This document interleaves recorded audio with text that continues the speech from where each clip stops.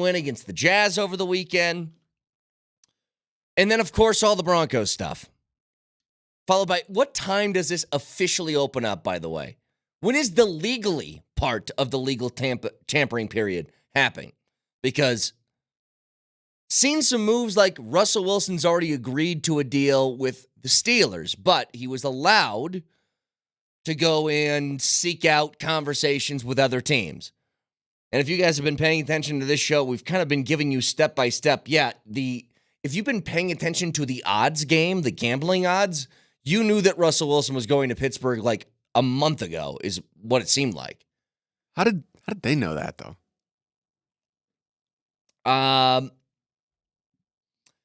That's a great question. I don't know. Like that illegal. came out like 2 months ago, where it was like, oh yeah, he's.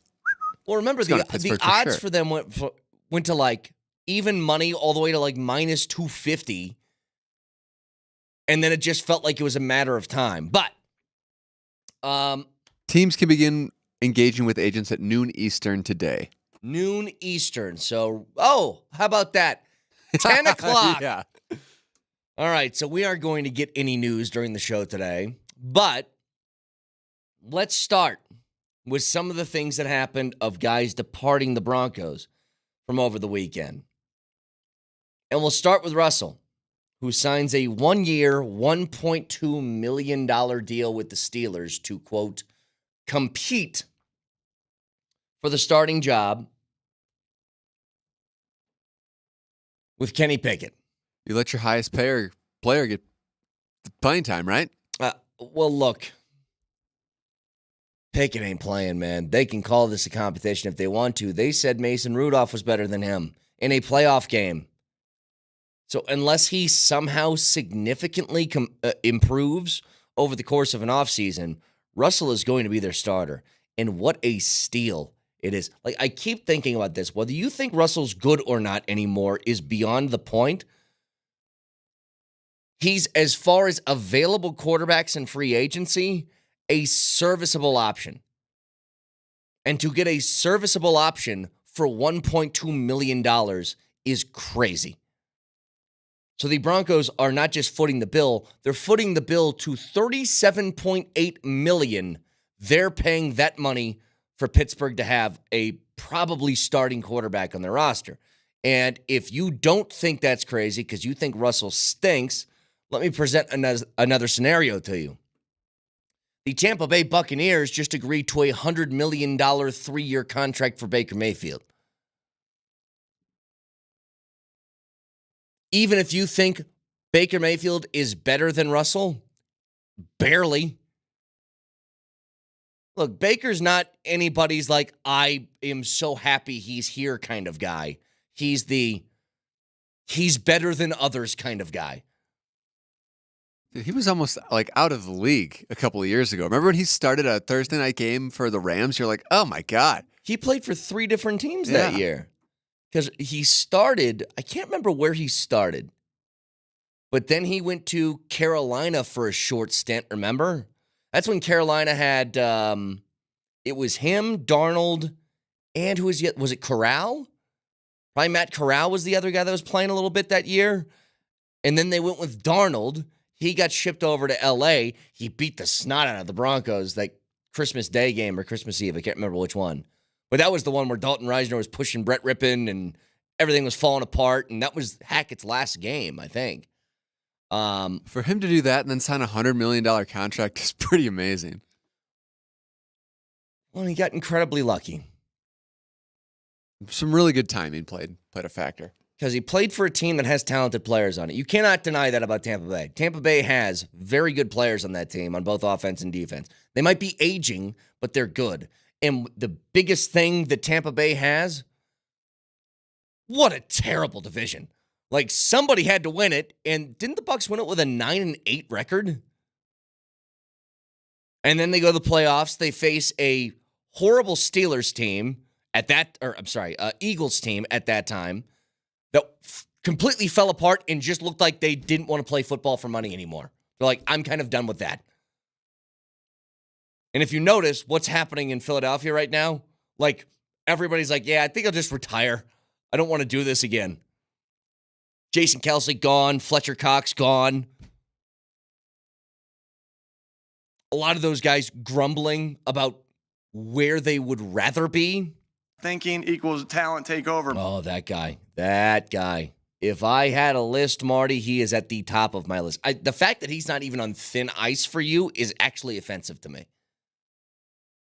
You can't tell me you like that guy. You're unbothered by I do not like him. You're unbothered Never by really him? thought about putting him on thin ice, though. He's never really done one thing where I'm like, ugh.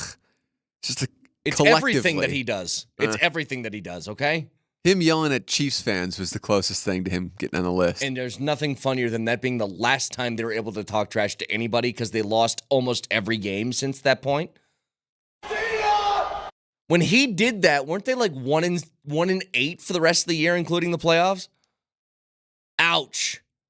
Well, he didn't have Big Dom. I mean, come on.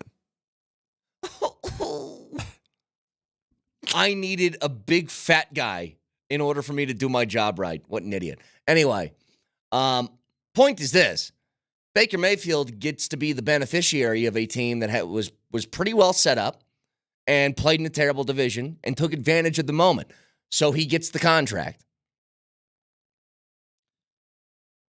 I think there's a very good opportunity that Russell goes to Pittsburgh, wins the starting job, and they win 10 games and make a playoff game because that's what the Steelers do. It's what they do. And I know we talked about this on Friday. If you guys are thinking the same way as Moj, I think you're lying to yourself. Where you're like, I would accept more, Marty, if somebody just said, I'm rooting for him to fail. Now, I disagree with it. I'm not rooting against Russell Wilson. But I can understand rooting for that guy to fail. What I can't understand at all, and this is where I think people are lying to themselves if they're saying this, I just don't care what he does over there. Ridiculous. You're telling me you wouldn't care if Russell threw 35 touchdowns and took that team to 11 wins? Of course you would. And you wouldn't find it a little bit joyful if he went over there and threw 10 touchdowns and 12 picks and they lost a whole bunch of games? Like, you'd feel some sort of emotion towards that. Every week it's going to be like you see a Steeler score on the screen. You're like, well, okay, what did Russ do? Well, I'm trying to remind Every people time you're going to check. that first year that was super embarrassing here with Hackett as head coach. You can't tell me that the Seahawks winning football games and Geno Smith putting together one of the best offenses in the league didn't bother you, because it bothered me. Like, you're telling me this team gets to have a great offense, they get to go to the postseason, and they get my number 5 overall pick? No. That doesn't make anybody feel good. But with that now taken, this is what's funny. Everybody now who has made fun of the Broncos for having Russell Wilson as their quarterback the last 2 years is starting to say, that's a pretty good deal for the Steelers. And it is. So that happens along with the trade of Jerry Jeudy. This was not necessarily a surprise. I was surprised for the price. The price is the thing that I went, really?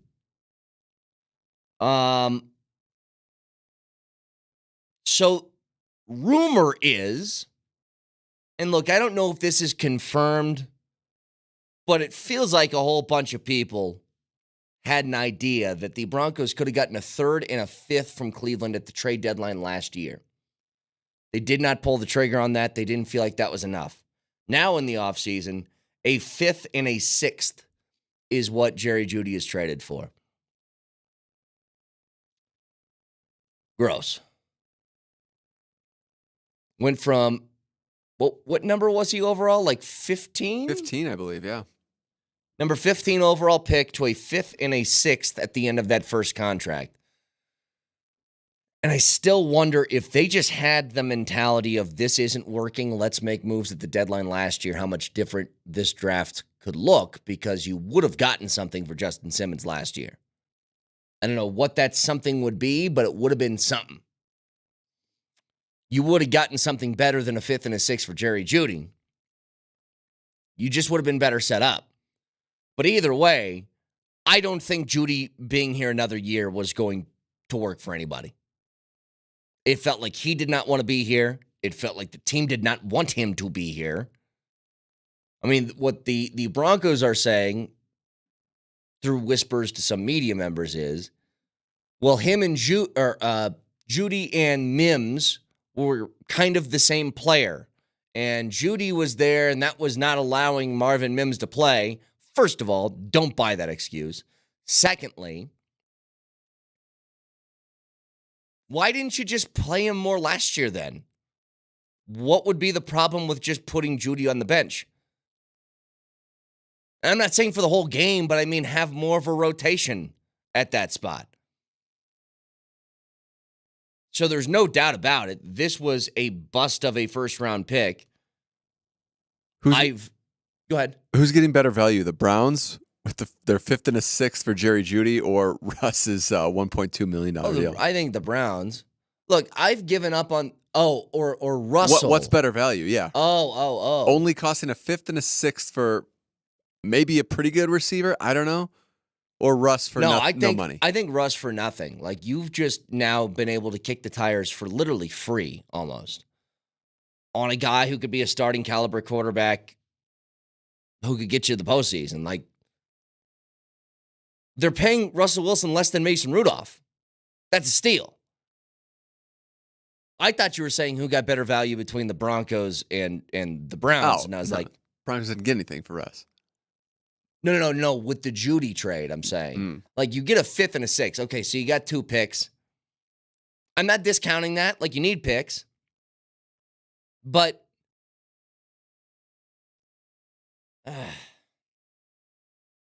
I've given up on Jerry Jeudy already, okay? But here's the thing, Marty. If you told me Team X gets him for a 5th and 6th round draft pick, I'm like, well, that's for any potential that might still be there, like, that's nothing almost. You know what I mean? Like, you trade kickers for 6th round picks. What sucks about this is I feel both teams on the opposite end of these acquisitions of former Broncos got a good deal out of it, you know? You didn't get fleeced or anything like that. Like, you can't get fleeced in free agency. You cut Russell. There's nothing you could do. And I don't think the Broncos get fleeced for Jerry Jeudy. But it's like, if the guy has potential and you get it for that low of a value, like, it's not terrible for the opposite side.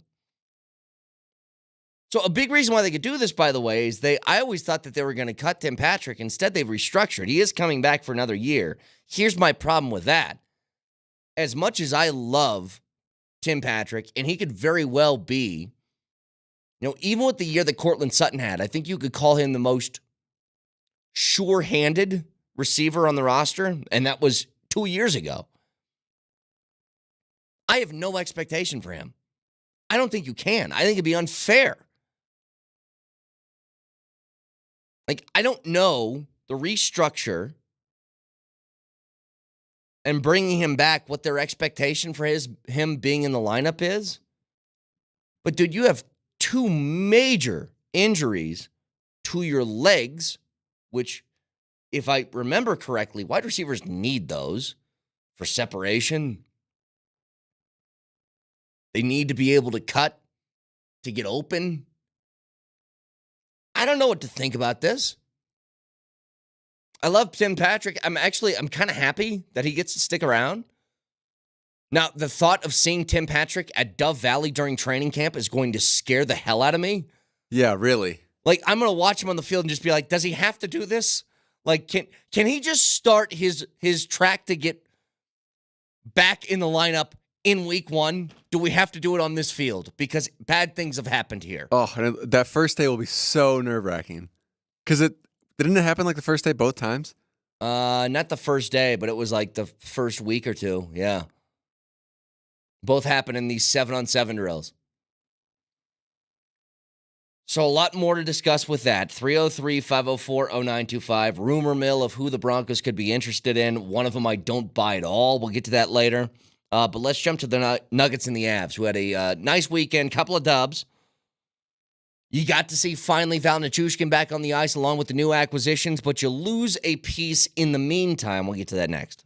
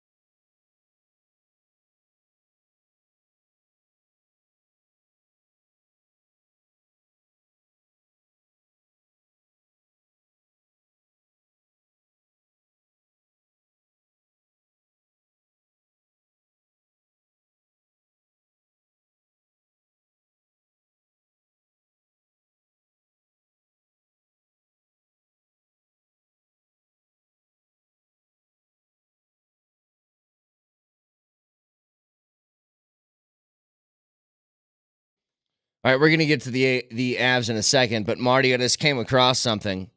It said 2010 versus 2024, and the reason it caught my attention, it looked like one of those Jokic screenshots of his draft with the quesarito, but it's a picture of a beefy 5-layer burrito from Taco Bell in 2010 that was 89 cents. How much that costs now? $5. $5.36. Oh, my God. What are we doing here? Remember the dollar menu? You go to Taco Bell for $3 and be full as hell. This is what I was wondering. Like, when I was a kid, we'd go to Taco Bell, we'd get 8,000 items for $10, and that's how we fed ourselves at 18 years old. What do high school kids eat now? What, do you guys need a trust fund to go to Mickey D's once a week? What's happening? What the hell is up with inflation? That's bothersome, though. That bothers me a lot. Jacking up the price like 50%? What are we doing here? Anyway, Avs. They get all the new guys in the lineup. You get an overtime win. Huge save, by the way, from Georgiev on the penalty shot from Zuccarello. So, I can't wait to see how this is all going to come together and gel. They don't play again until tomorrow, but you get these new acquisitions. Things looked a lot more solid. You want to know, by the way, who was really happy about what they did at the deadline. It was Nathan MacKinnon. He talked about that at length, how happy he was with some of the new guys that are on this roster. And again, this kind of goes down to the same old story that we've talked about the last probably 3 or 4 years now. When these teams want to make a move at the deadline, and especially a big move, if you're talking about getting a second-line center like Mittelstadt, there's no way that they didn't have a conversation with Nathan MacKinnon beforehand. So he probably gave it the old sign-off and said, yep, let's go ahead and do it, and they made it happen.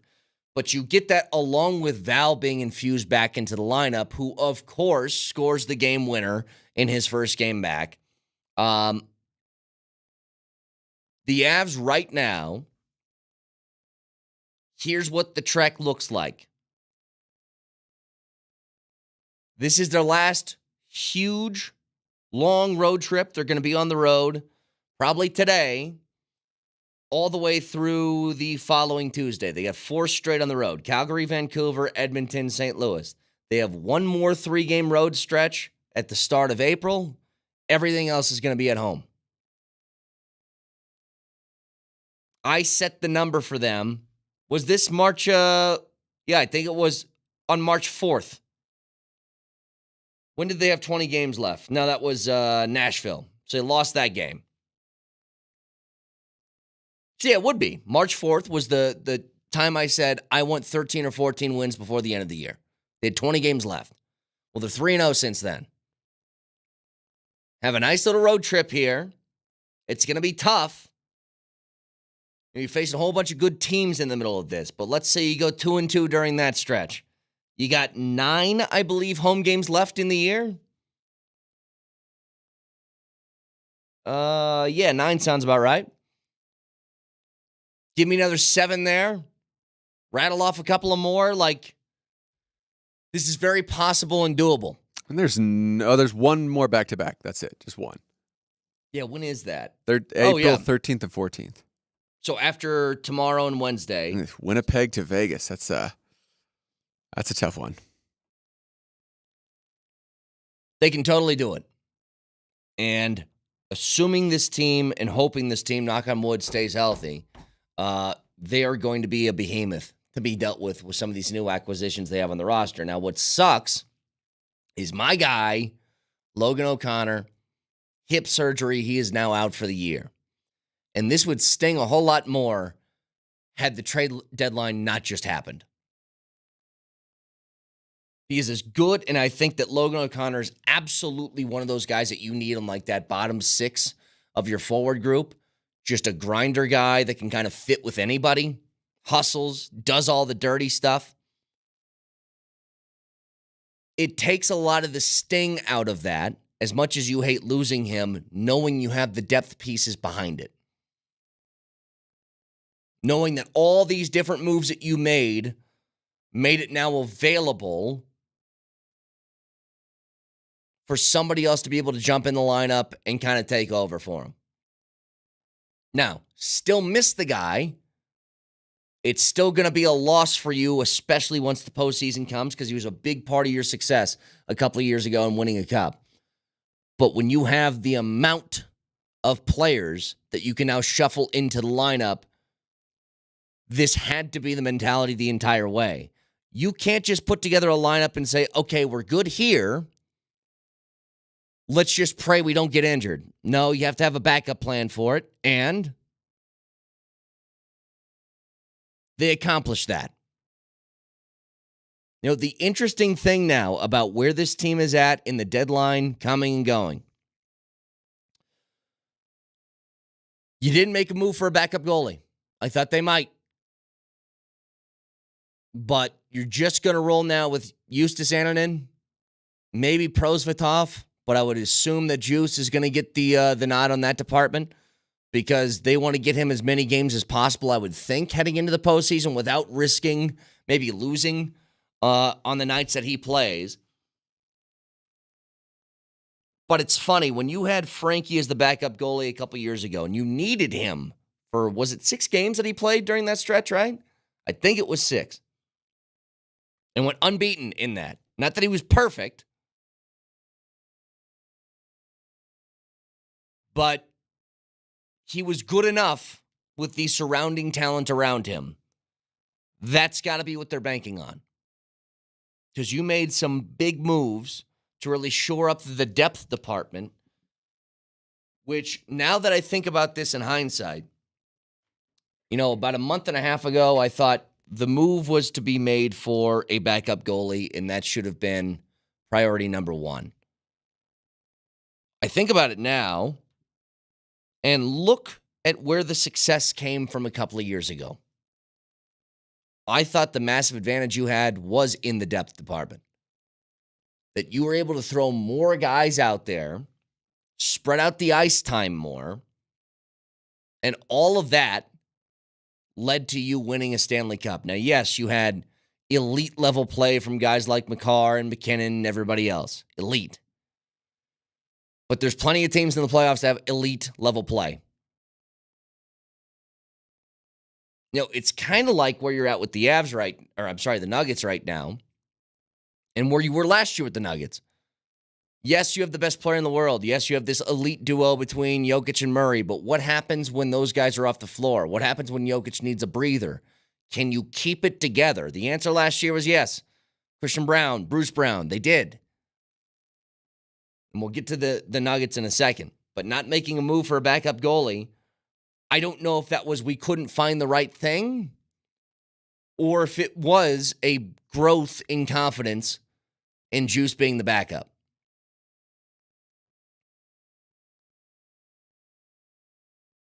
Because if he can play at the level that he's played the last few games, then I think you're in pretty good shape. And that goes the same, by the way. Have you guys seen the numbers for Georgiev post-All-Star break? He's turning into the kind of guy that you want. As much as we bellyached and groaned the first half of the year about him being very inconsistent and not making the right saves when he should and blah, blah, blah, he's been pretty damn solid ever since the break came. I think his save percentage since then is hovering somewhere around .920, which you can live with that. That's something you can deal with. But especially the time and the kind of saves that he's making. You know, that penalty shot on Zuccarello kept you in it, gave you an opportunity for the dub, you finish it off. He was fantastic over the weekend. Can you get more of those performances than the ones that you say, yeah, we probably need a little bit better play out of him? I think you can. This 4-game roadie, what do you think? Juice gets a game somewhere in there? Well, he's going to start probably on Wednesday, I would assume, right? Because that's a back-to-back. So, yeah, he'll get that one. Maybe St. Louis. But judging on how they've kind of done things all year, my guess would be he gets Wednesday at Vancouver. And then you can put Georgiev in against Edmonton. And even if you give Georgiev the St. Louis start, they don't play again until Friday. He's going to have a lot of rest in between. So it's probably just going to be one game. But I'm curious to get another look at it. especially against a team that, when you're looking at all these different opponents that the Avs have and the teams that are standing in their way right now in the Western Conference, we've seen their record on the road. I think that seeding is very important for this team. But especially with this road trip, Vancouver's got almost the most points in the league. If Juice is getting a start against them, it's going to be a real test that I'd like to see. And I don't think they would flip the order. I mean, maybe they will. Maybe they'll start Juice tomorrow as opposed to Wednesday. But I think what makes more sense, Georgiev gets Calgary, Juice gets Vancouver, and then Georgie plays Saturday, Tuesday again. Then you get a little bit of an extended break until you play again the following Friday. Now, for the the Nuggets part of this, they get this dominating win against Utah. They're in full championship mode right now. They look borderline unstoppable. It's that point of the year where you're like, I don't see how this team loses. Yeah, like a game, let alone 4. Every single night they're just going out there with what? The exception of the Suns game. That they battled their way back at the end, had a chance to win. They just couldn't close it out. They've won every game, and most of them by pretty dominant fashion. I thought it could have been one of those games where Joker doesn't play in the fourth quarter against the Jazz. The gap was closing, but still nobody was scared about anything. They put Joker in it for a few minutes and then took him back out. But you got a stretch of games here, Marty, where it's like, especially in the next 3, you got the Raptors and the Spurs in the next 3. Like, this is the time to get some playing time for some of those guys that you might need to count on once the postseason rolls along. And I'll tell you this, what makes me incredibly happy about what I've seen lately out of that team, I see a much more aggressive Christian Braun, and I see a Christian Braun that's been a lot more consistent at knocking down his shots. It felt like Christian couldn't make a 3 earlier this year, and now he's shooting, what's the exact number here? Christian Braun is shooting 35.9% from 3. You take that. That's what Bruce Brown shot last year. If you can get him playing with the confidence level that he's playing at right now, combine that with the growing confidence of Peyton Watson, who I don't think confidence has ever been a problem for him, but now his confidence is matching his stellar level play.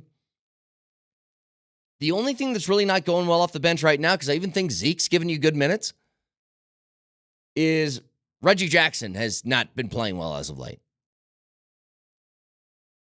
He still finds a way to get in a place to get his shot. His little mid-range floater or jumper game that was really good to start the year has kind of faded off, so you hope he can find that again. I always feel weird saying this because you treat these 30-some-year-old guys like they're 52. So when I say Reggie Jackson's who's 33, I hope the age isn't factoring in through the length of the season right now. I don't mean that as disrespect. It's just I don't know how you treat veteran players who are in their 30s. They've played a lot of games. They got a lot of miles on the tires. So I hope it's just not he's just in a funk that he'll be able to bust out of. But at the end of the day, man, this team looks like a championship team again. They really do. And I don't know how many national media members we can see go on TV or whatever and just be like, I don't know who beats this team in a 7-game series, because it's exactly how I feel.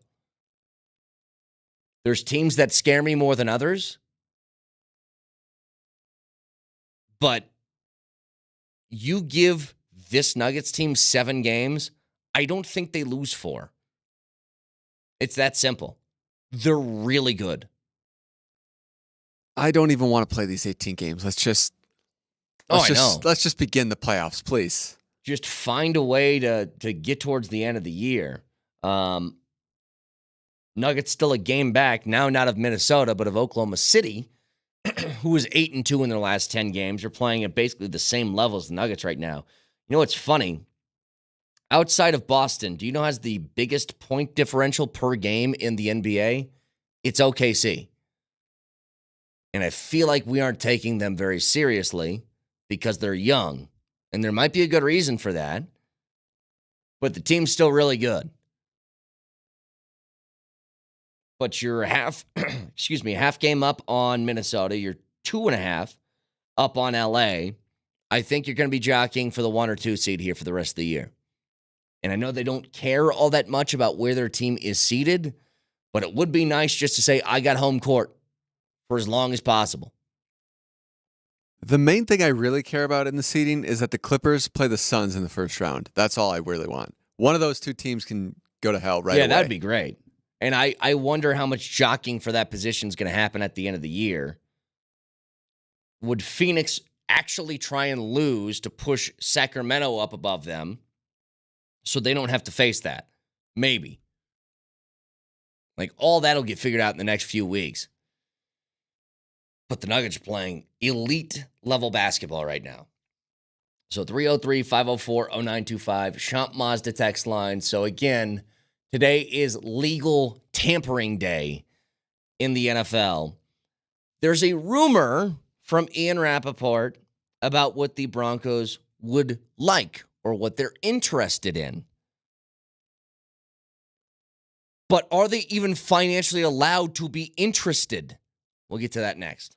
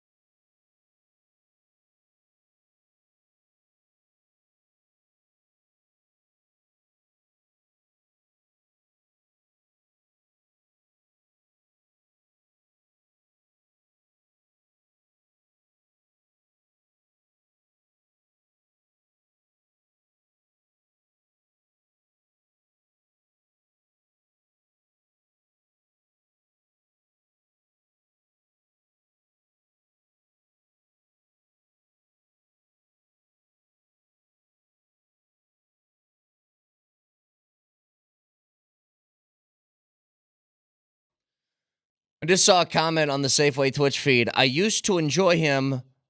Now I just can't stand him. He's one of those guys you just want to punch in the face when he starts speaking. I don't think that's about me, but I'm going to accept that it is about me. Yeah, that's a decent description. I think a lot of people share that. I actually think it's more the opposite.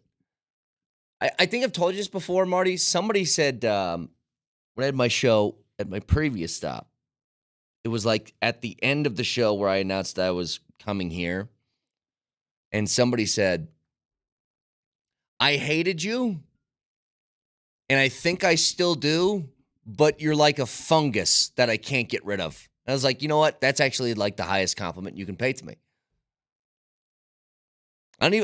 Again, if anybody who does this job pines for everybody to love them, they're psychopaths. It's not allowed. There's no existence where everybody likes you. Like, think of the nicest person in the world, Marty. Who do you think that is? I say nicest person. Everybody loves this guy or gal. Who is it?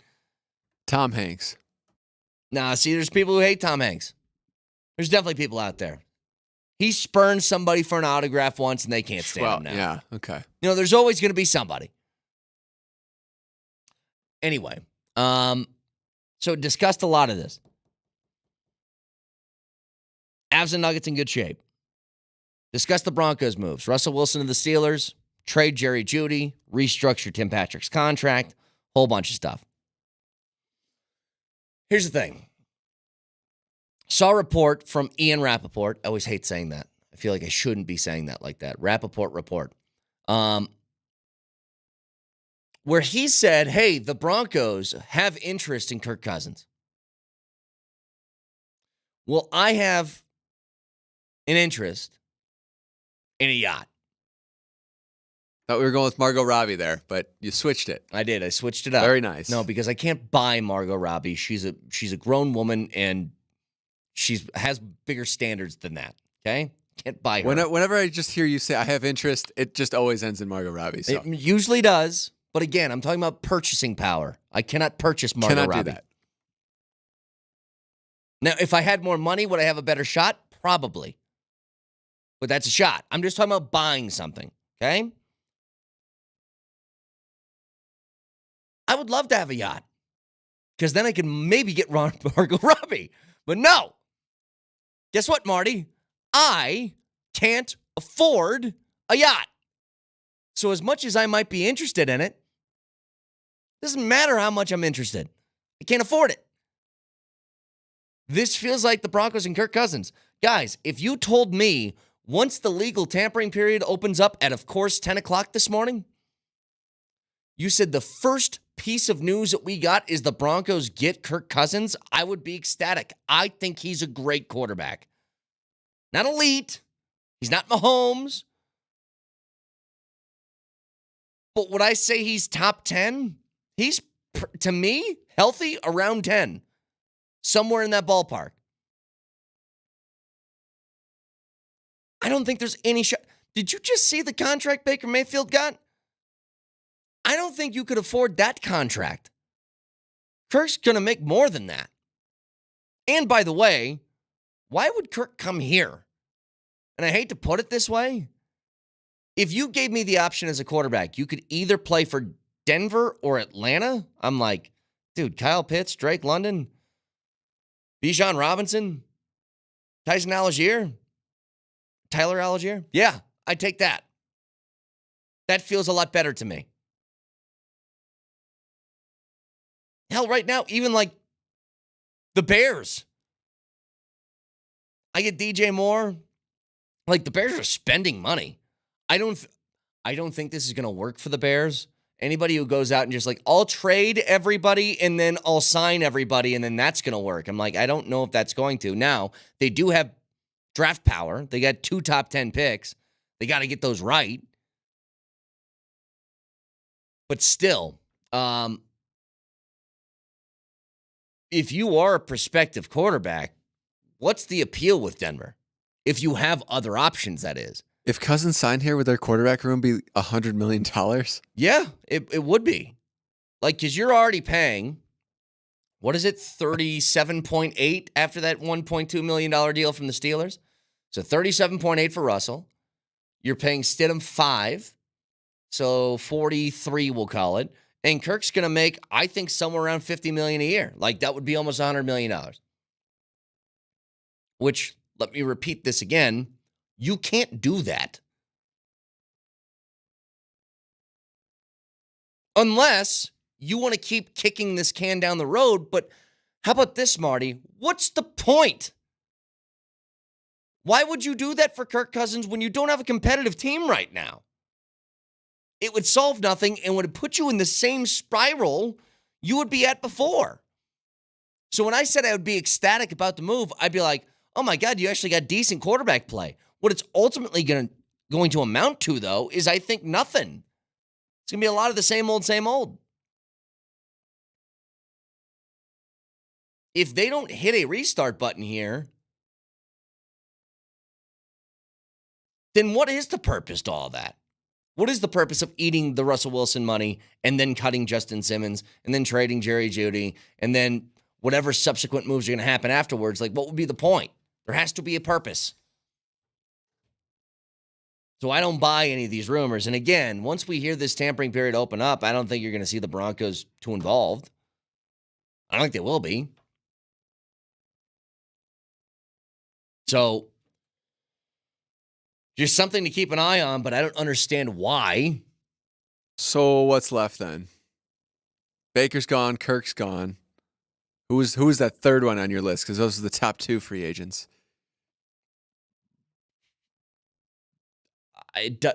Marty, here's my answer. Does it matter? Like, the way that I'm thinking, it doesn't matter who it is. Darnold, Minshew, like, pick one. Don't care. It's not going to matter this year. Now, the draft is a completely different story, but if you're talking just free agents, I don't care. Take whatever you need to take. Start Stidham for all I care. If you're doing what I think the plan should be, which is you're restarting and rebuilding, then it literally makes no difference to me who the quarterback is.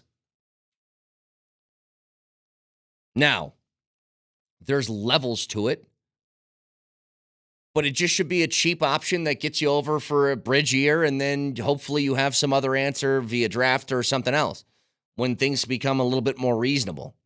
What I still don't know is, where are they pushing the Russell money off to? Are they going 50 mil this year, 32 next? Or is it going to be 35 and then 50 or whatever the number is going to be? Because that all makes a difference. And to me, it's like, I would eat the 50 million right now. As soon as I could get as much of this money off the books as I can, get it out. Texture says, Jameis Winston, fine. Like, you guys aren't going to hear an argument from me. If the Broncos were in a position to win a Super Bowl, then yes, I would quibble with who the quarterback's going to be. They aren't, and they won't. What if they gave up a 6th-round pick for Mac Jones? No. I'm not spending would draft that be too capital. pricey? That would be too pricey for you. Yes, it's too expensive. Any price is too expensive if it involves a draft pick. That's where I draw the line. That quarterback class, by the way, remember that one that was like amazing? Go back and look at it again. I'll tell you, top of my head, the recap. Trevor Lawrence, still some question marks about him. Feels like he's pretty good, but still question marks. Number 2 overall pick, Zach Wilson. He ain't staying in New York. He ain't getting a job, starting job anywhere.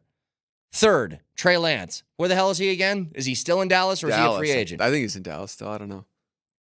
The 4th quarterback off the board, Justin Fields, about to get traded from his old team. And the 5th quarterback off the board got traded for a 6th-round pick to a team that had the 1st overall pick and took a quarterback in the same class.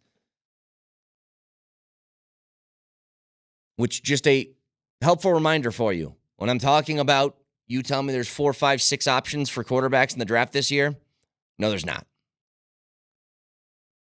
There's at most probably 2. And there's been very few exceptions throughout history of that. So 303-504-0925, Champ Mazda text line. If you guys want in, you can watch the show live on Twitch. Twitch.tv, search Altitude SR in the search bar. Also, you can watch on the Altitude Television simulcast. Broncos. Trade Jerry Jeudy. Restructure Tim Patrick. Russell Wilson is going to sign with the Pittsburgh Steelers. Avs and Nuggets, both with wins over the weekend, finally got a look at what this new look Avs team is with Val Nichushkin back on the ice, who scored the game winner in OT. A lot to get to. Moshe Lombardi and Kane next.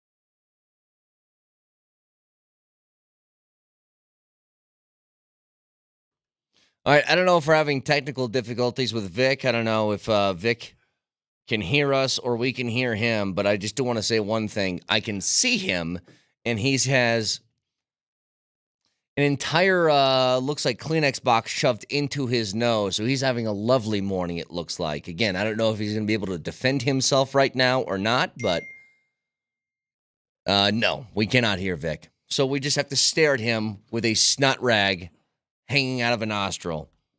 And I'm just going to go ahead and assume that somebody had a bloody nose this morning. Anyway, a lot to get to today and a lot of ground to plow because, Mo. Don't rip me off.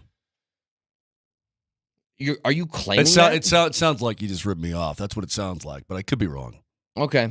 Well, I apologize if I ripped you off. I'll send you a some sort of copyright check if you want a royalty check. A little royalty compensation might not be too bad. So here's all the things that went down this weekend because it's huge. Oh, hi, Vic. Good to see you. My nose has been bleeding profusely since 6:05 this morning, and it won't stop. And I don't know what to do. I And think I'm just shoving neat. stuff up there. I think what we should do, though, is maybe wait until you're done with that because I'm not going to sound like I'm doing the show with a 5-year-old this morning. So I have a nose problem, and I can't. Yeah, I can't do that. But anyway, the weekend, Avs and Nuggets both win. We finally get to see all these new acquisitions on the ice for the Avs, along with the return of Val Nichushkin, who does get the overtime game winner, but also the legal tampering period today, because you know what I want to do? I want to tamper, but I have to wait until 10 o'clock this morning. See, you're all about the tamper. I love tampering. I know you do it. I don't know. It strikes me as funny. I'm a tamper guy? Yeah, that you're a tamper guy. Full tamper. Tamper away. That starts at 10, but there were already a couple of moves and big moves for the Broncos this week, and one of them involved just watching their former quarterback go somewhere else for $1.2 million, and that's to Pittsburgh. Russell Wilson is quickly. For you know what, Vic? For everybody who said, I don't know if Russell's even going to find a job, well, he found it before it even technically opened. So Is it really? But let me ask you this: is it really a job? I think it's an internship. You know, like a lot of internships don't get paid much. Well, the days of unpaid internships in our business are gone. Mhm. But it's like almost an unpaid internship. You're not paying for his services. The Broncos are. The Broncos are footing the bill. What are you doing? And this is what I was trying to tell people. It's you guys don't think that if you could get Russell Wilson essentially for free, that he's not going to find a job? Like, did you guys just see? Now, if you think that Baker Mayfield's a better quarterback than Russell Wilson, fine. That's fair. It's marginal. It's not like he's head and shoulders above that guy. Baker just got $33 million a year over 3 years. You could get Russell for $1.2 million and you didn't think he was going to get a job somewhere? Really? Isn't that Of course amazing? he though? was. Baker Mayfield, complete reclamation project. Didn't have a job. Wasn't guaranteed anything in Tampa. Now all of a sudden he's getting big money. Not the biggest money, but 33.3 per. I mean, Geno Smith is the same kind of story in Seattle. I mean, Yeah. they resurrected their careers. Well, and how advantageous of a moment did Baker Mayfield seize? And think about this for a second. I don't know what his worth would have been had these not gone his way, but playing in the NFC South certainly helped because a 9-8 record got you a postseason berth. You know what else helped, Moj? Winning a playoff game against a Philadelphia Eagles team who didn't want to play money or play football for money anymore. They were just like, I'm done. I'm done with this. I want this to be over. So they take on a team that didn't even want to be there, get the playoff win, and now Baker Mayfield gets the spoils from it. But I'm telling you right now, they're saying this is a competition in Pittsburgh between Russell Wilson and Kenny Pickett. It's no competition. Not a chance. It's Russell's job. Yeah, has to be. Kenny Pickett couldn't beat up Mason Rudolph for a playoff start. He's not starting for that team anymore. They're done with him. They brought Russell into play. And this is why I was telling you on Friday, Moj, especially like the Steelers and the Broncos play each other. You're going to face this guy at some point next season. But you can't tell me that Russell Wilson throwing 30 touchdowns and winning 10 games and making the playoffs for the Steelers, you wouldn't feel some kind of way. Or the opposite, that he throws 10 touchdowns and 12 picks and the team stinks, that you wouldn't feel some type of way. Okay, you're trying to force emotions and feelings on me that I just don't have right now. No, I'm just going to tell you they're going to be there. They might not be there now. Okay, they're going to. Okay, All right, Sigmund Freud, fine. It's like, I'm going to tell you, Moj, at some point, I'm going to punch you in the face, and it's going to hurt.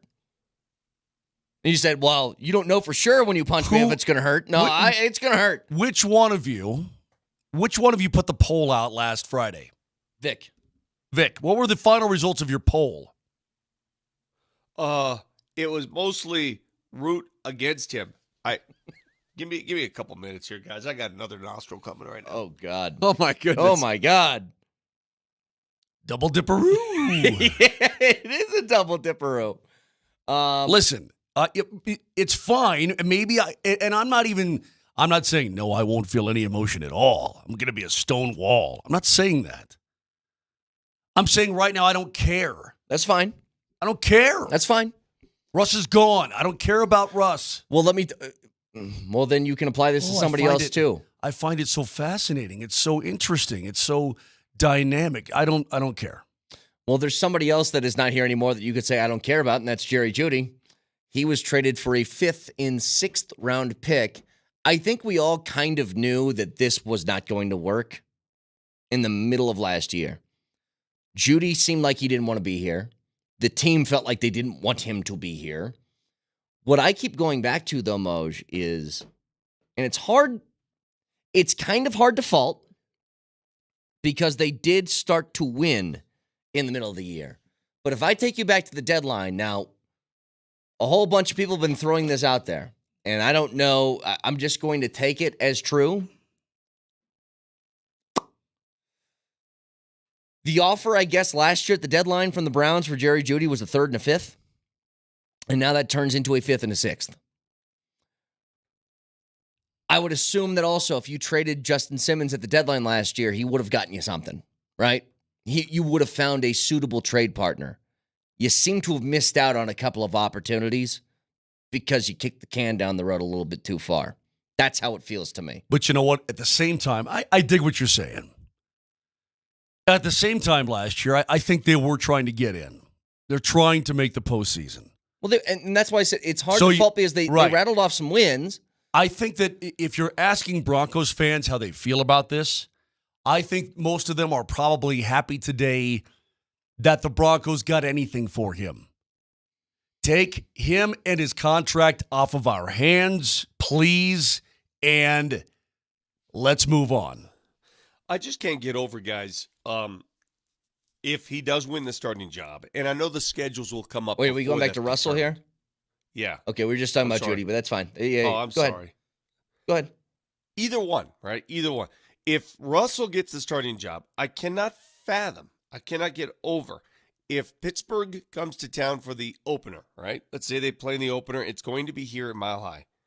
That both quarterbacks on the field will be paid by the Denver Broncos. Yeah. I mean, think about that. And the highest paid player on the field will be paid by the Denver Broncos. Yeah. Doesn't matter which team. Yep. It just blows me away when you think of it that way. As for Jeudy, I think we're all in agreement here.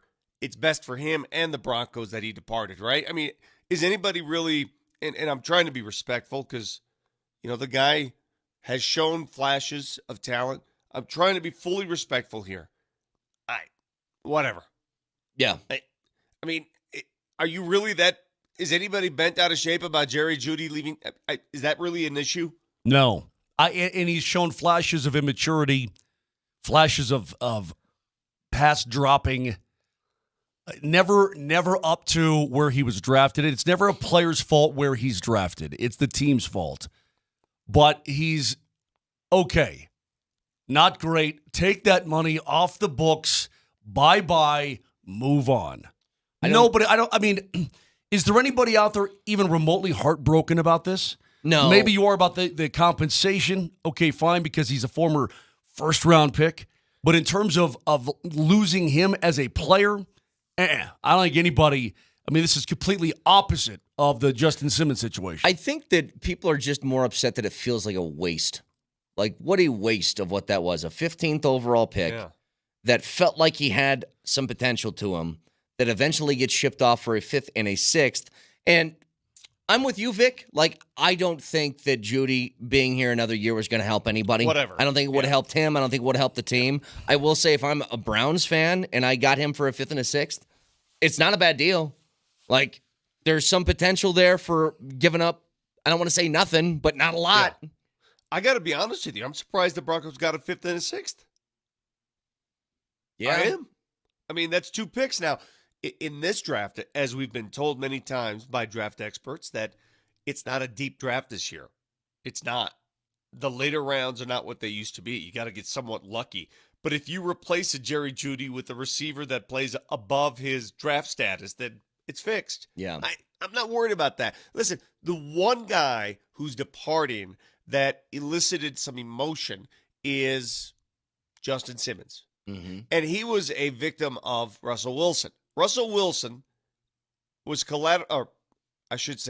Justin Simmons was collateral damage in the Russell Wilson escapade. That's all that was. Everything else is, Well, the other thing Hey, man, they're doing what we wanted them to do, Brett. They're doing everything. So for people to react like in horror or, oh, my God, I don't understand you people. They're doing exactly what should have been done for years. This is what, hell, they should have done this 8 years ago. the people that I think are upset this morning aren't upset about the idea that Jerry Judy's out. They're upset about the idea that if you traded them last year at the deadline, you would have got something for Simmons. You would have gotten a better deal. Because the rumor of the offer on the table from the Browns at the deadline last year was a 3rd and a 5th. And now it turns into a 5th and a 6th. Maybe you're upset about a wasted opportunity because you tried to chase this faux dream of making the postseason. Can I add another layer to this? Because I hear this all the time, and I don't blame you people, season ticket holders who have had to endure 8 years of misery, right? Well, I'm a season ticket holder. I pay a lot of money for this. I don't want to see them tear it down. I go to the games for some competition. Well, what have you had for the last 8 years? Yeah. You've had, there's ticket holders for the Avs who had to endure that 48-point season. Every season ticket holder has to endure some pain. And guess what? Here's how the Broncos operate. And I think everybody understands this. If you're a season ticket holder and you cannot endure this rebuild, because it's going to be a rebuild, there's about 100,000 people behind you that are happy to take your tickets. That's an excellent point, Vic. I don't want to sound crass in saying this because I completely understand where people who think that way and feel that way are coming from. But too bad. Yeah. I mean, what's your alternative? Excuse me. Doggone it, Vic. Your nose go to my throat. That's gross. Dude, I take a statin, and I think the statin is causing this. Okay, that's great. My point is, what are you going to do about it? I mean, what, are you going to give up your tickets? You going to sell them or give them away or not go away? Whatever your little protest movement is, fine. There are 100,000 people who would take your spot, number one. Number two, this is the way it has to be. I mean, this is a brand new ownership group. They gave it the old college try.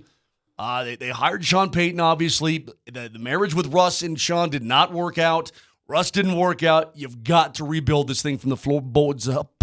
Well, on top of that, we'll get into this in more detail later. The Broncos, after shipping away Jerry Jeudy, made another wide receiver move, which was keeping Tim Patrick on a restructured deal this year. We'll get to that in just a little bit. 303-504-0925. I want to talk about the new look Avs, though, and what you saw and what you noticed from the game over the weekend. An overtime winner where, of course, Big Val comes in, gets the game winner. But also, you lost one guy in the process. We'll get to all that next.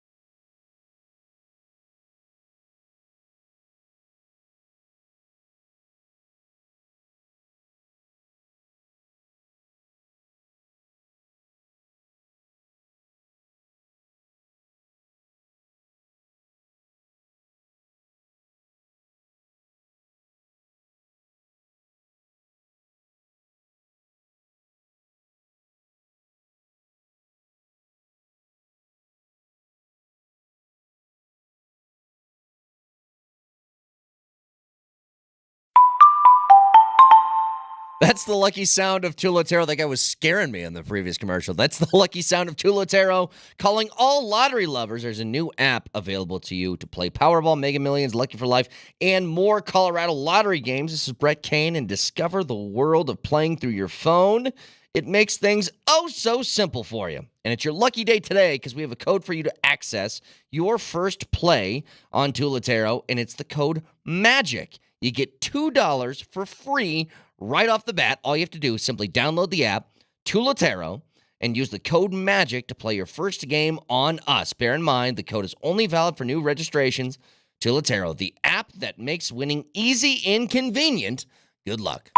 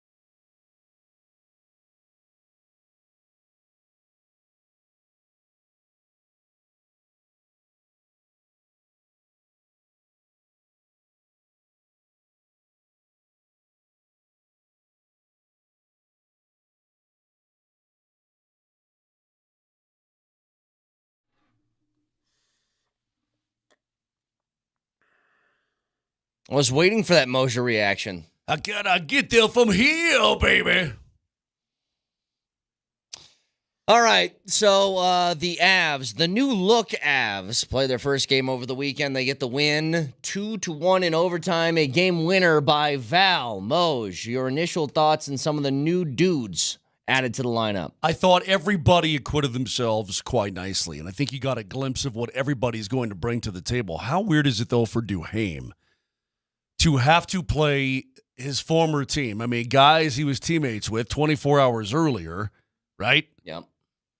You gotta play them the very next game. It was probably a surreal experience for him, but I think you saw exactly what you're going to get out of these guys, Vic.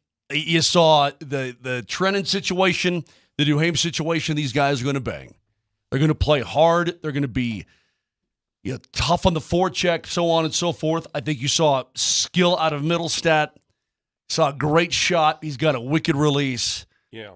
He actually, I thought he checked very well in the game. Didn't have a point, but I thought he checked very well.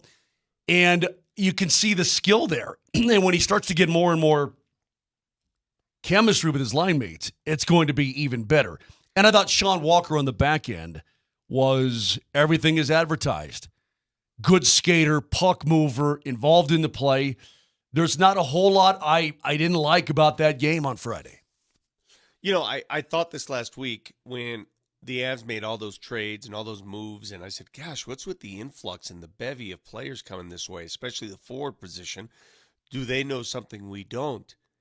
And we find out, of course, yesterday they did know something we don't about LOC and Logan O'Connor going to be out for a long time. That's I hate hearing that because he is the epitome of a role player who plays such a critical role. And you saw it during the Stanley Cup run. You don't replace guys like that. Now, you hope one of these other guys can do that, but, man, that's a tough one, man. LOC just does things. He makes things happen. He picks up his game in the big games. Yeah, I don't need to tell you guys what I feel about Logan O'Connor. He Well, was you think about it, too. Incredibly pivotal 2 years ago to Yeah, them he winning was. a cup. You think about a guy like Duhaime. He's a penalty killer. And then you get Val back in, obviously. He's a penalty killer. LOC is a very good penalty killer. So when you miss him, at least you have, a guy like Duhaime that can kill penalties, and he's effective at it, and so on. But this is a loss, man. This is a big loss because LOC is just an absolute hockey player. When did it happen? When was this? Vic, I can't remember. I don't know. I honestly don't know. Should I speculate? Sure. Okay, I think it's probably something that's been just going on for a while now. And it finally got to the point where, I guess you could play with it, but you're not going to be as effective as you were. Why not get it done? This is a hip surgeries, and these are never easy. So why not get it done now, and hopefully he'll be back for the start of next year. Hopefully. Which they said wasn't a guarantee. No, yeah. I mean, I would almost rather have a knee than a hip. I mean, hips to me, I guess, Vic, I've got issues going back to the old Neil Lomax, Bo Jackson hips. Okay, now this Smith's is a different career ended because of a hip. Who? Rod Smith. Oh yeah. But this is something. I mean, nowadays, you know what they did for Patrick Kane? They took his whole leg apart, his hip apart. They resurfaced the ball of the femur right up there in the hip, right? Put it back together. And now look at him. Dude, I have a 42-year-old brother who's got an artificial hip. I mean, they just threw it on him. He's 42. Well, if there's hip issues, what's going on with the hips? Is there something going on with the hips? They're lying now. They never used to. Well, they didn't. The good news about this is they added so much depth at the deadline, which makes this sting a little bit less. Not that it doesn't sting, but it makes it sting a little bit less because now you have different guys. You just mentioned them, Moj, that you could throw in there and be like, all right, well, these guys can at least help in that department now. By the way, Sean Walker is going to be on with Kreckman and Lindahl at 5 o'clock today. Cool. So tune in for that. Live from Calgary. Georgiev, I thought, was masterful in that game. That save on the penalty shot from Zuccarello, keep you in it, give you an opportunity to win. If you haven't been paying attention, by the way, post All-Star break to Georgie, his save percentage is around like .920. Pretty since good, the All-Star break. Yeah. I mean, he's been really good. You look back, not only did he stop Kaprizov twice on breakaways, twice. I mean, one hit the post, but he gave him nothing to shoot at. Yeah. Saves the penalty shot. That's saving the game at that point is what you did. You know, I was surprised Minnesota put up such a great fight. And they really did. They put up a very, very good fight. For having played the night before, they played their butts off. Yeah, and their did. goalie played his butt off. I mean, you can't tell me Gustafsson wasn't great. No, he was amazing. Because he was. But I look at that game. I mean, look, you outshoot them 18-7 in the third period. You outshoot them 4-0 in overtime. You deserve to win that game. The Avalanche deserve to win that game. It's not like, this penalty was called on Kaprizov for hooking. I know the Minnesota guys were pretty upset about that. It was a hook. You don't put your blade on a dude's mitts if you don't want to go to the box. Don't do it. Just don't do it. Anyway, that's exactly what happened. The Avs score. Big Val's down there in Big Val's office, cleaning up on the doorstep, and I think everything went exactly as it should. Well, you thought it was going to take off, didn't you? I mean, the Avs score within the first minute. McKinnon's point streak continues in the first minute. And you're like, oh, is this going to be one of those games where you win 7-1 or something like that? And it was grind. I mean, it was difficult. I mean, I think it could have been. Merrill took that penalty for them 2:31 into the game after you scored 42 seconds in. And you didn't score on the power play. I mean, if it's 2-0 there, then Minnesota's probably going to lose a little fight. They're like, oh, God, we're in for one today. But no, you didn't score on that power play, and you kept them in it, and they played hard. They really did. Is there any surprise that the Avs didn't go for a backup goalie? I know we talked to Bednar last Wednesday about this, and he said, what was the words he used? Was it more comfortable with Juice now? But that's going to be what they roll with. That's going to be your backup goalie in the postseason. How do you know they did not try? How do you know? Maybe they did. Yeah. Oh, I bet you they did. I bet you they looked, and I bet you they made offers, and I bet you they had some understanding with teams, and it just did not. It fell apart in the final hour, whatever. But sounds to me like they tried a little bit of everything. And see, that's the beauty of these trade deadlines. We'll never know what they didn't get. We'll always know what they got. Talking to Chris McFarland in the third period Friday night, last game. And I said, tell us a little bit more about it, because I know this is not just, a deadline deal or that week. These things build for some time, right? And your phone's ringing off the hook probably for a month. He's like, oh, yeah. He goes, you'll work on things for a long time, and then, they never come to fruition. Or there are some things that you work on for a long time, and you finally get the deal made, right? Yeah. So who knows? I mean, Vic, I'm sure there were conversations about goaltending. I'm sure there were discussions internally about, can we ride with these guys, or can we ride with the Juice being the backup? And it's a very, listen. Well, I guess it wasn't. I guess what I'm saying is, whether they looked or not, and I'm sure they did, it wasn't strong enough to feel like they had to. Correct. And if Georgie's good, you don't even have to worry about it. Right. Ever. Now, should something happen, knock on your wood, boys. Vic, knock on your dang wood. Knock. Thank you. Should something happen, they feel better about the Juice now than they did before, right? Right. So is that what we're going to do? Now we're just going to call them the Juice, and everybody's going to understand what we're talking about? Yep. Okay. Yep. We're all in. All right. So the Avs with a nice win, got some new guys back on the ice, got Val back on the ice. And now we've got ourselves a little four-gamer. And this is not, dig this. Calgary is still fighting. They're still in the fight. And so you're in Calgary tomorrow night to play the Flames. And this is, I got to talk to somebody at the National Hockey League. I need some help with this. Because you're flying back to Vancouver. You're flying west to Vancouver for the back-to-back. And then you're flying back to Edmonton. Yeah. Now, the flight from Calgary to Edmonton or vice versa is about, your total time from the time you get on the plane to the time you're off the plane is like 45 minutes. It's not far at all. You're only in the air like probably 30 minutes max, right? It's not very far. But it's like when the Avs were in Florida, they flew them up to D.C. to play, then back down to Tampa. Yep. The hell's going on? So you're in Calgary. You're flying all the way back to Vancouver and then back to Edmonton. Who's making this schedule? Anyway, this is a tough four-gamer. Flames, Vancouver back-to-back. Then your first game at Oiltown, and then you wrap it up against the Blues next week.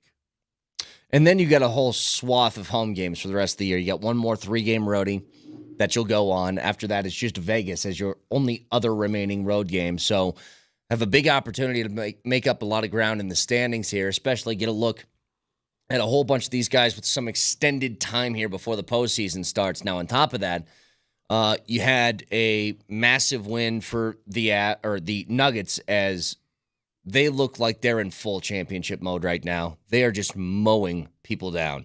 Think about it. The only game they've lost since the All-Star break was the game that they had a shot to win at the buzzer against Phoenix. That's it. That game against Utah was a waste of time. Yeah. It really was. I mean, it was a waste of time it was the weirdest feeling in the world because the previous game, you're taking on Boston. Half the darn arena feels like it's Boston green. The intensity level is ratcheted up to a 10. Everybody's into it. Comes down to the final few minutes. Great game. Then you host Utah. And I think I counted 6 Utah fans. And the feeling in the arena was just, nobody's fault, right? Nobody's fault. It's just human nature. It's Utah. They're terrible. And the Nuggets are leading by 39 points in the first half. The game is over. And as human nature would work, Utah whittles into that lead and they cut it to 14. They got to as close, I think, as 12, but they whittled it down and the Nuggets would hold up. But the game felt like, what are we doing? You know? And that is what the NBA and the NHL season produces sometimes. Games like that, where you just want to get through it. Just get through it. Well, I'll give them full credit. After a game like Boston, you're going to play a bad Jazz team. They could have come out of the gates like lazy, and they didn't. Like, they took it to Utah from the jump, built this. What, they had them doubled? Weren't they up by like 74-37 at some point in the second quarter? Like 39-point lead was the highest lead of the game. Yeah, they had them doubled up. So I give them full credit for going out and look, you were focused to start the game. You were better than them. You proved that early. Yes, you take your foot off the gas as every team does when you have a game like that, but you still finish that with all the bench guys on the floor at the end. Bro, that was a glorified G League team on the other side. Yeah. Lauri Markkanen didn't play. They're missing some dudes. I mean, it's just one of those games where you're just trying to get through it without any injury. I don't know if you guys watched the game closely. I don't know if you guys saw John Collins slap down on the ball and hit Joker in the hand, and he immediately grimaced. Oh, my gosh. Hey, Collins, relax. What do you call those names where his name is Lauri Markkanen, but he could also be Maury Larkinen? What do you call those names where you can juxtapose the Finnish names? Like Linda Ronstadt and Rhonda Lindstad. There's a name for that? What? I don't know. I didn't know there was a term. Well, let's make it up. You mean Vic Lombardi or Lick Lombardi? Isn't there a Lick Lombardi on our Twitch feed? See, Lick Lombardi is not a name. But Lauri Markkanen and Maury Larkinen, those work. Linda Ronstadt, the singer, remember her? Yes. And Rhonda Lindstad. That's her cousin. Cret Bain. Dork Rod. I mean, no, that doesn't work. Hang on. Artie Moleskowitz. Well, that one works. Artie Moleskowitz. Better than what it currently is. I usually like that name better. Marty, if your name was Art, I'd have more respect for you. We called you Artie? So would I. Art. Do I look like an Artie? Let me tell you something about Art. I've known a couple Arts in my life. Like, there's just the name Art. Not Artie. Art. You can go Artie. It's just a tough, you wear your cigarettes in your sleeve. It's a blue-collar guy right there. Yeah. You're smoking Marlboro. You're out working hard. You got a crew cut. Getting your hands dirty. Art. It's so much better than Marty. So, yeah, if I flip the names around, so, like Mark Mosier, is that one of those? Does that also apply? My name's dumb. I have a dumb name. I'll tell you what makes me happy right now watching the Nuggets, Vic. Christian Brown is playing with confidence again, which I think is necessary. We've gotten good Peyton Watson games, and Peyton Watson has never struggled with confidence, I think, in his life. But Christian Brown has now taken his three-point percentage up to 36%. Do you know who shot that last year? Bruce Brown did. Yeah. If you can make them in a 36% clip and you can do that thing that he's been doing, which is occasionally you put the ball on the ground, you take it to the hole, like that's the Christian Brown I want to see in the postseason. Yeah. But you know what? Those numbers are always skewed. Bruce Brown had more minutes. He had more playing time. I mean, when you play more, those percentages mean more.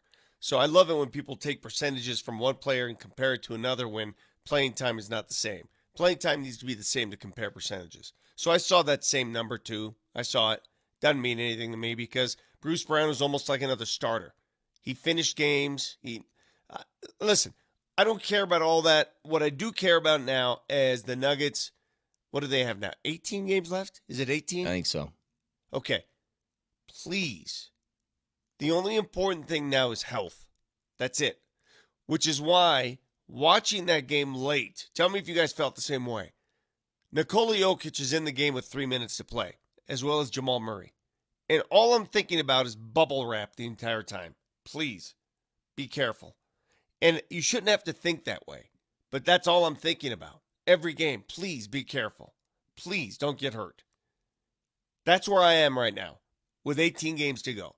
Tonight they play a team they should beat handily, Toronto, again. And Toronto's going to be missing key players, again. These bad teams coming in, they're sitting dudes now. They're jockeying for lottery contention. So this should be another dub. Please be careful. That's all I'm thinking about. Well, how do you be careful? What do you mean be careful? What does that mean? Well, you don't have driving kids. You don't have kids who drive. Mosier, you and I can relate to this.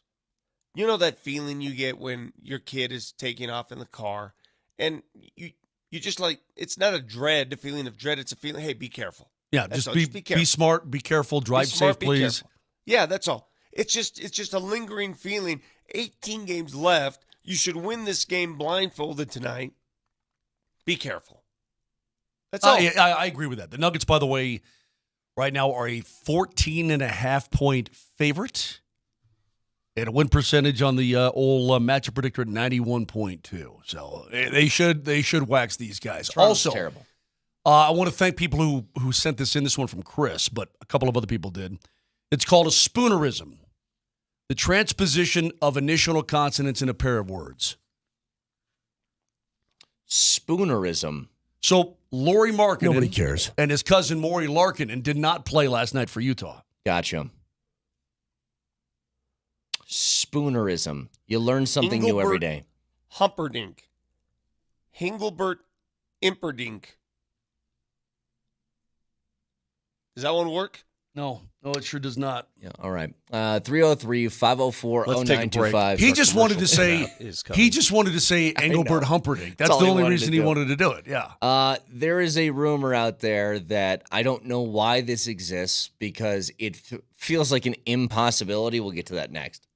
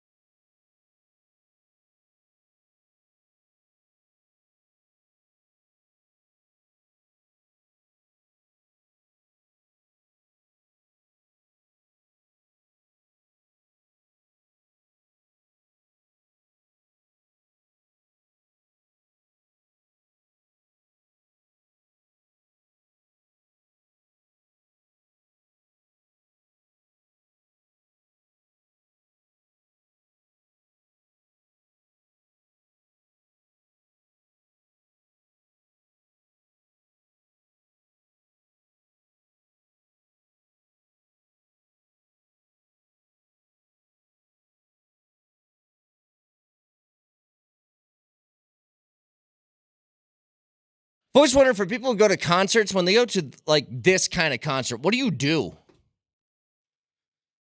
Is it just that the whole time? Yeah.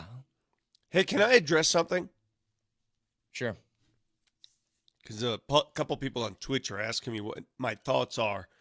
If you guys saw this the other night after the Nuggets blew out Utah, Jamal Murray had 37, had a great game. Came out, talked to reporters the entire time he was watching the UFC fight on his phone, and somebody says, Vic, were you bent out of shape about that as other members of the media? And on this show, we really, and Moj, I know we say this all the time. I don't know about Powder there. Try and be fair and try and be real. Okay, that's the whole point of this show. At the time when I saw that, and we're doing the postgame show, I was a little annoyed because he wasn't paying attention to anybody. He was just watching his phone and answering questions. I was a little annoyed. I'm not going to lie to you. But then I thought about it. And I said, God, who else pays little attention to their own show and is always on their phone or reading something else? Who else does that for 3 hours every morning? You. Guys, anybody you know? You. I know a guy. So how can I cast him as, irresponsible when I do the same damn thing every day? Did I think it looked fine? Did I think it looked professional? No. Do I think he should have done it differently? Yes. But I think the same thing about me every morning.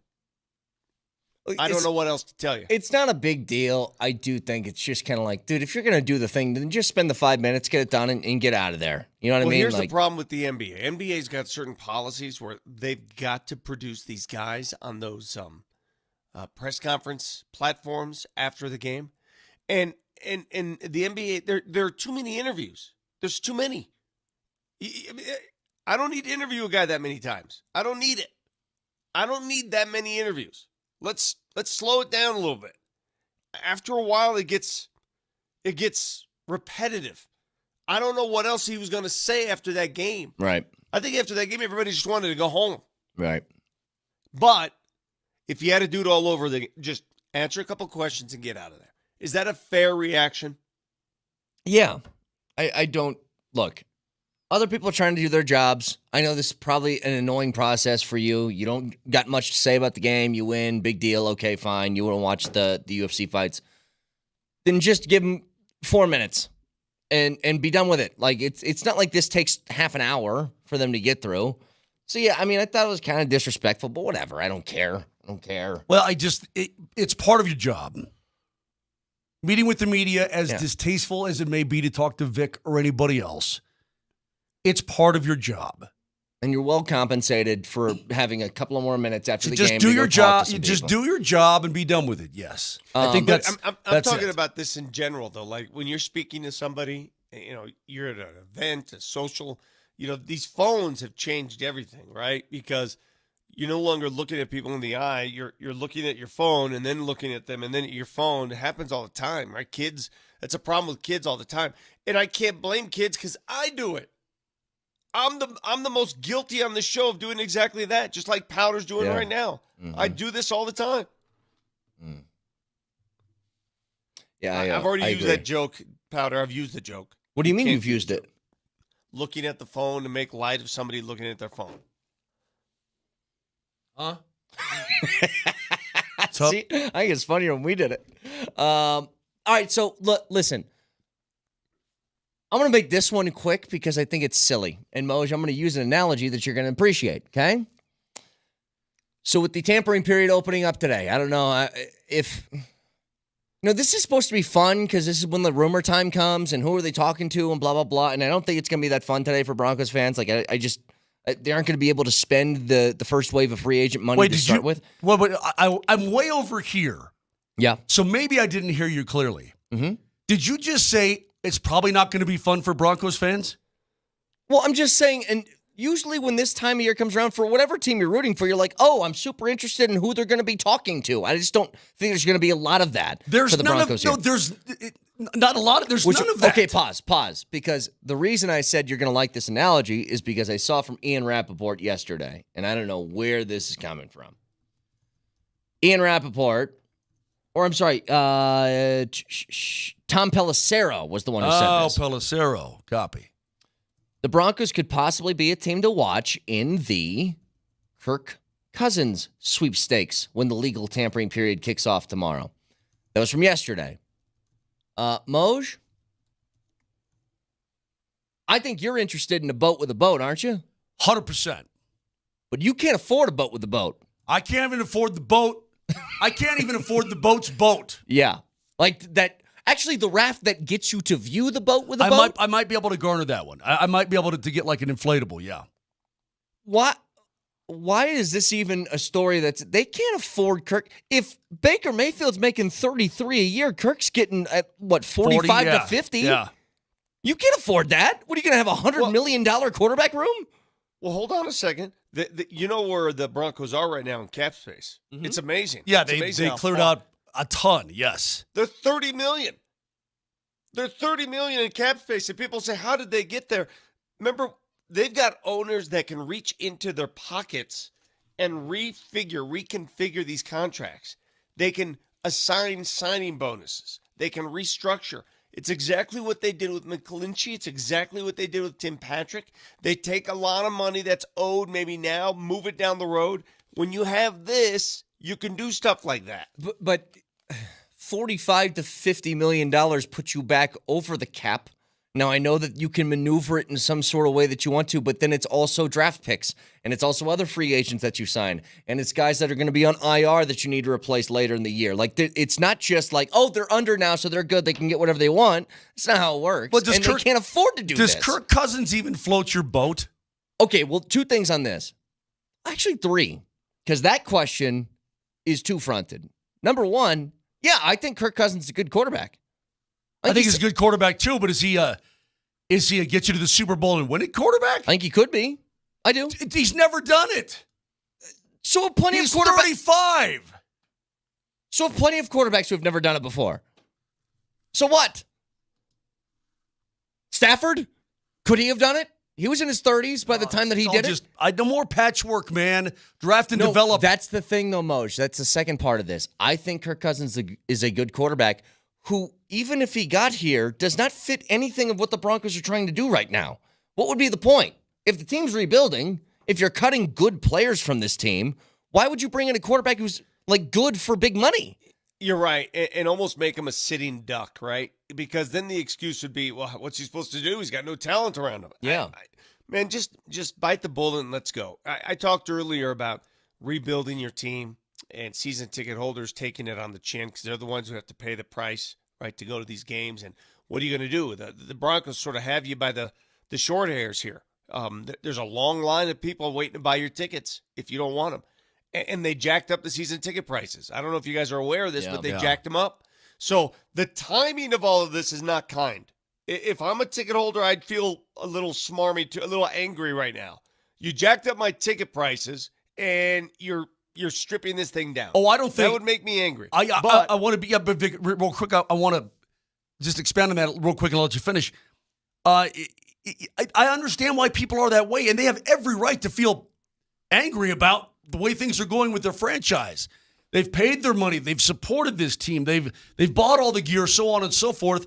And now you're being told, "Hey, man, it's going to be painful." I mean, I understand that, but at the same time, well, what's your alternative? Just not be a Bronco fan anymore and give them up? What?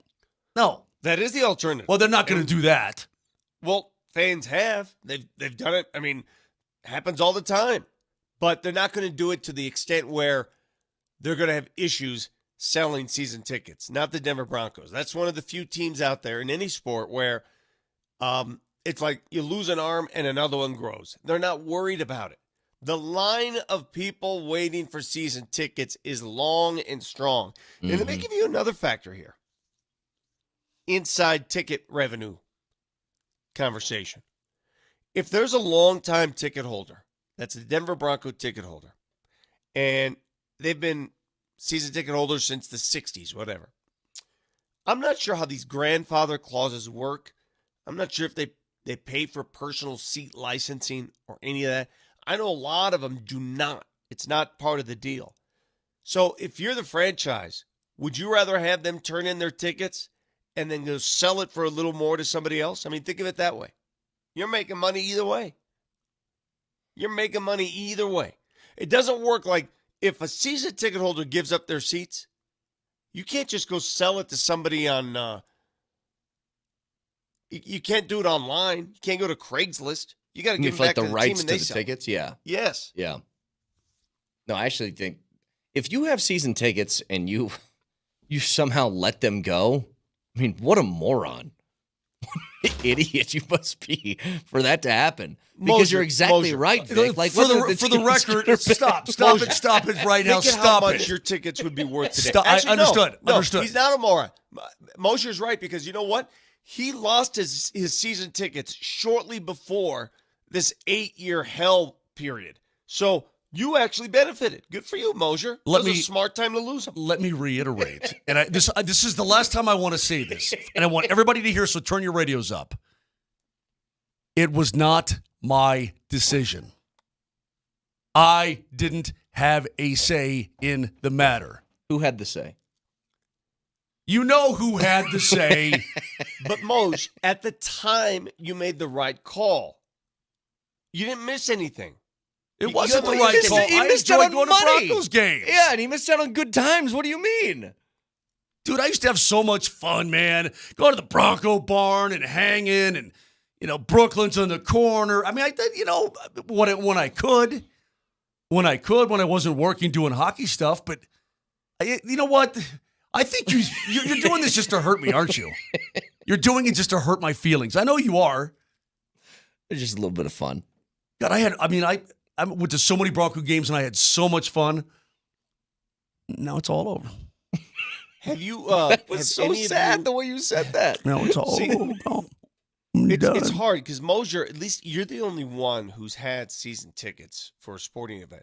Let me tell you the dirty little secret of talk radio. And we talk about these sports. It's unfair for us in this business, in the media business, to ever talk about what season ticket holders do with their money. In fact, I want you all out there to remind me, next time I pass judgment on a season ticket holder, any ticket holder, I want you to strike me down. I want demerits. Seriously.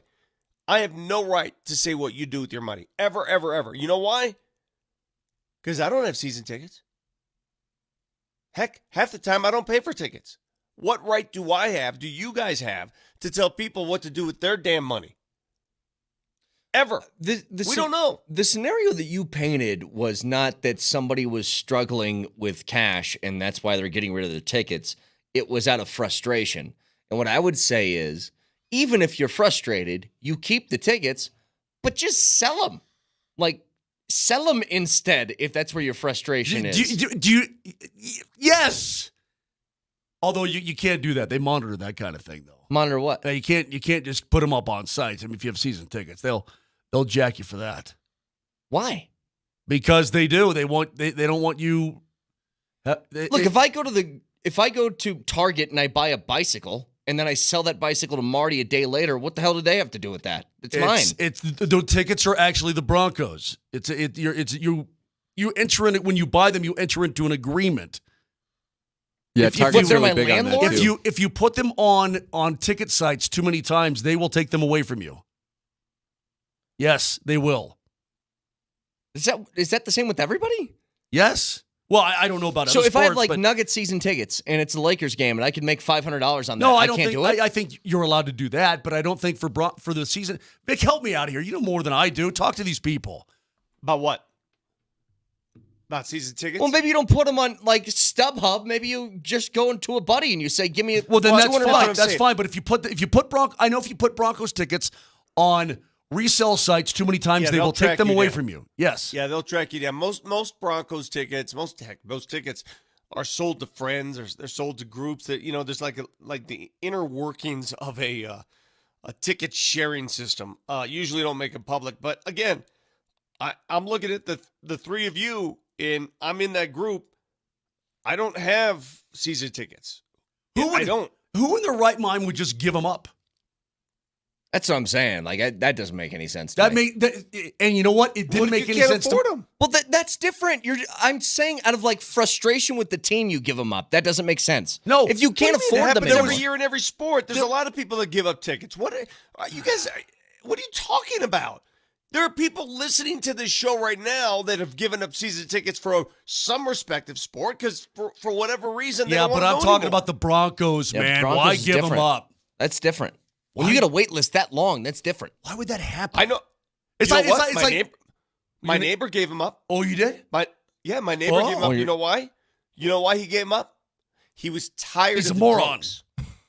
He was tired of the drunks. I don't blame him. 303-504-0925. Back after this.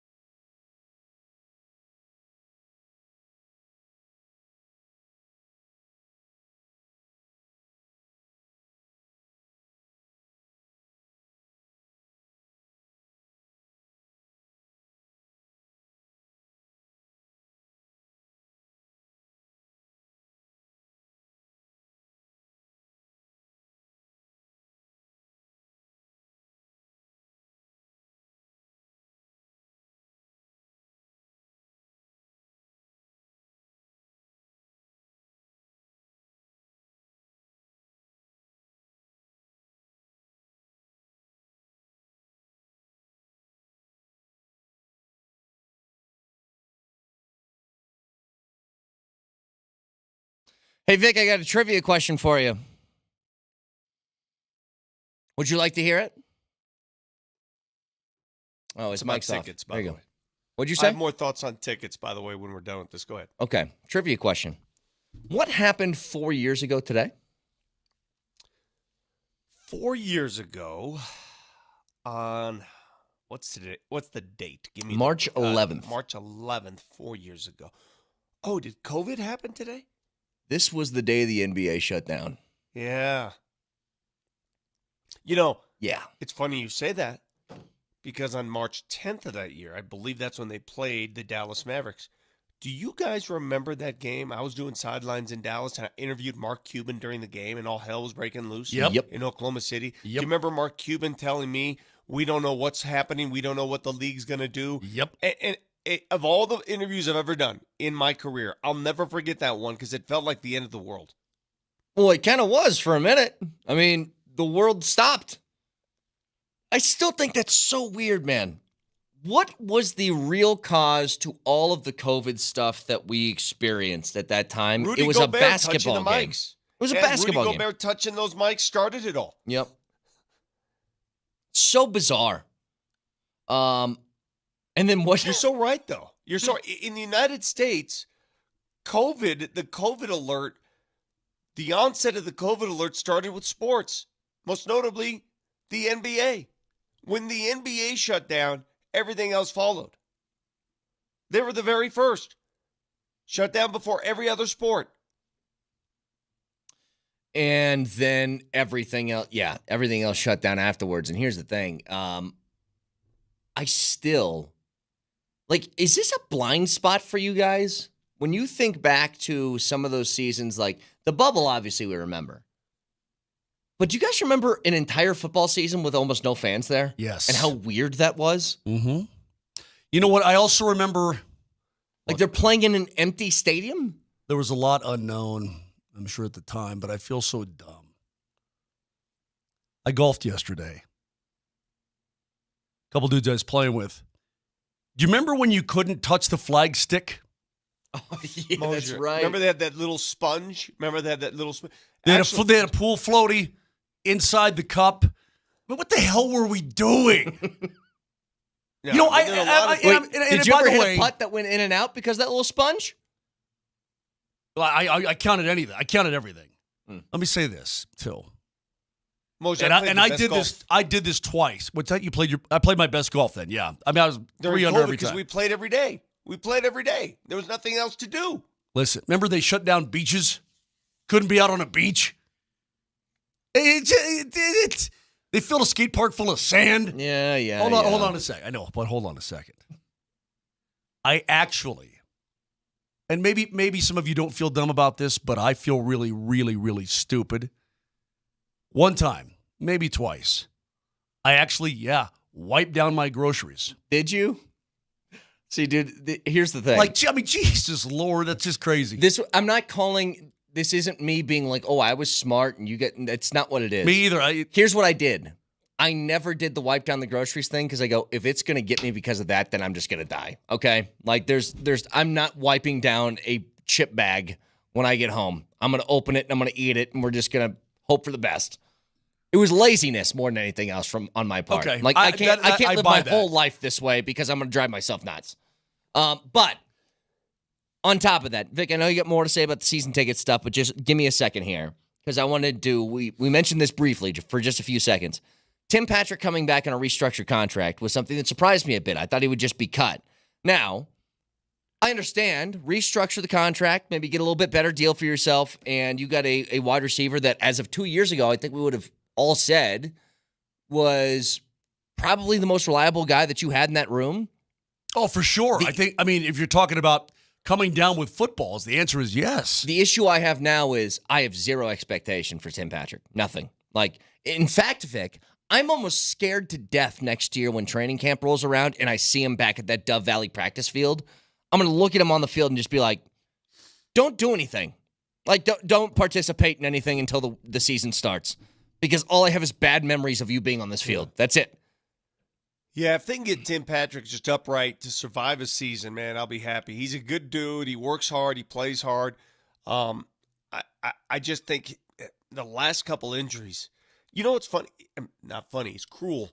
The injuries he has suffered are the same injuries that Michael Penix suffered when he played in Indiana. Did you know this? Michael Penix has a history of those same injuries. Wait, he had a knee Same on- and an Achilles? He's had everything. Look at Michael Penix's injury history. He hasn't had an Achilles, but he's torn 2 ACLs. 2. Mm-hmm. That's crazy. As far as Tim Patrick is concerned, I really, really like the guy.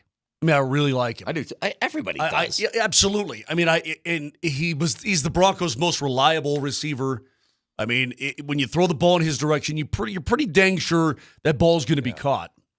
But Well, he's a large again, target. yeah, he certainly is. But I'm glad that they did this because, you know, you're gonna restructure the contract, save some money, blah blah blah blah blah. You couldn't afford to pay him what he was owed this year, so he's either going to be gone or restructure. I mean, I guess it was up to him to decide what he wanted to do too and work with the team, but you couldn't afford the money that he was going to cost you. And he's been on the sideline now for 2 years. At the age of 30, what is he going to look like? I don't know. I'm curious. Well, on his part, it would probably be easier if you wanted to play to at least stay with the team that you've shown success with than it would be to try and restart somewhere else and convince them that you're going to be okay after 2 devastating injuries. So it's probably smart on his part to stay here too. Some of these texts coming through. Dudes, remember the great toilet paper famine of 2020? Oh yeah, my that was God. nuts. You know what? And I'm glad you brought this up, and I don't want to relive old days, but when the history of the world is written 20 years from now, and we look back at those 2 years that we lost, life is short as it is. Time on this planet is short as it is. I still cannot believe that we wasted 2 years of our lives. Literally just wasted them. Said, here you go, take them. Do you know how many kids have been impacted by that waste? Do you know how many college kids that couldn't do what they normally do, high school kids that couldn't learn what they normally learn? Do you know how much waste came out of that? Yep. Based on fear-mongering? Now, you're going to get people call in and text into the show and say, oh, here we go. No, you cannot tell me there wasn't fear-mongering going on. Moj, was there fear-mongering going on? Yes or it no? felt like it, but remember, they're shutting down liquor stores. Oh, dude, that's what I wanted to bring up. Oh man, was there a rush to liquor Now, stores? fear that is lasted legit. like 2 hours, man. Hang on, though. Fear on that, is legit, but Yeah. fear-mongering is not. And that took hold in this country especially. And hell, you think it's bad? You think it was bad here? My parents' old country in Italy, they shut that sucker down for 2 years after. Yep. I still remember when they announced liquor stores were not essential businesses. And I looked at my wife and said, I'll be right back. Went to the liquor store, line around the corner, Yep. and then I'm inside and I go, if we're trying to keep people away from each other, this is the worst thing you could have done because it was elbow to elbow in there. 100%, I'm grabbing think about trying to stock up on, you don't know the time frames amount of booze. And I was like, I think I'm going to need it all. I think I need everything. Well, it was supposed to be 2 weeks, right? And then look, I was golfing. I'm like, you weren't allowed to touch the flagstick. Yeah, it's funny. And there was a pool floating in the cup, and you're like, what are we doing? Anyway. Yeah. So it's just Back to that's season enough. That's ticket enough. holders. That's enough of that. Well, you're the one who brought it up, Powder. Well, Today's it was the 4 4-year years Well, ago just 4 today. years Rudy ago. Gobert.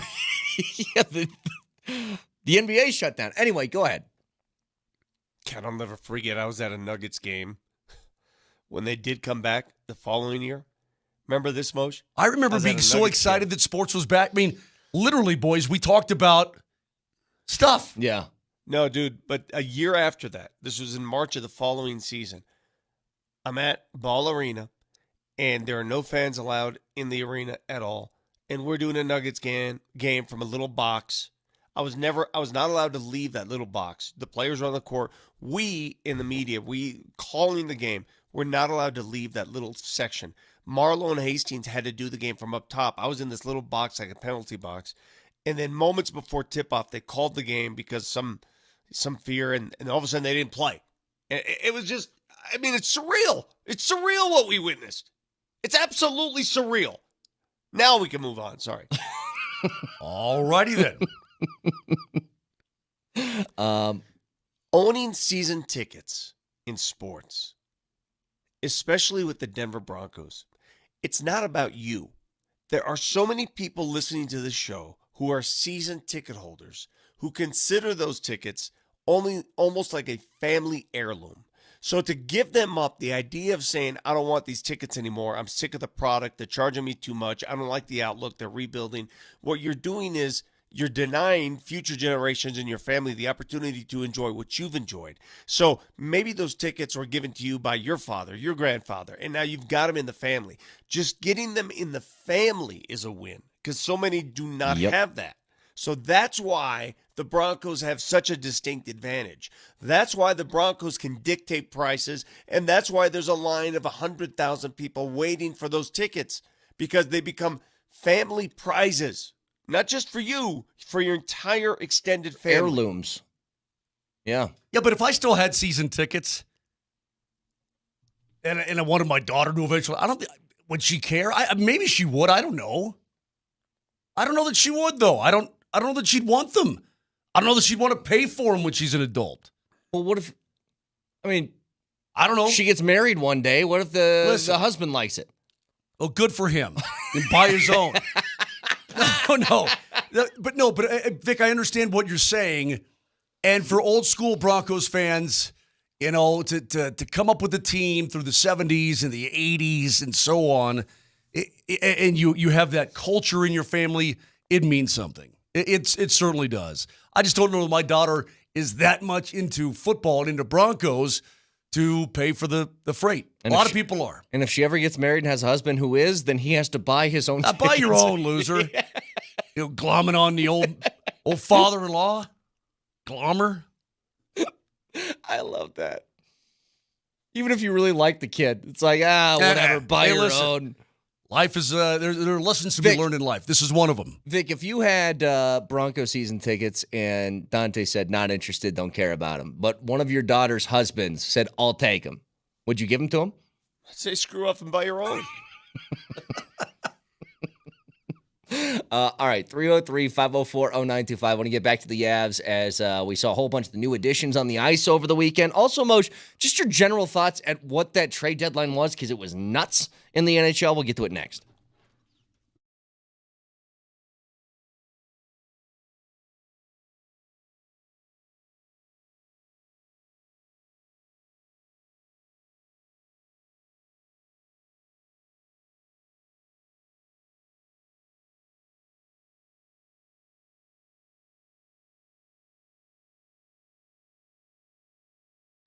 Circa Sports available in Colorado right now, so download that app and go check all of this out for yourself. And we are right around the corner. Well, it's a great time college basketball-wise. Conference championship season. You got the big tournament happening here in just a couple of weeks. But tonight, Nuggets, 14.5-point favorites against the Raptors on the Circa Sportsbook. You can check out all that futures, what the odds are for them to win the NBA championship. All of that available to you right now. Circa Sports. Download the app or go to circasports.com.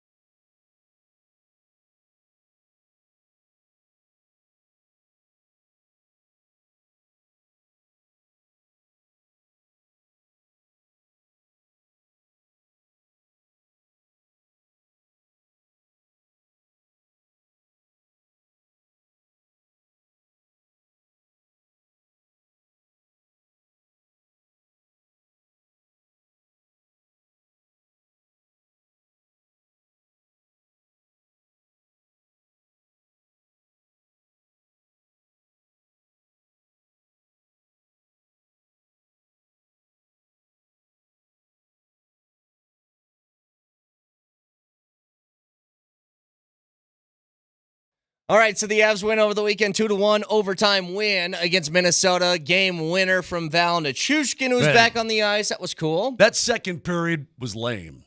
They didn't play very well, obviously. And Minnie kept pushing it.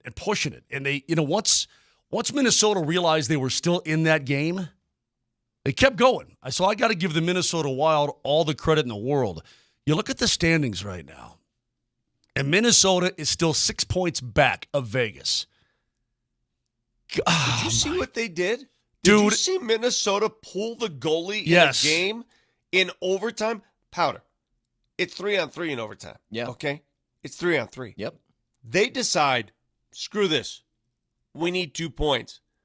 They yank their goalie in 3-on-3, go 4-on-3 and score a goal to win the game, get the 2 It was points. against Nashville last night. Did you know that? Did you know the rule that I never knew existed? Did you know this, Powder? Listen to this. So they yank their goalie in overtime. If they lose the game, the other team scores, you know that point they would have gotten by getting in overtime? They no longer get it. Really? Gone.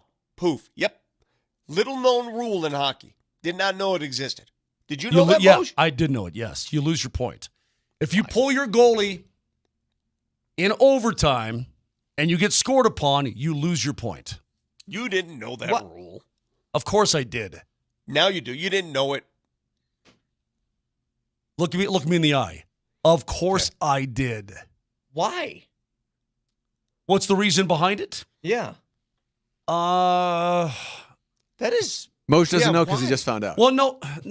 exactly. See, No. he has that time to think about it 'cause No. he just was alerted to this rule, and I told him 15 seconds ago. God, you're an idiot. They want to keep it fair. They don't want Fair. Yeah, they want to keep it fair. They don't want a team. They want them to win in the 3-on-3. Now, if a team Good takes a penalty, gets a explanation. power Yeah, play, good then it's stuff. 4-on-3. I mean, that's just the idea behind it. No, I don't think so. Can anybody explain it better than Moj? Please do. I don't know why you wouldn't. You Like, never, ever, by the way, the only time you ever see it is a team desperate to get in. And Minnesota's desperate to get in. They were willing to gamble a point to get 2 points. And they Well, got it's it. a gamble, so I don't know why you would have to forfeit anything if you're gambling. Big deal. It's like anything else. So are you not allowed to pull your goalie at the end of regulation now? What's the difference? No, you're completely allowed to, Vic. No, but Vic's right. What's the difference between Well, it? because it has to do with the 3-on-3 overtime. It's the 3-on-3 aspect of it. I would I would guess the almost difference is- incentivize this to make it like, how exciting would that be? Exactly. Somebody just pulls their goalie, you're like, all right, screw You it, let's go for it. Not always, but you Hell, play 4-on-4, no goalie. Let's you go. can see scenarios in teams trying to get to the postseason where on the last day of the regular season they may have to do that. Hey, listen, if we So what? if we go to OT, no, that's what I'm saying. If we go to OT, we're going to have to pull our goalie because the extra point will get us in. You're exactly right. If a team comes down to the final week of the season and they did the math and they figured there are 3 games left, they need to have 6 points to have a chance. Got to win. Got to win every game. Got to have 6 points. They do it every time. Big deal. Great. That'd be exciting. That would be awesome. So at the end of this, the Avs get their debut of the new people on the ice. Sean Walker, by the way, going to be on with Kreckman and Lindell at 5 o'clock today. Cool. But Moj, around the league, You go ahead. talk about trade deadline. Yeah. I mean, the teams in the West are the ones that stocked up the most. Yeah, they did. I'm going to say it. Yeah, Vegas. I know. Well, why don't I not say it? Ryan Whitney, of course, of Spit and Chicklets, right? Former defenseman, big-time Oilers guy. This is how he felt about what Vegas did at the deadline. I hate the Vegas Golden Knights. These sick have about a $140 million roster when everyone's healthy. If Mark Stone comes back for game 1 of the playoffs, if they even get in, second wild card right now, there should be a full-blown mutiny around the NHL. It's ridiculous. It's disgusting. Am I a little jealous? Yeah, I guess so. But what the hell is going on? You know what makes it worse for Vegas? Here's why here's why the NHL has a Vegas problem. Because every time they do this LTIR stunt, it's with the same I know. player. It's always So other Stone. teams have done it. Yeah, other teams do it. We've all seen other teams do it, but not every year with the same player. So, Moj, do they walk up to Mark Stone and say, "Hey, your back hurts a little bit, doesn't it?" It's always around this trade deadline. It feels like that back stiffens up, or maybe a knee gets a little bit sore. Why don't you just take some time? Just go ahead and just chill on that a little bit. Okay. He lacerated his spleen. Don't care. Okay, I'm saying. They might have done it themselves. They might have gone full They may Tyrod have- Taylor they may doctor. have. And Martinez is on LTIR Chargers, too. yeah. You add Mantha, you add Hurdle, and who's the other knucklehead that they added? Mantha, Hurdle, and Oh, Hannafin, for God's sake, the Yeah, defenseman. When you look at the blue line of the Vegas Golden Knights, it's friggin' unfair. I mean, I'm right there with Witt. It's friggin' unfair. And again, because the loophole, if you want to change this, by the way, do you know what you have to do, Vic? Brett, do you know what you have to do if you want to change this? Or pull a goalie in overtime. Force why Mark don't you go Stone to pull your retire? goalie and give me the floor here to talk about it? You have to open up the CBA in order to change it. It's in the CBA. And I think teams like the LTIR. They like the way that it works, and it's effective, and it helps teams get relief and so on and so forth. But the abuse of it at the deadline, and by the way, the Avs are doing it, but Gabe Landeskog hasn't skated for 2 years. He's not coming back. Yeah. Okay. All right. But- Hold on. You guys are crying now. You're crying like everybody. I'm not crying at Vegas taking advantage of it. I'm just saying it's the same player.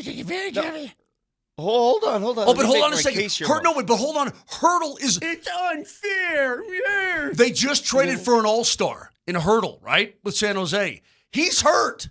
He's on LTIR. I mean, it's listen. They're figuring out ways to massage it and to do it and fine. I mean, they're playing quote within the rules. I don't think it's in the spirit of the CBA, but it's certainly within the rules of the CBA. All right, and so if you you're know another what? Western Conference team and you may be facing Vegas in the first round or second round, you're probably pretty PO'd. You probably are. I agree with everything you've said. Nobody likes Vegas here. I hate Vegas. I hate Mark Stone's face. We've all established that. I don't need to back that up. They're 3-6-1 in their last 10 games, and I'm pulling for Minnie or Seattle or Cal. Anybody get there. You're saying I'm pulling for those- Minnie? Look at you. I would even, you know what? I would even hope the Wild get in, which they won't, but I would hope that they would get in if Vegas drops. Here's my point. For all the Vegas hate and how they're ruining the LTIR, the spirit of the rule for everybody else. If that's your team and they do it, would you be this venomous? Would you be this angry? If the Avs did what they did, they are and doing start- it. They are. I mean, the But Landy if money. they did it to that extent, No, yeah, if what- the Avalanche did what the Vegas Golden Knights have done over the last 5 years with LTIR, would you be on the radio this morning bemoaning this whole, I can't believe they're taking advantage in the spirit? Would you be doing this? No, of course you wouldn't. None of us would. My retort is very simple. It's always been the case. If Vegas can do it, why doesn't every other team do it? because Why don't you do it? Because they have honor. No, don't give me that crap. You know better than that. Honor. well, I mean, they If have done Vegas it. can do it Tampa with the did same it. player, Tampa did it with why doesn't everybody else do it? Tampa did it with Kucherov, and they won a Stanley Cup. Okay, so then quit crying is what I'm saying. For those of you who say Vegas is evil, you know what? Every team can make use of that rule and do what they're doing. Every team can do the same thing. And listen, I want to be really clear about something. The National Hockey League has heard all of this, okay? They've done their due diligence. They do investigate the medical reports. They go through it pretty much with a fine-tooth comb to make sure that it's all on the up and up. And some guy's not getting a hangnail, and you're LTIRing him. Right. Now, listen, because teams don't want to miss some of their... Is Mark Stone the best player on Vegas? No, he's not the best player, but he's a dang good player, and he's their captain, right? And he's the guy that drives that entire ship. Yeah. We've seen it firsthand against us, right? But So, Moj, but- you but- can find injuries. There are guys that play through pain all the time that you can all of a sudden exacerbate that injury and they can come in there and investigate it all they want. That- Right? I guarantee LOC played on a bad hit for maybe a month or two. They could have shut him down and said, "Oh, you know what I'm saying?" Every team can make use of this. Every team can. So if the rule applies to every team, I find it hard to say, "Oh, Vegas, what a huge advantage." It's not an advantage for Vegas. It's an advantage for the NHL. Use it. Okay, so right now, Alec Martinez is on the IR. Hurdle, of course, is on the IR. He's not on the LTIR. Howden is there. He doesn't make any bread. Stone, you get the relief of 9.5. It's pretty good. Robin Leonard, remember their goalie who's Yeah. had issues? He's still on LTIR to the tune of $5 million. I'm with Moj on That's this. I don't like how you aren't. Dude, it's a lot of bread. I don't like you aren't enraged by this, Vic. Dude, I hate Vegas. I hate the Knights. I hate the PA announcer. I hate the whole scene. I hate everything about that franchise. I hate Mark Stone's face. I want to beat them badly. All I'm saying is, if one team supposedly cheats, as you guys are calling it, it's not cheating. I'm not calling it cheating. I'm not saying Okay. that. Get off so if one team cuts corners and it's allowed, then every team should cut corners. Can I tell you this? It's an exaggeration of the rule, okay? The rule is built Great. in. Well, hang on a second. What they should do, there should be a limit to how much over you can go even on that. There should be a hard cap to the LTIR. I think the idea, that some of the things that have been floated around are you get half of the LTIR players' relief. So Stone at Oh, okay, 9.5, so- yeah. she'd get 4.75 or whatever it is. That's what you'd get. that would make sense. to me. I just don't like this game. I don't like this game. Trevor on the Twitch feed, Vic's always the devil's advocate. BS. What are you talking about? I'm just saying that you take advantage of whatever rules in front of you. If you're a Bronco fan in the late 90s, you know what the Broncos offensive linemen were doing to the rule book. Did I hear Bronco fans complaining about that? I heard every other team's fan base complain, though. Correct? Correct?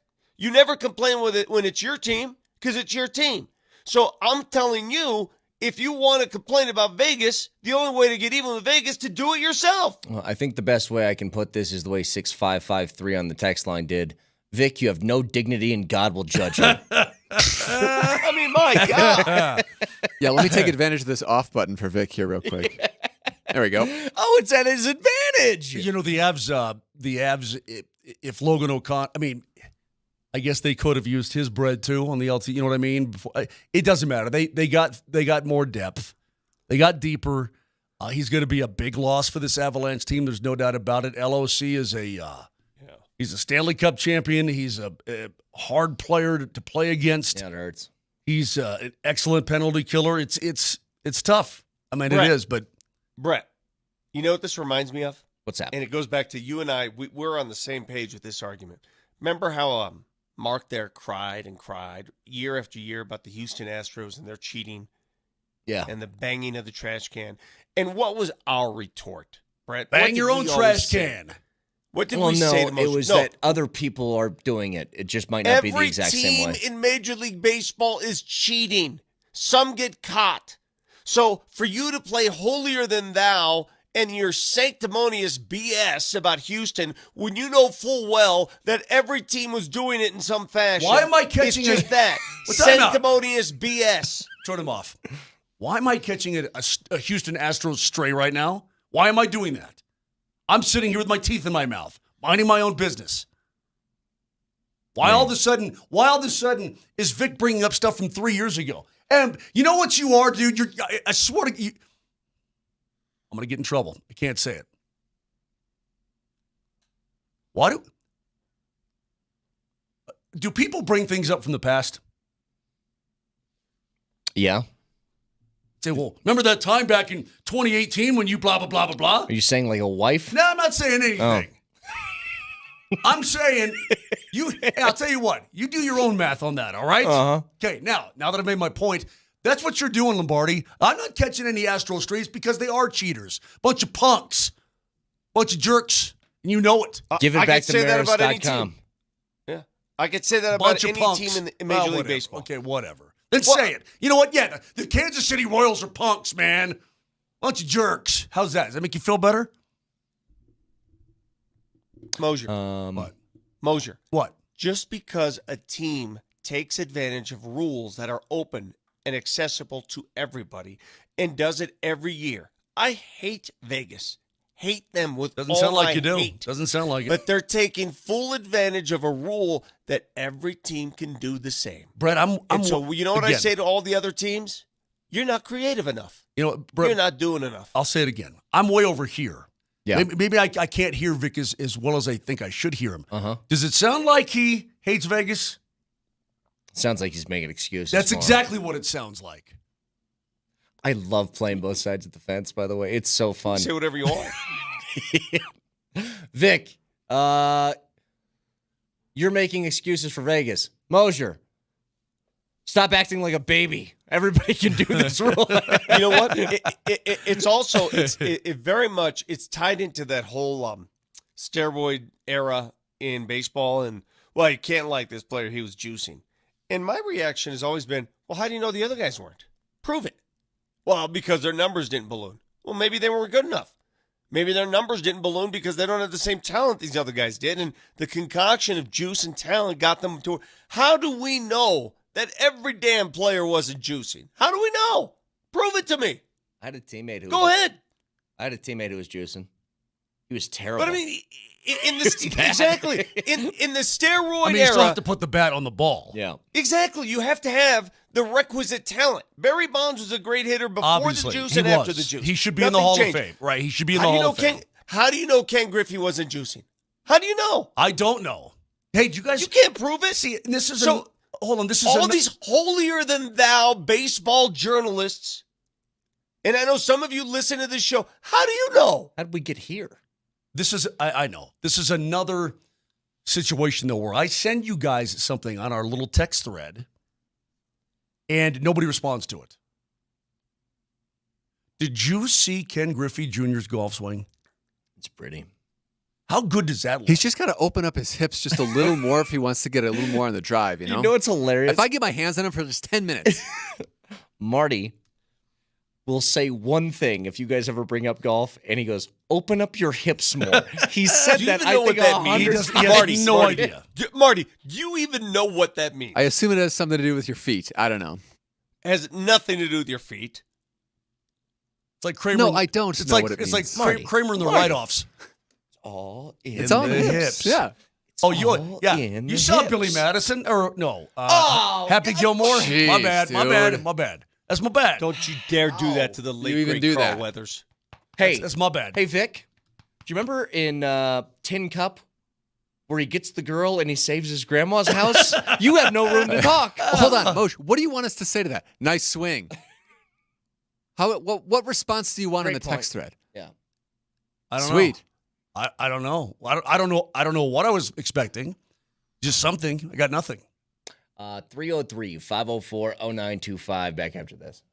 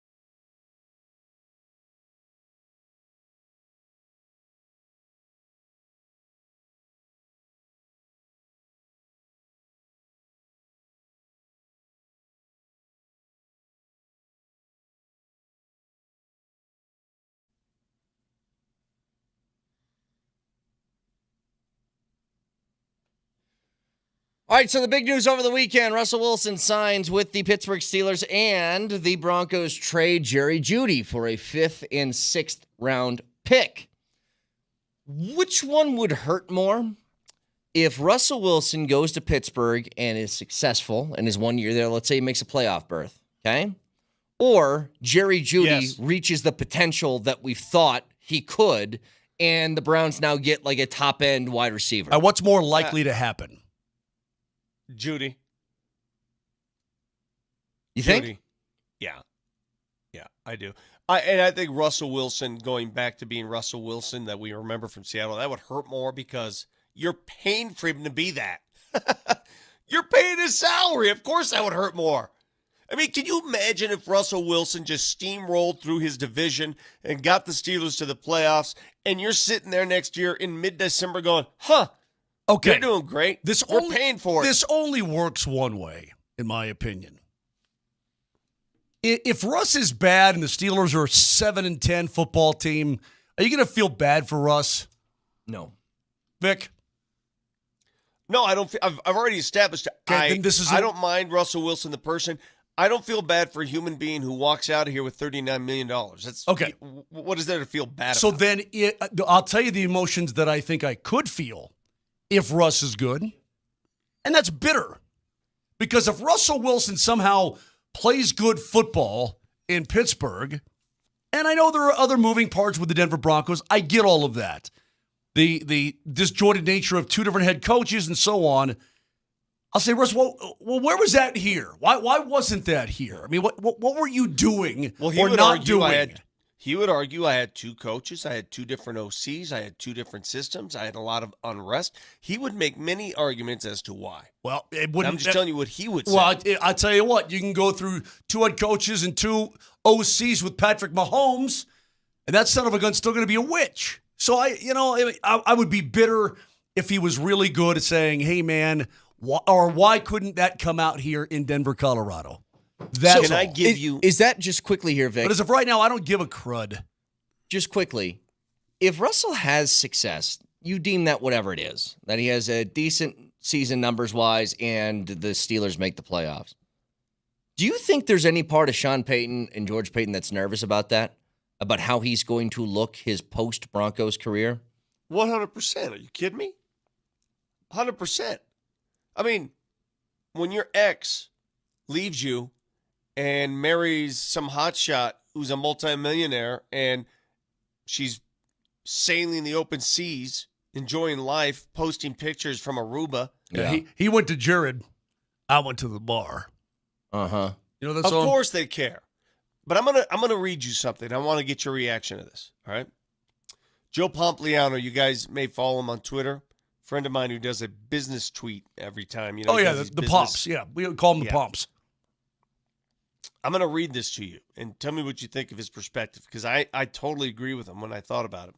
He says Russell Wilson is in a better situation with the Steelers at $1.2 million league minimum. Seems like a bad idea to him. Why? Yeah, he gets to stick it to the Broncos by making them pay $38 million to play for another team. But now he has zero leverage with the Steelers. And if he plays poorly, they will replace him without a thought. And that would send his career even into a further tailspin. The more likely scenario is that this was his best offer and that it's fantastic value for the Steelers. They improved the quarterback room for less money, and then they pay the kicker, and they don't have to give up any draft capital either. What he's saying is, man, if the Steelers don't like whatever Russ brings to the table, see you later, Russ. We got nothing to lose. When the Broncos had Russell Wilson here in Denver, they had everything to lose. They had to treat him with kid gloves. They had to give him a special office. They had to give him all this leeway. They had to give him every opportunity because they got a huge salary attached to that gamble. But when you're paying a guy nothing, you could treat him like nothing. Well, I guess my retort would be, Russell wants to play. And I don't think he was going to get anywhere if he was looking for a contract that like Baker got. I don't think anybody's giving him that contract. Not a chance. Yeah, but the leash isn't long though. Would you admit when you've got $39 million attached to a leash, it makes that leash extra long? Oh, sure Yeah, it of does. course. But I don't. His leash was going to be this no matter what, I guess is what I'm saying. Like, I don't think he's presenting that as if Russell had a choice. I don't think he had a choice. Brett, you're not looking at this right. If Okay. the Pittsburgh Steelers were paying the entire freight, if Russell Wilson played for the Steelers at $39 million a season, Yeah. do you think they'd be more patient with him if he had trouble understanding the offense you or probably running have the to. game? Well, of course. Yeah. Of course you would. So all he's saying is, all Joe is saying, and he's exactly right. If they don't like something, get out. Totally. 100%. And any team would do that too because they're not paying him really any money whatsoever. Fine. I understand that. I totally agree with. I guess what I'm not getting is maybe I misunderstood it.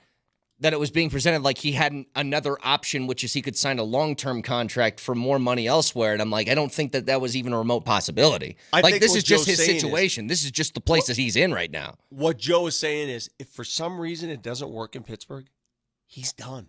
Oh, yeah, like his It's over. career might be done. Well, of It's over. course. Yeah, it's over. Also, Pittsburgh's coming to town sometime this year. Now, we don't know when. We don't know when. And Cleveland's coming to town this year. We don't know when. But they're coming. Yeah. And we'll see what Russ... Would the NFL really... Do you think... You know what? I bet you the NFL will want to Season schedule opener. that game Hold on a season opener. second. Why wouldn't you? Yeah. We've already done that, though, haven't we? Well, yeah, No, they haven't. They did the haven't Russell scheduled the Seattle. The Russell Seattle thing. Seattle. But I'm saying, like, Moshe, they're absolutely going to put that Pittsburgh game first week. It feels like they have to. Well, Look, I think if it's a they done even deal. if they even attempt to wait, like Victor said, Russell could potentially Yeah, lose his job in a few you're weeks. waiting, So it's like if you're waiting till week 14, there's no guarantee. and you want the eyeballs and you want the attention and you want all the oomph, you do it early Yeah. because Here's the odds the of one Russ getting condition. hurt or getting benched or whatever. I mean that will definitely figure into it as the season goes along. Here's the one condition. How do we know he's their starting quarterback? We think it's going to be Kenny Pickett. Do you really? I'm just wondering. How do we know? Who'd they get rid of? They got rid of Mitchie, right? Trubisky. So Trubisky went back to Buffalo.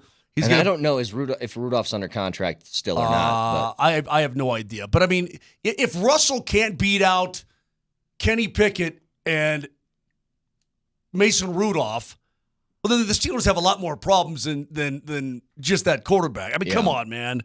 If he can't beat him out, it's ridiculous. All right, so the departure of Russell Wilson leads to a lot of different opinions and a lot of emotions.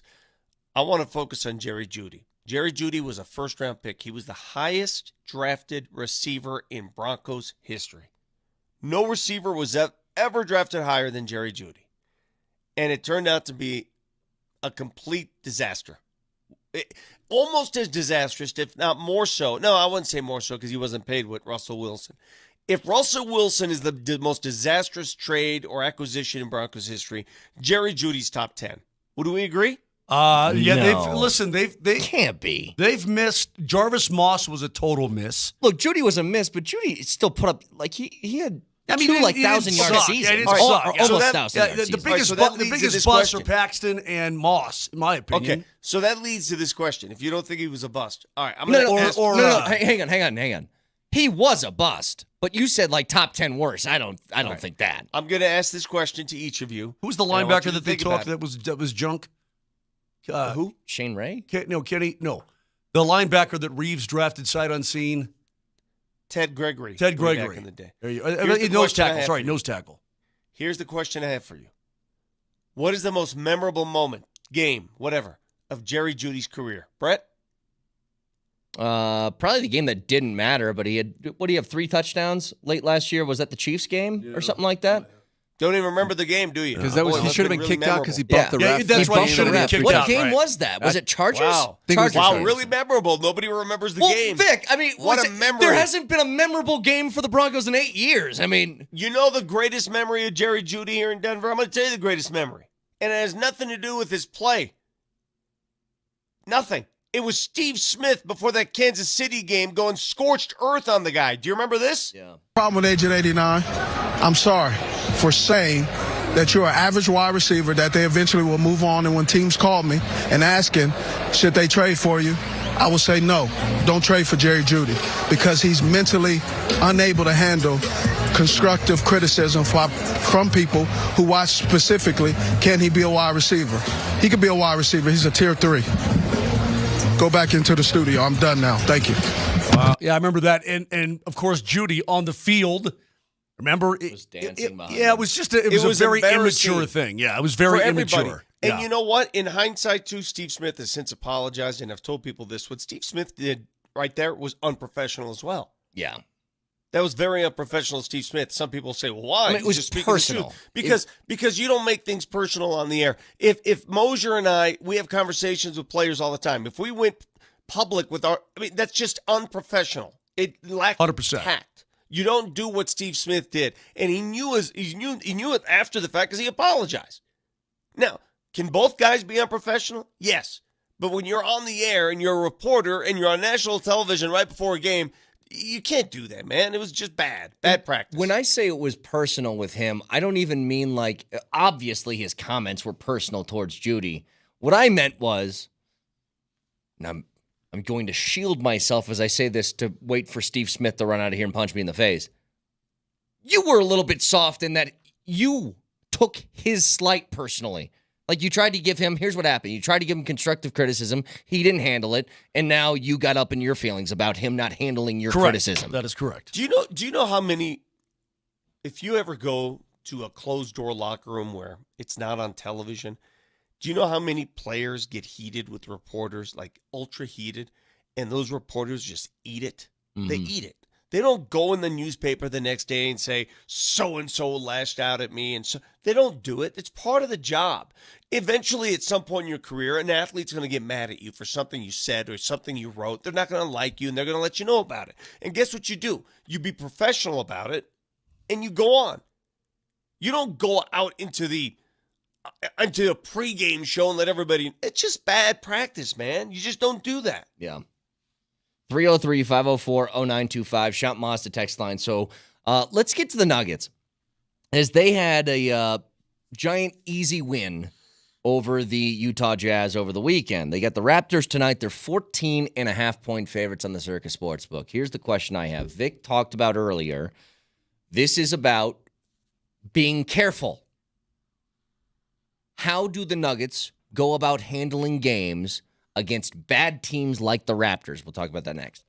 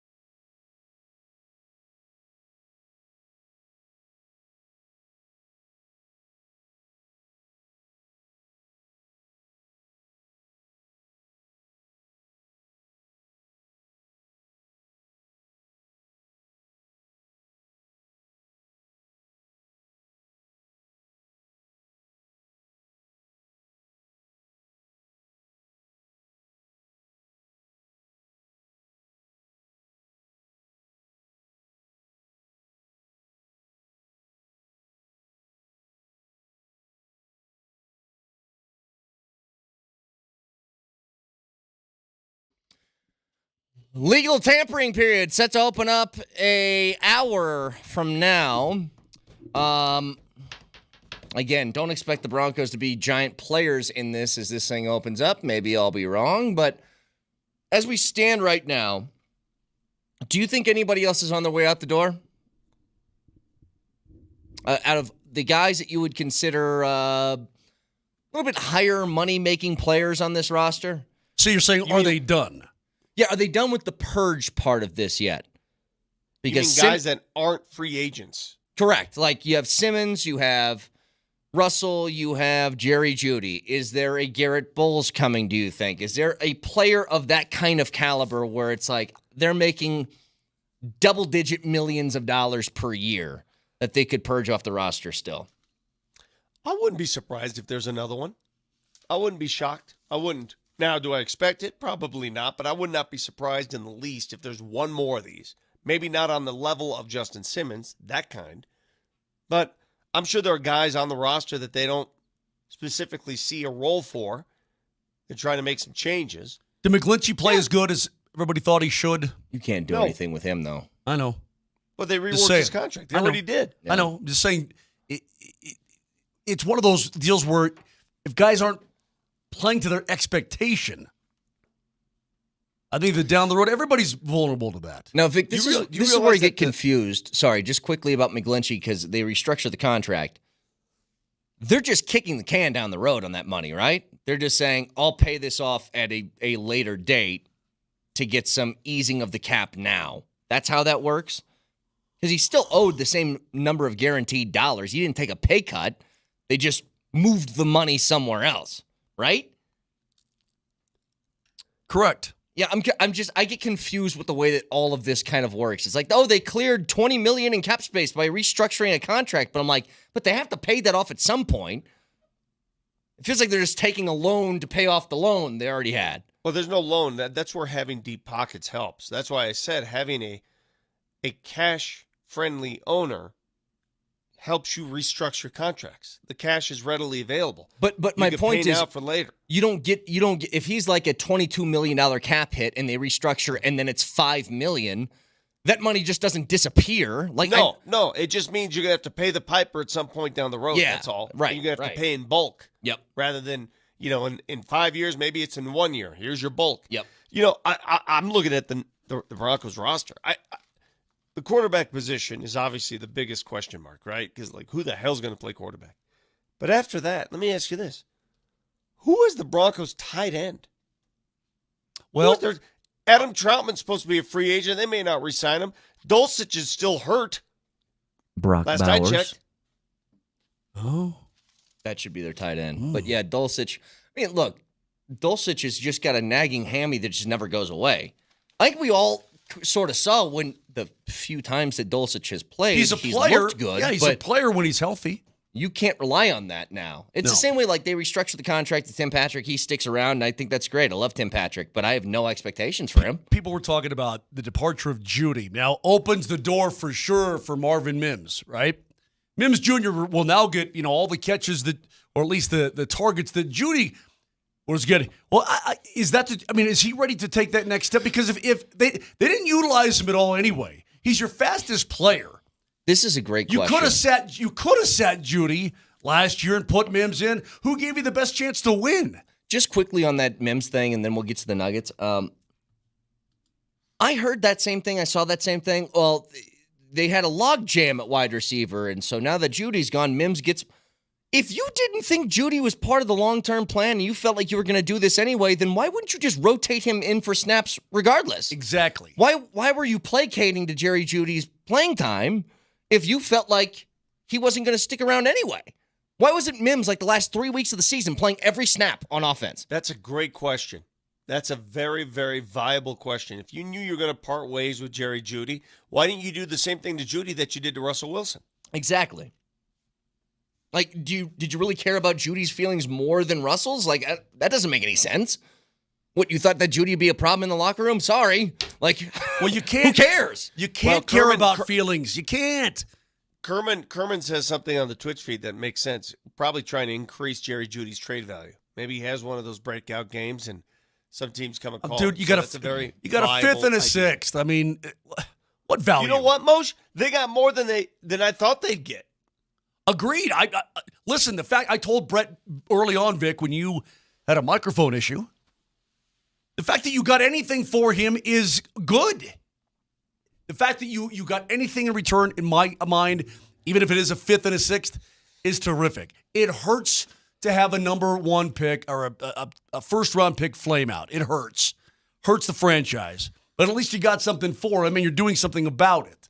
I'm Right? curious if those guys can, like, Pittsburgh, Cleveland, if they make them players. There's a difference here between, sometimes when your team's good, Moj, Kadri, you didn't get rid of Kadri because he was a problem or you thought he stunk or anything. Like, you didn't have the money.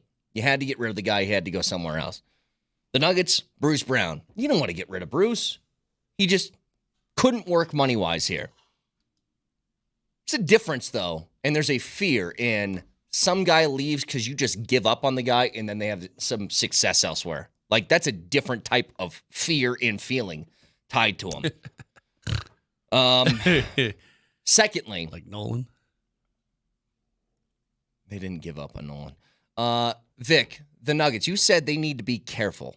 And I asked what exactly that means. Like, they're playing two really bad opponents in the next 3 games starting tonight as they got the Raptors. But in between that, they play the Heat. That's going to be a national TV game on ESPN. And then they play the Spurs, who are also god-awful. What does careful mean to you in approaching games like this?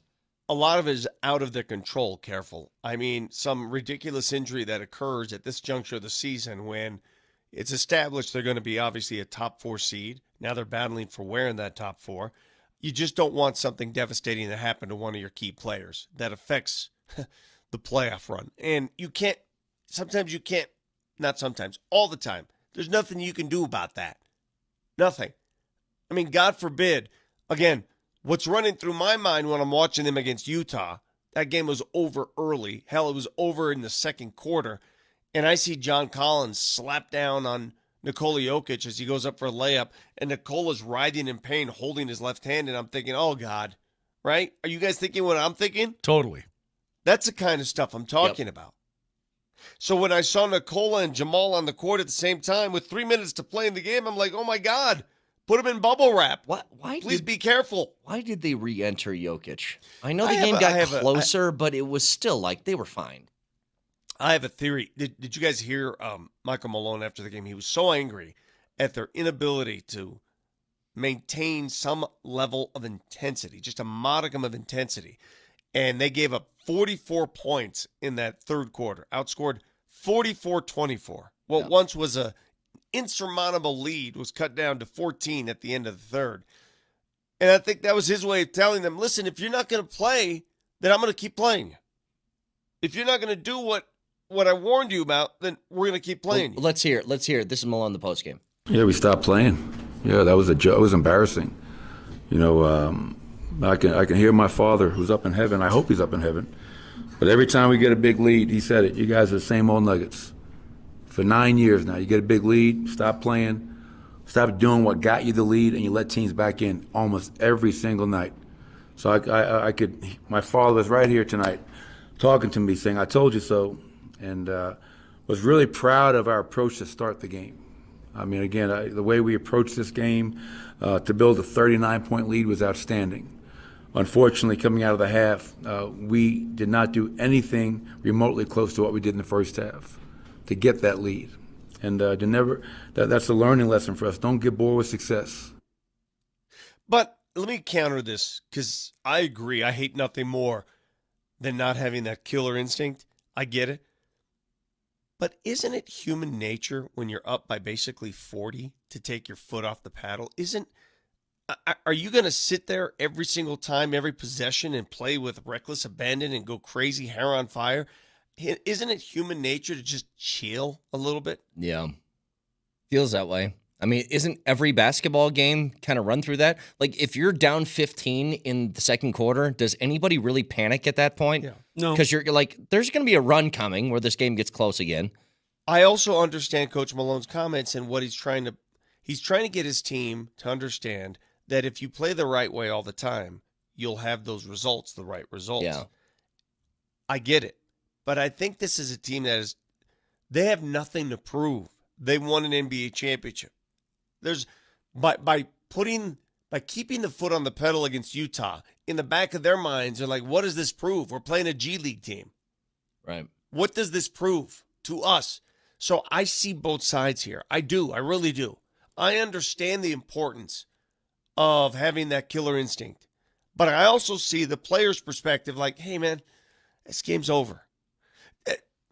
I could see this too. You're up by whatever they were up at halftime. If I told you that the Nugget starters don't play a single second in the second half, do you think they win that game? Yeah. Yep. Moj, do you think the Nuggets win that game if the Nuggets starters sit the entire second half? 100%. I think so. Something else on top of that, and I want to ask you real quick before the break, Vic. I know we kind of talked about this before. I don't know the last time DeAndre Jordan's played in a game, and Zeke Naji is now getting all these backup center minutes. Is this still an experimental thing to see if there's a matchup in the postseason where maybe you need a big brute, you know what DeAndre brings, and if you need something different, can Zeke? Are they just trying this out essentially? Well, I think you just hit it right on the head. Zeke's got something to prove still. DeAndre doesn't. Mm-hmm. They know what they have in DeAndre Jordan. They know exactly what his skill set is. They know exactly what he does when he's in the game. They know his limitations. They know everything about his game. He's a veteran. He's not whining about playing time. That's just not what he is and what he does at this point in his career. They need to learn a lot more about Zeke's game before the playoffs arrive. So they're giving him the opportunity to teach them about his game. It's so funny. What was the game? Was it the Boston game that they only made 4 3-pointers? Yes. Yeah. 4-21. They shot a lot more last night, right? Like everybody was Saturday. Saturday night. Yeah, Everybody was hoisting 19. it up. 19. They made 19 threes. 19 3-pointers. Yep. See, and you just said I something. mean, Moj, you talk and, about schizophrenic, though. You go from Well, 4 of that's not 21 to 19 schizophrenic. to 32? No, that's a gift. See, You're that's not shooting schizophrenic. 60% from three-point range. That's unheard of. See, you know what that is to me? That is proof that the Denver Nuggets are one of the few teams in this league that could beat you any which way you want it. How you want it, Moj? Hey, how do you want it tonight? Tell me how you want it, and I'll give it to you. You want to turn this into a shooting contest? Okay. We'll make 19 threes and beat you.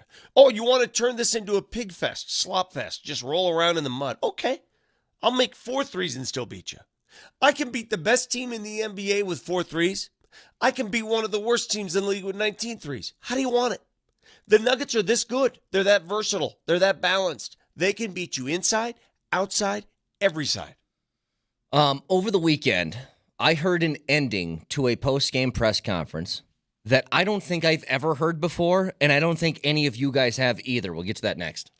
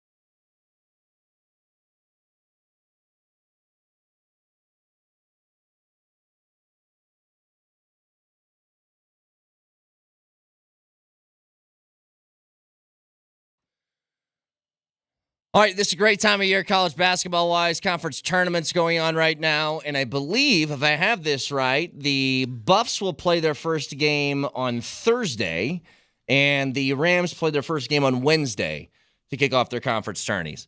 Can't wait for those in the middle of this week. But with these already happening, I'm going to say something I don't think we've said before. I'm going to play some audio from Utah State women's head coach, who after the game, they get eliminated from the conference tournament. She steps to the press conference afterwards, and she's asked, okay, now that your season is done, how do you build next season? Listen. How do you plan to rebuild for next season? I'm not going to be rebuilding. I just coached my last game at Utah State. I spoke with Diana, and they're going in a different direction, and I respect her decision, and I hope they get a really good coach in. Whoa. I'm assuming that's going to be the last question. I assume that's going to be the last question, and then she walks off.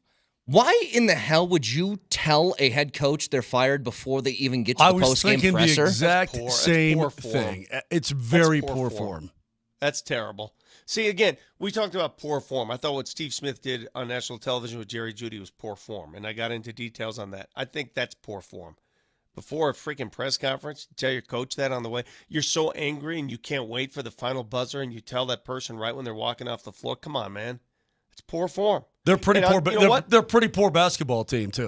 Well, but I'll give the coach full credit for not going off. Mm-hmm. I agree. Because let me tell you something. I agree. She had every opportunity there to speak her mind on the matter, and she didn't.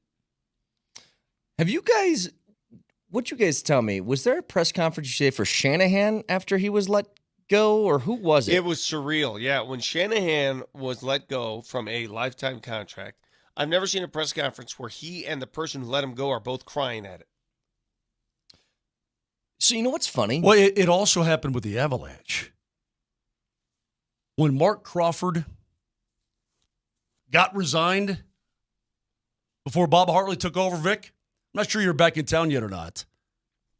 I remember that. But Mark Crawford and Pierre Lacroix had a joint news conference after he was gone. So wait, they technically said it was resigned, but it wasn't resigned. He got resigned. Gotcha. I remember two press conferences in my time in Nebraska. The first one, do you guys know Doc Sadler? He was a Nebraska men's basketball coach before Tim Miles took over.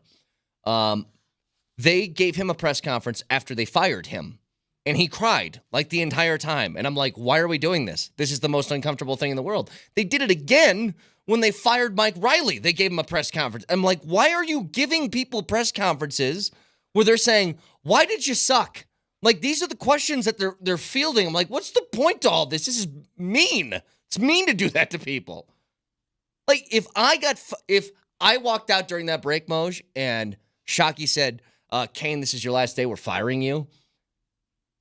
Go finish the show now. I'd be like, no. How about no? I'm not doing that. Yep. You're going to pay me for today's work, and I'm going to walk out the door. See ya. Weird. Why do people do this? And that one's stupid. Like, in the 5 minutes between the buzzer sounding and the post-game press conference, you're like, oh, by the way, you're canned. What? That poor woman at Utah State, I don't know. What's her name, Marty? Do you got it in front of you? Kayla Ard. Kayla Ard? I go way back, when Doug Moe was removed from his job as the Denver Nuggets head coach. They told him, you're done. They did not have a press conference. So he held his own. His wife said, we're having a press conference. And everybody showed up. He held his own press conference to alert the media that he was fired as the head coach of the Nuggets. Where'd he do it at? At the Nuggets facility. Oh, they let him use the facility still? He just walked in and they, on their own, independently, told the media we're having a press conference. That's so bizarre. That's crazy. But yeah, this poor woman. God. Quickly, by the way, you guys remember last year, at the beginning of last season, the defending champion Kansas City Chiefs entered week 1 without one of their star players because they did not want to give him a long-term contract. And who was that? Jones. Chris Jones. He sat out that first week. They said, all right, fine. We'll give you this plus a whole bunch of incentives, which he ended up hitting all of them. And then they gave him 5 years, $160 million contract with $100 million in guarantees. What was the point of holding out last year? Like, I thought their concern was he's going to be too old. And then he got a year older, and then they gave him the extension? Made no sense. Makes no sense. But at the same time, how good of a player is he? He's amazing. I mean, he obviously proved during the course of this year that he's an incredibly valuable member of that organization. Very, very, very good player. So I can see why they did it. I don't know why they waited. Well, that's what is. He's not quite 30 yet, right? Is he 29, I want to say? Yeah, 29. He'll turn 30, though, before the season starts. So you give him the 5-year deal when he turns 30, but not when he was a year younger than that. I'm trying to make it make sense in my head, and I can't figure it out. You know, it's always hard. I know it sounds bizarre, but giving guys a long-term contract after they hit the age of 30 is typically a bad idea. Well, and I you're know that sounds you're crazy. banking the short-term success is going to make up for the long-term hurt. Like the Avs got a couple of guys. Like, when is Landeskog's contract going to be done? I know he had this freak injury, but he's going to be like 37, right? Deal, yeah, something correct? like that. Yeah, 7-year deal.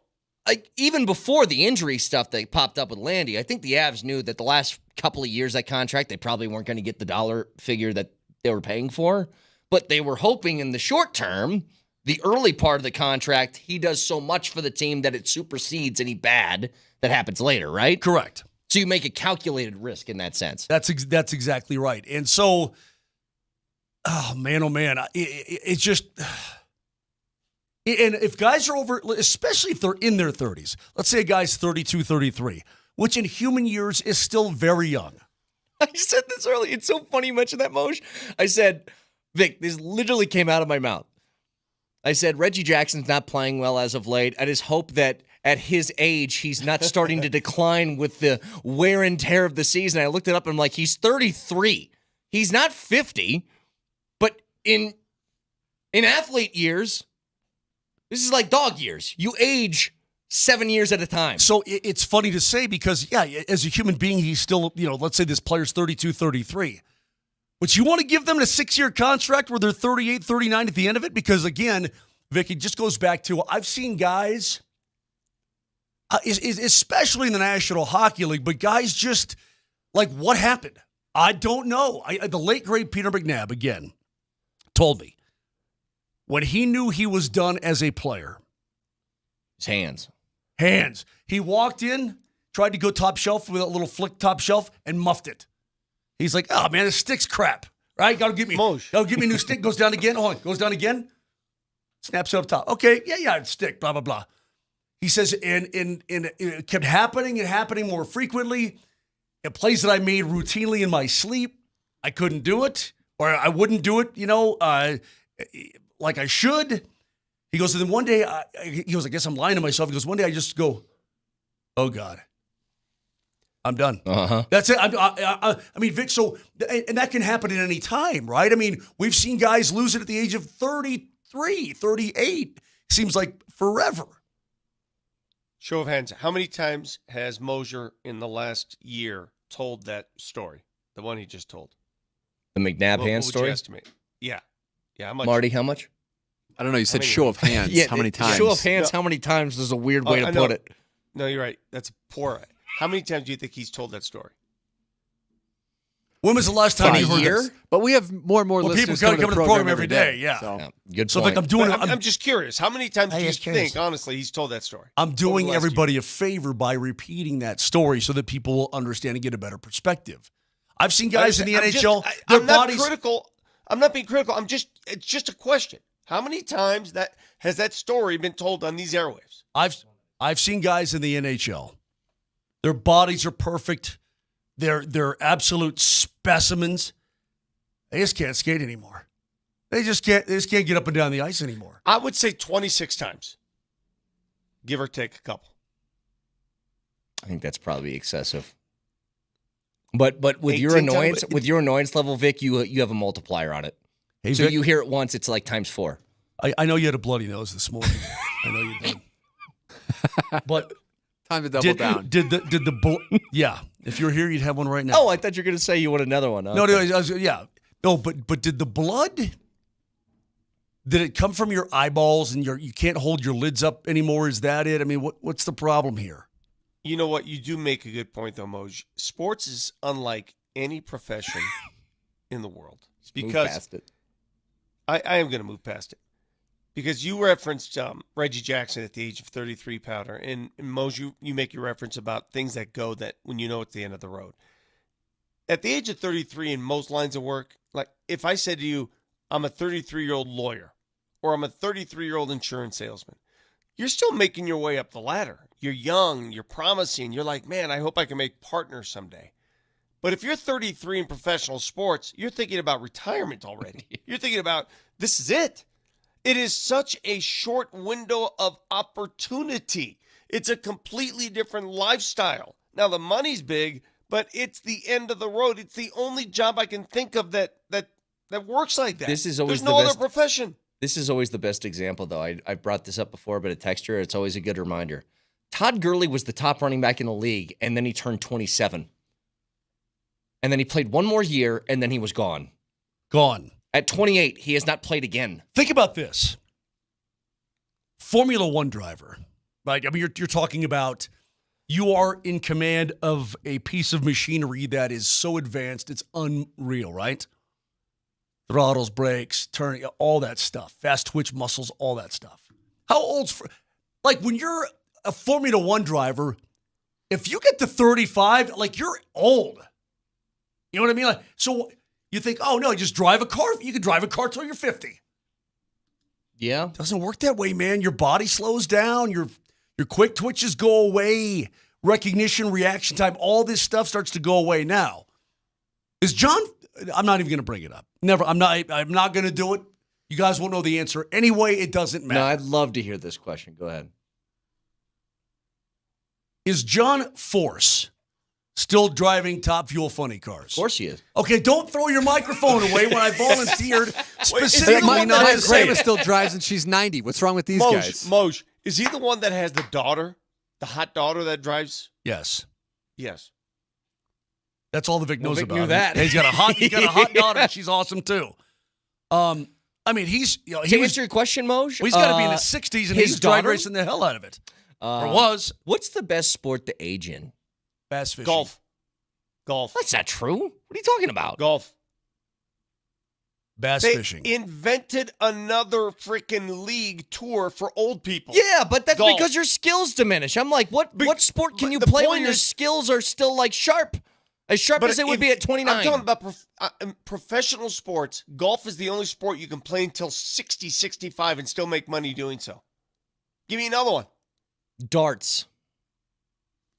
Dude, you know in golf, Billiards? Bernard Longer. Billiards? Pool. Hey, find out. Bowling. Hey, give me the age and how much the winnings for Bernard Longer last year. Poor guy tore his Achilles, so he's probably done. You seen But give Bernard me Longer's daughter? All right, give me how much money he made last year. Whoa, on he the tore his Champions Tour. Achilles? Yes. Give me how much money he made last year and how old he is. And Okay. you find me another sport that can do that. He is 66 Is this a darts years. guy? What is this? You don't know who Bernard Longer is? I swear to God. You don't know Bernard Longer. I will say this about Bernard Longer. He is one of the nicest men I have ever met in my entire life. I want you to say that great, into a great microphone guy. right now, Marty. I want you to say Moshe, that you don't know who Bernard I'm Longer is. unfamiliar with his Answer my work. question. Is his daughter hot or not? That's all I want to know.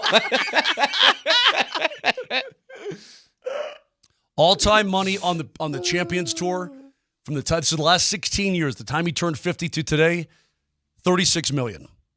Is that pretty good after the age of 50? Is that pretty good there, Powder? No. Saudi Arabia would beg to differ on that money. So the answer to the question you asked, it's golf. I'm not If you had seeing to pick anything on one his personal sport- life here, Brett. No. If I you don't had know. to pick one sport Not where even you on the have an wiki? extensive opportunity to make money, it's golf. Hey, Vic, shut up. Me and Marty are trying to figure something out here, okay? We're doing, like, research for the show, and you're just interrupting it with a whole bunch of, like, sports opinions. No, Go it's ahead. all about his golf game. He's I got- got nothing. He's got, on the bio, it doesn't say it always says wife and kids. He's got 4 kids, 2 girls and 2 boys. We'll look him up. Well, you come tell me. Come here. All right. This is Christina. Yeah. You know what? Wait, she's a golfer for FAU. Okay. Or So was. athletes know when it's time, right? Athletes know there's a certain window where you know it's time, and you got to get out or you milk it. Tanner. It's time to focus So on the how do you Dodgers. know? Here's- How do you know in your line of work, like in our line? How do you know it's time, Moshe? When do you know it's time in your line of work? I don't. When I can't call a game anymore, I don't know. I mean, you tell me, man. I bet there are people out there right now, and this is me stepping Who on are a saying rake. it's time? There are people right now who are going, Moshe, hey. It's time. Hey. Tick-tock, hey, tick-tock, hey, hey, tick-tock. tick-tock. Time waits for no man, Moshe. Come on. I didn't know, Vic, you were going to be that defensive about Langer. Well, I just can't believe He's I'll defend him forever. He's a great dude. Love him. it's March 11th, 2024. We're doing a radio show, and I've got 3 guys I'm looking at right now doing this radio show, and 2 of them have never heard of Bernard Longer. And to me, that's not only shameful, it's worthy of just shutting this show down. I mean, if you've never heard of, he's one of the great golfers over time. He $36 million Compared on to the who? Champions Tour. Huh? He won the did you Masters in say? '85. Oh, how My could I bad. not remember that day? What a great day that was when I was negative 4 years old. Yeah. Moj, help me out, Moj. These guys have never heard of Bernard Longer, and I really don't know what to do with that information. I don't know either.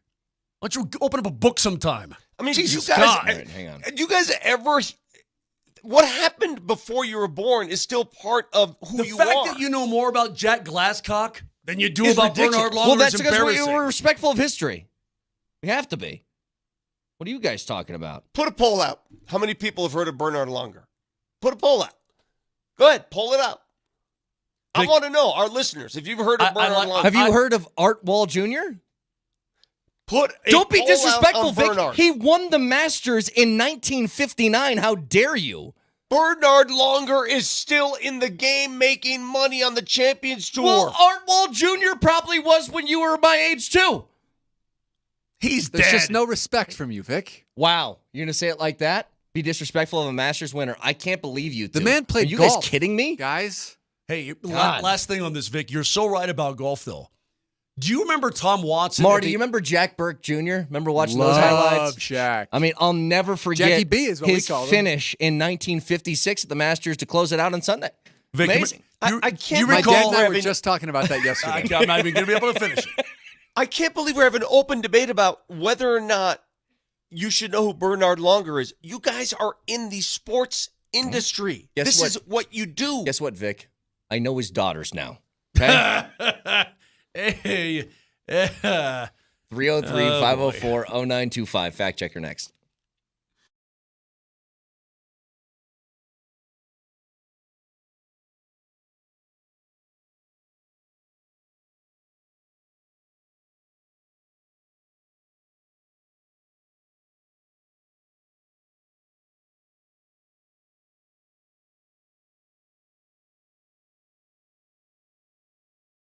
Everybody's Mark Mosier, and I've had the pleasure to team up with Centennial Cuts. And let me tell you something about this Colorado beef. It's absolutely delicious. And the best part is Centennial Cuts is a Colorado company, and they will ship anything that you want, whether it's their outstanding beef, their beef jerky, their sausages, their pet treats, all of that stuff right to your door. And look, they've got their own mercantiles around as well. They've got their own kiosks, especially at DIA. If you're walking through the airport, stop and get some Centennial Cuts jerky. And once you try it, you're going to agree with me that it's the best you've ever tasted and you will never go back. And do you think that you could serve maybe some steaks at home that fine restaurants use, like, I don't know, Velvet Cellar and an A5 Steakhouse downtown by Ball Arena? Well, I'll tell you what, they serve Centennial Cut steaks, and it'll be awesome for you to serve to your family as well. So do yourself a favor. You can go online and see everything that they have to offer. You can order bundles, little bundles, big bundles, whatever it may be, but give them a try, because once you try Centennial Cuts, you'll never go back. They are finished talking about the cattle on locally grown grains, and that perfect marbling and texture comes through. Go to CentennialCuts.com. Easy, CentennialCuts.com.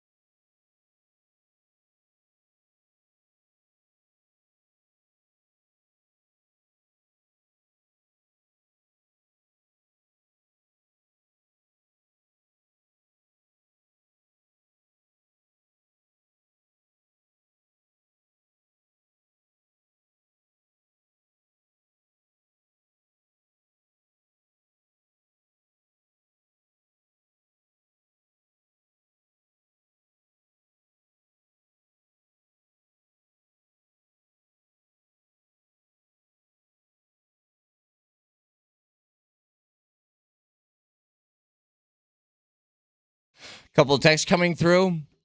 Grandpa's happy hour is in full effect right now. Bernard Langer sounds like a testosterone pill that also treats ED.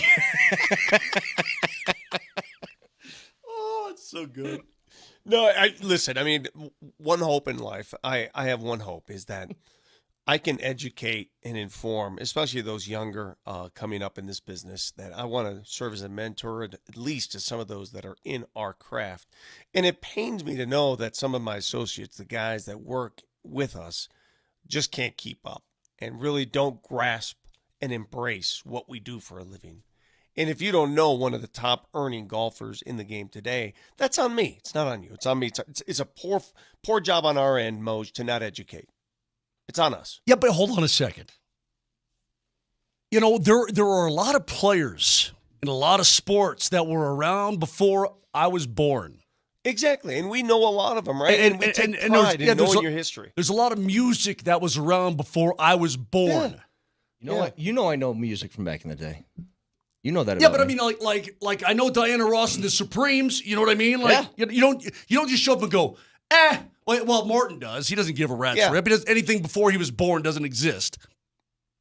It's that attitude that drives me crazy. It's Bernard not that you don't know Langer. Bernard Langer. It's the attitude that if something happened before you became old enough to understand or comprehend it, that it doesn't matter to you, and it should. I need you to It's the biggest understand problem something. with our country today. It should matter. Everything that mattered before your time matters to you today. Everything. You know, the Romans and the Egyptians. Screw it. I mean, why learn about them, man? You know, there's I always been dead for thousands of years. Who gives a rat's rip? I always make this reference. My brain is like a bouncer at a club. Okay, I've gotten to the point now for something to come in, something needs to leave, and that happens with names all the time. If I'm going to remember a new person's name, somebody else's name that's trapped in here has to go. Yeah. Same Okay, well, thing then with let's make a information. deal. And I don't think Okay. I could have the Bernard Langer information come in and risk whatever else is Well, going get to rid of leave on the Patrick other Reed. side. That's an easy yeah, fix. get rid of Patrick Reed. But I Reed. see him all the time now. He's a dork monster. Get All right, rid I'll of make a deal. just get rid of him. Get him right out of your brain. I'll make get rid of you Scotty do. Scheffler. I'll make you do. Because see, I'm more focused on history than I am the future, and I got to rewire myself. 'cause Well, I you're gotta almost worry more dead. about the future. Well, the point is, I've always cared about history. I've always been a history buff, always. And you're right, I am closer to death than you are. But if you do me the favor of polishing up your history, I'll do you the favor of caring what happens tomorrow and the years after. Because right now, I care less about that than I do history. It doesn't. It's not my bother me. problem. It's your problem. So you say to me, "Hey, it's not my problem. What happened to them? I care about today." Okay, You know what? Listen to- I'm going to use the same. I'm going to use the same mentality. I don't care about It's not. It's climate change. Don't put I don't words in care my about- mouth. I didn't say that about that. It's not what I said. I just said Bernard Langer doesn't do it for me. Climate change. I don't care. Do you know how interested me and Marty were in Jack Glasscock? Like, we bring him up all the time. What do you mean we're not interested in history? There's just some things that don't. That's all. You want to spit off some more Jack Glasscock facts? Like, I'm in. The guy didn't wear a glove and I'm more shorts. interested in 1880s baseball players than Totally. Bernard Langer. Yep. Anyway. For a guy who loves to deep dive on baseball names, like obscure random baseball players, like Chris Sabo. See? For a guy, for guys who like to do that, Brett, I'm especially Martin. I gave up on him years ago. Okay, he doesn't care. He doesn't know. He won't try. I've given up on Oleskowitz. But for you, I know it's in there. I know that it's in there someplace. It just depends. It depends on what we're talking about.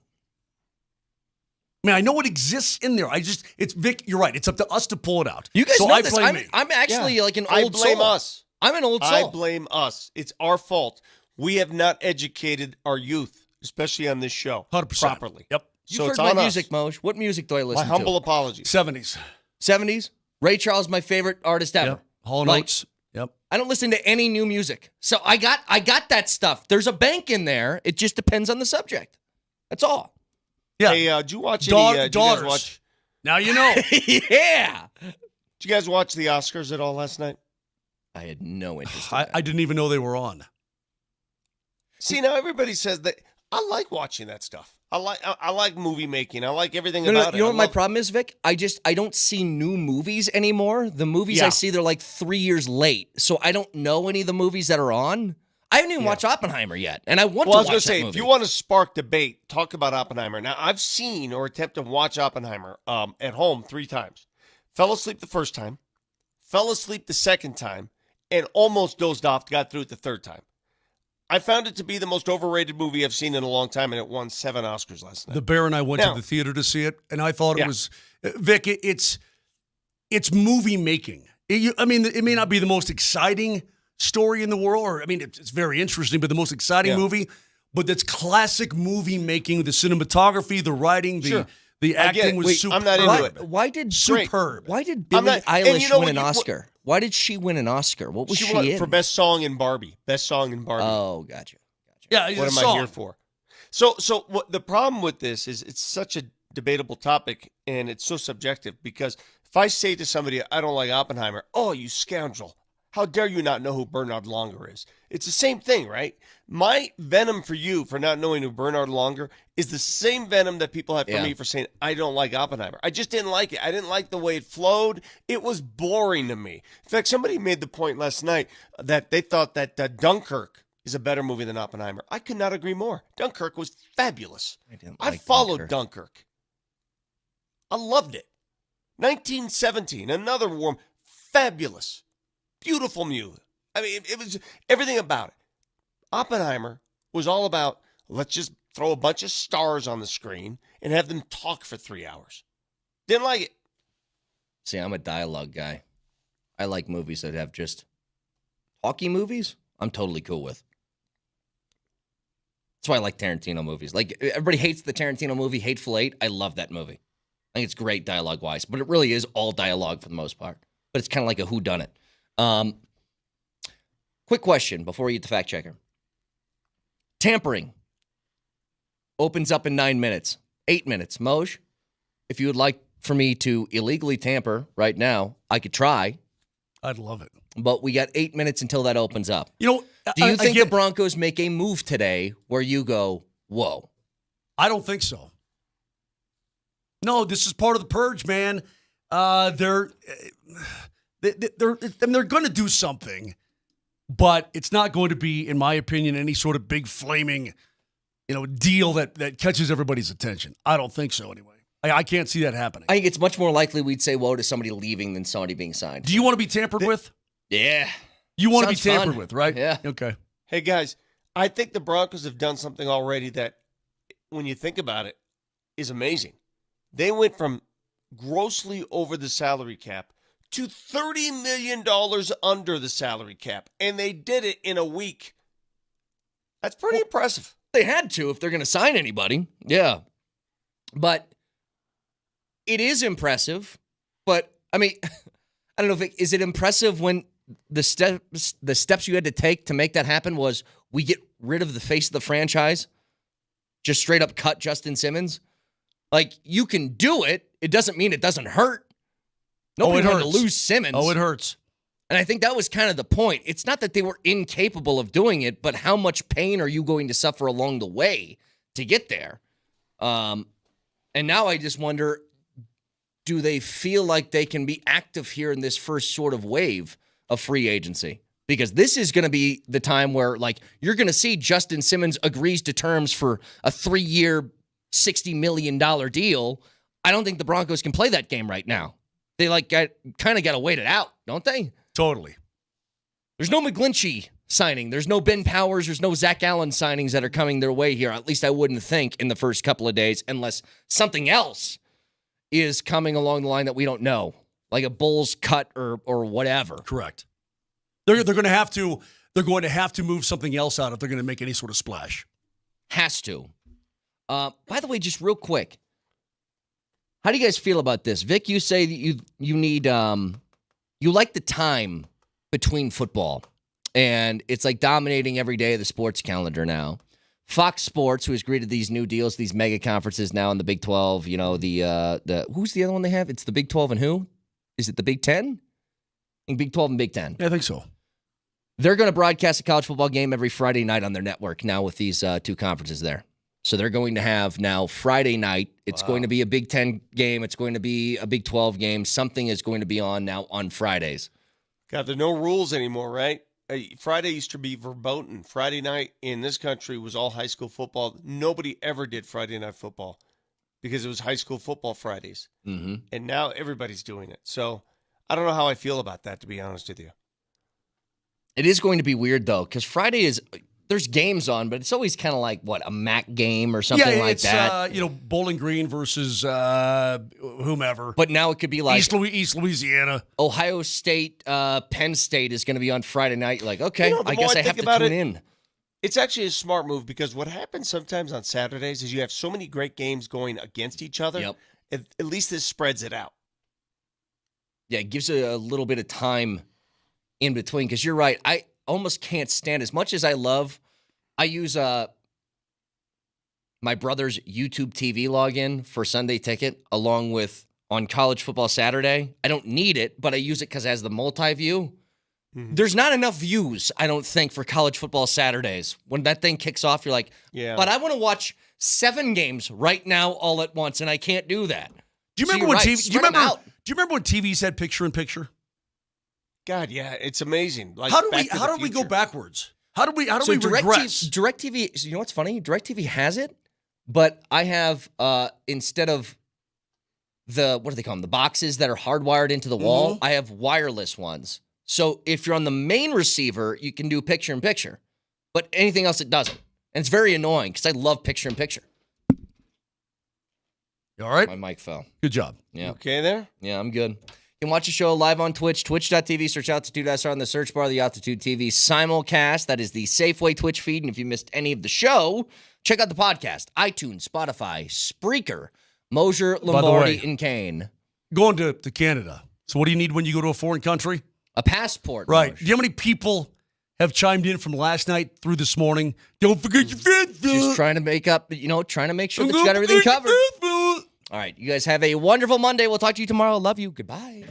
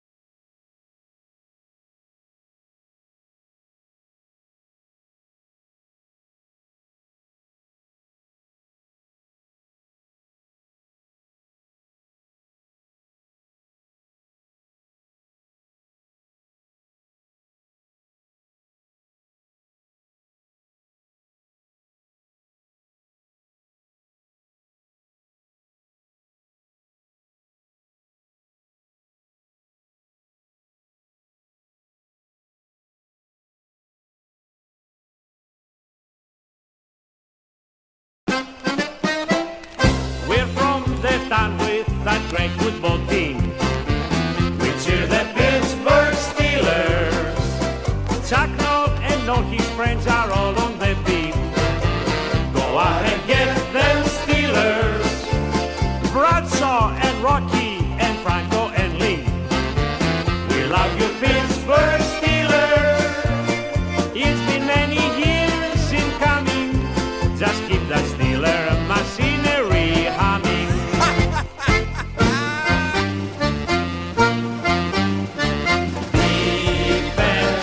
Defense, make them scramble, intercept that ball. Defense, keeps the Steelers always best of all. I can't do it anymore. Well, welcome into the program there. Nelly, I didn't even know you had a terrible towel. You got it all. Nelly's got the terrible towel, which I think is hilarious that Russ's video, about going to the Steelers, Yeah. it was highlighting an object from a fan base Yeah. that's described as terrible. I found it just amazing. Just all the things. Welcome into the program. That's the voice of Mike Sanford. I'm Christopher Dempsey, Steve Nelson, and Josh Grismer here as well. Altitude Sports Radio 92.5 on a Monday where the negotiating period begins in the NFL, and a lot of stuff has already happened, like Russell Wilson negotiating to be signed by the Pittsburgh Steelers, which will happen this week. I believe the signing day is Wednesday, right? Wednesday at 2 p.m. Mountain. You can start signing these contracts that you have agreed to, and Russell Wilson wasted no time. Late last week, we had the news that he was meeting the Pittsburgh Steelers after a quick exploratory meeting with the New York Giants. Pittsburgh did not let him get away, and that's where he will be reportedly signing for, 1.2. 1.2 means the Broncos are on the hook for 37.8. I don't even know what to think about this. I guess it's a stylistic good fit for him. Coach, I just can't get past this one issue, which is, what do you want to be? What? Do you remember when I was a kid, there were these books, and it was called Choose Your Own Adventure books. And, at the bottom of each page, it's kind of like, if you want to do this, turn to page 17. If you want to do this, turn to page 24. If you're the Pittsburgh Steelers, what's your adventure here? Because aren't you in the business of getting to and winning Super Bowls? You absolutely are. And they have built their roster around the vision of Mike Tomlin. Mike Tomlin's a defensive guy. He loves playing phenomenal defense. The AFC North is built that way. You have the opportunity to take a team that went to the playoffs with Kenny Pickett and Mason Rudolph playing quarterback for you. Yeah. Debs, I was on the air, I think 3 weeks ago, and I called this. And I stole my source, which was Chad Ochocinco. Mm-hmm. And actually his source was a bird that flew on his shoulder. And then I actually had that same bird fly on my shoulder. And so we actually sourced this 3 weeks ago. And the reason I sourced it, not because I actually had a bird fly on my shoulder, but it was just too obvious. Yeah. Because they're a team that play the style of football that the Broncos played for a 5-game winning streak. Create takeaways on the defensive side of the ball. Run the football behind Najee Harris and Jaylen Warren. I turned him into one back. But they have a great tandem of running backs. Yeah, they do. And now you have a quarterback for league minimum for a vet salary that somebody else is flipping $37.8 million. And you have the ability to get better. I mean, I'm not talking about better, significantly better. Yeah. And no longer have to deal with 7 3/4-inch handed Kenny Pickett and Mason Rudolph, who's averaged his grits. I mean, you got a chance to have a guy play in a style of offense that fits him. It's exactly how the Seahawks won. Russ was never the drop back quarterback. Mm-hmm. He was never the guy that's going to sit in the pocket and deliver the ball on time. He wanted to be. That's why he came to Denver. Yeah. With Nathaniel Hackett. Didn't work. But he can be a very effective quarterback in a system where it is run heavy, play great defense, and then rely on him to make the second play to get you in the end zone. They didn't have that with Kenny Pickett. They didn't have that with Mason Rudolph. Don't be surprised, Demps, and I'm not a fan of Russ. Russ was a horrible fit in Denver. Mm-hmm. And everything that went down was historically bad from a contract perspective. But don't be surprised, Epps, if they win 11 or more in the regular season. Aren't they still the fourth best team in the North? I think I think they're going to be better than that's hard. I mean, because that division was really, really good. I mean, and they still made the playoffs in it with Kenny Pickett, and I mean they still made the playoffs. Yeah. So I just think that they're. I don't know. I think this is a tremendous fit. I said it 3 weeks ago when I said why I think this is going to happen. Mm-hmm. I said because Mike Tomlin is going to love to grab a quarterback, not only with league minimum money on the table, but he's going to love the chip on his shoulder that he's going to bring. And he's also going to be bringing that show on the road to Denver. Yeah, he was. Yeah. The Steelers coming to Denver to play this upcoming season. I'm happy for Russell because I agree with you. I think stylistically it's a great fit for him. For me, there's just some, the question is what constitutes a good season for you? Now, under Mike Tomlin, that's obviously never a losing season. He doesn't have any of those. But if your goal is just to get to the playoffs and maybe win a playoff game, I think that's great. Because I think he can do that. If your goal is to get to the playoffs, get to the AFC Championship and or the Super Bowl, and maybe win those games, I don't know if he's the quarterback for that anymore. But if you're the Steelers, this makes total sense to your point. And I believe I saw somewhere where he had more touchdown passes, Russell Wilson, this season for the Broncos than the Steelers had in the last 2 seasons combined. And that is significant. And so if you're taking a player that can quite clearly upgrade your passing game, even if he isn't as good, as effective as he was in the past, it's a huge upgrade over what you just had. The Steelers will be a dangerous team. I mean, the offense has got a lot of really good players, and the defense is it was lights out last year too. If you thought it was difficult in the AFC West, it turns out it really wasn't as difficult as we thought it might be. That division is legit difficult. And as much of an upgrade as he is, he's still the 4th best quarterback in that. Well, I mean, I guess how do you feel about Deshaun Watson, right? Big fat question mark. I mean, You're looking at Deshaun Watson as arguably one of the worst contracts and deals, and also in NFL history. So, but now it's the Steelers are getting Russ on it's borrowed time. I mean, this is and Russ has a chance to not earn the right to be worthy of a contract that he signed with the Broncos, but now he's viewed by the Steelers as, man, we're getting this guy for free. Mm-hmm. He plays marginally better than one of these two just complete ham and egger quarterbacks they had last year, which they are, man. Right. They're ham and eggs. They're as simple and basic and below average as you can find. And this is a huge thing for Steelers fans. Steelers fans are fired up. Mm-hmm. And because different than when the Broncos got Russ, they're not on the hook for any money. No long-term money, no immediate money. $1.8 or $1.2 million. Yeah. I mean, you're looking, that is as small as it gets in the National Football League for a starting quarterback. And you get to look over at the Denver Broncos and say, you're flipping 37.8 of this right now for his services to play on our team, which has had no quarterback play since Ben Roethlisberger was in Pittsburgh. Do you think the Broncos will regret this in any way, shape, or form?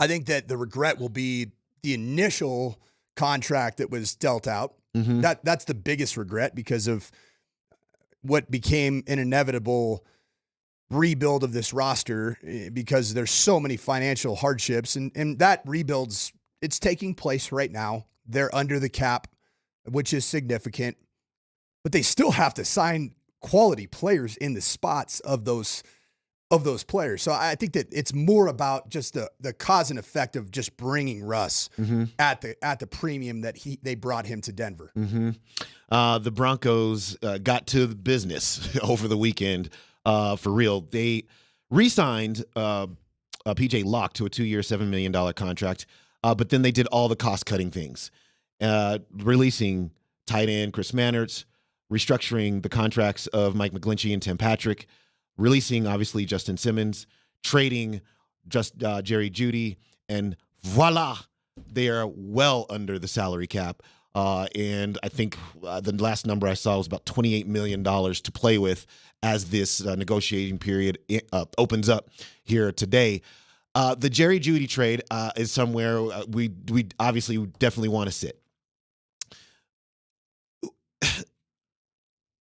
I don't think there was anybody out there who thought he might be on the roster next season, and I'm sure I will get a lot on the text line here because a lot of people know how much I thought that Jerry Jeudy could be a significant contributor to the Broncos, but he never was. And now look, we'll see what happens with Cleveland. Why didn't Jerry Jeudy work out here in Denver? I think it's really interesting to think about the why about Jerry Jeudy because it was hard to argue with the excitement surrounding Jerry Jeudy coming out of college. I mean, he was phenomenal. I mean, I was blown away by this guy's talent at the University of Alabama. But what I saw as it just continued to transpire is a lack of physicality. Mm-hmm. Didn't play through defenders to get the ball, so he wasn't a 50-50 catch the football in those opportunities type of a receiver. He was a crafty route runner, but I think he just wasn't dependable for the quarterbacks, which he saw many quarterbacks in his tenure here. Six quarterbacks played the position while he was playing receiver here. And I think that it's very easy, and frankly, it's very lazy, Demps, to say that the reason he didn't have success here was because of the carousel of quarterbacks in Denver. But you look at a guy like DJ Moore in Carolina. Carolina has had an unbelievable carousel in the time that he was in Carolina, but he was worth a ton when it came to free agency and what he was able to get at the Chicago Bears. Mm-hmm. I mean, he never had a quarterback, but yet he still found a way to impact games. You know, whether it be a screen, whether it be 50-50 balls. I mean, Jerry Jeudy never impacted a game in his time in Denver. Like, truly, changed the outcome of a game. And you need that if you're going to be a wide receiver one. And he was the wide receiver one because he was the highest drafted receiver in the history of this franchise. And he never became wide receiver one for this franchise. And frankly, Debs, you can say that the Broncos are 28 to 31.5 million under the cap now, which is great news. But you still don't have anything that resembles a wide receiver one. That's going to cost money. You don't have a quarterback. That's going to cost money. You don't have a veteran safety. That's going to cost money. So yes, you did clear up cap space, but you've got to replace the production. You got to replace the players just to be a functional team. You know, it's interesting, and I do want to get into the thought of the philosophy here. Is this actually a rebuild? Because I'm of one mind about this. When you say it's a rebuild, and I'm talking about the general you here, when people say it's a rebuild, generally what that means is you have players who play to a specific a productive level that you are now moving on from, getting away from, and then you're slotting in players that cannot replace that production. Thereby, you're just going to be worse, and that's a total teardown. What I hear from a lot of Broncos, a lot of the Broncos analysis and fans and whatever else, is that these players weren't productive. We just talked about Jerry Jeudy. Well, if he didn't do anything, then it's easy production to replace. Marvin Mims will probably replace that next season. If Russell Wilson wasn't the quarterback that we were all hoping for, 26 touchdowns isn't world-beating number. The next quarterback can come here and throw 26 touchdowns next season. Do you think Jarrett Stidham can? Yeah. I don't. There's no, I think there's. Why couldn't he throw 26 touchdowns? Because, Russ ended up in his touchdown to turnover ratio, interception ratio, ended up in the top 5 in the National Football League. You think Jarrett Stidham's a top 5 quarterback in the National Football League? I don't know that he's a top 32 talent-wise. But I don't think Russell was either. Russ is without question a top 20 quarterback in the National Football League. Now, you paid him as if he's a top 2, but that's the problem. Yeah. That's the problem. But you have to replace that production. And majority of what Russ did in creating the 26 touchdowns was doing everything except for what the offense required him to do, which was the second play, which goes back to why I think he's going to be very successful in Pittsburgh, because they're going to have an identity of being a run-first football team. Russ is very good as a downfield thrower of the football. He's very good on play actions. He's very good on the naked bootleg. He's just not good in the quick game and the drop back, play in the pocket game on schedule. And I think that's what Jarrett Stidham is being billed as, but he's not good at that either. Like, he's not elite in any way, and he lacks the athleticism to create some of those touchdowns that Russ created, frankly, in the red zone. And that's what it just seemed like. A majority of those touchdowns were Russ down in the tight zone, closer to the 10, 15-yard line, calling his own shot and going off script, going off schedule, and scoring touchdowns instead of field goals. Yeah. I think for the Broncos right now, it's not a rebuild just quite yet. Because the only player that you've lost and moved on from that you won't probably be able to replace the value of that player is Justin Simmons.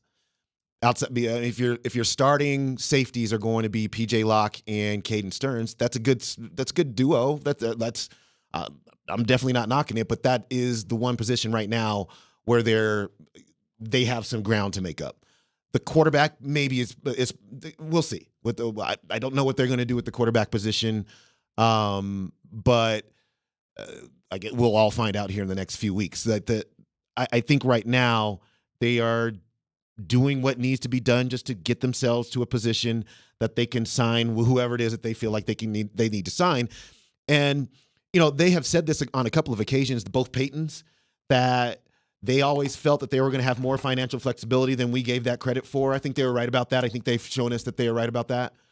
But now what do you do with it? And what is this team's, what does its future really look like? It's hard for me to sort that out in my head right now, but I don't think we're seeing a teardown. I just think we're seeing a retooling and the rise of some young players that they want to get in spots next season to see if they can actually produce at a very high level. At the Combine, which you were at, Sean Payton said that A, Marvin Mims played the same position as Jerry Jeudy. B, he expects that Marvin Mims is going to have a great season next year. Well, if you feature him and he ends up putting up, what did Jerry Jeudy had? Can't find his stats from this year. Average season, which probably that's production that's probably replaceable.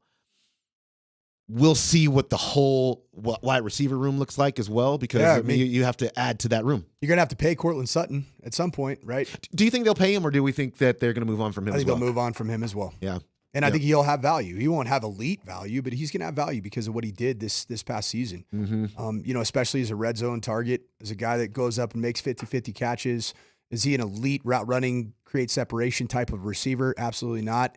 But did he work well with Russ? 100%. Is that what Sean Payton wants to do going forward? No way. He has no interest in playing that second off schedule game that Russ was playing, which is why I think that the allure of Jarrett Stidham, even late in the season, was finally I can call these plays and they can be executed the way that I see them being executed. Yeah, that's why I think it happened. In addition to some other things about moving on from Russ, I think that was in the works. I think that you could see that Sean Payton and Russell Wilson was never going to work. Yeah, and I don't think anybody really thought it was going to work. It's a big day in free agency today in the NFL. Just a lot of things. One of your favorite players got that bag.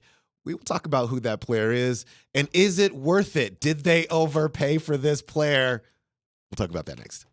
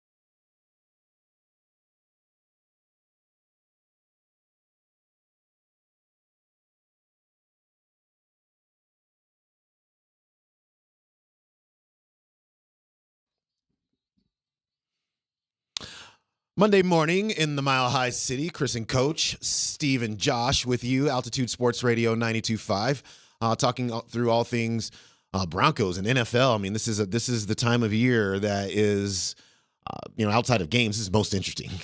All the names are flying by, all the contracts are flying by.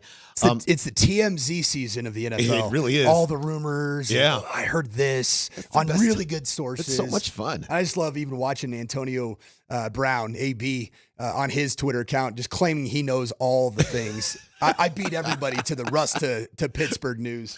It's just TMZ season, man. It really is. It's a lot of fun. Chris Jones back to Kansas City, and he got paid. Woof. I know. Woof. For the Broncos. Woof. I know. Oh, good God!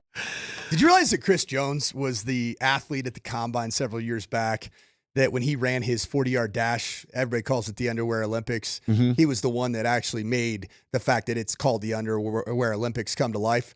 Because his situation kind of flopped out during his 40-yard dash. That was Chris Did not. Jones. Seriously? That was Chris Jones. How about that D, baby? Well, it does look like the Chiefs are going to have a good D as in defense for years to come, because Chris Jones is a dang game wrecker. Yeah. He is a game-wrecking individual. Like, he turns it on. Your run game, not good. Pass rusher from the inside, elite. Chris Jones is worth that money. Yeah. And the Chiefs, there was a point at which we thought, well, it might be difficult for them to re-sign Chris Jones. Andy Reid might just retire, and Travis Kelce might just ride off into the sunset with Taylor Swift. But they're all back. Everybody's back, and Patrick Mahomes' dad bod is in full force. I mean, it is rolling right now. And you know what? He doesn't care. It was just a bad angle. That's what he said. He doesn't care what you think about his dad bod, because his dad bod is functional when it counts. It doesn't matter. So all you body shamers out there that are getting after 42-year-olds like myself with bad dad bods, I just point to the greatest right now on planet Earth, and that's Patrick Mahomes' dad bod. Your boy Baker Mayfield got paid. He's got dad bod vibes. 3 years, $100 million. Yeah, I think he's a dad bod guy. Yeah. No, well, he's not shredded. I'll tell you that. He's not shredded. No, you don't consume the amount of Zins that he has. The fluffy white lip pillows. Typically, the Zin habit goes hand in hand with cold beers. Yeah. But Baker Mayfield, he is a great story, and it was awesome to be on Team Baker Mayfield as the playoffs started, and being against somebody who was completely anti Baker Mayfield and the namesake of this program, Chris Dempsey. So what say you about his 3-year, $115 million contract that he just signed with the Tampa Bay Buccaneers? I think it's amazing. It's amazing. Good for him. Good for him. But you know what? That was really that was our first fight. We like get along so well. Like, the morning show, there's always so much hatred between each other. They just are at each other's throats. And you and I, it's kind of a bit of a love fest. It is. Until one Baker Mayfield emerged through for 4,000 plus as the Bucs made a run into the postseason. Let me ask you a question. Pay him. Pay that man his money. Is Tampa Bay going to win the Super Bowl anytime soon? No. Okay. Would you take playoffs right now in Denver? Would you take playoffs?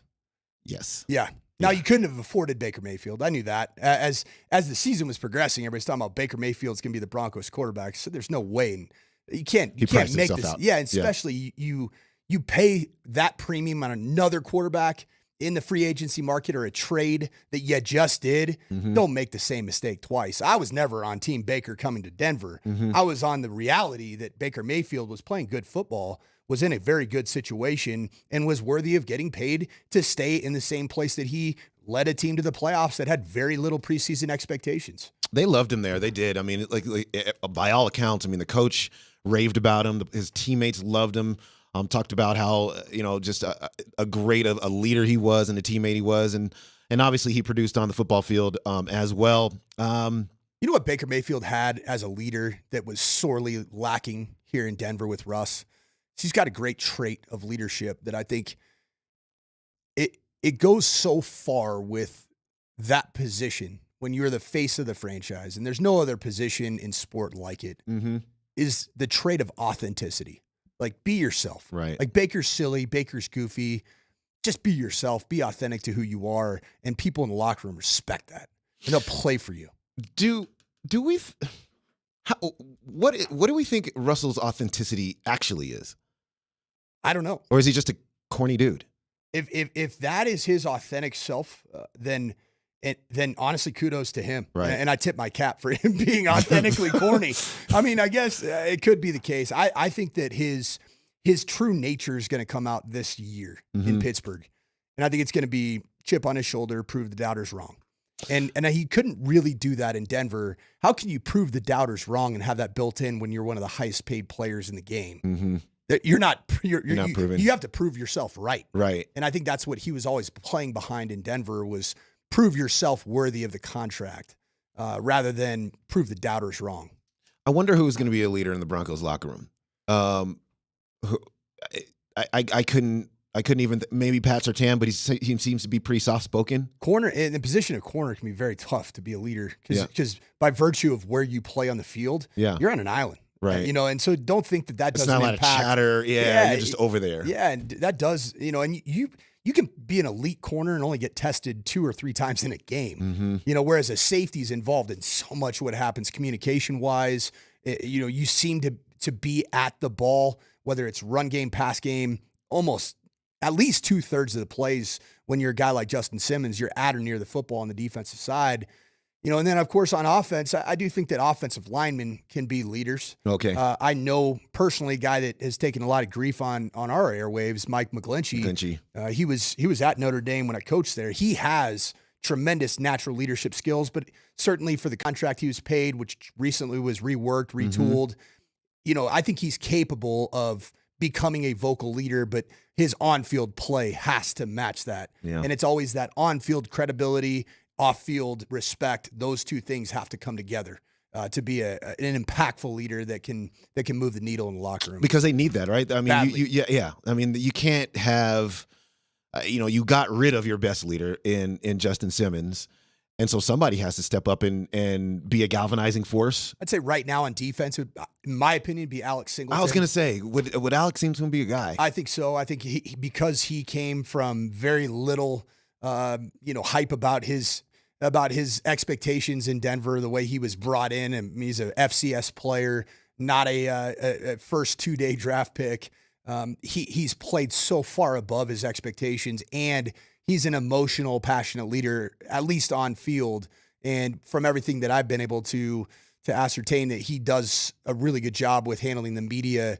And I think that Sean Payton needs guys to echo his message, because clearly there was a rift between the proposed, supposed leaders in Russell Wilson and Justin Simmons. Yeah. And, they probably were pulling away from what Sean Payton was wanting to get accomplished, because frankly, they weren't part of the plans long term. And that has played out over the course of the last week. Yeah. I mean, he got rid of Justin Simmons fast. I mean, we knew the Russell Wilson thing was happening, but then the very next move was Justin Simmons. And so, it's a good point. Yeah, I guess I never thought of it that way, that maybe it was there were philosophical differences just between the leaders in the team and the head coach, and the head coach being as, let's call it, I don't know what we would call him, the strong. Yeah. Strong.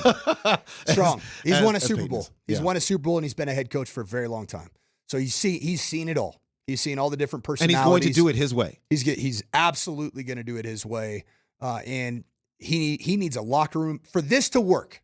He needs a locker room full of individuals that are completely bought in to Sean Payton's vision for this Broncos franchise going forward. Yeah, and he didn't have that necessarily, probably. I mean, he had a team that was fractured, to be honest with you. I mean, they had been through a number of head coaches, been through a number of systems, been through all the losing.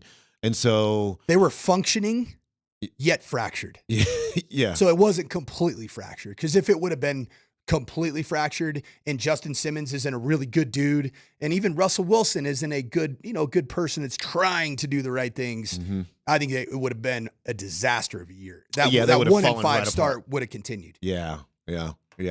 Broncos doing all the things. As we will continue to monitor all of this as it unfolds real time in front of us today with the Broncos and everybody else in the NFL negotiating with prospective free agents, and then have the ability to sign them on Wednesday. Avs with really bad news, man. Logan O'Connor out for the season.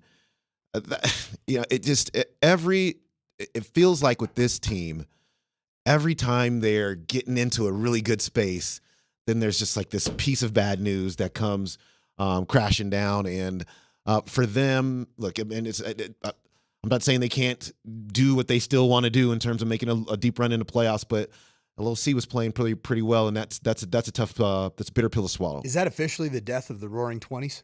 Yeah, I think so. Because it was already getting broken up a little bit with all these additions. That's facts. So, that's a good point. The Roaring 20s were a fine appetizer to keep you waiting for the big meal, because the big meal was still waiting to return in Val Nichushkin and so it is. I think it's going to hurt because the leadership, the passion on the ice that Logan O'Connor plays with. But I think ultimately they added enough pieces, and frankly, I think they may have added some of these pieces knowing that this was an ongoing injury. Mm-hmm. Yeah, and they could absorb that. Yeah, that's a good point. That's a good point. The Avs back in action tomorrow at Calgary, so it's the beginning of a quick Canadian swing of games for them. And by the way, speaking of Calgary, Sean Walker, one of the newest pieces of the Avalanche, will be on with Kreckman and Lindahl today at about 5 o'clock, depending on when the team arrives and gets settled in Calgary. Love it. Love it. Love it. We've had all the guests on that. Like, when you listen to this radio station from 6 a.m. to 6 p.m., all the guests on all the shows. And when I fill in for, the illustrious Nate Kreckman on Lindahl's show, all he does is have guests because he thinks I can't carry it. So, we had like 11 guests. I was like, hey, can I get a word in, Andy? Can you look out for the homie, man? I'm trying to get some reps here, Big Daddy. He's like, What's the question? What's the question? All we did is ask guest questions. He's putting you in position to succeed. That's what he's saying. Yeah, you gotta hide the deficiencies of your on-air talent. All right, the Nuggets are back in action tonight. Let's. I believe Bruce Brown is coming back. I just got to recheck the roster of the Toronto Raptors. Let's chat a little bit through the Nuggets and how many wins it might take for them to actually win the West. We'll have that number for you when we come back.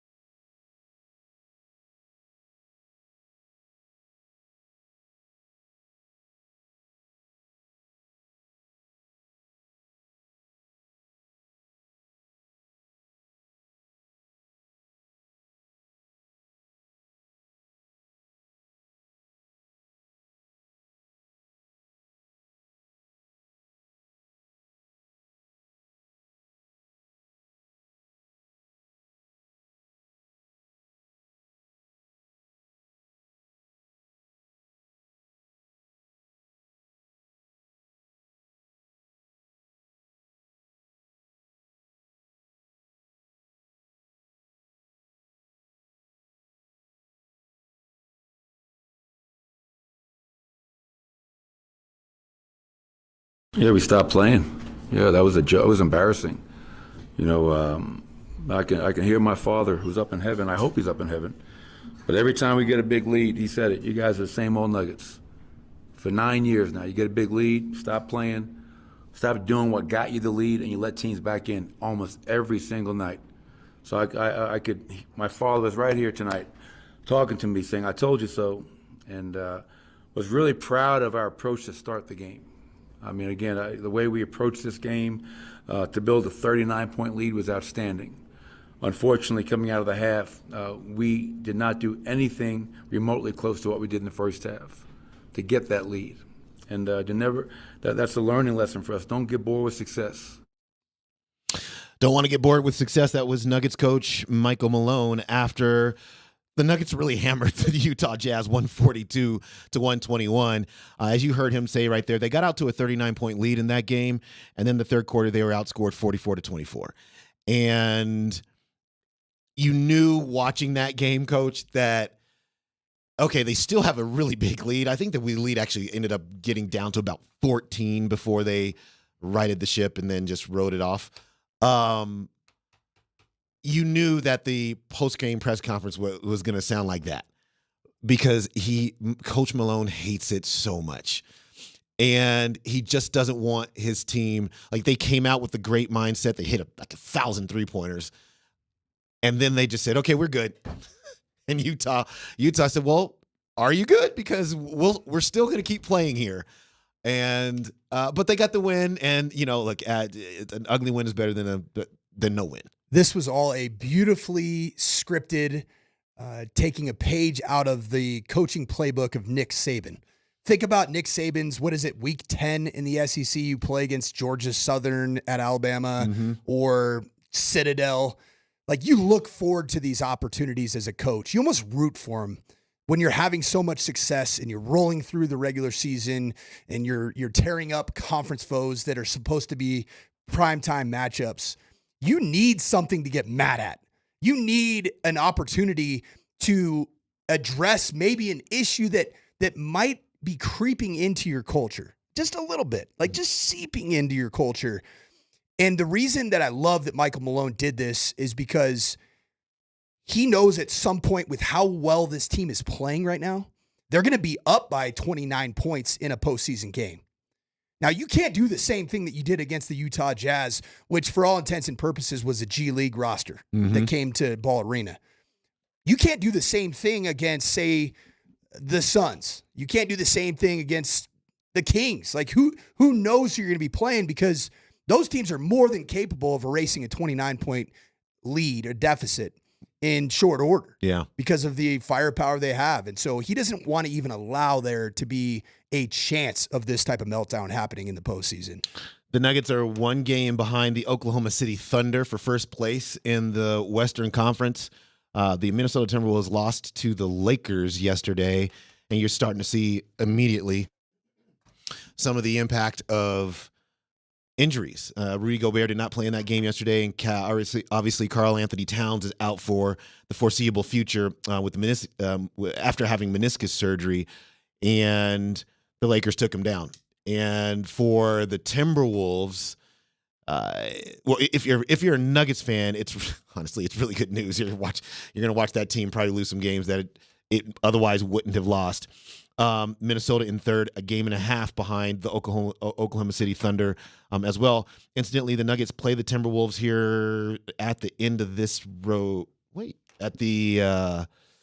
going to Miami after tonight, and then I believe it might be Minnesota after that. But Minnesota's coming up on the schedule. Let's put it that way. 45 wins is at the beginning. Is the high point win mark for the number one team right now for the Oklahoma City Thunder. 53 won the West last year. The Nuggets won it with 53 wins. I think I asked Vic and Hans this question on air, which was, how many wins do I think it's going to take to win the West?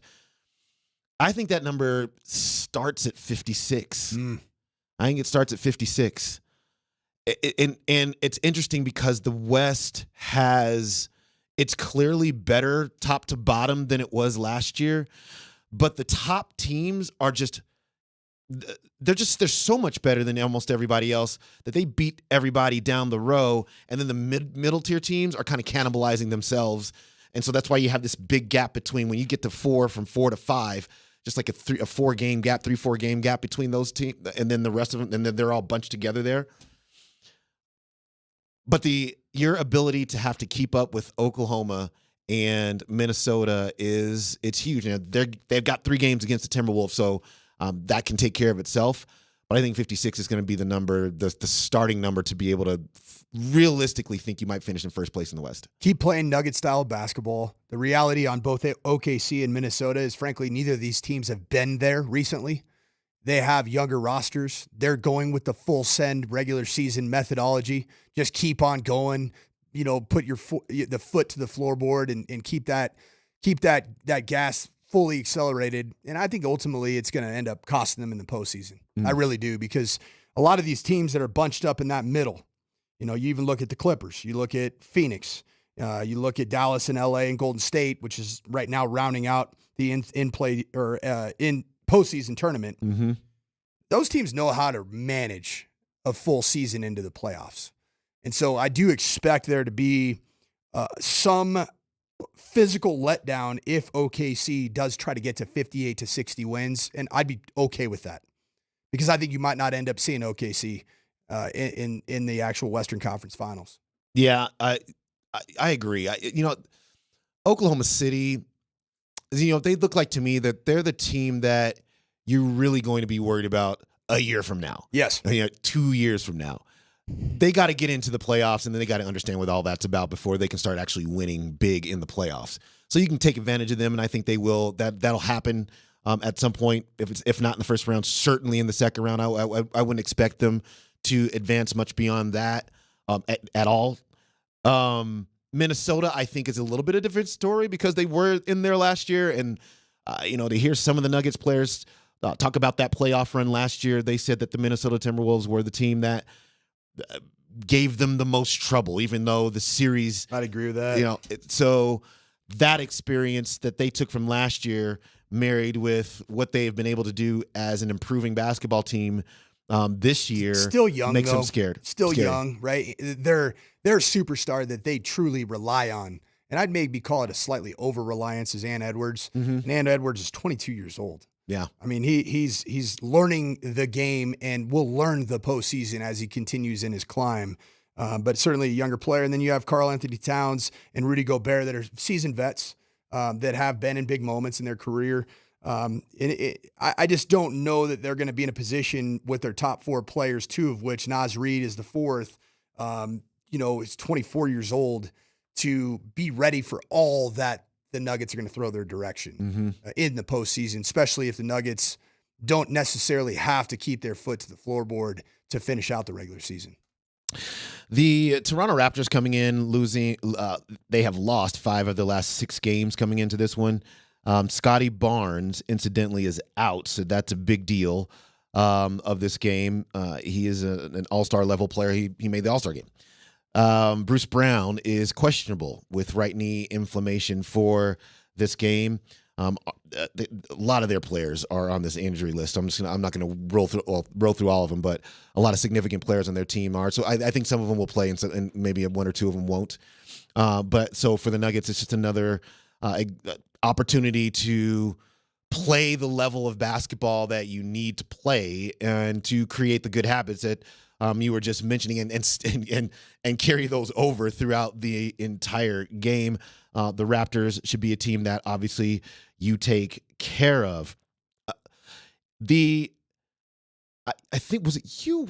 Either you or Raj asked me last week if there was something. I think it was Raj. Was it like an intelligent question? Yes, it was Raj. It was Raj. It was definitely Raj. Because I mean, I'm just like Jarrett Stidham over here. I'm the Jarrett Stidham of on-air personalities. Just a complete. He's not going to improve his DNA. Hey, before we move on to what Raj asked, I wanted to get a status check on Raptors head coach who became a favorite of the program, Darko Rajakovic. Rajakovic, yes. Rajakovic. Yeah. Exactly.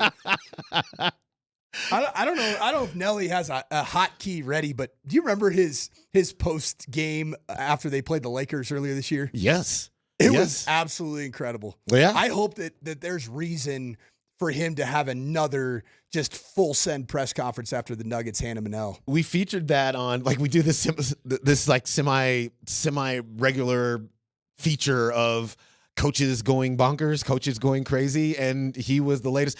I think we actually have that. Yes! Let's hear it. That's outrageous. What happened tonight? This is completely BS. This is shame. Shame for the referees, shame for the league to allow this. 23 free throws for them, and we get 2 free throws in the fourth quarter. Like, how to play the game. I understand respect for all stars and all of that, but we have star players on our team as well. How's possible that Scotty Barnes, who is all-star caliber player in this league, he goes every single time to the rim with force and trying to get to the rim without flopping and not trying to get foul calls. He gets 2 free throws for the whole game. How's that possible? How are you going to explain that to me? They had to win tonight? If that's the case, just let us know so we don't show up for the game. Just give them a win. It was one of the earliest instances of not just a coach mad at the officiating, but basically saying this isn't fair. Like the odds are stacked against us. So Rudy Gobert just got fined $100,000 for what he gave the money sign basically after, like, he was irritated with the officiating in a recent game, gave the money sign, and then gave an interview after that game in which he basically said that he was scared that the referees were on the take. We know about sports betting. We know about all these. And so they smashed him with a $100,000 fine. But, Coach, this is all season long. I started at the beginning of the season. I haven't even had to search very hard for the next example because every single week this is completely BS. This is shame. That's true. I love what he said. It's a complete crap. It is it's been a tough year for the officiating in the NBA. Let's put it that way. It has. So it's Darko Rajakovic. Rajakovic. Yes. Yeah. I didn't know that. I didn't wake up this morning thinking that this is going to have such an Eastern European flair with the polka music starting out, the Pittsburgh Steelers polka music, and then getting into some Darko Rajakovic. I got to get my Eastern European vibes. Just I get them up to 10 because right now they're at about a 4, and I need to improve. I admit it. You know what? Speaking of which, the Denver Post caught up with Novak Djokovic actually. So when the Nuggets were in LA to play just a few games ago, Novak Djokovic was at the game and took a bunch of pictures with the team and obviously Vic with Joker Lombardi. And Vic. And Vic. But the Denver Post actually did an interview with him, and he had some fun things to say about Joker. I'll read some of that for you when we come back.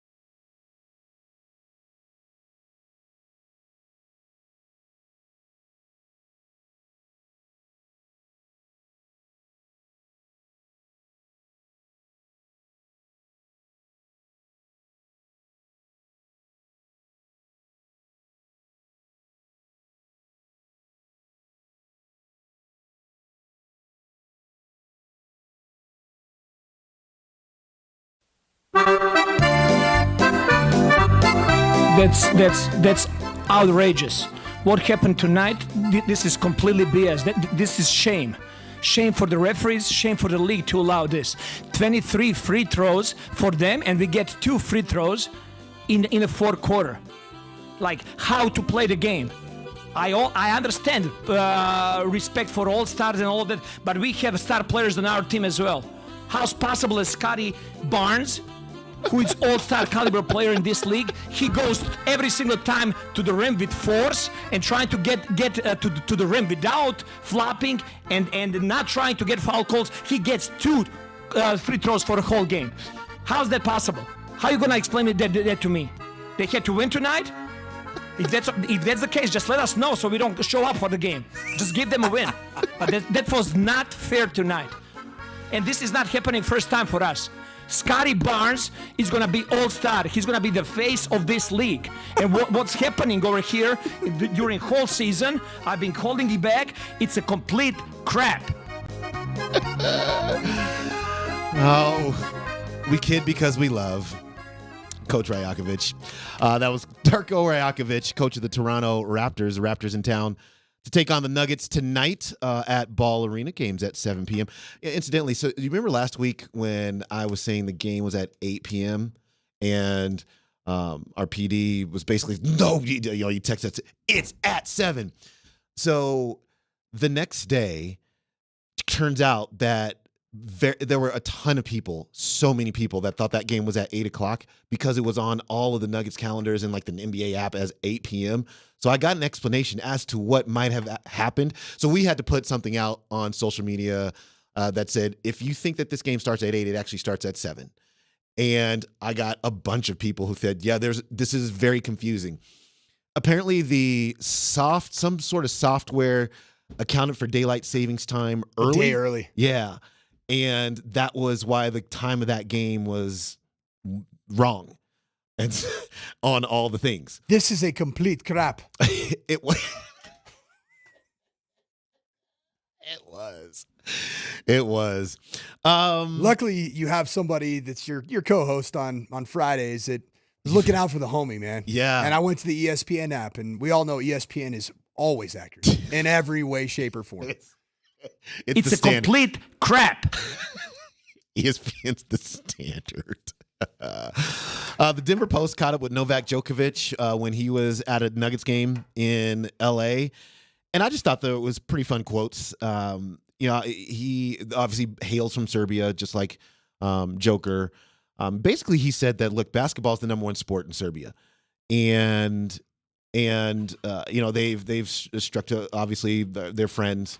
Novak Djokovic is from Belgrade, and I think he had almost never been to Sombor, which is, I guess they're very far apart apparently in the country. My Serbian geography is not where it needs to be. I'm gonna be honest. Mine isn't either. I'll be I better read for you. I'll be better for you, Dems. Why are you here? You need the reps. But he said this about him. We've always followed each other's careers and respected and admired each other. So now I think the more time passes by, the more we appreciate each other and what we are doing professionally. But also privately, I think we click really well. He's a family-oriented guy like myself. He's really close with his family, with his origins, with his country, with his city.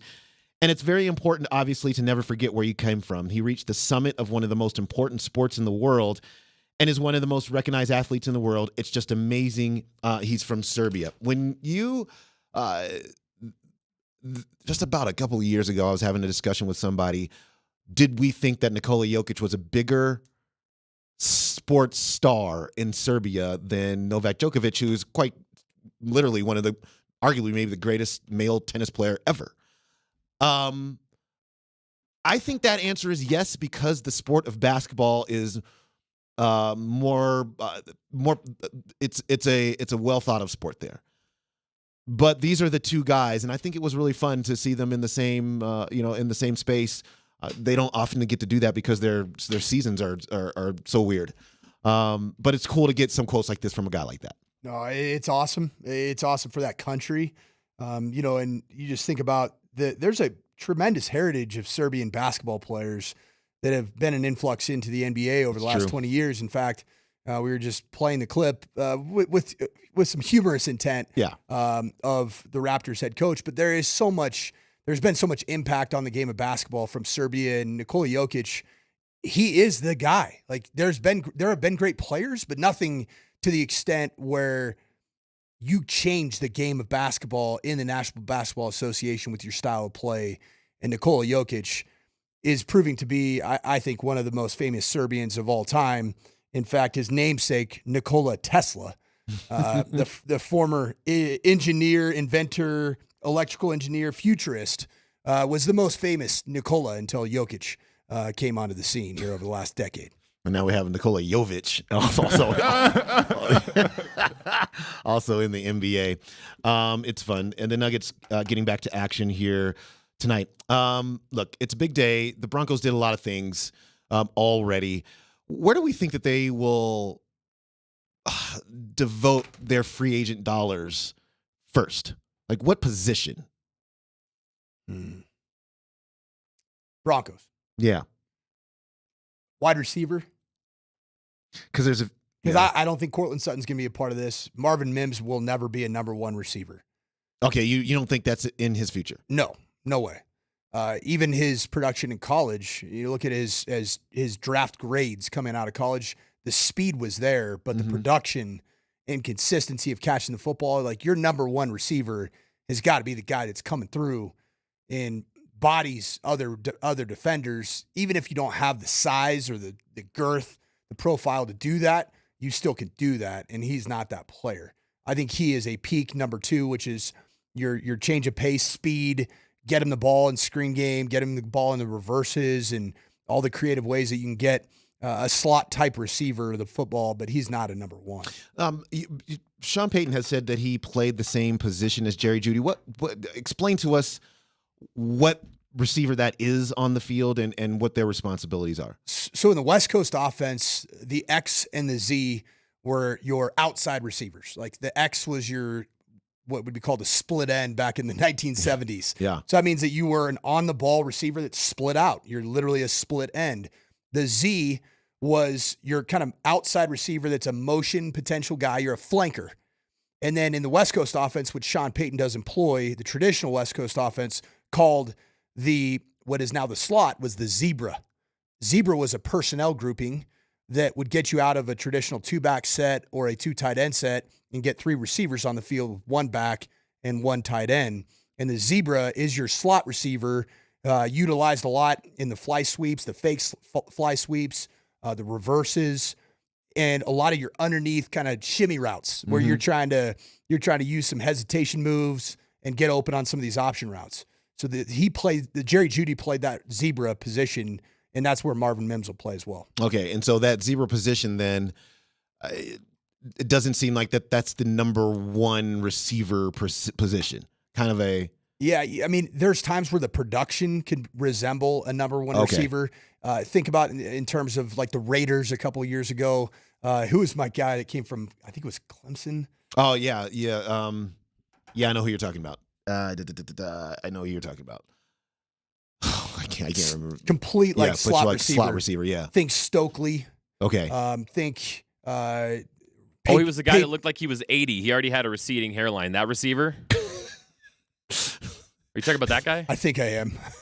Renfro. Renfro. There you go. Hunter Renfro. Hunter Renfro. Yeah. That's a zebra. So a lot of times those guys they have such a great knack for beating underneath coverage in man-to-man situations, but also have a great feel for sitting down in zones. It's a field position. And that's where I think Jerry Jeudy, frankly, didn't have a great knack for that, for the how to work leverage against man coverage, and win in the underneath. A lot of times those guys, even though they're slider, they're tremendous possession type guys because they have to catch the ball in traffic and underneath coverage. I do think that Marvin Mims has a lot of growth that he's got to show. He's more than capable of the big plays. Yeah. And if he does make somebody miss, he can take it the distance. But I don't think that he's going to be your 60-plus catch slot receiver, the zebra position that you may have seen with Wes Welker tremendous example. Mm-hmm. I think that's the position that I see maybe a Luke McCaffrey playing. Mm-hmm. And there might be a common thread to all these receivers that I'm naming, but that's not necessarily the case. Steve Smith played that, in his career. And, that's why I think Steve Smith had the gloves off when he was throwing haymakers in the direction of Jerry Jeudy from his commentary position. There were some interesting comments about, I think Leggy wrote an article on ESPN, had some interesting comments from just kind of anonymous executives or opposing coaches about Jerry Jeudy and their ability to get under his skin, to get his attention off of being the main thing, and then watching his performance suffer over the course of the game because of that. It'll be interesting to see what he does with Deshaun Watson. Deshaun Watson was very happy about the news, tweeted all the happy emojis of getting Jerry Jeudy. That offense looks like it's going to be, it's also a run-heavy offense there in Pittsburgh. They'll get Nick Chubb back. You got Cleveland, right? I'm sorry. Yeah, Cleveland. Yeah, I said Pittsburgh. I apologize. Njoku's there. Amari Cooper's there. They're hoping, obviously, that Deshaun Watson takes an actual step toward being the quarterback that he might have been. It's got to be healthy because he's talented, Mm-hmm. and he did some good things in Houston. I mean, he was outside of some of his antics away from the field, which were well documented. Right. He did do some good things in his first 3 years as a Houston Texan. So I think he's capable of doing it. It's going to be a matter of if he's able to be healthy throughout the entirety of the year, which I think brings up another question. Is Joe Flacco playing next year? Didn't Cleveland say that they wanted him back? Yes. As a backup in as Cleveland? a backup somewhere. Yeah. Yep. Mm-hmm. I think in Cleveland. Yeah, because they already know that he has the respect of his teammates because he came off the couch and threw for 400. I mean, he's got the ability to at least be a great spot player if that's what he desires to do.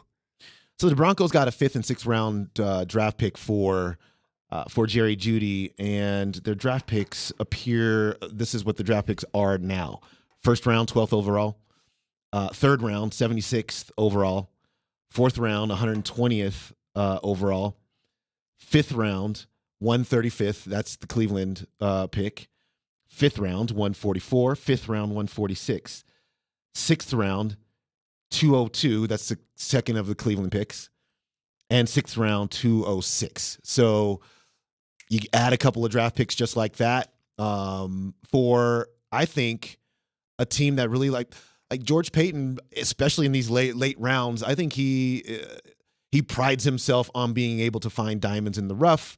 Those kinds of things, and maybe you can even package some of these and move up in the draft as well. I have absolutely no doubts in my mind that the Denver Broncos got the much better end of this deal because they had major draft capital deficiencies in this draft. And you could argue that with the COVID years and the NIL, the appealing nature of NIL keeping players in college for an extra year, this isn't a very deep draft class, but I think in the 5th round, there's still a lot of quality. Based off what I saw at the Senior Bowl, based off what I saw at the Combine, and frankly, Jerry Jeudy was not productive anywhere near what you expected as a high 1st round draft pick. Yeah.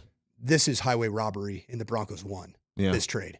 Because I don't think Jerry Jeudy reinvents himself in Cleveland. I really don't. Oh, okay, you don't think? I don't. No? No, I'm just, after watching him in games, watching how he plays without the football, I just don't know that Jerry Jeudy is going to ever be a top 2 receiver on a contending team. On a really good team? Yeah.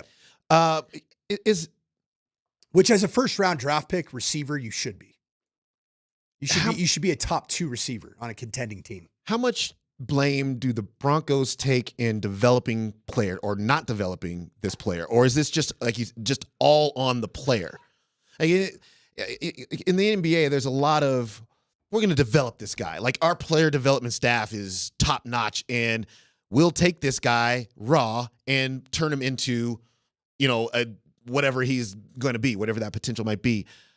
You don't hear about that as much in the NFL. Seems to be there's no G League. Yeah.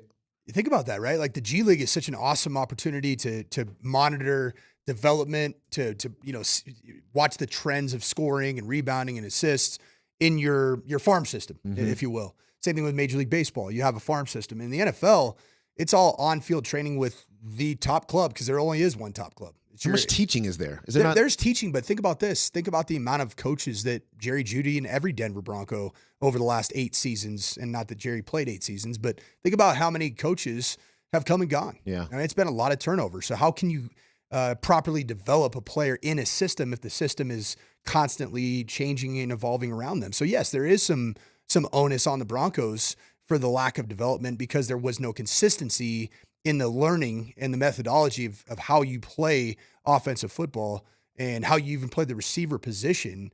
He's had a lot of turnover. And there's just a lot of different ideas about that as well. So just about the time that you're learning one thing, somebody else is saying, no, let's do it this way.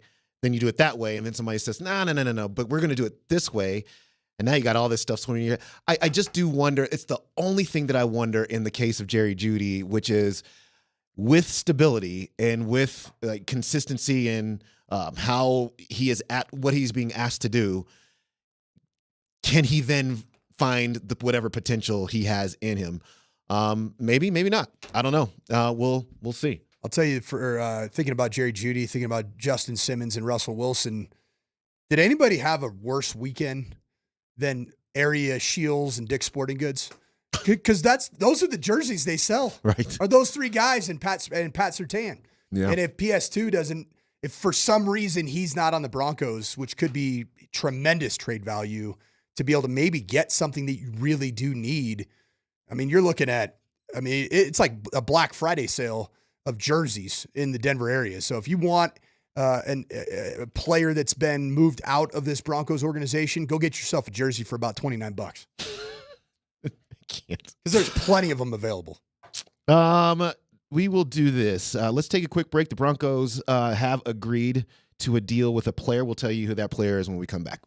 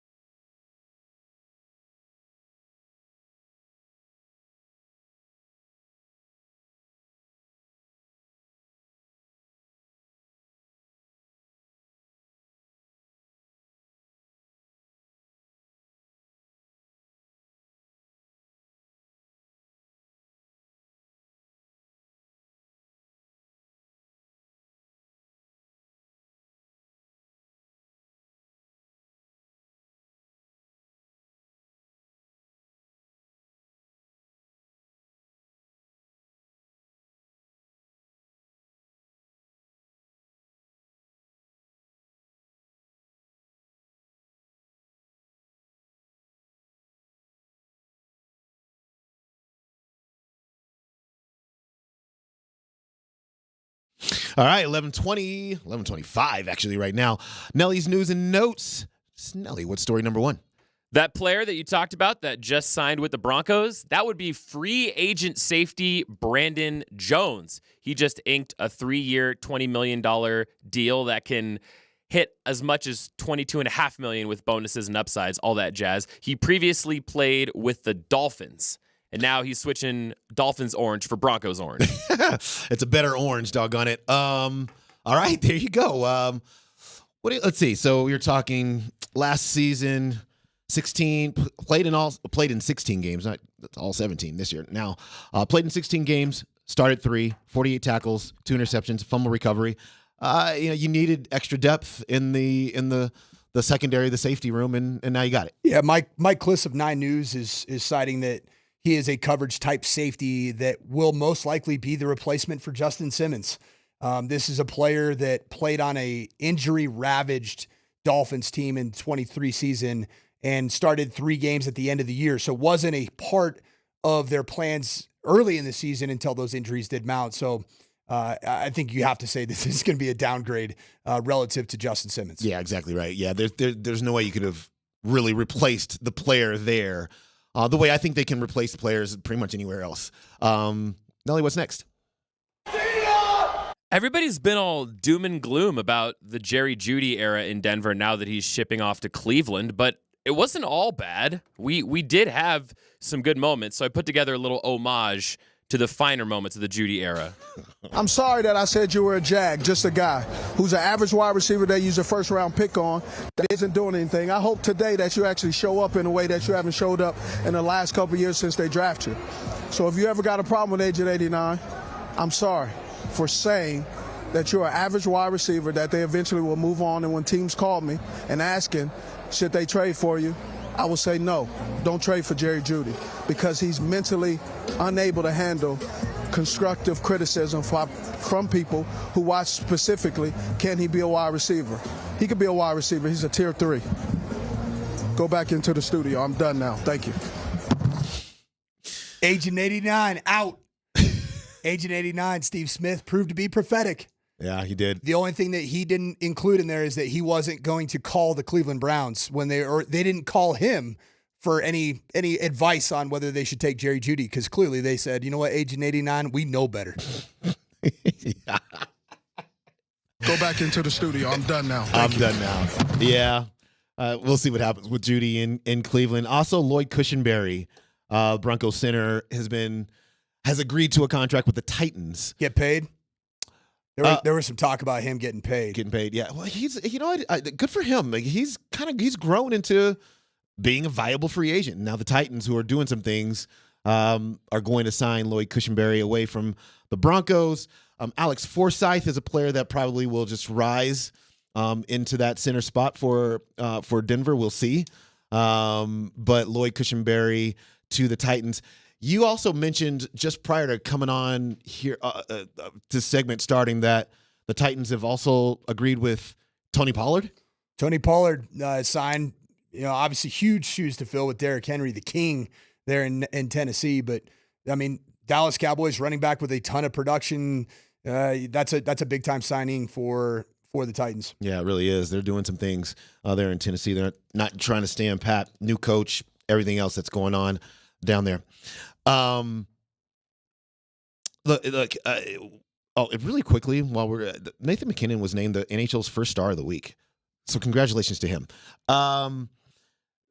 When I think about I don't think this is a tear down situation. I think the Broncos are where they are.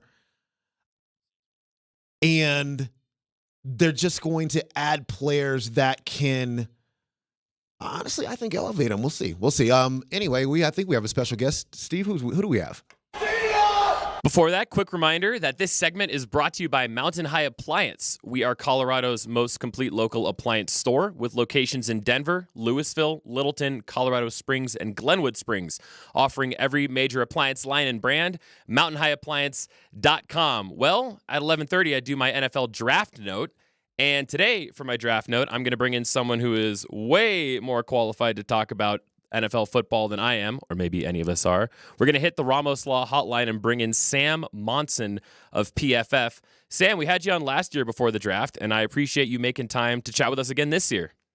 Yeah, no problem. Sounds good. Hey, Sam, this is Mike Sanford. I appreciate you joining the program. You were down at the Combine and at Senior Bowl, I believe. What is your take on the Broncos at number 12, certainly in need of a quarterback? Who will be available, and who do you think the Broncos could potentially be able to locate as a future quarterback of the future here in Denver? Yeah, it's a tough spot to be in. The Broncos are in this little alley there in the middle of the first round of Minnesota, Denver, Las Vegas. Those are 11, 12, 13 in the draft, all of whom really need a new starting quarterback. Certainly if Kirk Cousins goes to Atlanta in this free agent period, then two of those three teams desperately need a day one starter from somewhere. And this is a draft where we're hearing a lot of talk that quarterbacks might go 1, 2, 3 to the Bears, to Washington, and then to New England. So a team sitting there in that little group is either trying to jump on the fourth quarterback available. They're trying to be aggressive and go up to those top 3 picks to try and secure one of the top 3 guys, or they're circling back and trying to look at what the landscape would look like in the second round for a quarterback instead of spending their first round pick on one. So I think this draft sort of separates itself into those 3 little tiers. It's got the top quarterbacks available. Caleb Williams from USC is the number 1 guy, the consensus top quarterback available, likely to go to the Bears at number 1. And then I think people are split on whether Drake May from North Carolina or Jaden Daniels from LSU is the second best quarterback in that draft. But those are 2 and 3. And then, generally speaking, the consensus is there's a bit of a gap to J.J. McCarthy from Michigan, and he's QB4. And then the next tier in the second round, potentially the second round, are guys like Bo Nix from Oregon, Michael Penix Jr. from Washington. And then after that, you're getting pretty low on potential starters, certainly day one guys. What of those second tier of quarterbacks, which one stylistically you think meshes the best with Sean Payton and the Broncos? I think both of them would work. I think Bo Nix has a lot to offer the kind of offense that Sean Payton likes to run. He's accurate. He's efficient. He's got experience sort of picking up short, horizontal, move the chains type of completions and letting the offense do its job. And he's got all the physical tools. He's a good athlete, and he's got a big arm, even if he didn't show it that much at Oregon because of the kind of offense they ran. So I do feel like Bo Nix makes a lot of sense within this Denver offense. I feel like taking him at number 12 overall would be extremely aggressive, but if they were able to either trade down, maneuver a pick later in the first round or get him in the second round, I think that would make an awful lot of sense. Outside of the injury history, which is well documented with Michael Penix Jr., that preceded his last 2 seasons of college football at the University of Washington, what are the knocks on Michael Penix Jr.? I was at the Combine and I was blown away by his throwing session. His film appears to show all the wow throws you're looking for in a franchise-type quarterback. What do you see and what are you hearing about why he wouldn't be in that top 5 conversation? Yeah, I don't think there's a ton. His final college game didn't help. Anytime you have a college football playoff game and a quarterback shows up and just has a rough game, it's never a good note to end on. Even if it's not necessarily their fault, it's the kind of thing that stays with a quarterback and really kind of affects him a little bit. I think the narrative on him was he was pushing himself not just into the first round, but up into the first half of the first round before that final game. And then the stock almost went into free fall at that point. And, there was talk that he needed to go to the Senior Bowl and sort of rescue it. But you're right. He's got an elite arm. He's got incredible velocity, distance. He's got everything you want from a throwing point of view. Accuracy, ball location can be a little bit spotty, but that seemed to really kind of develop as his time in Washington went on. Another knock on him, if you like, is that he had some extremely good wide receivers in Washington, thrown to probably 3 NFL players this season. That it's not that you penalize him for that, but you have to sort of factor in how much of an effect that has on the offense. No, I do think that there's a lot of people that do view him as a potential high-end starter, but that the sort of risk factors attached to his medicals and the way his college career went, I think will scare some teams. Sam, I had my own opinions about Bo Nix post-combine. A lot of the questions I had about him revolved around his inability, potentially, based off what you see on film and what Oregon did offensively, to make NFL throws with the type of zip and velocity required, particularly on third downs, third and long, and the ability to push the ball down the field. How did you leave the combine yourself, in your opinion, your eyes, looking at Bo Nix from an arm talent perspective, to even say he is a potential first-round talent?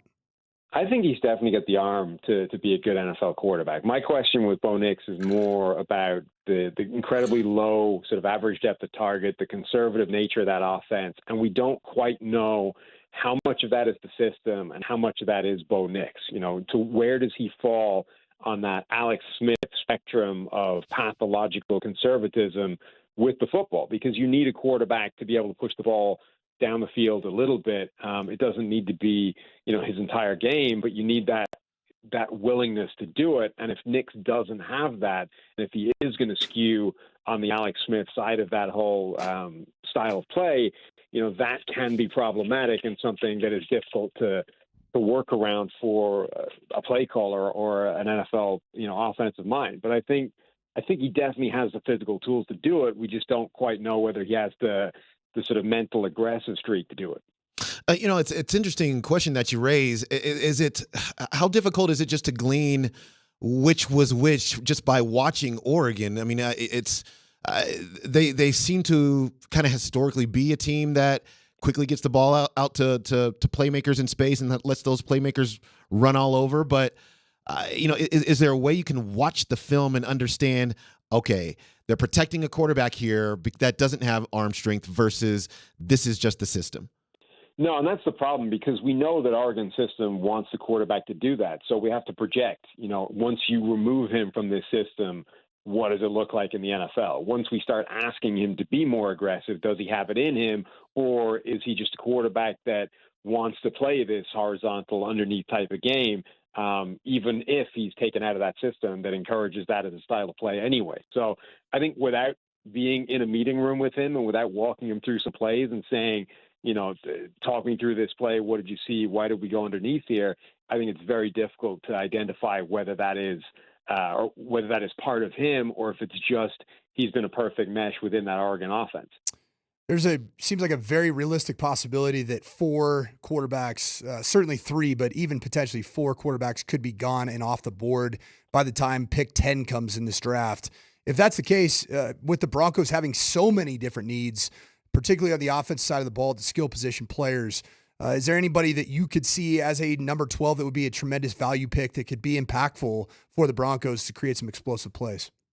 Yeah, I mean, I think if you're not drafting a quarterback at that spot, it's going to be a great spot in the draft to get impact playmakers, because we could be in a position where, as you said, 3 or 4 quarterbacks of those top 11 picks three or 4 of those top 11 picks are quarterbacks. There'll be another couple, I would think, of the offensive tackles that are gone off the board, and then maybe 2 or 3 wide receivers, and that's basically all the picks that we've had at that point. So if you want any other position, I think you're well positioned at number 12. And one name I think that would be intriguing in terms of a player that might fall out of that top round or top area of picks, who's just a dominant playmaker, is Brock Bowers, the tight end from Georgia. I think the fact that Kyle Pitts was the last tight end to be really talked about as just a transcendent player and how high he was drafted and the way his career has gone so far is not going to help Brock Bowers' draft stock, but he's an elite player and a real impact pass catcher that could absolutely make a big difference and, still allow Denver to kind of come back later in the draft and maybe draft a wide receiver or take other needs at that spot. We're speaking with Sam Monson of Pro Football Focus.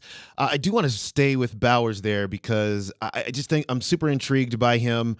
Is there an NFL comp right now you have for what he might be? Not really. I think he's a unique player. He's a little bit undersized, relative to sort of traditional bodied tight ends. He's monster Rob Gronkowski-sized guys. He's much smaller than that. There was a picture going around of the two of those guys at the Super Bowl where they don't look like they play the same position. But he's still 6'3", 240 type pounds. He's a big body. Even if you choose to view him as a wide receiver, he would be an extremely big wide receiver who's got incredible movement skills, is elite after the catch, has some fantastic hands. He's not an insignificant blocker as well, just because he's undersized. I think we view him as a move tight end only, but he can be, a traditional inline tight end, even if that's not how you're going to maximize his deployment or his use. I think he can be a really high impact playmaker in the kind of Dalton Kincaid, Travis Kelce type mold. Just real quick here, Sam, we'll let you off the program here. We appreciate your time. Looking at Brock Bowers, and I know you dive with PFF and Pro Football Focus deep into the analytics of what these prospects offer. It seems like his run after catch at the position is unlike any tight end coming out of college. Is there anybody who's even been close to the run after catch production at the position, at least over the last decade? Yeah, it really is in the kind of elite range. There are some guys that have had sort of production and seasons like that, but I don't think anybody has had the kind of composite and the consistency at that area that Brock Bowers had over his entire college career. I mean, last season he averaged almost 9 yards per catch after the catch. 9 yards, 9 yak per play, which is a massive number. I mean, Travis Kelce, when he was at his most dynamic, was averaging less than that in the NFL. So if he's able to do anything like that in the NFL, it's a massive piece to add to your offense. Yeah, that's very interesting, man. I talk about a player like that, and I look, I'm a quarterback guy. Go get your quarterback, but you talk about a player like that, and it just sounds so tantalizing to have that type of individual on your roster. Sam Monson of Pro Football Focus, we appreciate your time, man. Thank you very much. We'll talk to you again soon. Anytime. Take it easy, guys. All right, there he goes. This is why I just wish the Broncos quarterback situation was so much more settled, because that just makes this decision such an easy one. Just take him. Add a weapon to your offense that needs dynamic weapons everywhere. You just don't have them. The 4 quarterbacks are going to be gone by the time you get to 10. I fully like J.J. McCarthy in that. J.J. McCarthy, and then the top group. I think that Drake May, I've said it, I think that his stock has been sliding. There is a world that exists that he might even be available at 12. I think there's enough questions about Drake May and his body of work in college, and then not throwing at the combine, putting a lot of pressure on his pro day. He better spin the ball and better run well, because I think his draft stock is falling even beyond J.J. McCarthy. And so there is a world that exists, because I don't believe that Bo Nix, from my evaluation at the combine, is a first-round talent at the position. To invest that kind of money, you cannot miss on a guy that has deficiencies in their arm strength. Yeah. You can't. In case you missed it, the Broncos have agreed to a 3-year, $20 million contract with safety Brandon Jones. Comes from the Miami Dolphins, now going to be a Denver Bronco. Lloyd Cushenberry, center, is leaving the Broncos, going to the Tennessee Titans. When we come back, I want to play something for you. A coach was put in position that I have never heard in all of my years covering lots of press conferences. I'll play that audio for you. It's interesting. Next.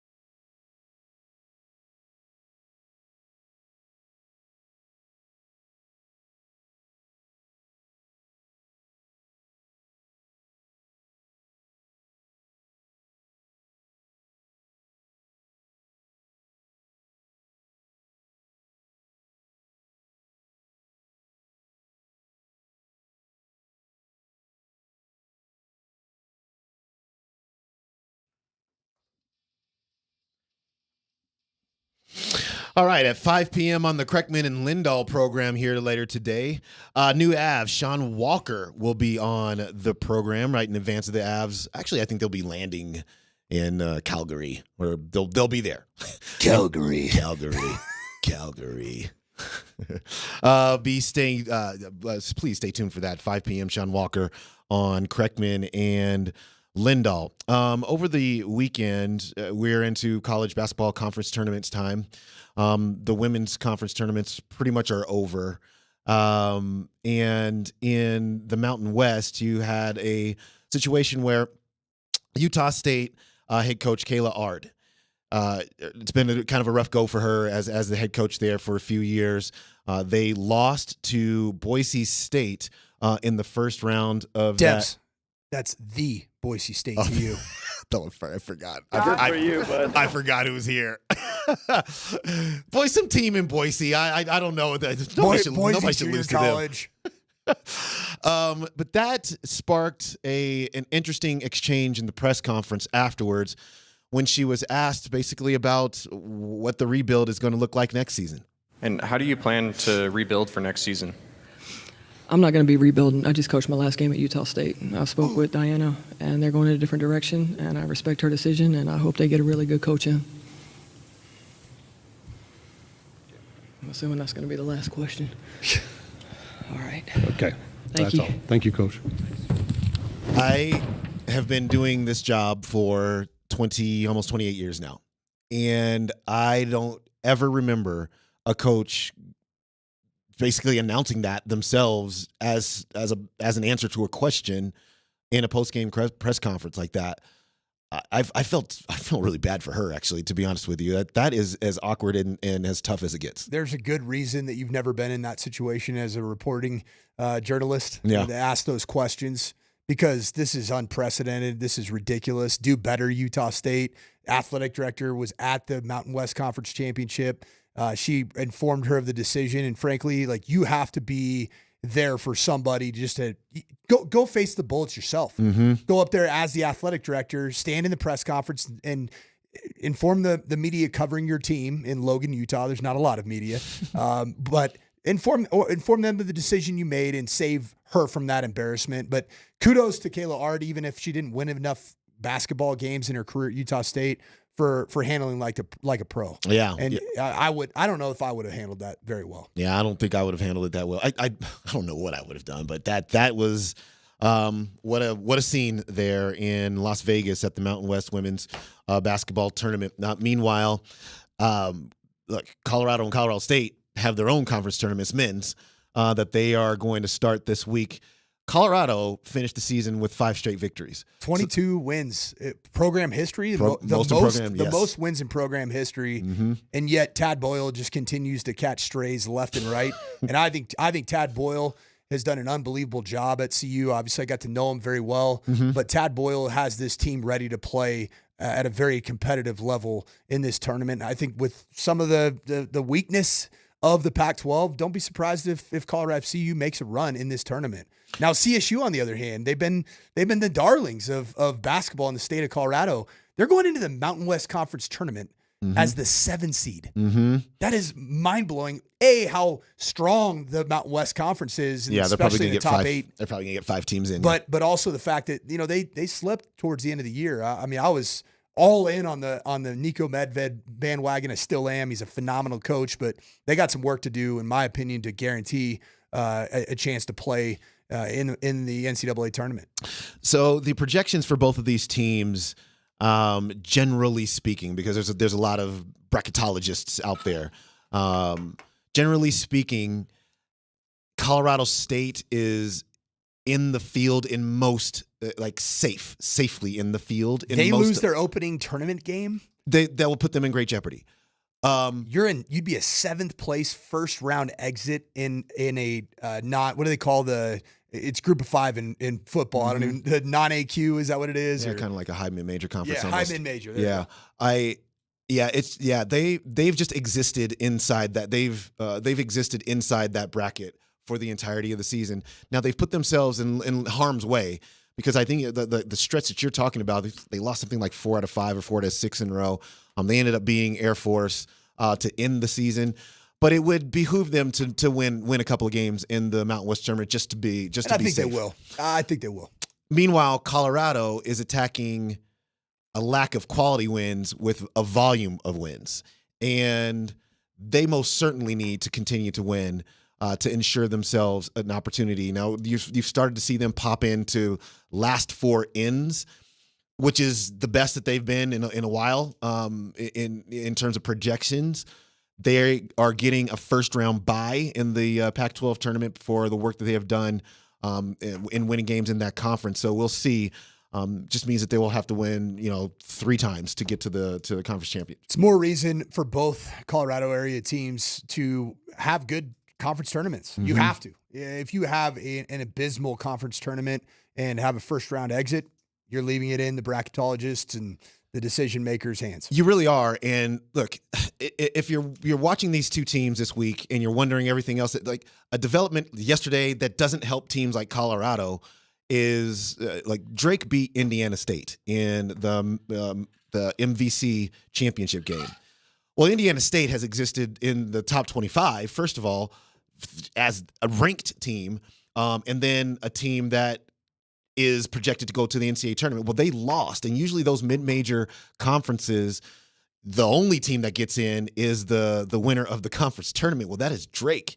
And so Drake, which would not have gotten into the tournament probably otherwise, is now in. Indiana State's probably still going to be in. We need Indiana State in. And you know why. Well, Robbie Avila with the most spectacular vibes goggles. and looks and rec specs. Yeah. And a tremendous player at the center. It's a really good team. It's a really good team.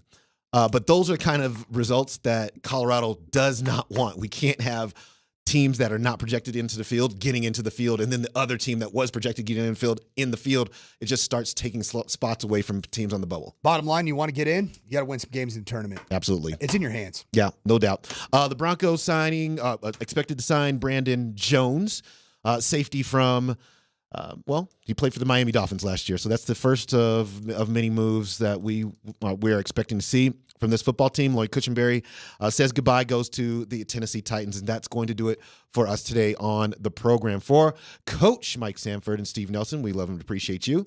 I'm not going to be rebuilding. I just coached my last game at Utah State. It's a complete crap. I'm assuming that's going to be the last question. I'm assuming it is.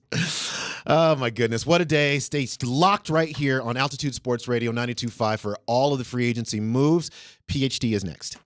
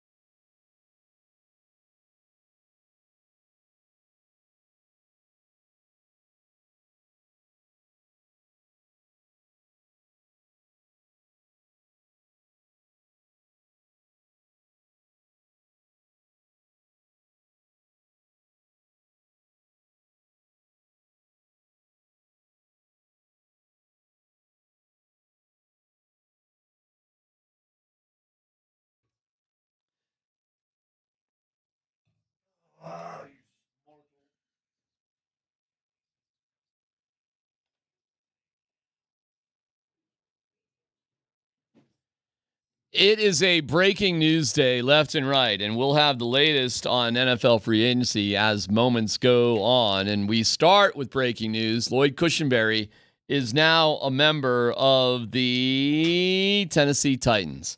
Not sure what that number is, but I'm going to guess it's pretty good, that's for sure.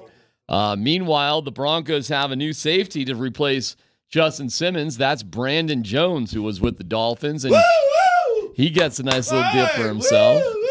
So the Broncos are off and running. Free agent, baby. And meanwhile, of course, and we'll get to the Avalanche news with Logan O'Connor, which is a bummer. The Nuggets win, but you would have thought they lost, and you had some curious behavior by Jamal Murray, that's for sure, with the game against Toronto tonight. We'll get to all the breaking news for sure, but I got to get your reaction right off the bat to Russell Wilson being a Pittsburgh Steeler. Made all the sense in the world. Listen, there's a reason why it was the favorite betting odds, although ironically, I sent you guys after Russell Wilson signed, the Pittsburgh Steelers' odds of winning the Super Bowl was plus 7,500, I think, something like that.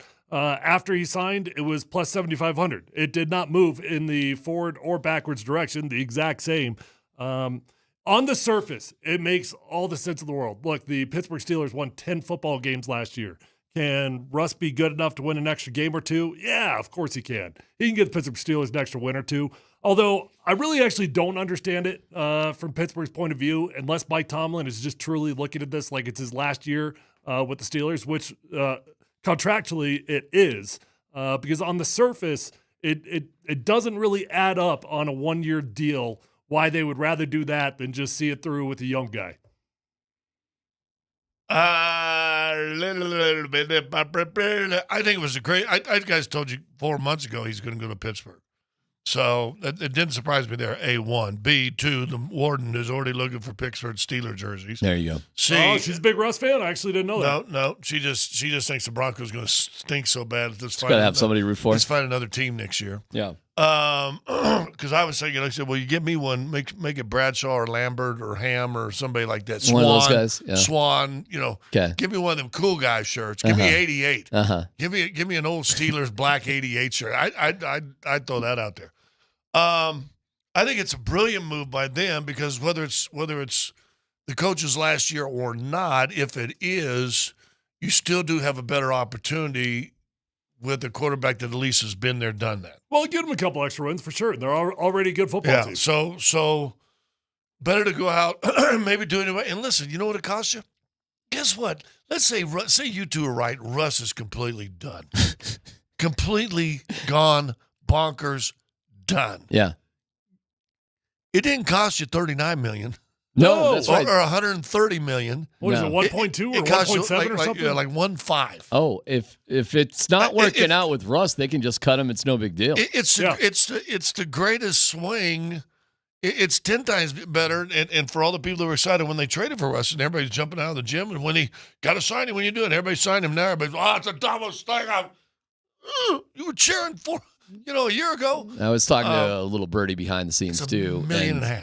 And there weren't any better offers for Russ. This was it. Oh, yeah, of course not. I don't think that Russ did that to stab the Broncos in the back so the Broncos had to pay $37 or whatever it is $1 million because the Broncos have to pay whatever the difference is from whatever Russ is making on his new team. So if he made $10 million, that's $10 million less. Russ didn't do that because he was trying to stick it to the Broncos. No. That's Yeah, it's nothing what to his do. market was. They were trying to get his team was trying to get some sort of second year, and they couldn't even get that from the Steelers. It's about as low as you can get. Yeah, as low as you get. But he's going to play, and guess what? We'll see. I hope he'll play. We shall see. I hope he comes out in his presser. He goes, I went to sleep with 7 wins and woke up with 10. You know what? That was Vaughn's greatest line of all time. That would be hysterical. It's about as low of a risk maneuver as you could possibly make for the Pittsburgh Steelers. I went to bed looking at the Rocky Mountains. I wake up looking at a steel mill. A banded steel mill. I think it makes all the sense in the world. Wait till Russ wins his first game. Steel got it. Wow. Steel got. I will say this. Hey, Steelers, let's rust. Let's rust. Wait. Hold on. Iron sharpens iron now. Iron does sharpen iron. I will say this: that video he put out though, this thing was really well done. I don't know what's funny about I don't that, think that's though? his video. I think that's Well, somebody else's video. Well, whoever put it out was really good. Yeah. You know who has a more anti-social media stance than Sean Payton? Mike Tomlin. Okay. Mike Tomlin does not like social media with his guys. I don't think that was a Russell Wilson produced video. I think But he it was- just got that from somebody else. But whoever produced it That's cool. is really cool video. Yeah, because that's their song "Renegade" by Styx, and that's the whole thing there in Pittsburgh. Everybody's got a thing in their city, and that's their thing. They got a towel. We don't have it. Oh, Mom. We got some We got things. Offspring. We don't got a thing. We got Incomplete. We got Offspring. We ain't got anything cool thing. Oh, Mama. Okay, hold on. Let's do this real fast. So the Avs still got the Blink song, right? No, they don't. They dropped that. They dropped it. They don't play that at all now. Yep. They don't have that. Well, that was a buzzkill. That's an absolute. Are you serious? Yeah, I'm serious. I can't tell you last time I heard it there. That must be. They Blink. clown hammered. I got to be honest. It was played out. Okay. I was ready for them to move on. I mean, they clown hammered the Hear Red us every Wings at Friday home. night. The Nuggets have a thing, and you didn't even know what it was. I do. Yeah, but I'm still working. Now we play. Now we play it. Yeah. At the University. Have a good day. Iron sharpens iron. Are you Can't kidding wait me? for a Blink's t-shirt. gone from the Avs. Yeah, it's been gone. Yeah. Can I not? Did we not hear anything from the Avs fans? Have you said anything about that? Nobody just. It's just kind of. See ya. You know, it blew them I mean, back they could up. bring it. They could bring it back. You know I what guess. it did? It gave Blink a new tour. Gave Blink a new album. The Avalanche got Blink back together. Yeah. But yeah, the Avs got Blink back together, and then you dumped a song. Dude, maybe Can I tell you? Maybe they can start doing some Zeppelin. One of the Avs songs. They got a couple Avs songs. They play Bob O'Reilly, Teenage Wasteland, between the second and third, and they play Jane's Addiction, Coming Down the Mountain after a win. So they got a couple little things, but nothing that the whole crowd stands and sings. You get not 50 million views during the postseason down the run. New Orleans actually had one, and I'm drawing a blank on the name of the stinking song. It was a rap song about a bubble butt. Probably every other song, right? But New Orleans had that deal that they would play right on opening kick and coming out of halftime, and that stadium would erupt, and everybody's dancing, everybody's going nuts. It was a really cool one. what can I tell you? It's just moving on to something different. Jerry Jeudy for a fifth and a sixth. Yep. I'm actually awesome. And 13 and taking the salary. Yeah. And can't snooze on that. Took the salary. I think that was job well done. Now, I mean, like there were stupid rumors that I never believed at the trade deadline that the Broncos turned down like a second and a third for Jerry Jeudy from Cleveland because that was the rumors. Cleveland's wanted him for a long time. There were rumors they turned down a second and third. I never bought that for 1 second. No way they were dumb enough to do that. But at this point, to get a fifth and a sixth, that's pretty solid return for Jerry Jeudy. It's sad. I mean, in a class in which Jerry Jeudy was selected in front of CeeDee Lamb, in front of Brandon Ayuk, in front of T. Higgins. There's two or three others I'm drawing a blank on off the top of my head. We took the first one of those guys, and he busted out. But to say we got good value to fifth and sixth sounds insane. I think it was great value for Jerry Jeudy. Well, you're going to find out what real cold is because I know we can get cold here in Colorado, but it's like 2 weeks long. You'll get like two weeks cold. When this starts to get cold in Cleveland, you think he's dropping more balls? Dude, it is cold there. I don't know. Hey, can I say something? Yeah, sure, of course.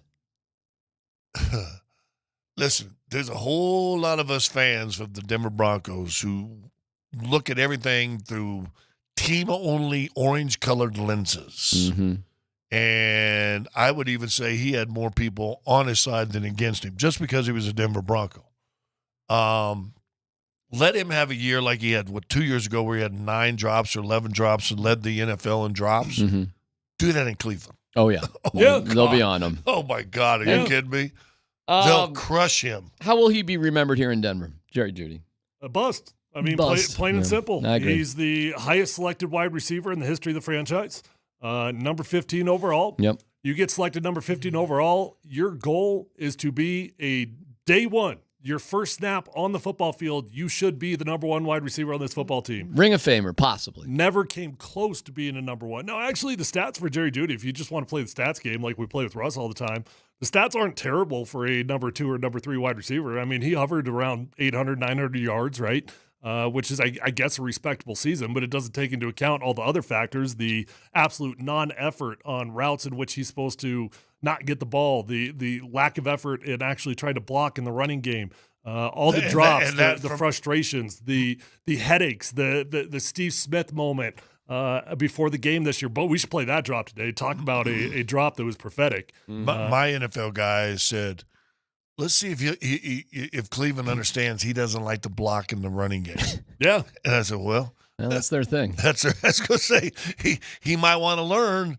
You're taking on the $13 million if you're Cleveland, and you gave up a 5th and a 6th. Good 5th rounder, by the way. First pick in the 5th round. So, Hey, solid return. But more importantly, you got rid of the salary. A guy on your kickoff team. There you go. You need those guys. Yeah. Okay. The world needs kickoff return. Hey, you know what, Scott? No We'll get more out of that dude on kickoff than we did out of Jerry Jeudy. Damn, son. What a weekend then. Crazy. You guys came in all bummy today. I came in full of juice, a little fired up. I'm good to go. And you guys just. What are you talking about? Hey, I got to talk to since you're calling me grumpy. I got to talk to Dum Dum on the text line really quick. Did Tyler seriously just say job well done and a solid return for a first-round draft pick, top 15, and you get a 5th and 6th in return? In what world, any other business, that ROI gets you fired? Guess what? There was nothing to trade. There was no invest. There's no product. If you invented a product that sucks, you can't get somebody to buy your company. It is what it is. And to get a 5th and 6th rounder out of it, it is solid return for where he is right now. Can we say with confidence, Sean Payton finally got one right? Yeah, I think it's actually a really good deal. What they got, because they got him to take the money too. Don't snooze on that. That was a big deal. Hey, Troy Rank had a great quote on Twitter. Any doctor can cut somebody open. It's not the incision that's the hard part. It's the surgery. And right now we're just cutting this team up. But I love the moves that they made. Oh. It's what they've had to do. I think they're going to keep Cortland Sutton. Maybe. And they're still shopping him though. I know that. Okay. Don't be surprised if they keep him. But of course, anything can happen. So, are you willing to take Cortland Sutton off the wheel of death? Oh my God! By the way, Jerry Jeudy was not on the wheel. No, Jerry Jeudy not on the wheel of death. Oh, there's Lloyd Cushenberry. He's on the wheel of death. Oh, but he chose to leave. He kind of jumped on the wheel of Lloyd's death. doing A-OK. Welcome to the Titans. I got 3 free agent quarterbacks that I've heard are in the mix. 3 of them. Big deal or no big deal, we got to talk about Jamal Murray in the press conference and what was going on there. I think it's a more complicated situation that seems to be on the surface.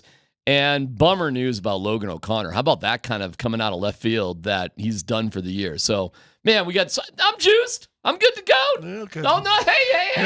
You already got me in the dumps now. Well, dig yourself out of it. I'll give you a shovel, big fella. It's PhD on 92.5.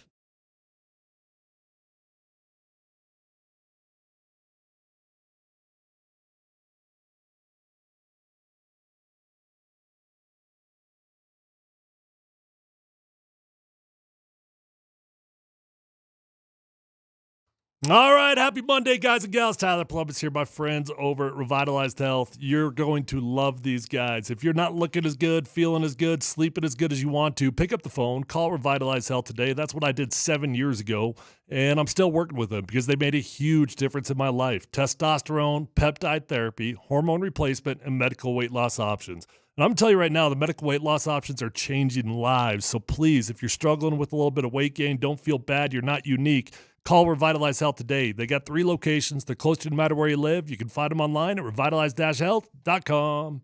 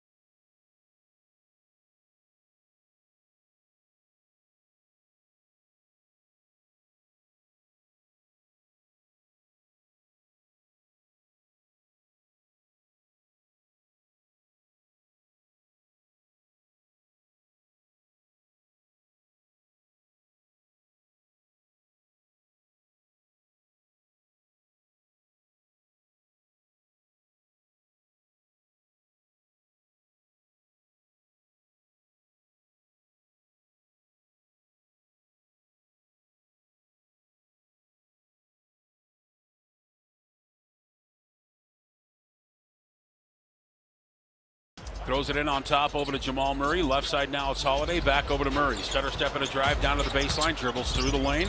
Hooks back up to the nail. Guarded by Chris Dunn. 4 on the clock for Jamal. Got to shoot it. Fade away. Yes! Man, is that kid ever tough, man. The harder they are, the easier they fall for Jamal Murray. 110-92 Denver. We'll get to Jamal in just 1 second, and we'll play Big Deal or No Big Deal with Jamal afterwards. We'll get to him in just 1 second. I did hear about 3 quarterbacks, guys, in free agency, and we could be hearing about this. Although I was told today, do not expect the Broncos to be the leaders of the clubhouse with free agent quarterbacks in terms of news. So maybe a couple of days. It might not break today. You never know, but you wouldn't expect it. You ready for the 3 names? Yep. Jacoby Brissett, Sam Darnold, Jimmy G. Sam Darnold's the one that is leaking out all over the place right now. I'd not heard the Jimmy G one. That's brand new. That's really new. The Sam Darnold, to me, has got the most momentum of the guys that I've actually talked to. Look, you can look at it one of 2 ways. Like, wow, we're talking about Jacoby Brissett. We're talking about Sam Darnold. Yeah, we are. That's the world that we're in right now. And no, none of these guys are going to excite you. I do think of those guys, I would absolutely, without doubt, prefer Sam Darnold. There's no question. Jimmy G, no, that experiment's over with.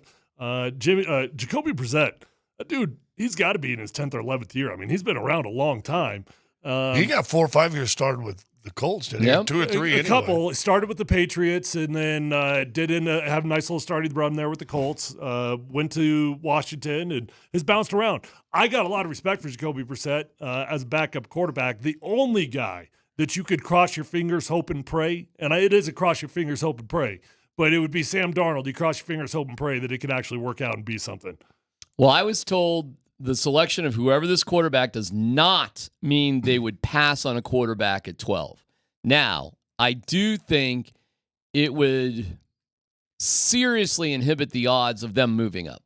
I think they would be in a holding pattern and see how things wash out. It doesn't change anything. I mean, you couldn't move up before, so you're not going to move up now. I don't think it has anything to do with the quarterback personally, and I'm not doubting your sources of whatever they're telling you, but I just don't understand strategically what changes by signing a free agent guy. I mean, absolutely nothing. You still got the ammunition that you got. It was always going to be uncomfortable and unlikely to move up. I'll tell you about Sam Darnold though. Sucks. Don't bank on it. His market's going to be bigger than what you think. It will be. And you could easily get priced out on the Sam Darnold situation. I wouldn't be surprised. Jacoby Brissett would be your absolute guaranteed bridge guy that you know for a fact that guy's going to be here a year, 2 tops, the guy you drafted or whatever, waiting for him. Darnold, you're hoping that lightning finally strikes him, and a guy who was drafted, top 10 in the draft, that potential that everybody saw at USC comes through finally, and we just saw it with figures Baker, it right? out. I mean, you but feel like it's impossible. Baker always had a different, FU attitude and a punch in the mouth, and even when he's playing bad, he ain't afraid to get in your face. And this guy's doing press conferences in New York, so it was like I was seeing ghosts out there. Dude, I'm sure you're not the only quarterback that's ever thought he saw ghosts out on pass rush. Mm-hmm. Don't say it out loud. Right. You don't say that out loud. That's one of those, it's like when your wife asks you, hey, do I look fat in these pants? Yeah. I know inside your head you want to go, Yeah. Don't say it out loud. I'm seeing on the text line, Brandon Allen just signed a deal with the Niners, so that pretty much means Darnold's going. So, yeah, Darnold's going. He's going to make some money. He's going to be a hot candidate. Now, when I say a lot of money, I'm not talking about more than $1.5 million. Nothing insane, but maybe around 10 or so. Maybe if he gets 2 suitors. If he gets 2, he could get there. But I do think he could have multiple suitors. So I do too. Yeah, he could get there. Okay, Jimmy G. How'd you feel about Jimmy G? Zero interest. Absolutely zero none, interest. Because he would be a much more expensive option than Jacoby Brissett in all likelihood because Jimmy G's got the resume. He's got a resume. What do you think Jacoby Brissett's going to be? 6 to 8? No. Well, I don't know. What was he making last year? Do you know? Oh, I have no idea. I don't think he'd even be 6 to 8. I think I think you'd get him dirt cheap. Okay. All right. Well, those are the 3 names we've been hearing. There'll be essentially, inevitably, breaking news throughout the course of the show. So Dan Tanner and is Grizz out with the Avs right now? Is he out there at the Avs? Sure is. Okay, well, we'll get a report from Grizz. Hey, Wow, how not about fast. this? Do you know Jimmy G as a starter is 43-20, Oh, yeah, he wins. Yeah. His numbers are crazy.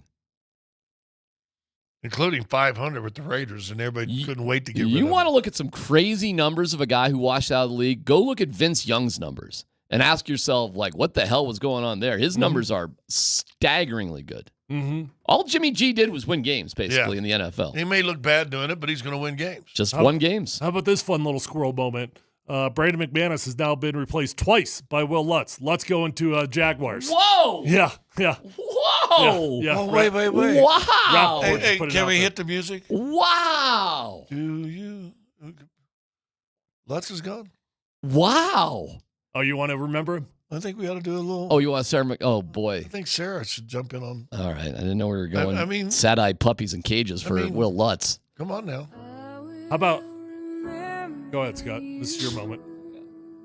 I ain't got nothing nice to say about him. He sucked. You asked for the song. Well, because he's gone. I think we do. I think that's a staple of this show now. When he was actually okay, but he was okay.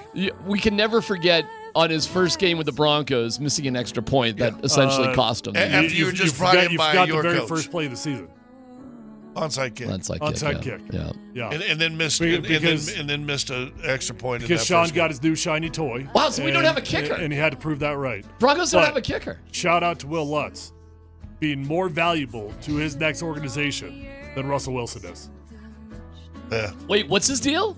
What did he get? Numbers aren't out, but I guarantee you it's going to be 5 or 6. So we're done with Brandon McManus. They're done. Would you bring Brandon McManus back? In a heartbeat. You need a cheap kicker, right? Scott? Well, he was always fun here.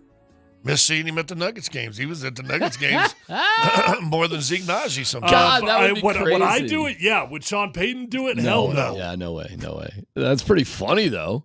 I didn't know McManus just had a 1-year deal there. Yeah, and he was fine. McManus had a fine year. It wasn't a great year. It wasn't a bad year. It was just fine. It was kind of like Will Lutz.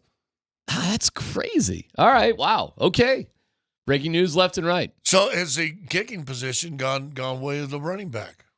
No, it shouldn't. The safeties have. That's for sure. Yeah, no. The great reset on the safety market is happening this year, right now. Yeah. Broncos did sign a safety, drawing a blank on his name. It was a 3-year, $20 million deal. Brandon Jones, I believe. Got rid of Justin Simmons, who's making like 14.7 per. You brought in a dude that's now going to get a 3-year, $20 million deal. So, in all likelihood, it's a 2-year deal. With the way the cash works out. What's his name? It is. Hold on. I thought it was Brandon Jones from the. That sounds right. Yeah. Crazy. What an interesting day. Brandon Jones. Yeah. And Kliss, I think, has the details. It's it's pretty good. I think it's like $6 million per year or something like that. But it's not break the bank like Justin Simmons. So just to recap, Russ is gone. Will Lutz is gone. Justin Simmons is gone. Cushenberry. Tim Patrick is back. Jerry Jeudy is gone. Lloyd is gone. That's 6 guys off the top of my head. We ain't done yet. But restructured with a couple of offensive linemen, right? Yeah, Quinn Bailey got restructured. I thought that was just a re-signing. Oh, okay. Yeah, I think you're right. McGlinchey got restructured. I know what you're saying, but they did sign Quinn Bailey. But McGlinchey did restructure. Which that was the biggest no-brainer you got. I mean, that you're pot committed to Mike McGlinchey. There's no getting out of that deal. So they front-loaded a boatload of money to him, which works out good for both parties. The deal for Brandon Jones, 3-year, $20 million deal. So we got something else, Dan. What do we got there, pal? Oh, wow. This from Ari Myrov. Breaking, free agent quarterback Kirk Cousins has agreed to terms on a deal with the Atlanta Falcons. Wow. Okay. So there's a lot of fun. Okay. There's a lot of fun angles to come off. Well, did of we that have one. the story last week? He just bought a house in Atlanta. Yeah. Well, he was Wasn't shopping. that last week or was shopping or something? What nobody knows, I'm not sure if I mentioned it on the show or not. His wife is from Atlanta. And I tell you what, you can get great houses. Oh my price gosh, wise in dude. Atlanta. Real estate, absolutely insane. But Ugh. man, this is a fun little ripple effect. You know who's going to be SOL? Justin Fields. That dude is SOL. There ain't a home for Justin Fields. Patriots right now. But Maybe. but they'll I probably highly doubt it. They'll probably go with Jane Daniels. Why didn't he do the Why route? would they go with Justin Fields? Why doesn't Justin right. Fields and his people do the route of Sam Darnold, for example? I think he's actually better than Sam Darnold, and I don't think Justin Fields can play. And pick a team like San Francisco or the Kansas City Chiefs. Say, hey, I'll come in for a year. I'll back up Mahomes. Fields? Because I think Fields probably saw himself as a $40 million a year, guy starting. But sometimes, Yeah, well, sometimes it's kind of like, Hey, reality bites sometimes. The mom and the daughter, I got the it. difference between perception and reality. All right, but hold on. I mean, this changes things big time for the Denver Broncos. I know it You feels like that joke, don't you? Hey, what time is it? There's our guy. There's our guy, Matthew Scott. What's going on, buddy? Where you been? It's good to see you, Scott Matthew. Yeah. So this is big, though. This is big news for the NFL. Kirk Cousins was going to be the first domino to fall, and there's a lot of pieces that are going to be waiting, not just quarterback moves. But now you've got Minnesota sitting there at number 11, one spot ahead of the Denver Broncos. Right. One freaking spot ahead of the Denver Broncos. Right. Minnesota Vikings desperately need a quarterback right now. So what does that mean? It means that one of those two teams has to move because even the Vikings, they won't. I think the Bears will be in business at 9. Oh, they'll be in business. Yeah. Yeah. But you might have to even get more aggressive than that because if 9's the most logical spot that every team's going to target, you might have to move up. Maybe it's 8 now with Atlanta. Well, so the Vikings are going good to know point. that too because guess what? 11, 12. I think 8's the new magic number. 11, 12, and 13 all need quarterbacks. Right. So I don't think the Vikings are going to stay at 11. 5 might be a magic number 2 with the Chargers, by the way. By the way, you see the Chargers, they're kind of doing a great reset. They also. are. Harbaugh's getting rid of a lot of guys. Everybody's on the market. Is Bosa gone? Well, he's on the market. Okay. Bosa's on the market. They've He's got hurt Keenan. the last 2 years. He's played like 10 games, hasn't he? I mean, I think it's more than that. But, dude, he's premier pass rusher. Premier. Mack is on the market. Keenan Allen is on the market. I saw that. I don't really understand what's going on there, quite frankly, because they've got a team that's ready to compete, but Harbaugh wants to scratch it down. Well, I think Harbaugh he's done his little investigation and he likes who he likes and doesn't like who he doesn't like, and here we go. That's fascinating to watch too. All right, well, obviously we'll cover everything. Ooh. You got something else? No, I got a fun. I'll save it. Okay, save it. Yeah, we'll get to it. Big deal or not a big deal? He played 9 games last year, 5 games the year before. Of course, because there's only one game show music theme, we go to the Price is Right. Should I play I'll play your question. question. I say something? Drew Carey, I think, has done an admirable job filling in for Bob Barker. It's a deal with the devil, being the host of The Price is Right. Yeah. You ain't ever going to lose the job. But that's all you're going to ever do. You're in Groundhog Day. But it's tough. It's tough filling in for the guy that was great in front of you, though. I get it. But that is Groundhog's Day like you can't believe, man. So as long as you're all right with doing the same exact thing, you work 3 days a week. I know what it is because we did it. Yeah, you work for 4 weeks or something like that. This is how they do it. It's 3 days a week, 3 weeks a month, 2 shows a day. That's it. That's how you do The Price is Right. So you only work Monday, Tuesday, Wednesday. There's a 9:30 taping and like a 3 o'clock taping. So if you can handle that, you got that gig for the rest of your... Oh, and they take the summers off. Yeah. So you get Thursday to, But you are doing literally the same thing every single day. There's no breaking news. Yeah. There's nothing new about it. It's the same thing every day. Kind of like talking mock drafts. Oh, that changes, buddy. And that'll have an impact. Up yours on that one. See how the mock drafts just trade? They just changed just like that with just the like deal. Just like that. We're going to have a bunch of new mocks. Yeah. Drew Carey can't wait. All right, let's get to the game. Big deal or no big deal? Jamal Murray. Here is Scotty asking Jamal a question. Jamal had 37 points. They won by 21. And Michael Malone acted as somebody ran over their dog. I mean, we didn't have... They gave up 44 points in the third quarter and still won by 20. They did. They scored the most points. It was the largest differential they had on an opponent at halftime all year. It was the most points on the year. They were 1 3-pointer away from the season tying record, which would be 20. They had 19. Leading by 39 points was the largest lead they had on an opponent all year. And then in the third quarter, they gave up the most points they've given up against an opponent all year and a quarter. And still won by 20. Here is Scott trying to talk to Jamal while Jamal was watching the undercard of the big UFC fight on his phone. the strength of this team is his team. I was watching late when some of the bench guys were in. How or is it fun for you to see the bench guys come in and perform? See P-Watt do something, see maybe Christian play better, see Tyson get that shot when he comes in. Is it a feel-good feeling for you guys when the bench comes in and you see the success they can have? Yeah, man, we're just trying to share the ball and make some shots.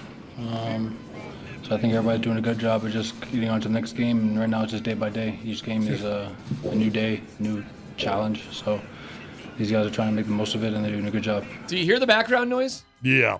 That Now, was- keep in mind, that was Jamal talking to Scott, a dude right. that he does respect, a dude that he does know, a dude that he does feel a little bit of an obligation to at least be decent in his response to. Does he?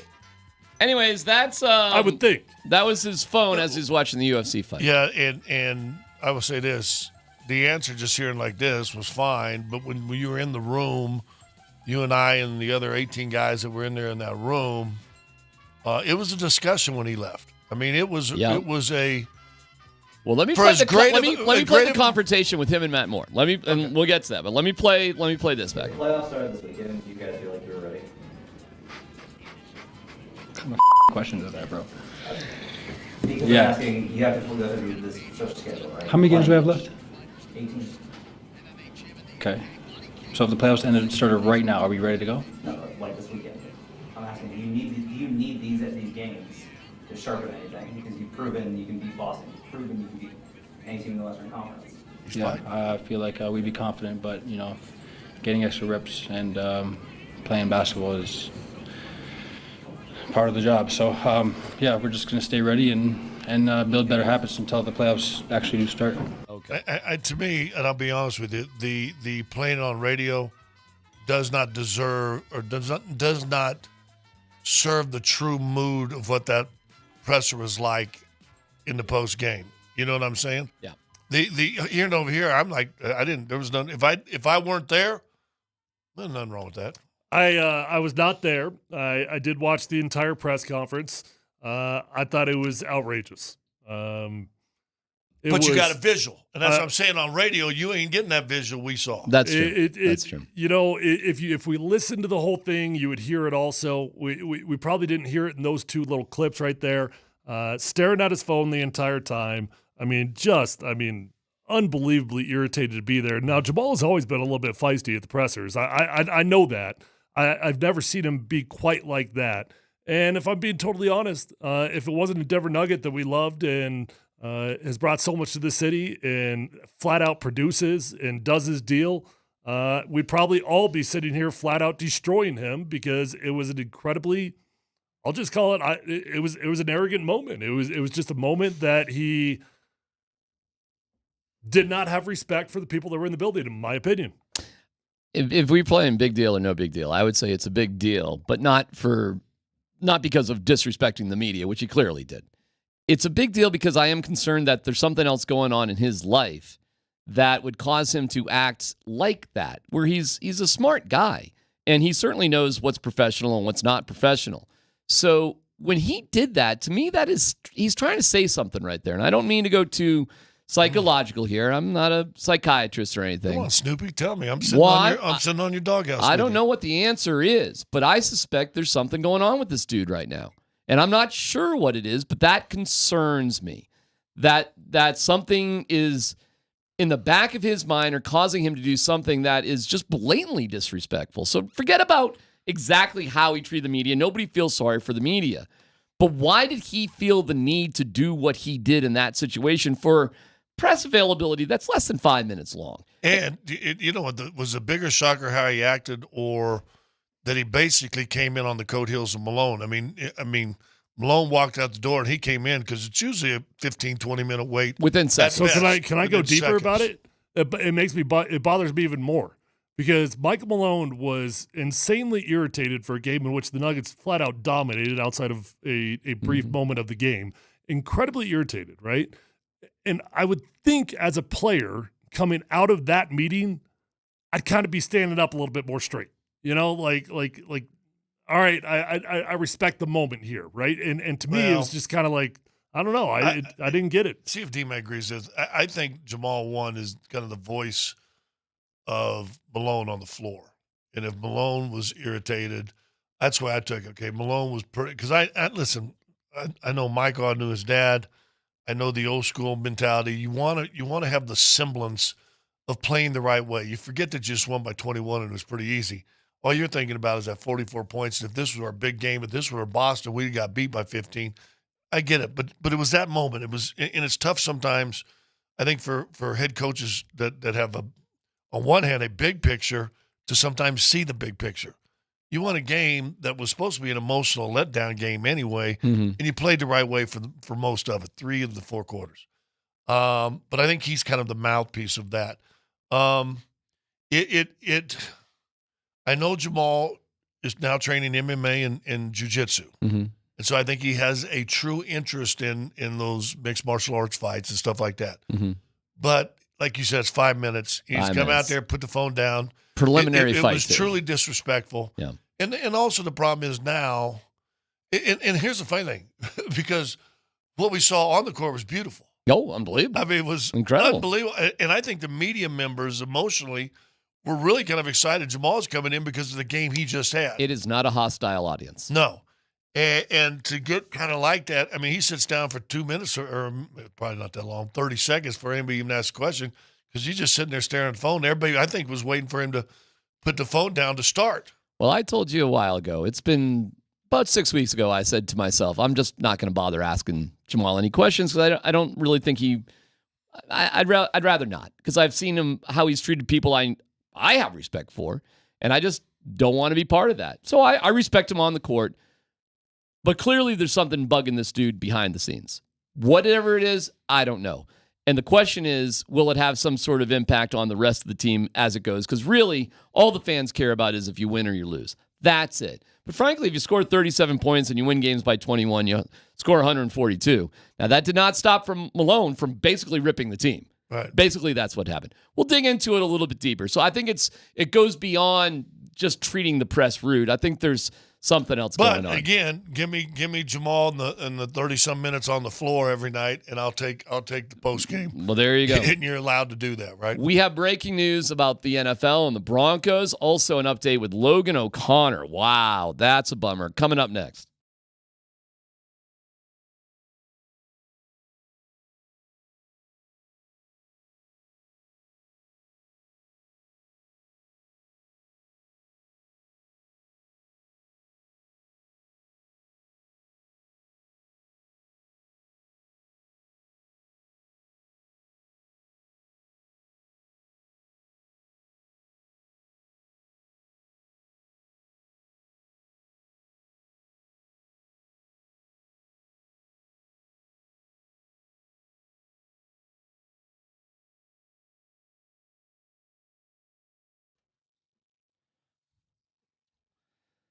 Hey, it's C-Mac for the Rocky Mountain Men's Clinic. You've heard a lot about how treating low testosterone can improve your sleep, your workouts, your energy levels. Want to talk about your love life. That's right, baby. Low T, there you go, Scotty, can have a significant impact on your desire for intimacy, can even be a factor in erectile dysfunction. Any comments there, Scott? You good?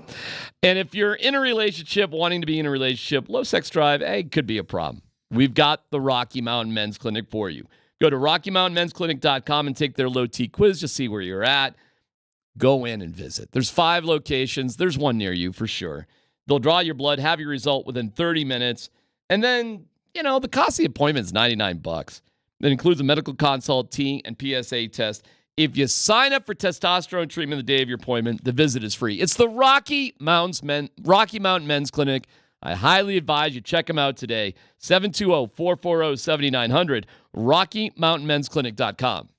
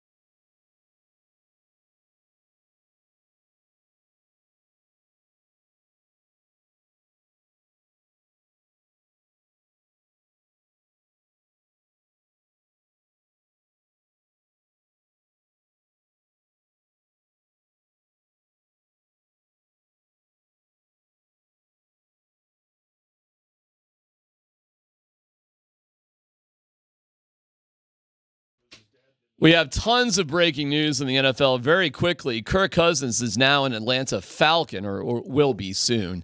The Broncos have Brandon Jones, their new safety, I three-year, thought we were $20 million getting Kirk. deal. Tom Pelissero said that was an option. Did not happen. He's a Falcon. Russell Wilson is with the Steelers. Lloyd Cushenberry is with the Titans. We will get to all the breaking news with the Broncos coming up in 10 minutes. And once that salary goes from 7 digits to at least 8, Broncos are out this year. We'll see. Might be one position that they are at that 8 number. Is there any guy seriously available quarterback-wise that you'd pay 10, 11, 12 million for? That might be the value of Sam Darnold right now. Oh, God. Yeah. But that's the tier. So $40 million is the top. I don't think that's going to be Sam's. I hear what you're saying, and all it takes is 2 teams. So if there's 2 teams, that will be his market. Well, let's get to it after 1 o'clock for sure.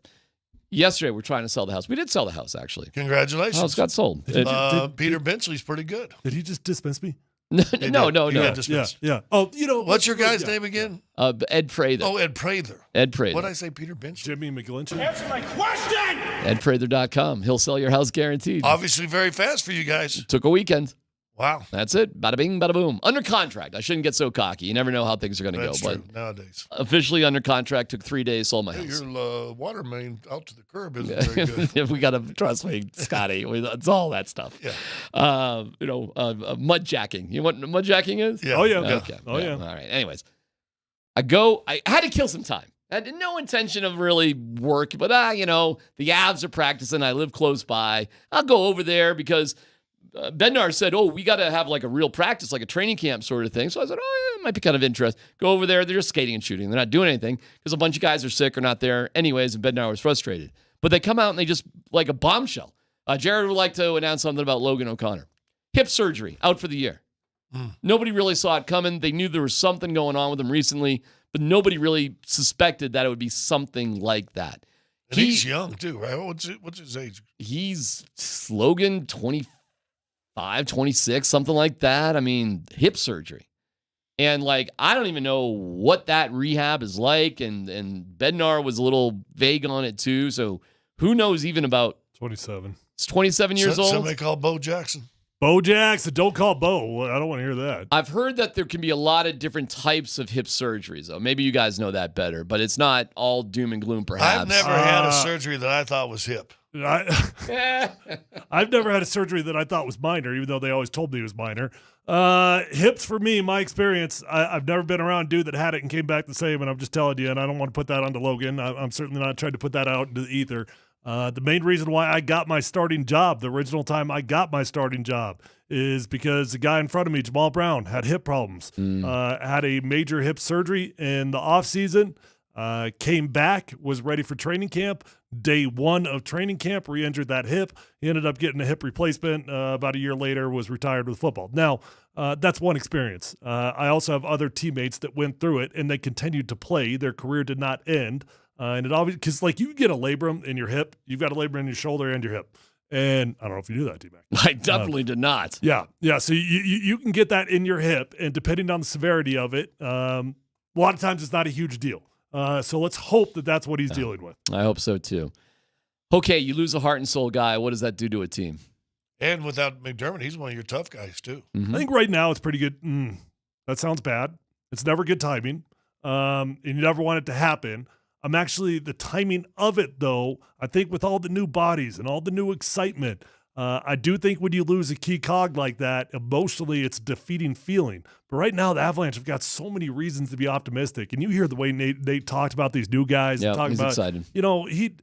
I know guys always say, we had good additions to the team, but Nate's a pretty calm dude. That's a pretty dry dude.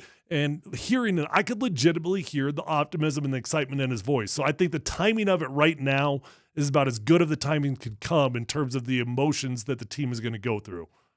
Well, good players you never want out, and I thought he was playing pretty well this year overall. So, and again, he's one of your tough guys that not afraid to drop the gloves if he needs to. And you don't do that a lot in the postseason. I understand that, but still, he's still got to have a toughness. It'll be interesting. Listen, they got 18 games, I think, left also. 16. Yeah. That they've got to figure out a chemistry thing. Now, somebody I was talking to today, I was talking to one of my hockey guys, And he said to me, he goes, listen, they're talking about chemistry and they got to get the chemistry right. He said, if you trade over half your team, your chemistry probably wasn't where it should have been in the first place anyway. Fair. I went, oh. Because you're not afraid to mix it up. The chemistry was definitely off. So there, 17 games too, by the way. So this guy was right then, right? So my guy was right. So, Yep. so if they're not afraid to trade half the team with this many games left, they probably didn't have a great chemistry issue anyway. So they weren't afraid to bring in a whole bunch of fresh bodies. Did we not have issues with that earlier in the year that everybody kept telling us not to concern ourselves with? Did we not have a dad calling out another player? Did we not have other things going on in the locker room that motioned everybody else be like, oh, shut up, Tyler. What are you? Everything's nothing to see here. Tyler, you're funny, bro. You're calling out the dudes. You're calling out the hockey guy. Oh, I called out Bosch. You actually, specifically, yes. Yeah. We'll update things. Our guy, Josh Grismer, was over at Avs practice, so we'll hear the latest and greatest as they get on a flight to Calgary, and they play a back-to-back Calgary and Vancouver tomorrow and Wednesday. Okay. Woo! Lot going on, but we'll give you the breaking news about the Broncos adding guys, losing guys, and a big quarterback shuffle that just happened within the past 10 minutes. That's next on PhD.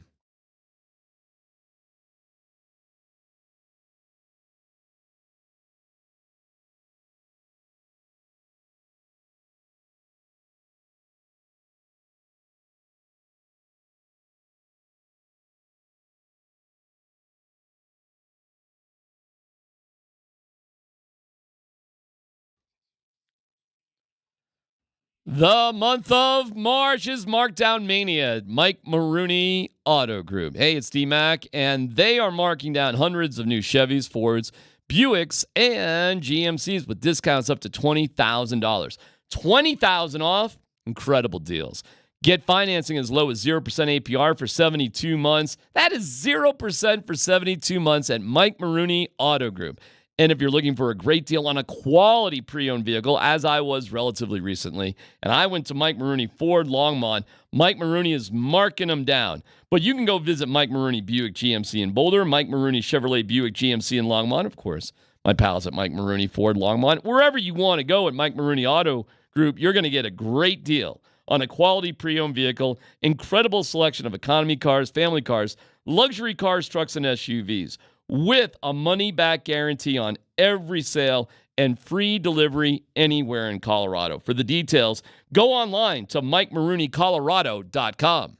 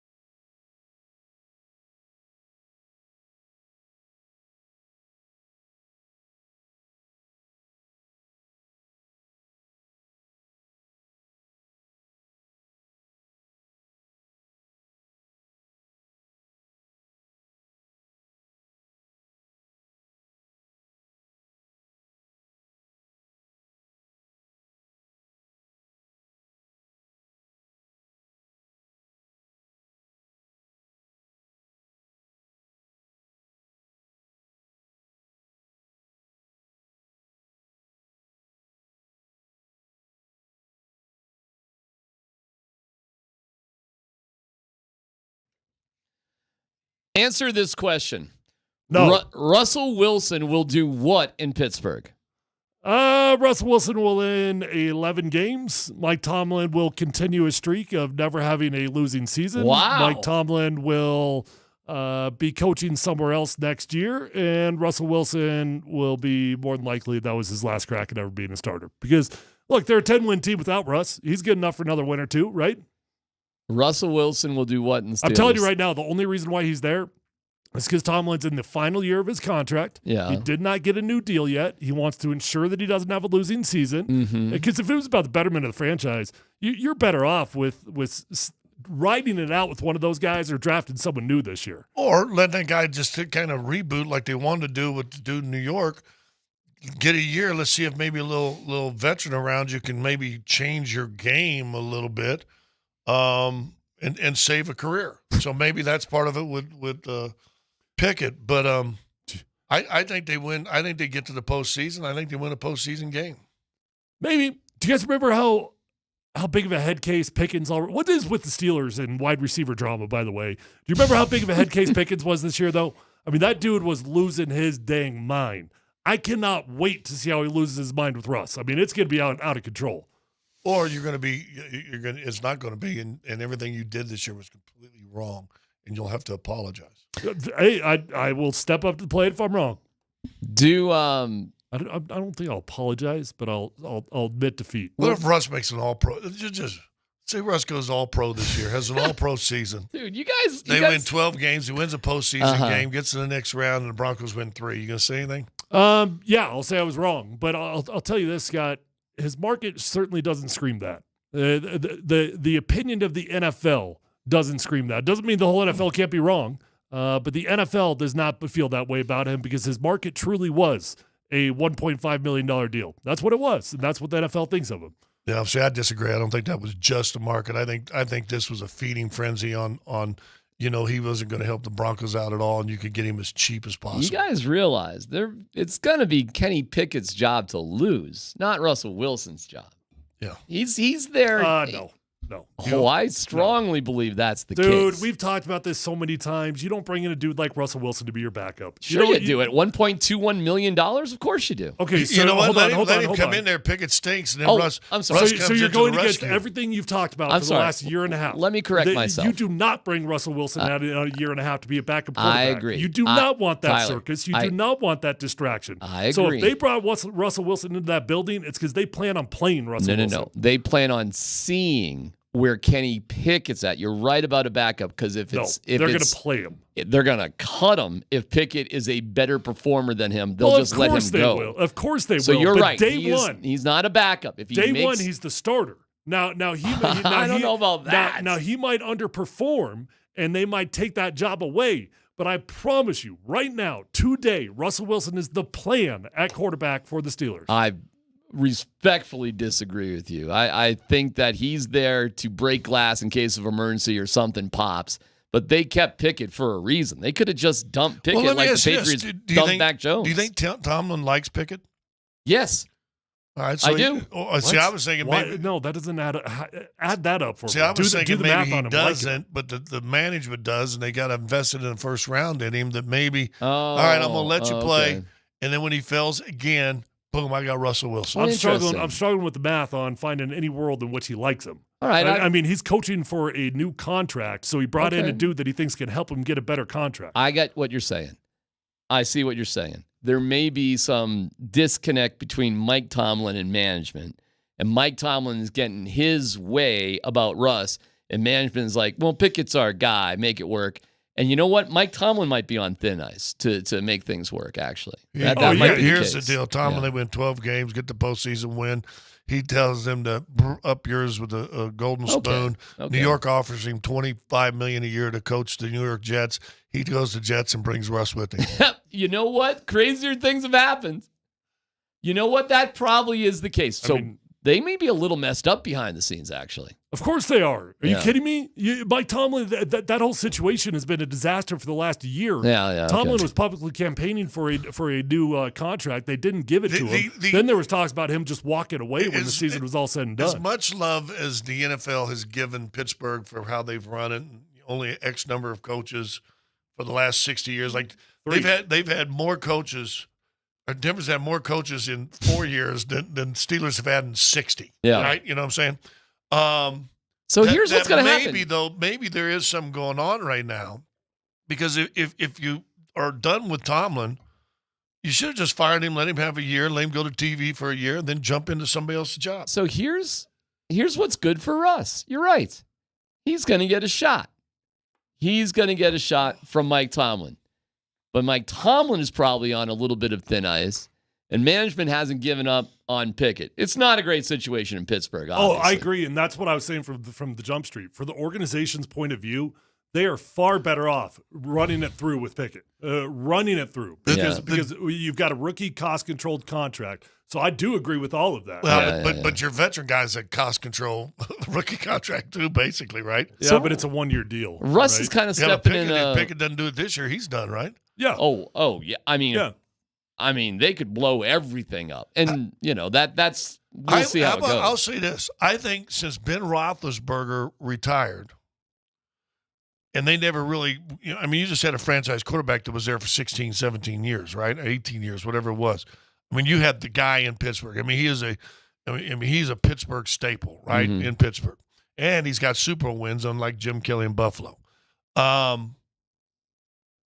I think the job Tomlin's done the last 2 years since Roethlisberger has retired is as good as coaching as he ever did when he had a franchise quarterback there. Without a doubt. Right? What Tomlin did last year was insane.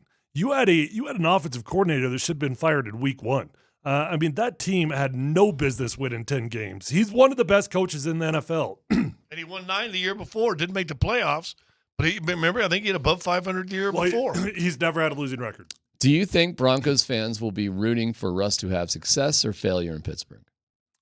Which Bronco fans? I'm just asking the question. The majority. Just say the majority. They hope he falls on his butt. Yeah. Why?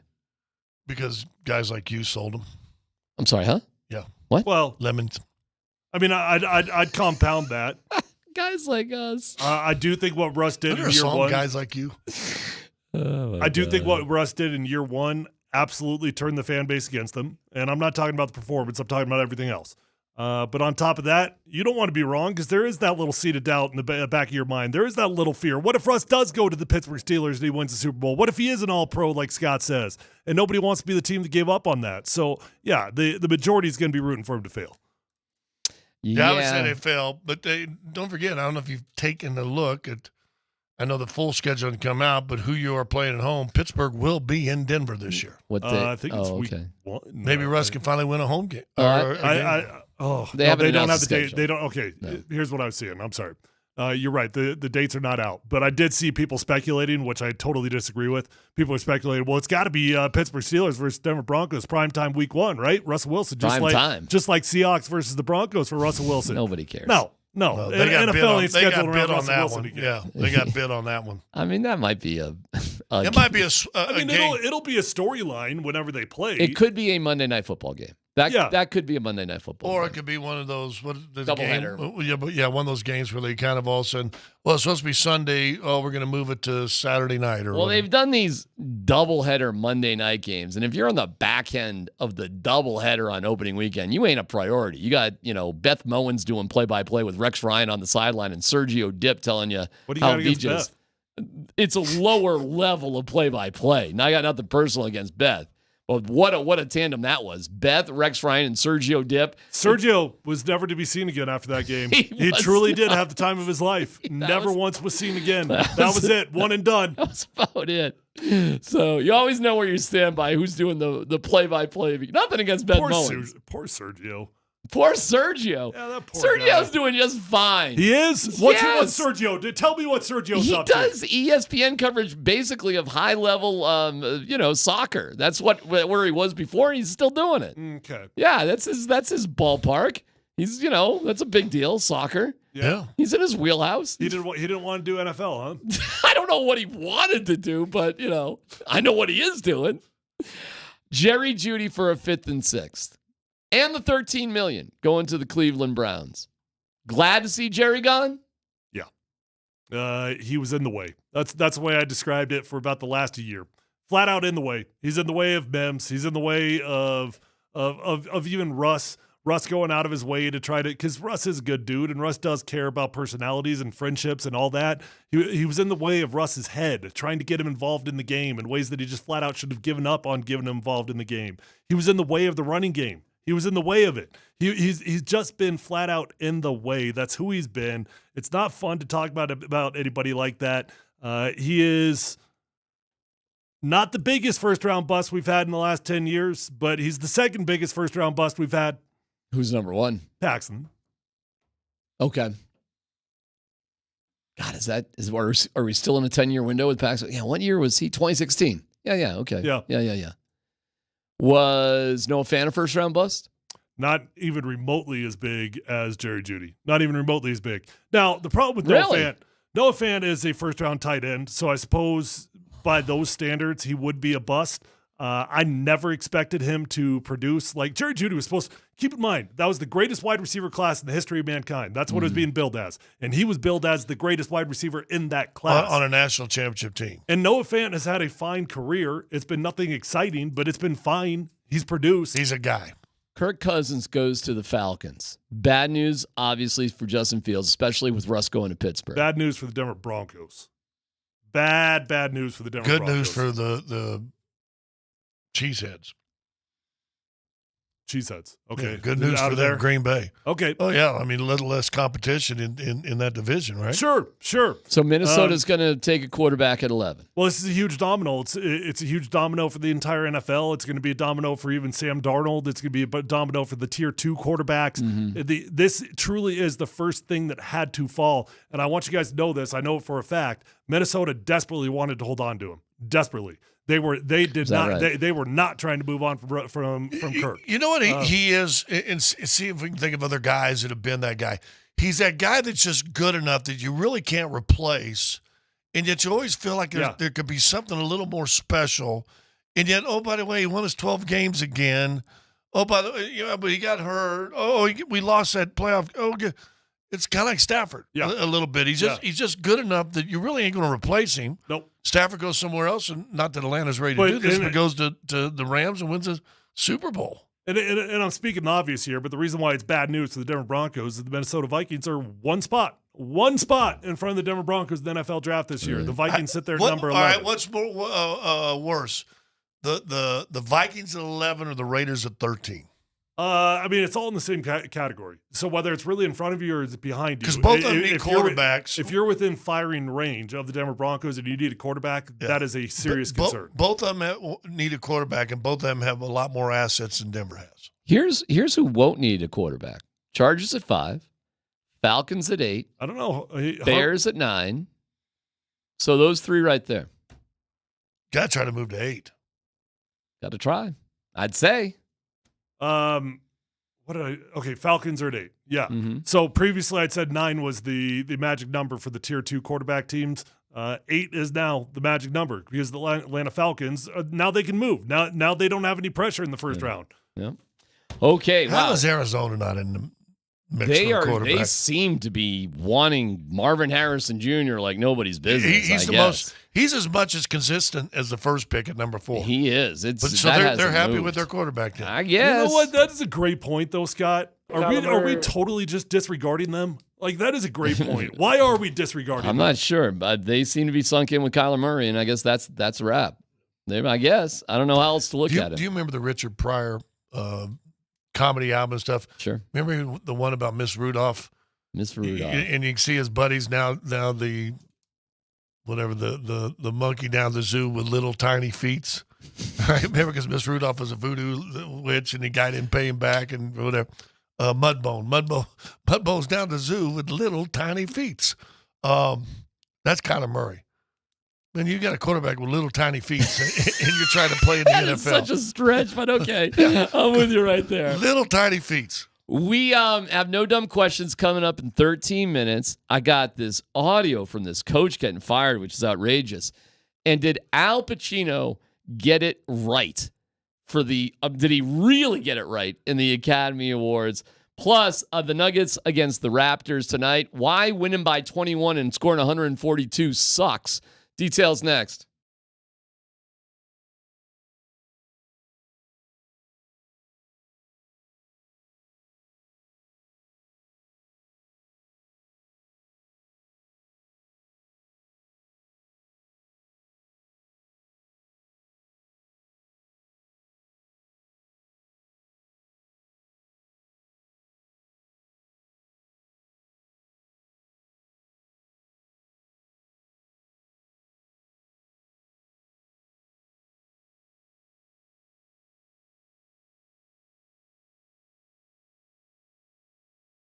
All right, happy Monday, guys and gals. Tyler Plumbus here, my friends over at Revitalized Health. You're going to love these guys. If you're not looking as good, feeling as good, sleeping as good as you want to, pick up the phone, call Revitalized Health today. That's what I did 7 years ago, and I'm still working with them because they made a huge difference in my life. Testosterone, peptide therapy, hormone replacement, and medical weight loss options. And I'm going to tell you right now, the medical weight loss options are changing lives. So please, if you're struggling with a little bit of weight gain, don't feel bad. You're not unique. Call Revitalize Health today. They got 3 locations. They're close to you no matter where you live. You can find them online at revitalize-health.com.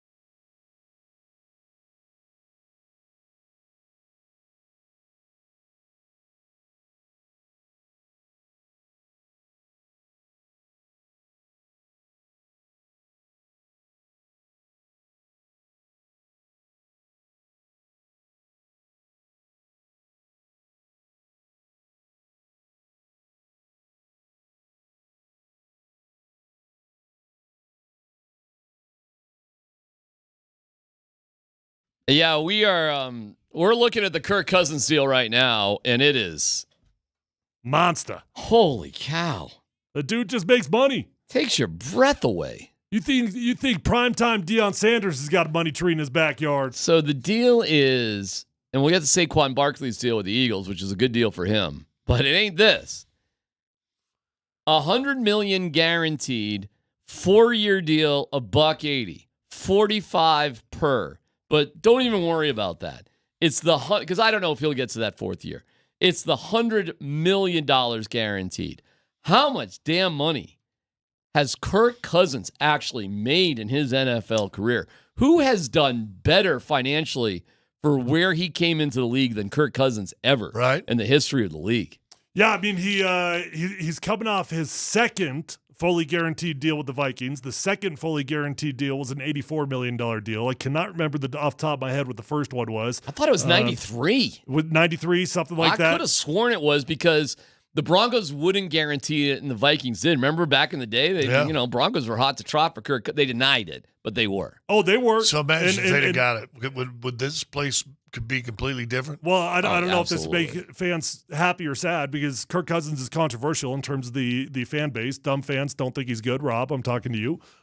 Good fans understand the value of this guy, and he desperately actually really wanted to be in Denver that year. That was the team that he wanted to sign with. They just couldn't get there financially, and they did cower down. And that was before the new ownership, though. Well, but I fully understand. I mean, the Vikings did something unprecedented. I mean, Deshaun Watson's not the first quarterback to get a fully guaranteed deal. Kirk Cousins was. He was the first quarterback. Don't forget, he bet on himself twice with Washington to get tagged twice. He had deals on the table from Washington both times. He turned down mega deals. Yeah, and he turned them down to take the franchise tag. To get it better in the... Nobody does that. Right. Nobody does that. Right. So Kirk Cousins, I tip my cap to you, bro. That is somebody on Twitch says, according to Warren Sharp, he's had $329 million guaranteed in his contracts over the course of his career. Holy cow. Yeah, I got his. Guaranteed. $329 guaranteed. Dude. Over the past 8 seasons, Cousins earned more than $228 million. His career earnings will be just under $330 million, 4th all time among players, and just $3 million behind Tom Brady. Look, I'm not going to sit here and tell you that NFL teams don't make bad deals. They do it all the time. Just look at Deshaun Watson. Horrible, horrible deal. But I do just laugh because Kirk Cousins, he's my friend, and I get it, and I'm probably a little soft on it. But, like the people that don't think that Kirk Cousins is good at football do not understand what the NFL thinks of this dude, do not understand what teams are doing. And the Vikings did want to bring him back this year. He did have an offer on the table from the Vikings, and he did what he's always done, and call him a bad person if you want, I guess, but he was able to leverage that into more money, which is what we all want to do. Okay, breathtaking. What is the Saquon Barkley deal? I know it's with the Eagles. I know it's a 3-year deal. Dan, what do you... 35-ish. 35? 39 maybe. Outstanding. Some in the 30s, high 30s. As good as a running back's going to do. Yeah.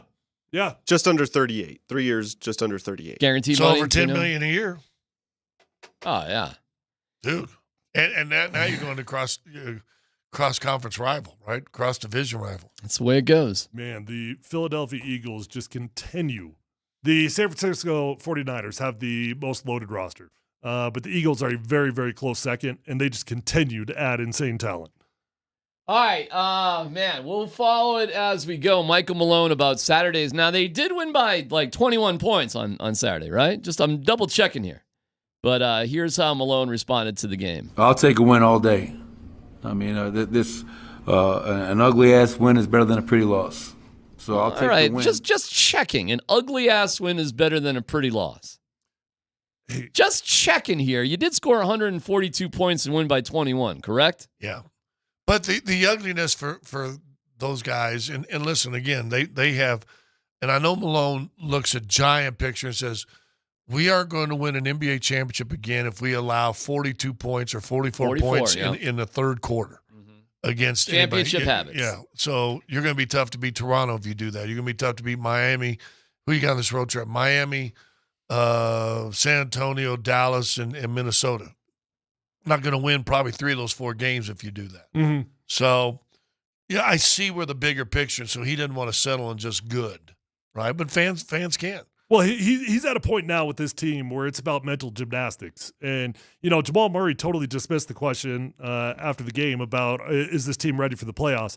But that's where Malone's mind is. Yeah. And I do think in the past, I've called out Michael Malone for how many times he's called out his team for being soft, because I think you can only do that so often as a coach. I think if you do that more than 2 or 3 times, your team's just going to dismiss it. But when you do it intentionally, it's about the most powerful move you could ever have. But this is Michael Malone playing mental gymnastics with his team. Hey, don't get comfortable right now. We got a long ways to go, and he's going to continue to push the right buttons. I mean, I don't know. I heard the guys in the morning debating whether it was a good thing or a bad thing. I'll just tell you this: never stop coaching. Never ever stop coaching, no matter where your team's at. The big thing on this right here, and George Carl said, you always got 5 or 6 bullets to waste on a team per year, and that's where just literally call them out and blast them. So you got to keep an eye on that if that's a good formula. I think he also looks at this too. We got 18 games. You're basically, and you pointed this out last week, you're playing every other day for the next month and a half, right? For the next 6-7 weeks. Yeah. You're basically playing every other day. Yep. Right? He's looking at this. You're up whatever at halftime. Let's get this thing up to 40 at the end of the third or middle of the third. And guess what? Joker's playing 25 minutes and Jamal's playing 25 minutes, and Gordon's only playing 25 or 26 minutes, and those minutes are cut way, way back. That's an extra half day of rest, to get these guys ready for their game tonight against Toronto. I got to go squirrel here for 1 second. I'm sorry, but we were talking about the Kirk Cousins news. Just got a text. I got this O-line group thread from my group out in Washington. We talk all the time, but so Kirk was the backup to Robert Griffin his rookie year, right? And so he never had to pay for the O-line debtors. But then he did take over the starting job, and we had a little drama one time, and I actually do think it was an accident, but he took us out to eat one time, and he said he forgot his wallet, right? One of those moves. He had one of those moves. Okay. And then jokingly. So you're saying of all that money he's made, he still got. Well, I told you he's frugal, right? We were talking about him mowing his own yard and all those sorts of things. Mm-hmm. The text I just got was, guys, anybody remember when Kirk said he would finally pay for our dinner if he made at least $5 million a year? Well, congratulations to Kirk Cousins. That is shocking. The quarterbacks that the Broncos may be interested in are Sam Darnold, Jacoby Brissett, and Jimmy G. How about that? Wrap your head around that one. Broncos do get a new safety in Brandon Jones from the Dolphins at a, 3-year, $20 million a year deal. They restructured or not restructured. They got PJ locked to a 2-year deal. They lose Lloyd Cushenberry to the Titans. I'm curious what the number is that they lost him to, so we'll figure that out relatively shortly. What will Josie Jewell decide to do? We'll probably find out shortly. What will the Broncos do at nose tackle? And how does this change the bouncing ball for quarterbacks? So free agency, baby, it's exciting. It is going to be a fast week with a ton of news, and we're here for it, just as we're here for No Dumb Questions. Columbus, Hastings, and DMAC present Dum Dum Dum Dum Dum. No Dumb Questions. This is your safe space. Send us your not dumb question now. You're a smart guy. Tweet it, text it, or Twitch it. It's No Dumb Questions. Hey, I know this segment is called No Dumb Questions, but sometimes there are. With thanks to Old Chicago Pizza and Tap Room. Visit oldchicago.com for a location near you. I don't know if I'm uncomfortable bringing this No Dumb Question up. Well, don't do anything that's going to make you uncomfortable. Really? No, of course, do it. Make us sweat. Let's go. What the hell are you talking about? It's the whole show. I want to see you get canceled. Let's go. I know you would. Wow. If you've got an older pet, an adopted pet, we've all got rescue pet. Well, not title. But we got. I have adopted 3 dogs. Thank you very much. Okay, good. I do have rescued cats. And you all know that. Then there's nothing harder when that time comes when you got to say goodbye. And oh, dude. Right? Yes. What? Did you? No. Oh, okay. But no, it's the worst. Yeah. No, I don't even say it now. Never What mind. are you doing now? Are we going Okay. Sarah So McLaughlin you music. got an expensive bill for a pet. Not me. No. Not me. All right, well, tell the dang story. Is there a time? I mean, is that the hardest decision, especially if you're a parent when that happens?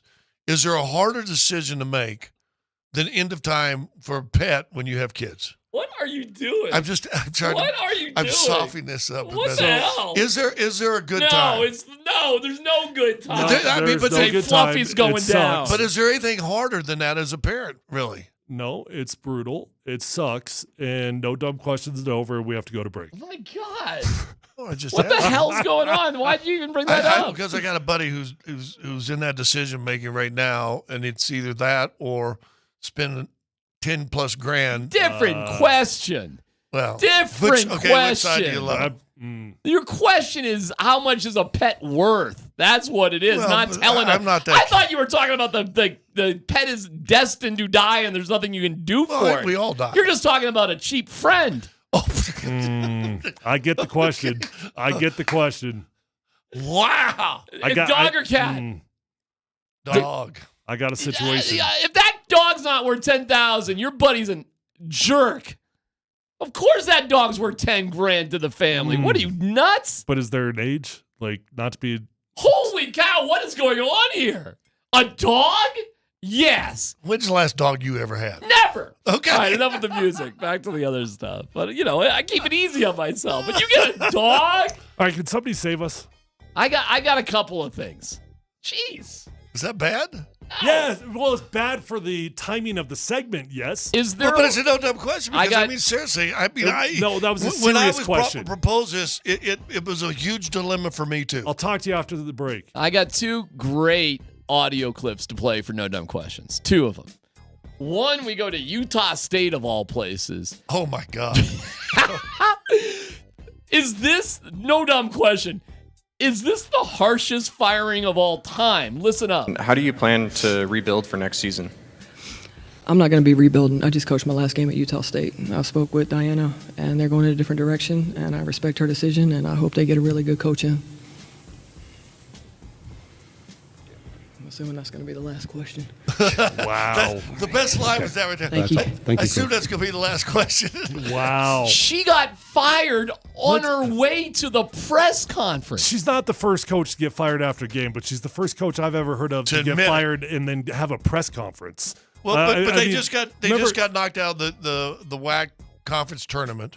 Just logistically, why did she even think go of to this. the press? Why would they let her? Because look, I got one time I had a radio deal, not my last one. I had a radio deal come to an end, and they were like, "Do you mind working for another month?"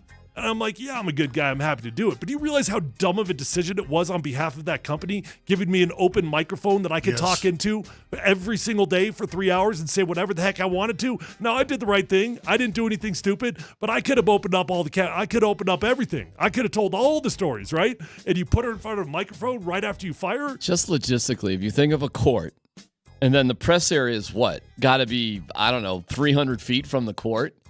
So somewhere in that 300-foot walk, you get fired in the hallway. Hey, coach, we're going to let you go.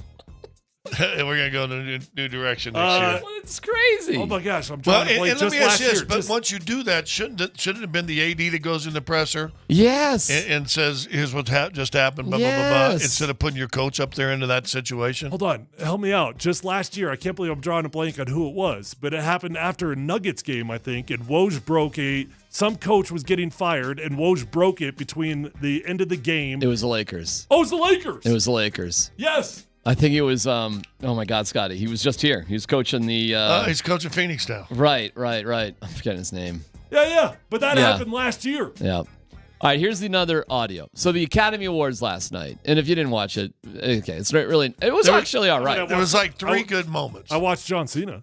John Cena was funny. That's not what I was looking at. I'm Ken. Was awesome. Ken was awesome. What else? There was another couple funny things. It was all right. Yeah, I thought because I've seen on video now the Ryan Gosling thing, singing "I'm Just Ken," and the whole place is standing up by the end of great. it was a great moment. That Billie Eilish song is pretty killer too, and she won for the song. But yeah, Is it the one that was on True Detective? True Is it that song? Detective. It was the intro song. Well, it was the one in the Barbie movie. There were two from the oh. Barbie movie that were nominated for Best Song. Okay. But anyways, what did Al do? Well, Al's, like, what they do is they put doddering old people. So anything you thought that's cool about Al Pacino in real life, he's just he's a little bit of a feeble old man these days. And so why they put old people up to announce the best movie of the year is beyond me. Because there have been some mistakes over the years as they screw this moment up. But what Pacino did was hysterical, I thought. Let's keep in mind there are 10 nominees. 10. And here's how Al Pacino announced the movie of the year. And it's my honor to present it. 10 wonderful films were nominated, but only one will take the award for Best Picture. And I have to go to the envelope for that. And I will. Here it comes. And may I see Oppenheimer? Yes. And that's it. He didn't say, here are the nominees. He skipped it. And they had a whole, they had been building this up. They had No a whole wonder they production. weren't late. The show didn't run late. He just goes, hey, hold my beer. The winner is Oppenheimer. Oppenheimer. But he's like 80 years old. Yeah. Can I just say something? Oppenheimer sucked. Oh, I loved it. My God. Oppenheimer Wow. sucked. That was great. It was 3.5 hours. Wow. There was no way a human being could actually follow that entire storyline unless you're on your phone actually researching everything that is going on at the time. It didn't actually make sense. If you just watch the movie, there's no way you could understand there's everything going on. Wow. Well, I think that says more about you. That's a freezing cold take right No. there. Yeah, no, I think No, so. Yeah. no, I'm not alone on this. Go on the interwebs. Go on the interwebs. I'm not alone. For what? We are not- hey. Distractedmorons.com? We are not alone either. Okay. Well, basically, everybody that likes movies disagrees with you on that one. But it sucked. Oh, that was it great. sucked. Well, it won everything. Hey, by the way, It didn't make sense. It didn't. You could not follow that storyline. how do you mean you couldn't follow What that is that? You storyline? could not. There were so many missing where- nuggets where that, did it that you lose you? needed to Where- know. where did it Like lose you? what? Just stuff. Like what stuff? The whole thing. Have you ever watched Bob's Burgers? Yes. Yeah. But I'm not a big Teddy. cartoon guy. Teddy. No, right there? Yeah. No. Seriously, where did it lose you? I watched it. Did you? I thought I liked it, and then I thought about it, and I was like, You hated it. yeah. Okay. Because it took me an hour of research to understand what was going on in the middle. Like I would Yeah, pause but it. don't you feel you're smarter now? You know something about that nuclear bomb Well, I race am- and everything well, I that's did going know on? absolutely nothing about the ability of the bomb. I'll tell you that much. Did you know Oppenheimer was a womanizer? No, I didn't. Okay, there's that, and he was blacklisted and wrongfully so. And I didn't know he was a communist either. he wasn't a communist. That's the whole point of the whole movie. But he kind of was. No, you know what Oppenheimer was doing was chasing, you know what, and what guy. That's right. You know, He found a woman that, happens to be a communist. You go, Hey, brother, just because you eat carrots doesn't mean you're a vegetarian. Doesn't mean you're a rabbit. Exactly. This is PhD on 92.5.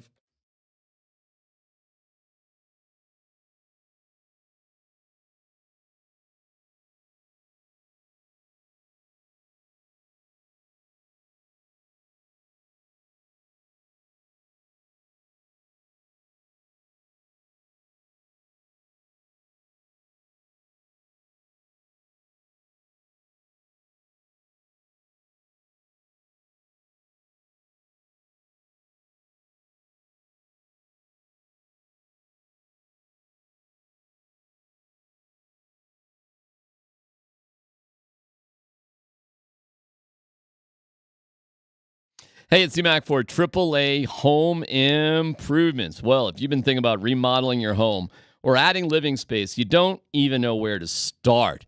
It's not complicated.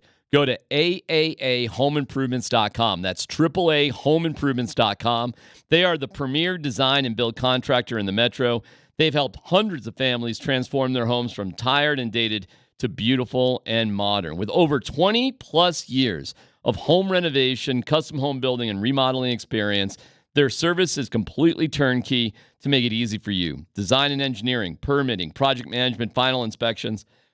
With upfront pricing, there's no surprises ever.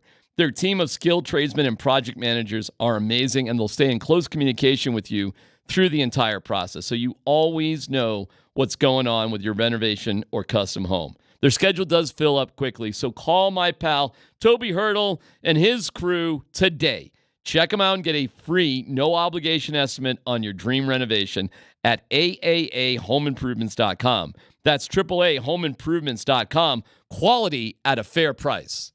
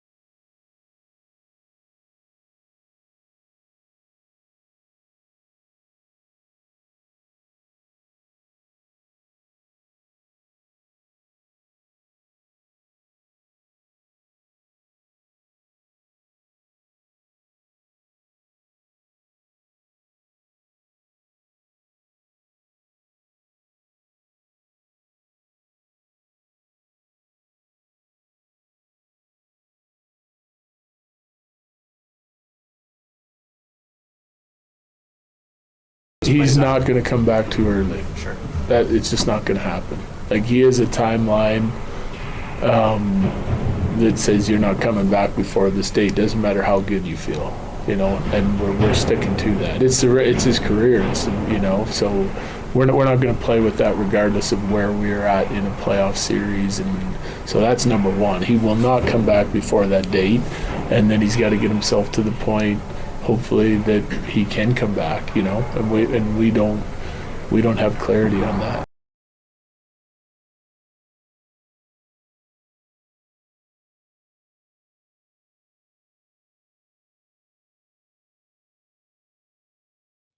That's Jared Bednar and Gabe. We got some questions about the Avs for sure. Josh Grismer was over at Avs practice. Josh, what's the vibe over there today? They practiced hard today. They went for a solid 45, 50 minutes of good, hard team practice. Bednar wanted to do that yesterday, but there were too many guys who were sick. So there's a flu bug going around or something like that going around, yeah. Were they going 5-on-5 at all? Yeah. Oh, yeah. No, it was whole lines going, good, hard practice, like I said. Lehkonen was gone again, and Yakov Trenin changed his number. He's rocking number 73 now. Okay. Mm-hmm. Parise back or not? Back in a red non-contact. He was skating pretty hard. Looked kind of uncomfortable getting on and off the ice, though. Yeah, he's been dealing with a lower body something or other. LBI. He had his hip replaced. Oh, go ahead. More reaction about Logan O'Connor being out for the year? Out for the season. So actually, this is interesting. Miles Wood had that surgery in 2021, and so he talked about. Wait. Do you know specifically what is the surgery? Well, it's a hip surgery. It's apparently a nagging thing that was happening all season, which I didn't notice that until late. Labrum, like you said, though. Yeah, I know, but like hip surgery, like that's all over the map. Well, the only thing that I know, had a hip surgery, and I guarantee it ain't the same one. Logan. Well, it's O'Connor. not a hip replacement or anything like that, but it's the same thing that Miles Wood said. He had the same exact surgery. So whatever that was, he said it's at least a 6 to 7 month recovery time. So that's putting him right up against preseason. If that, I mean, it's going to be a little bit. So we're not going to see him for a while. But Miles Wood, full recovery. He's looking real good. Been real good this season. So, any updates with Gabe? No, I mean, so his year out will be like May 15th, I believe, and that is the date he will not touch the ice in practice or anything until then. And so that's late second, maybe early third round. I'd say late it was second. interesting. Like yesterday, Bednar said there is a time frame that they're not going to mess with, but at all. But the time frame does coincide with the playoffs if they make it that far. Well, I learned last year about, and it's 3 initials. Basically, you got guys whose money doesn't count on the cap. Long-term IR, LIR or something, or LTIR. LTIR, it's called. I didn't know anything about it, LTIR, last year until they talked about maybe Gabe could come back. Vegas was late last crushing year. with it. Get this, Vegas has $17 million saying. against the cap right now. But then again, this year, I didn't realize till one of our last guests was coming on that the salary cap changes every day. I mean, you have to be under the cap every day. It's not like, okay, start the season, we're under cap, thumbs up, right? Yeah, but the LTIR. But now I see the LTIR. You can crush the salary cap if you're willing to wait. Advantageous, and it looks like Vegas is trying to do that. Full advantage. If they can get into the playoffs. Like, they've been doing it for a couple of years, though. I mean, of all the teams, Vegas is the one that they brought it to the attention of everybody. Yeah, it's a way to get around it. I mean, you got to keep a guy out until it's time for the playoffs, but if you work it the right way, you can figure it out. You keep a guy whose legs are a little older, but he can still play, and he's practicing Mark with Stone, the team. their He's captain. doing that, and then all of a sudden you bring him in for the first round of the playoffs, you got a whole new team. It's pretty wild. You can do it, and you can. Doesn't break any rules, but that's like the only cool rule that hockey has over any other sport. It's an interesting. What are you talking about? We talk. I think the e-bug is the coolest rule of all time. Oh my God, you are obsessed with the e-bug. I mean, that is the best rule I've ever heard of all time. I mean, he said it was a good one. I just say that one's better. I gotta get you. You gotta come to it. I gotta introduce you to the e-bug. I see him every Avs game. Well, I was disappointed to find out. That's cool too, though. You know, the other part of the e-bug that I didn't realize until this year is that like the e-bug plays for both teams. Yes. And it's not the same e-bug for every game. Right. They have. We had one of the e-bugs on that got in one time on our show, and there's like a stable of like 5 dudes. Yeah. That depends you're on kind of call or Yes. whatever. Yes. You know, I'm going on vacation next week because they all got real jobs, right? They're all in counts or whatever. Of course. We had the teacher a while back. Yeah, well, and I think the one guy we talked to might have been a teacher or something like that in Chicago. I think it was up in Illinois. Which that's cool too, but I'm telling you, that and the LTIRs, I mean, dude, could you imagine if the NFL had something like that? It'd be pretty cool. That all of a sudden you get the first round of playoffs and Yeah, but in the NFL, I mean, they sort of do. kind of. The Yeah. NFL has some quirky rules. Like Josh McDaniels got fired one year and he went to work for another team like in the same calendar year. So you can do that. You can add a guy to a team if he's available at any point. Any point. Nick Kroll, tight end for the Buffs and the Broncos, was added between the championship game that he was in the stands for watching as a fan of the Broncos, and then he was a teammate of yours. I don't even know if you and knew I mean, it. the new IR rules, it creates so much flexibility for the teams that previously it was just. Taekwon Underwood was cut the morning of a Super Bowl, and they added a linebacker at special teams the morning of the Super Bowl. Right. So that's crazy.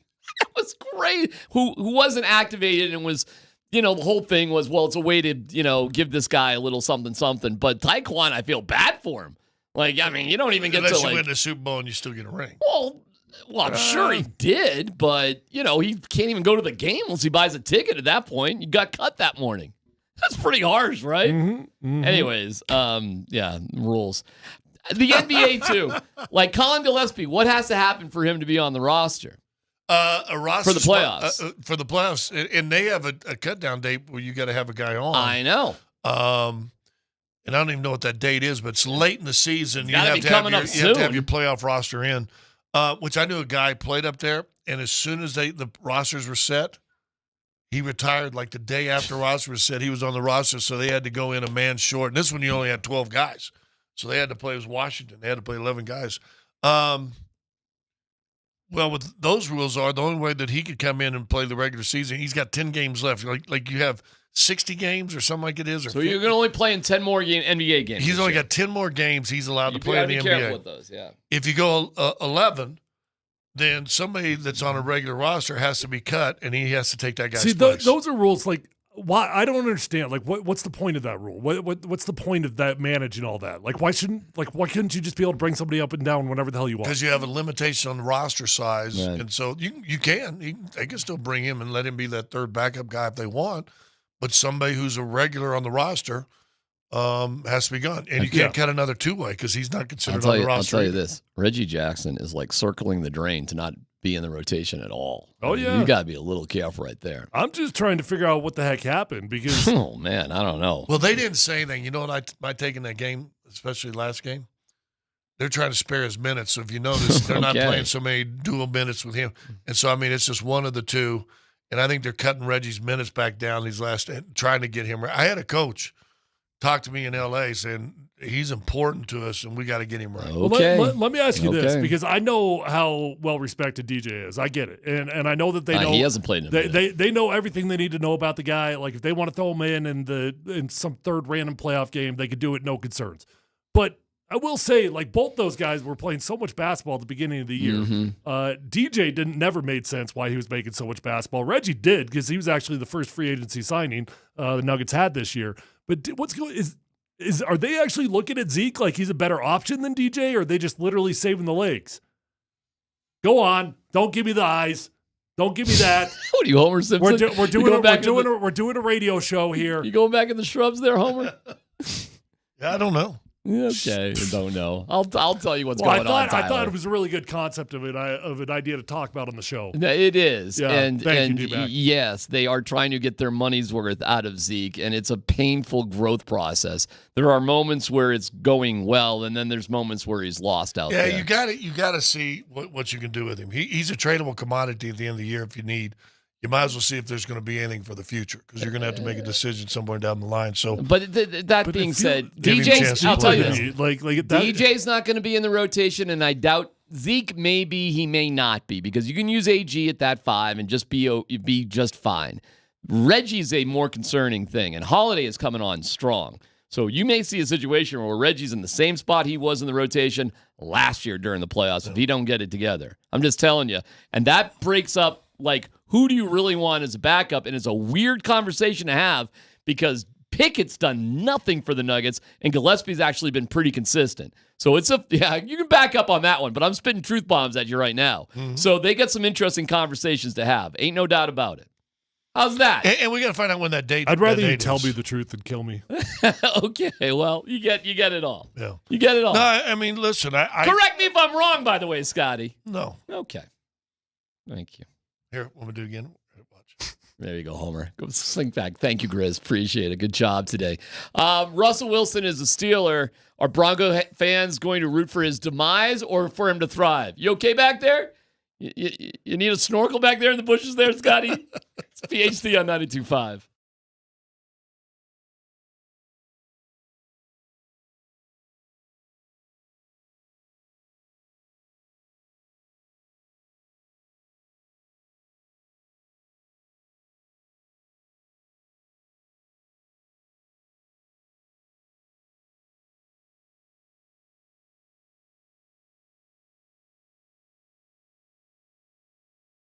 Hey, this is Tyler here for my friends over at Phil Long Ford. Guys, every single car that I bought since my rookie year has been from Phil Long Ford in Denver. And I keep going back because I always have a great experience. I know that car shopping can feel a bit cumbersome at times, but not at Phil Long Ford because they've got the largest inventory in the state of Colorado. Whether you're looking for a used vehicle or a new vehicle, they've got the largest selection and they've got the best deals. And you can check out all those deals online at phillongdenver.com. They've got incredible inventory arriving daily. They've got cars and trucks on the lot for you to choose from, or you can always go online and get exactly what you want. And check out their incredible line of electric cars, pickups, and vans with the latest technology. They've got the largest selection. They've got the best deals. They're going to get you in. They're going to get you out. And once you buy a car from Phil Long Ford, you will be a customer for life because you will realize that it is an experience that is different than other car dealers in Colorado. Go check them out online at phillongdenver.com and let them know that Tyler sent you on over.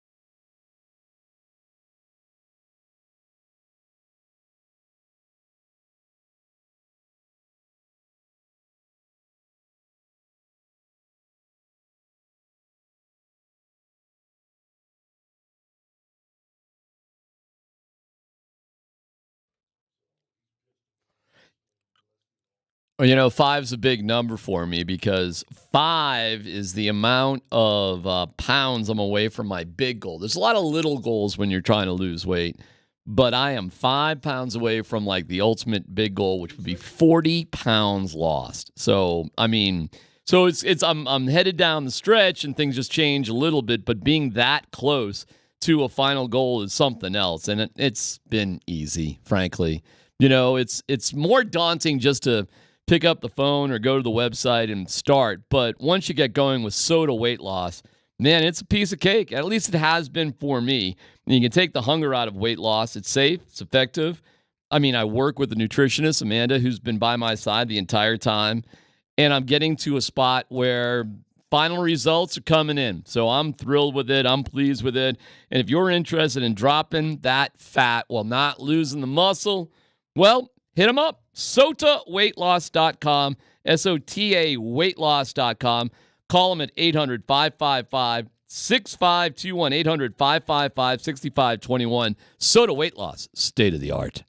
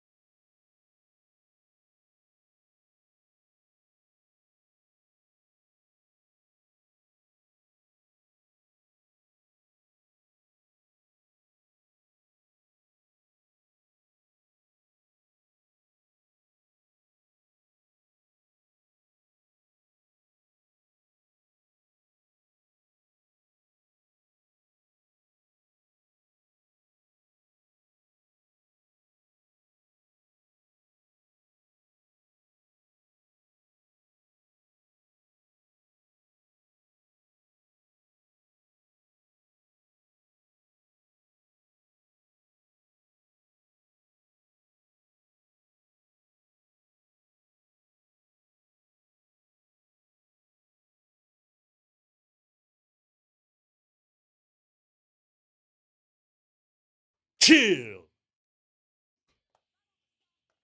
Russell Wilson is a Pittsburgh Steeler. Jerry Jeudy is a Cleveland Brown. Lloyd Cushenberry is a Tennessee Titan. Kirk Cousins is an Atlanta Falcon. Whoa.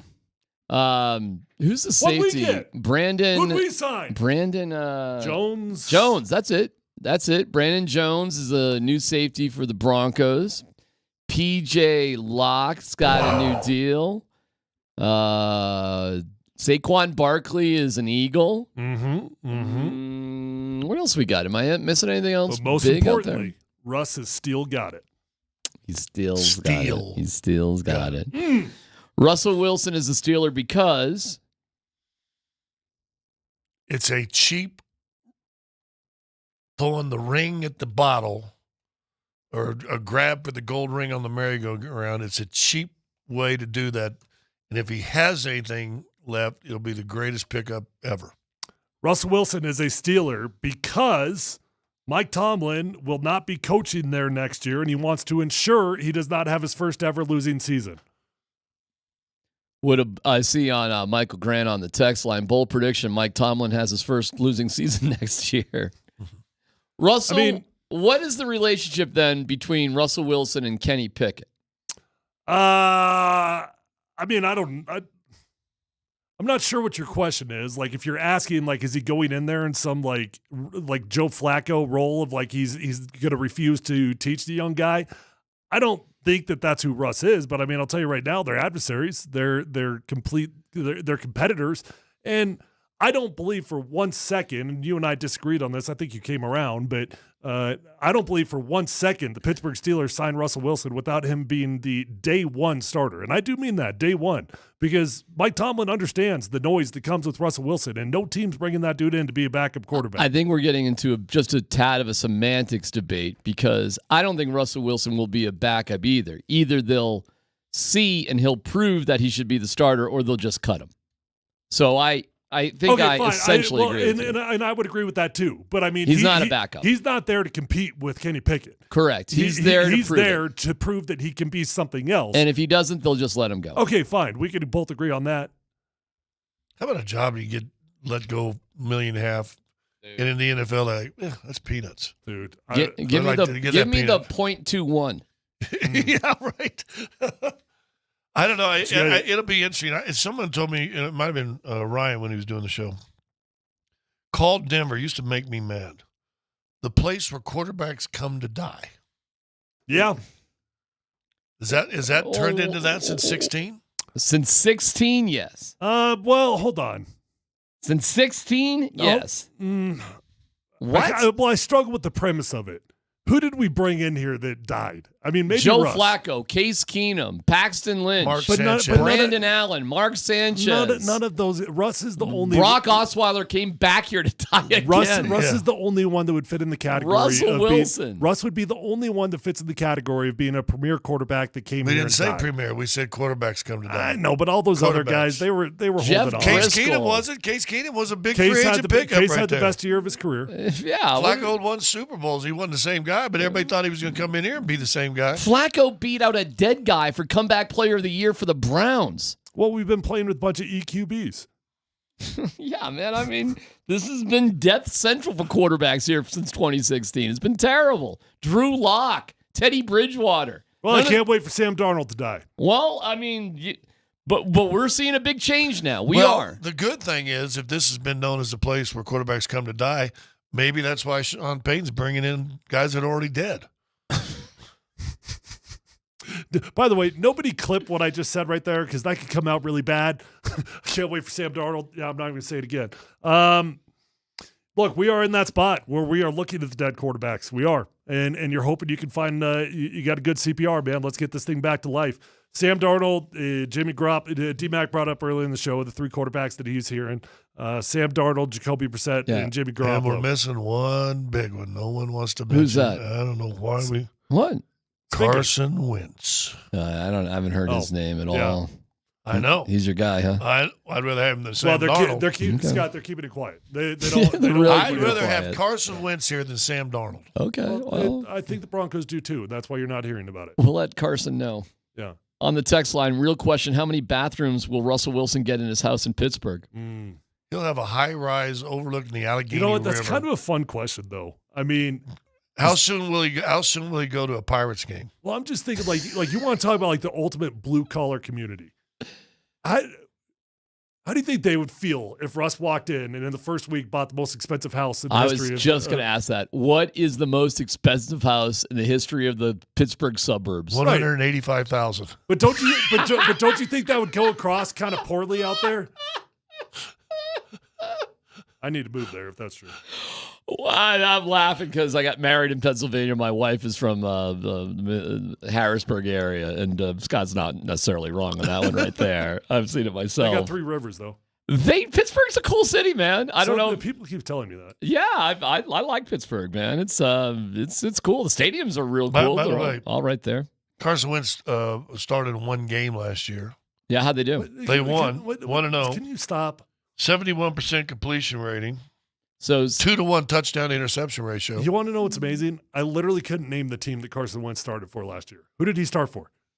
Rams. No idea. The Rams? Rams. Wow. Did not know that. Okay, dominoes are falling. Yeah. What will happen now that Kirk Cousins is an Atlanta Falcon? Well, Justin Fields is SOL, which is just where does he end up? I mean, it's sort of unrelated, but every quarterback conversation is related right now. No doubt that Caleb Williams will be the top pick. Oh, no question. No question that they'll move on from Fields. No question. None. Okay. None. That relationship's done. The only reason I start with Justin Fields is because, in theory, that should be the next domino. That could affect the Denver Broncos.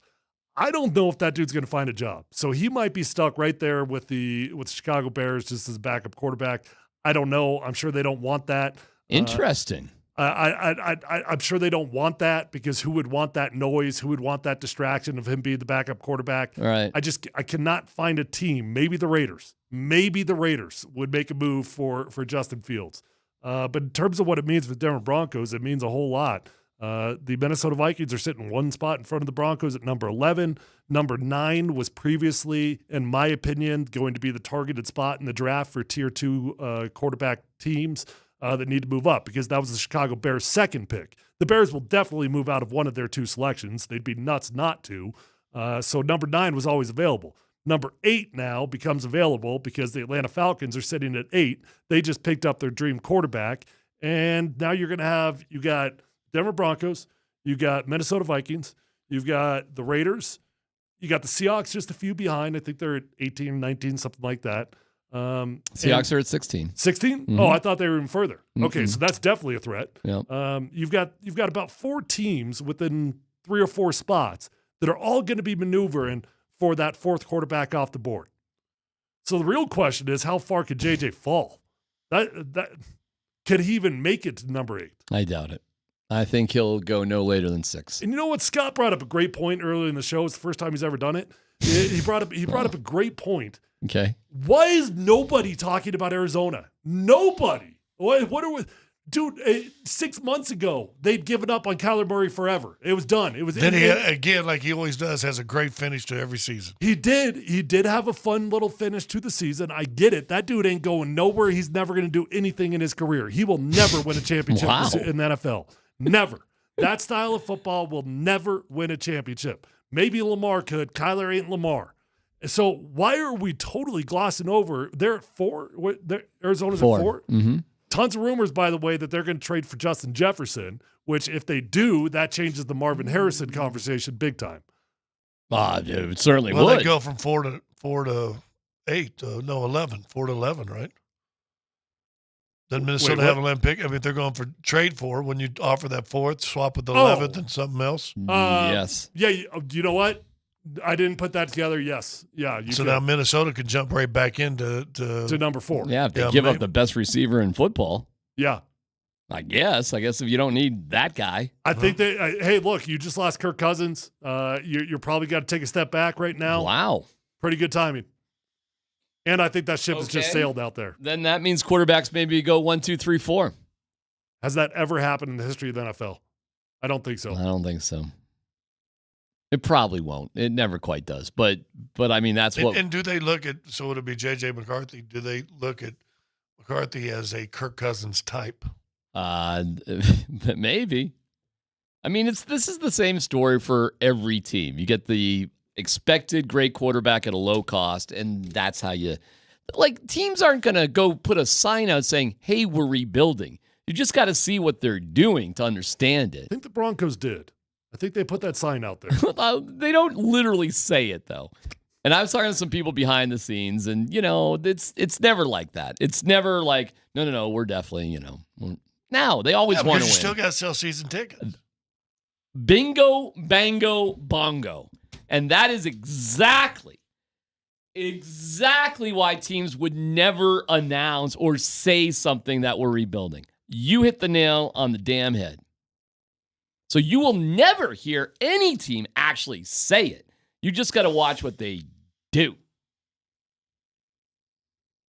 Well, it could get real interesting in the top 10 or 11. Like I said, I still think the Raiders are going to be a play from the 13th spot if they can. Now Minnesota 11, you're talking about them getting rid of Jefferson. And look at J.J. McCarthy's stock. If you want J.J. McCarthy, you might have to go to 4. What a world, man. And what a world. You go up to 4. I don't even know where's their next pick after that. They ain't doing that either. Dude, I'd almost be relieved if JJ goes that high. Because I don't, personally, that would not excite me if the Broncos moved up to number 9 to select JJ McCarthy. It wouldn't. I think you'd give up a lot of ammunition to go get a guy that, to me, feels a little Mac Jones-esque. Maybe he's going to have a great career. You never know. It's always a roll of dice with any of those guys. I think I'd actually be relieved if he went. Is Mac Jones a bust? Yeah. Yeah. He all pro his rookie year. How about the Patriots turned down a trade for Mac Jones last year, a second rounder? I'm trying to blank on the team. And they get a 5th from Jacksonville. Correct. Hey, is Baker Mayfield a bust? Not anymore. Not financially. You know what? He always plays great in those years. He needs to play great. There's an evaluation. He's done it 3 times. There's a system for grading first-round draft QBs, and then there's an entirely different system for the number 1 overall pick. And I would say in the big picture, he's a bust. Yeah. Pretty tricky calling somebody a bust who's now going to make $33 million a year. I know.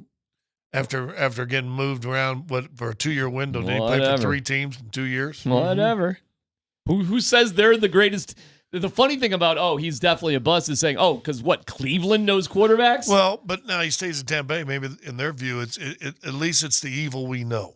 Mm-hmm. We know what he is and who he is and what we need to do to contain him and please him and get him in the right position. Mm-hmm. Let's keep the guy here. Is Trevor Lawrence a bust? No.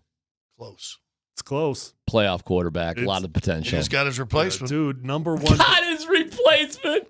Yeah, well, Mac Jones is his replacement. He just got his replacement. We're going to end on a funny note. Les Football Goes coming up next. Let it go.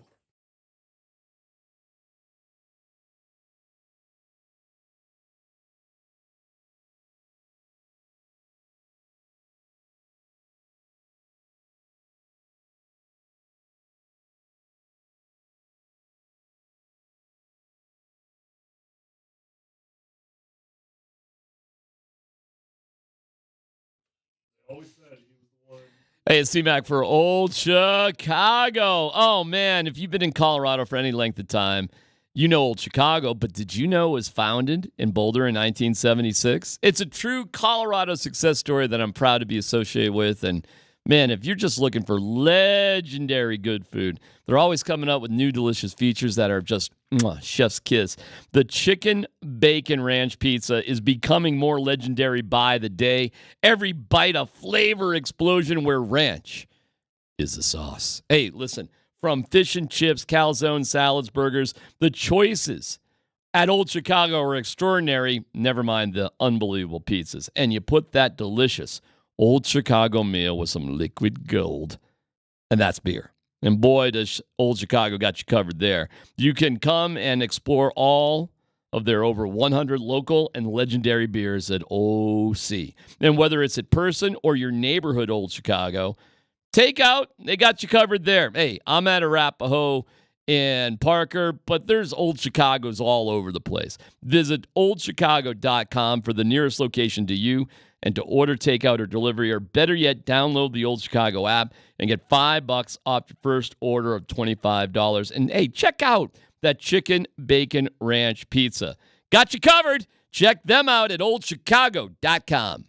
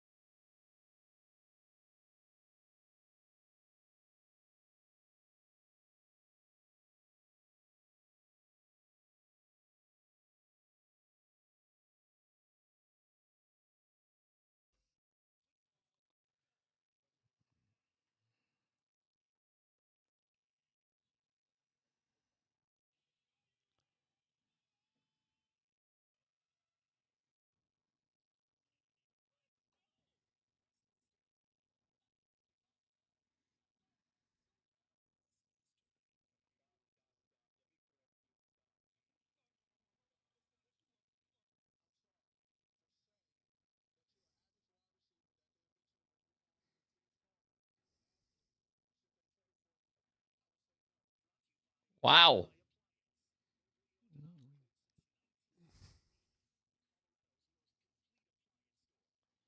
I was hanging out with some of the guys from Mountain High Appliance. It was awesome getting to meet them, and I asked them about their most expensive toaster.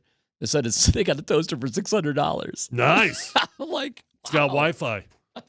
We were having some funny adult humor jokes about what a $600 toaster can. I guess butter your bread. the Browns didn't call Steve Smith, huh? I guess not. That's pretty funny. MountainHighAppliance.com, Colorado's most complete local appliance store with locations in Denver, Louisville, Littleton, Colorado Springs, and Glenwood Springs.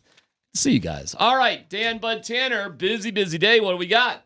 All right, before we get into all the moves, I do have a quick announcement here for the show. We have a pair of Nuggets and Raptors tickets to give away. Brucey B back in town again. Brucey B's back. Maybe he'll get a second ring. Who knows? Do you do a second tribute to Bruce Brown? I mean, That's a good question. You tribute him up again? I think you do just for fun. Did Thomas Bryant ever get one? Yes. When Miami and then he was got here. kicked out of the arena right And after. That's right. Oh, it was one of the kookiest things of all time. But I didn't know there were highlights of Thomas Bryant. But we got about 45 seconds of them. Nice. A lot of them were him just cheering for other dudes. It's like a Friday night. It'll be a fun game with the Raptors. Well, speaking of Brucey B, text in the keyword Bruce to 303-504-0925, and we'll pick a winner for Nuggets and Raptors, a pair of Nuggets and Raptors tickets coming up at 2:45, fellas. So get those entries in. Bruce to the text line. All right. All right, let's start off with the big news of the day in Broncos country. Obviously, yesterday, Russell Wilson signs with the Pittsburgh Steelers. Jerry Jeudy was traded to the Browns for a 5th and a 6th round draft pick. You heard a little teaser there in the intro. But is this, fellas, the best, or not the best, the most memorable Jerry Jeudy moment in the history of the Denver Broncos? When I saw him, he's playing well. I wanted to say to him face to face, like, hey, I know I said some things in the past I probably shouldn't have, and I'm sorry. That's what I wanted to say to him. His response, Mike Robb and Bucky, was ninja. Ninja. Yes, I'm using the word ninja. I'm just using the word ninja. I don't mess with you. And it was a curse word. And so I was like, all right. And then he repeated it. So I'll say it again. I'm sorry that I said you were a jag, just a guy who's an average wide receiver they use a first-round pick on that isn't doing anything. I hope today that you actually show up in a way that you haven't showed up in the last couple of years since they drafted you. So if you ever got a problem with Agent 89, I'm sorry for saying that you're an average wide receiver that they eventually will move on. And when teams call me and asking, should they trade for you, I will say no, don't trade for Jerry Jeudy because he's mentally unable to handle constructive criticism from people who watch specifically, can he be a wide receiver? He could be a wide receiver. He's a tier 3. Well, that was a pretty lousy apology. And can I say something? Everybody wants to bust him. You wouldn't accept that? A 5th and 6th pick.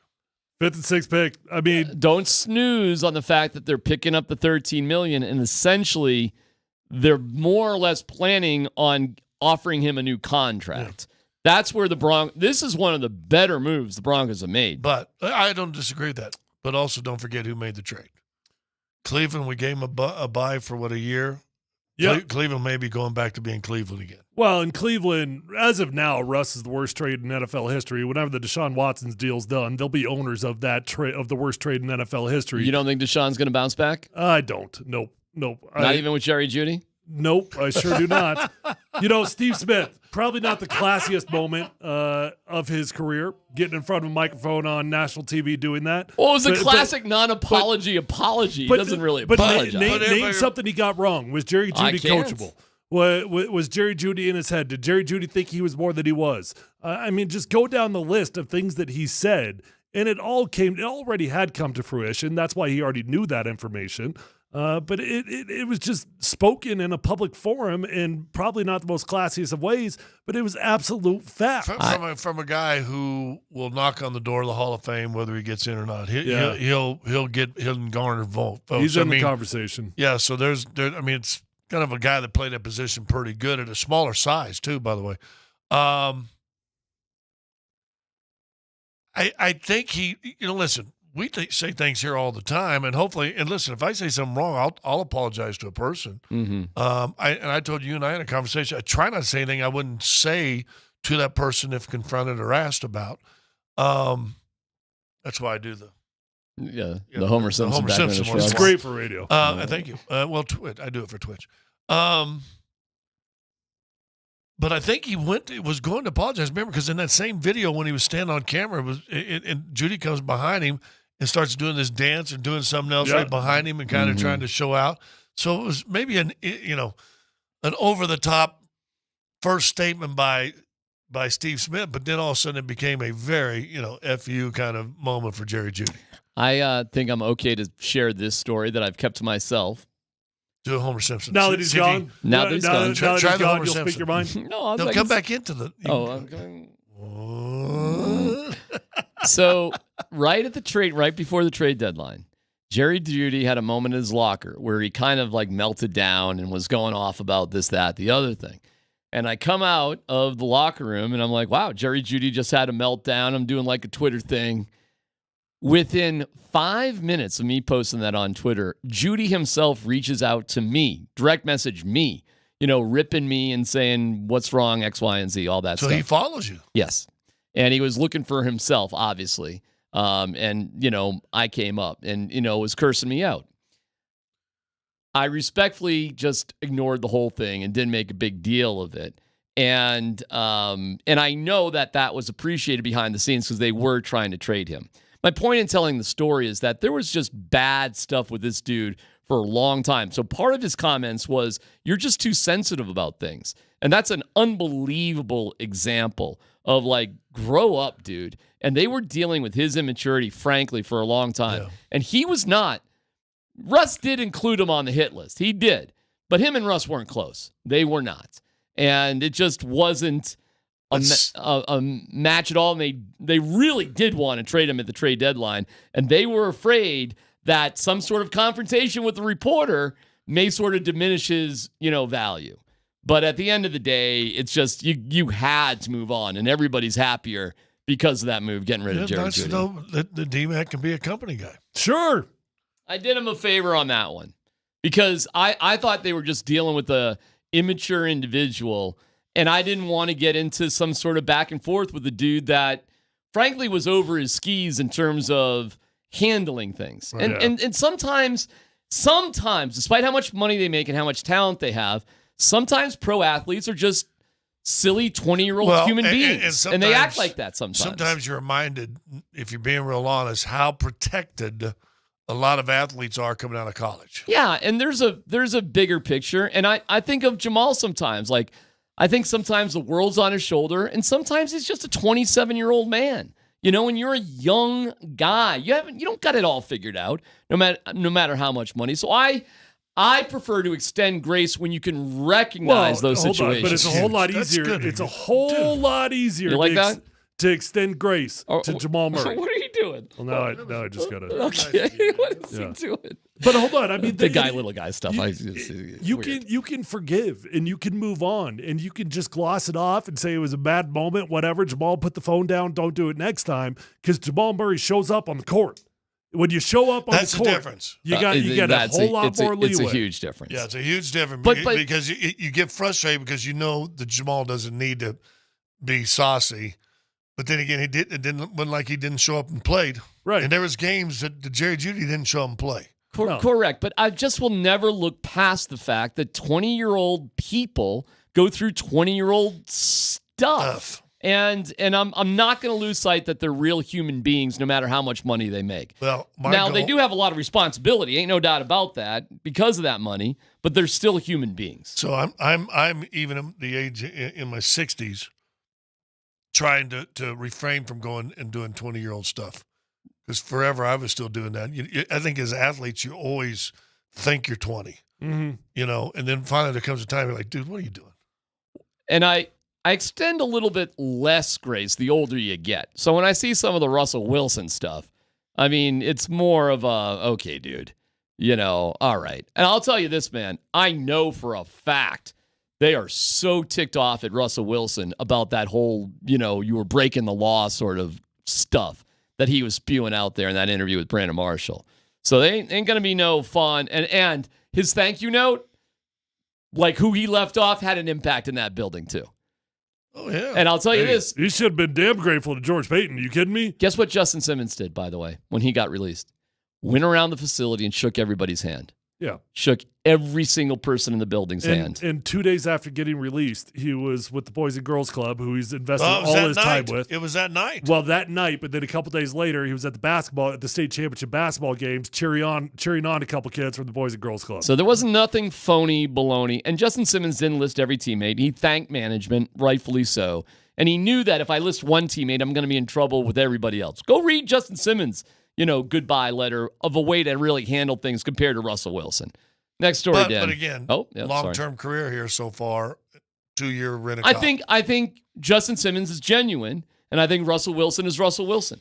Justin Simmons was a sheriff, and Russell Wilson was a mall cop. I'll take it. You know what? Yeah. All right, Paul Blart. Next one, Dan. Good movie. All right, a lot of big-name running backs on the move today, fellas, in the NFL. Saquon Barkley signs a 3-year, $37.75 million deal with the Eagles. Aaron Jones was released by the Packers because the Packers signed Josh Jacobs. Also, I missed that. What was that deal? Do you know? I don't have the numbers on that deal yet, but Tony Pollard signs with the Tennessee Titans as well. So now the question is, Derrick Henry, where does he go in free agency? He is yet undecided. Oh, that's Well, crazy. the fascinating part of it is this year we've got the great reset going on with the safety market because it probably did hit a bubble and these guys probably were making too much money and teams said, okay, it's time to reset this. You hit the reset last year on the running backs, and now you've got guys actually getting decent contracts. Where does Derrick Henry end up, man, and for how much? $1.25 million, Denver Broncos. They might replace Josh Jacobs out there with the Raiders. I certainly would take Derrick Henry for 1.25. Right. No doubt about it. It's just that when those great bigger running backs, when the wheels fall off, man, They fall off. Oh man, it happens so quick. Dude, he's still built, though. I get it. Oh, but dude, that guy can play now. He can still play. Okay. It's not over. I'm not telling you he's got a ton of life, but like it's Steven not over. Jackson was like that. Brandon Jacobs was like that. The bigger dudes, just. But would you take him I don't here know. for $5 million? LeGarrette Blount was like that also, and then you know what he ended up being? A very solid addition to that Tampa Bay Super Bowl run. All right. What's for $5 million? No. For Derrick Henry? No. Derrick Henry here for $5 million? No. I'd take him for 5. Yeah, Why would not? in a heartbeat. I think so. Five's not outrageous. That's very, very reasonable. That's manageable. I bet you he averages like 2.5 yards a carry next year or something No like that. way. Yeah. His days of being the workhorse are gone. But Now, you don't want to give him 35 carries a game. Yeah, I got it at like You 2.5. you mix him dude in can here with lower Williams a little bit. That dude can lower his shoulder and average 4 yards a pop. Okay. Okay. Big dudes play linebacker too and defensive tackle. You should know that. I know exactly who plays. I've been there. All right, next story, Dan.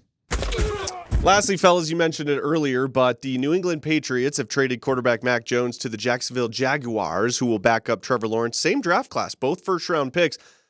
But let's hear from WBZ 1030 in Boston on their report asking fans about the trade of Mac Jones to Jacksonville. Oh, great. Without much fanfare, the Mac Jones era appears to be over in New England. Multiple sources say he's being traded to the Jacksonville Jaguars. For Patriots Nation, at least the members I spoke to, it's not exactly a fond farewell. Yeah, Mac Jones stinks. I'm glad he went to the Jaguars. This guy went a little further, at least in theory. I have a jersey, so now I gotta burn it. I'm sad. You're gonna burn the jersey? No, it was a gift. I gotta keep it. The former 15th overall pick can't officially be shuffled out the door until the new league year starts this week. He ends his stint with the Pats with 46 touchdowns, 36 interceptions, and a passer rating of 85.8. And the compensation for all that time and money spent on Mac? 1 6th-round draft pick. Have fun being a backup in Jacksonville. I don't know. Kyle Schaffel, WBZ, Boston's News Radio. Now, I'm going to be at the Nuggets game tonight. Congratulations. And I plan on going around Ball Arena and asking fans what they think of Russell Wilson signing with the Pittsburgh Steelers. Hilarious. That's a great we'll idea. give you the reaction coming up tomorrow. You should do that. That is a brilliant idea, Dan. Yeah, that's awesome. Man, Mac Jones is funny because you go back and you look at the scouting report. A lot of times you look back 5-8 years later after your initial scouting reports, you're like, oh my gosh, how dumb are these scouts? they nailed it on that dude. I mean, he came in with considered the highest floor and the lowest ceiling of all the quarterbacks in that class. He was the guy that they said day one can walk in and he can play in the NFL. He's also the guy that they said that was going to cap out very low, and boy, did that ever come to fruition. Patriots turning down a second rounder for him last year and now getting, what was it, sixth, fifth, something like that for him to the Jags. Talk about an insane drop in your value in one stinking year. How should Dan ask that question to people today at the Nuggets? What are you going to say? I'm just going to say Russell Wilson signing with the Pittsburgh Steelers makes you feel what? Makes you feel what? Leave it open-ended, sure. Okay. All right. I think 10 words or less, your thoughts on Russell Wilson being a Steeler. Yeah, I think that might be just a pinch better because it can give you just a more reflective sort of way to frame it, because it makes me feel what? Oh, I'm happy. I don't know, but 10 words, I might be looking forward to a rant or two. I might be looking for somebody going on a rant. Or 10 words or less, describe Russell Wilson's tenure in Denver. No, that's easy. It's too easy. Yeah, that's a little bit of you let him off the hook. How do you feel about Russ going to Pittsburgh? You could just, simple as that. Hey, Russ is in Pittsburgh. How do you feel about it? See how it goes. That's a great idea, though, Dan. I think that's amazing. Is that what he said? You know, by the way, Michael Malone's a Pittsburgh Steeler fan. Is that right? Why? He's from Brooklyn. I don't know. Just is. Yeah, he's okay. Would you want to ask Malone how he feels about it? Well, I mean, if Dan's got all the, his sacks growing, he might want to. What could be a Nuggets tie back to ask Malone about it? That's a fun one. Is there a tie back you could fit Russell Wilson in? You could ask him easier about it pregame, just flat out. Pregame, you could just say, hey, Michael, I know you're a Pittsburgh Steelers fan. What do you think about Russ going there? There you go. Actually, that would be intriguing. It'll be so great. Pregame, you'd have to do that postgame. That would go over like a fart in church. But pregame, you could get away with it. It'd be great, though. What's that? And he goes, I hate the Steelers. I've never been a fan. So are you going to say he's a liar? You set Dan up. That is terrible. Ask him about being a Dolphins fan. Oh, that's too funny. Did you really just get us on that? No, I believe now I am I can't correct. tell if he is a fan or not. Yeah, I don't know. I think his football team is the Steelers. You think? I'm not. I know. If I had my last dollar and I had to bet it, I'd bet it that he is. Well, good luck on that, Dan. See how that goes. Why you ask me about the Steelers? I was working for the Buffalo Sabres network, and I did the coaches show with Lindy Ruff, and they had to have him read a PSA. I give him the PSA, and he stumbles over a word, and I'm like, oh, my God, I can't believe I have to do this. And I go, Coach, I'm sorry. You didn't say that word. And he looks down at me and goes, that's how we say it in Canada. And then he goes, no, I'm just joking. I just screwed up the word. It's PHC on 92.5.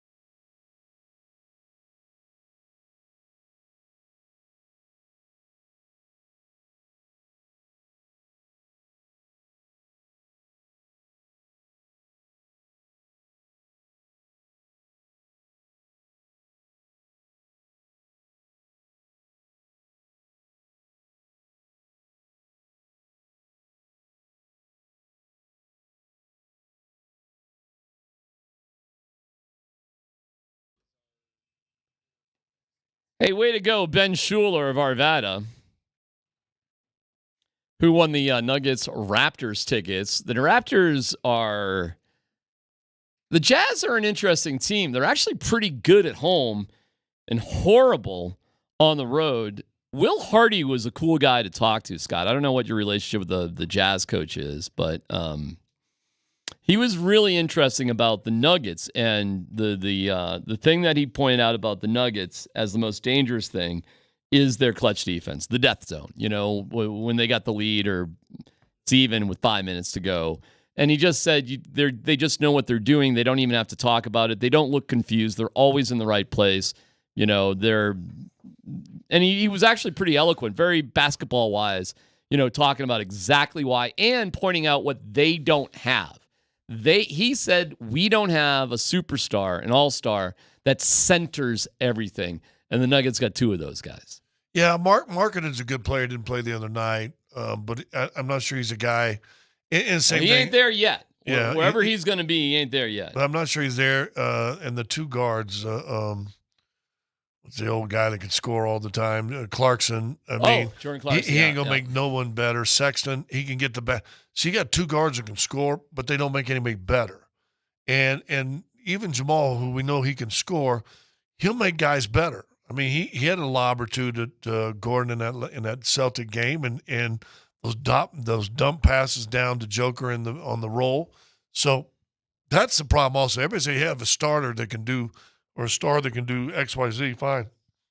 But are they making the guys around them better? Well, Hardy said, especially on the road, that's incredibly important, and they just don't have it. And that's why their home road splits are kind of ridiculous. Like the Jazz at home are 19-12, and they're 9-24 on the road, whereas the Raptors are just kind of consistently bad both at home and 19 and to on the 12, road. 12 losses for them at home is amazing. It's one of the toughest places to play. And other than there's less space around the court in Utah than any other place. But other than that, I don't know why it's always such a tough place for teams to go in and play. Uh-oh, Tyler. No button there for Tyler. Dan, we got I get to go home. Oh, there you go. Oh, am I on? Yeah, All right. you're good. I got no. That's dangerous. I got no lights. I don't know if I'm on. I've actually always wondered this, Scott. Like they always talk about the sight lines in basketball and depth perception, and you even brought it up with the Coliseum the other day. And I get all that. It all looks the freaking same to me. Like all those arenas look the exact same. Like I actually struggle to understand what creates a good depth perception, what creates good sight lines in basketball. Well, you got where the lights are, the reflections, the dark areas. Some guys didn't used to like to shoot. What do they call the stadium or I don't even. But basically, the whole arena is dark except for the floor. Mm-hmm. LA tries to do that. Used to be, it seemed like more prominent back in the day. But then it's you want depth behind the glass so that you can get an idea of how far you've got to shoot. A great shooting coach once told me. So you like the fans up close? Is that what you mean? You don't notice them other than you can see the rim and you know from your body and from the years and the shots you've put up how far a shot it is. And like I said, one of the great coaches, shooting coaches I talked to one time and stuff I passed to kids, once you can learn to shoot a straight shot, that's your biggest training is being able to know when I shoot, I can shoot from my hand straight to the target I'm trying to shoot and hit at, backboard or whatever. Once you can do that, then it's just a matter of time you put in for your depth perception. The more you shoot, the better perception it is. And that's why it's easier for great shooters to adjust anywhere, Steph Curry. Mm-hmm. But guys that are marginal shooters are great at home because that's where they shoot all the time, struggle on the road because they really probably haven't put enough time in. And I'll be honest with you, I think the shoot-arounds, and part of that's because of the schedule, shoot-arounds anymore are like a light practice. And it used to be when I first got in the league, shoot-arounds were shoot around. I mean, for 35, 40 minutes, we had coaches, you dribbled the floor. You tried to find, especially going to Boston, where the dead parts on the floor are. So you're doing a lot of dribbling around the whole floor. And you're shooting, trying to get the perception of how to see. And I had a buddy who was a good shooter, hated the old Coliseum for the bullets at the time because the stands were literally from me to your car parked out in the driveway was the closest people. And so and it was all black. And so you couldn't see any lights shining on the backboard like stars. Right. and he hated shooting there. But I don't know. Listen, it's all about time. You go. What are the most challenging arenas? Well, like I said, I don't know why, but everybody struggles in Utah. And now, they've had good teams. I mean, history says that's true. Well, Denver's in Malone's era, 1-10 or 1-11? Yeah, I couldn't believe that number is so bad. So I think the one team that Joker has a losing record to is like Utah. That's crazy. And I don't understand other than they're always fervent. The fans are always fervent and loud. We've seen the dust-ups with Russ and those fans for a number of years. They're right on you. They're the closest access to a team and to the floor of any place in the NBA. So that might be an effect. I always said it was more like a college atmosphere when you went in there. But it's for some reason always one of the toughest places to play. Well, it's tonight. It's the Raptors and the Nuggets. The Nuggets should win this relatively easily. We'll see if they. But you don't want to sleep, right? You got to keep coming out and be a professional. Yeah. And don't think that Malone going off the other night wasn't because he knew he had Toronto Monday. That would make a lot of sense. It's about what's in the future, not what just happened. Does Jamal Murray need to address what he did in terms of?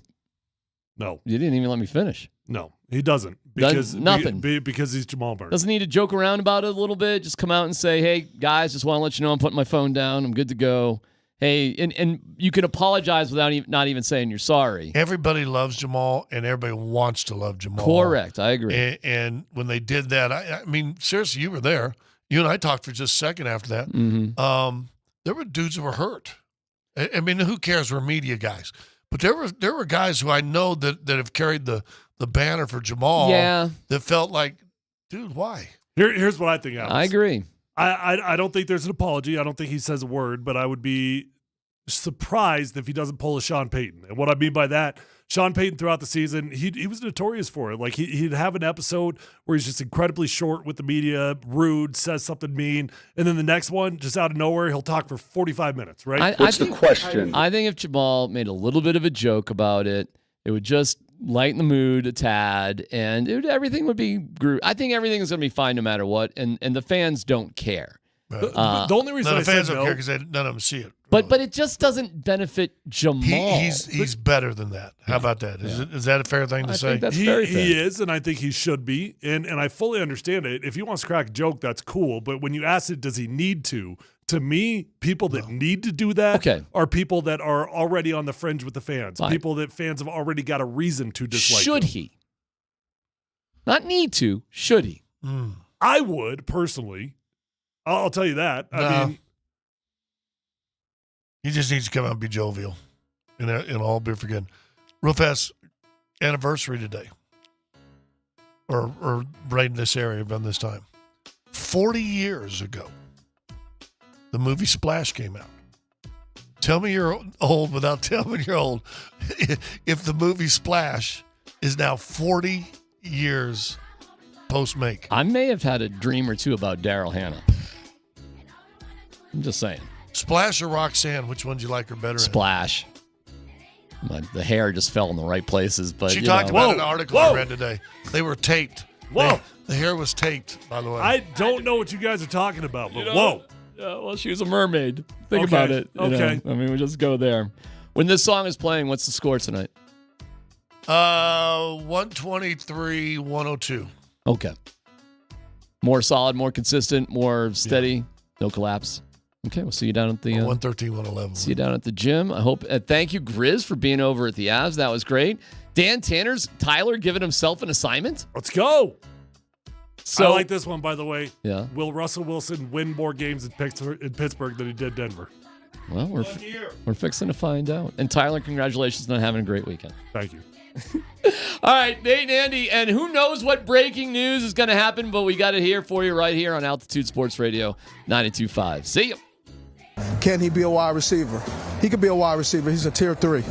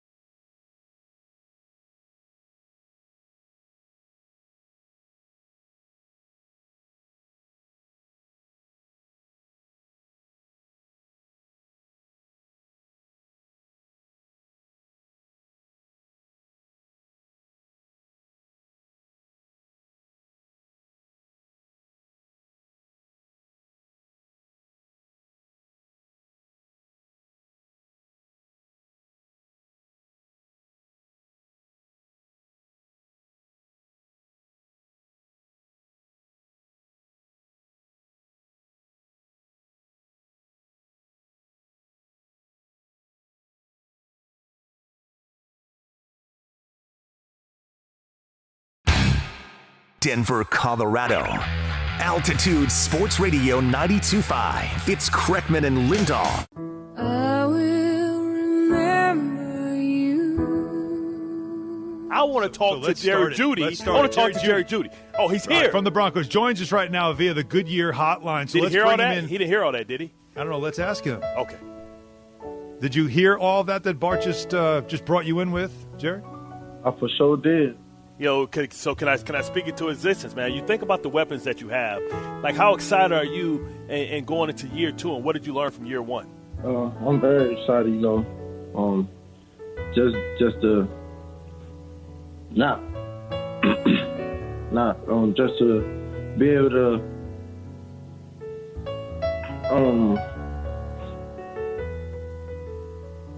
basically. Jerry, we good? You good? Well, I think we're having some communication issues. I feel like he got distracted for a minute. Like something happened. That's what I was worried about. Oh, okay. Well, maybe he'll come back. Like in mid-sentence, he just kind of like looked like something else was going on that he had to attend to. So he's good. Okay. Is he back? Okay, we got him back. Hey, Jerry, you good, baby? Yeah. All right, cool. How difficult was it to kind of get that chemistry, with your quarterback, being that we're in the midst of the pandemic, you guys didn't have a lot of time to get those timings together, that nonverbal communication, and for, Drew Lock to learn where your sweet spot is and where you like the ball based on certain routes?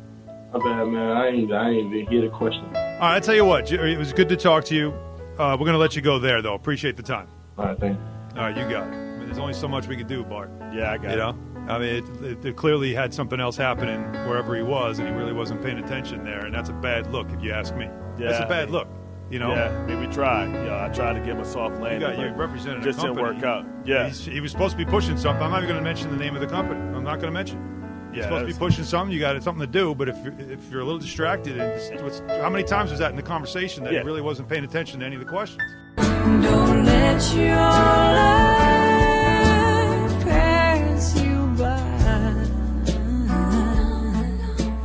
Weep not for the memories.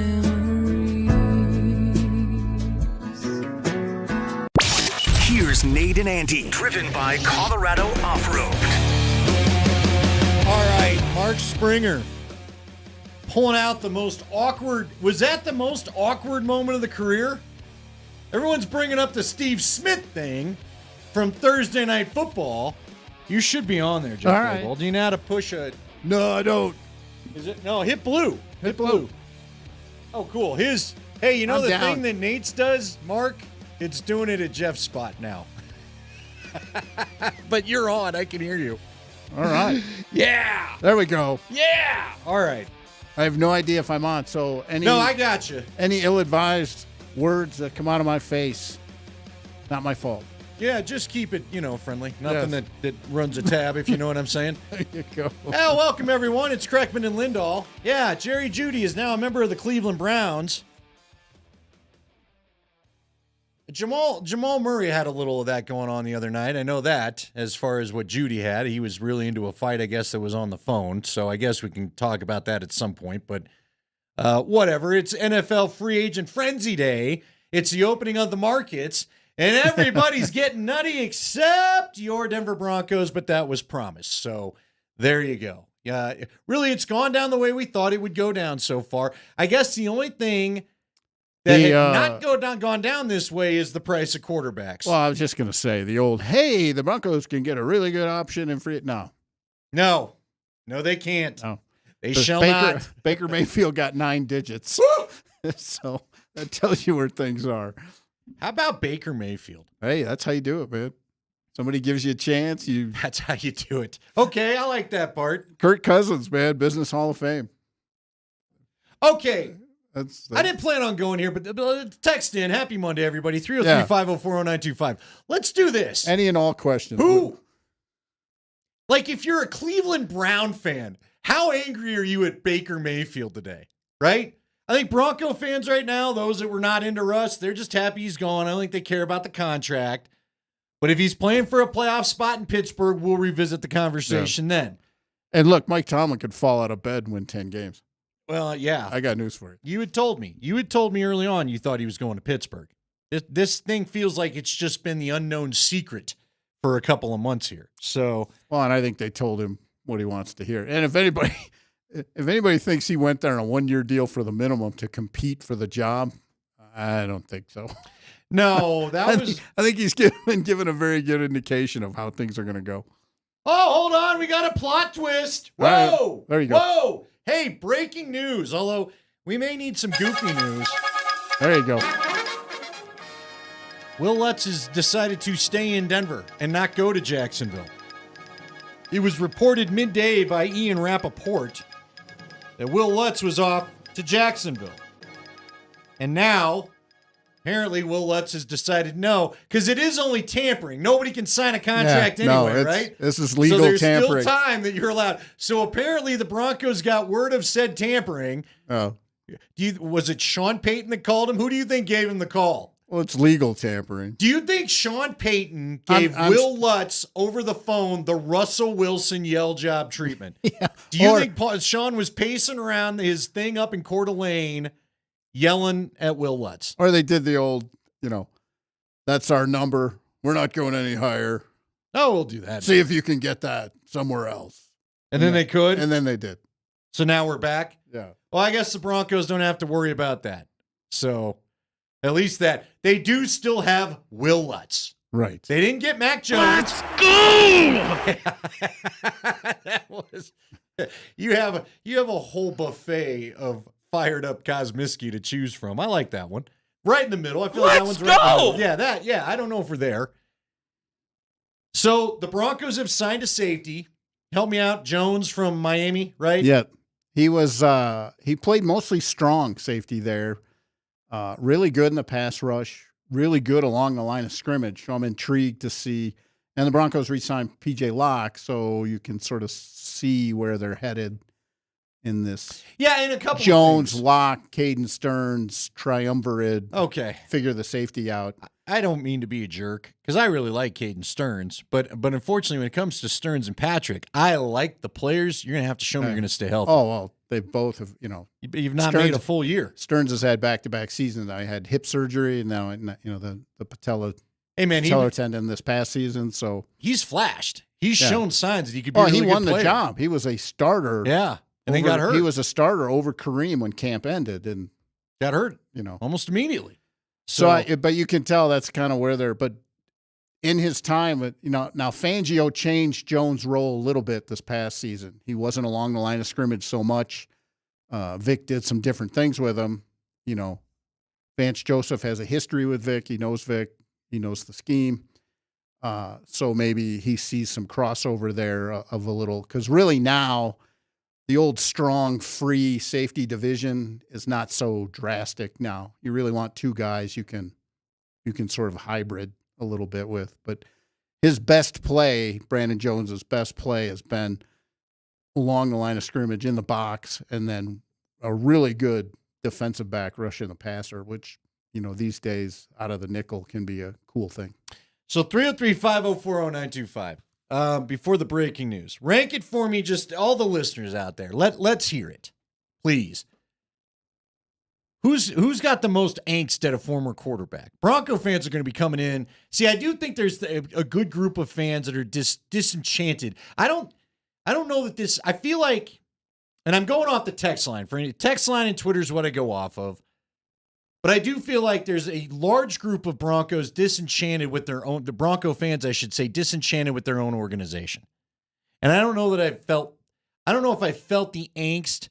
Like usually in Broncos country, it is, I don't know, feels 50-50 at times. If you say something positive about Russ, everybody comes after you. If you say something about Peyton, positive, everybody comes after you. You switch to negative on either guy. The other side seems to show up. It's robust from both sides. The texts are always even. It's always interesting to me.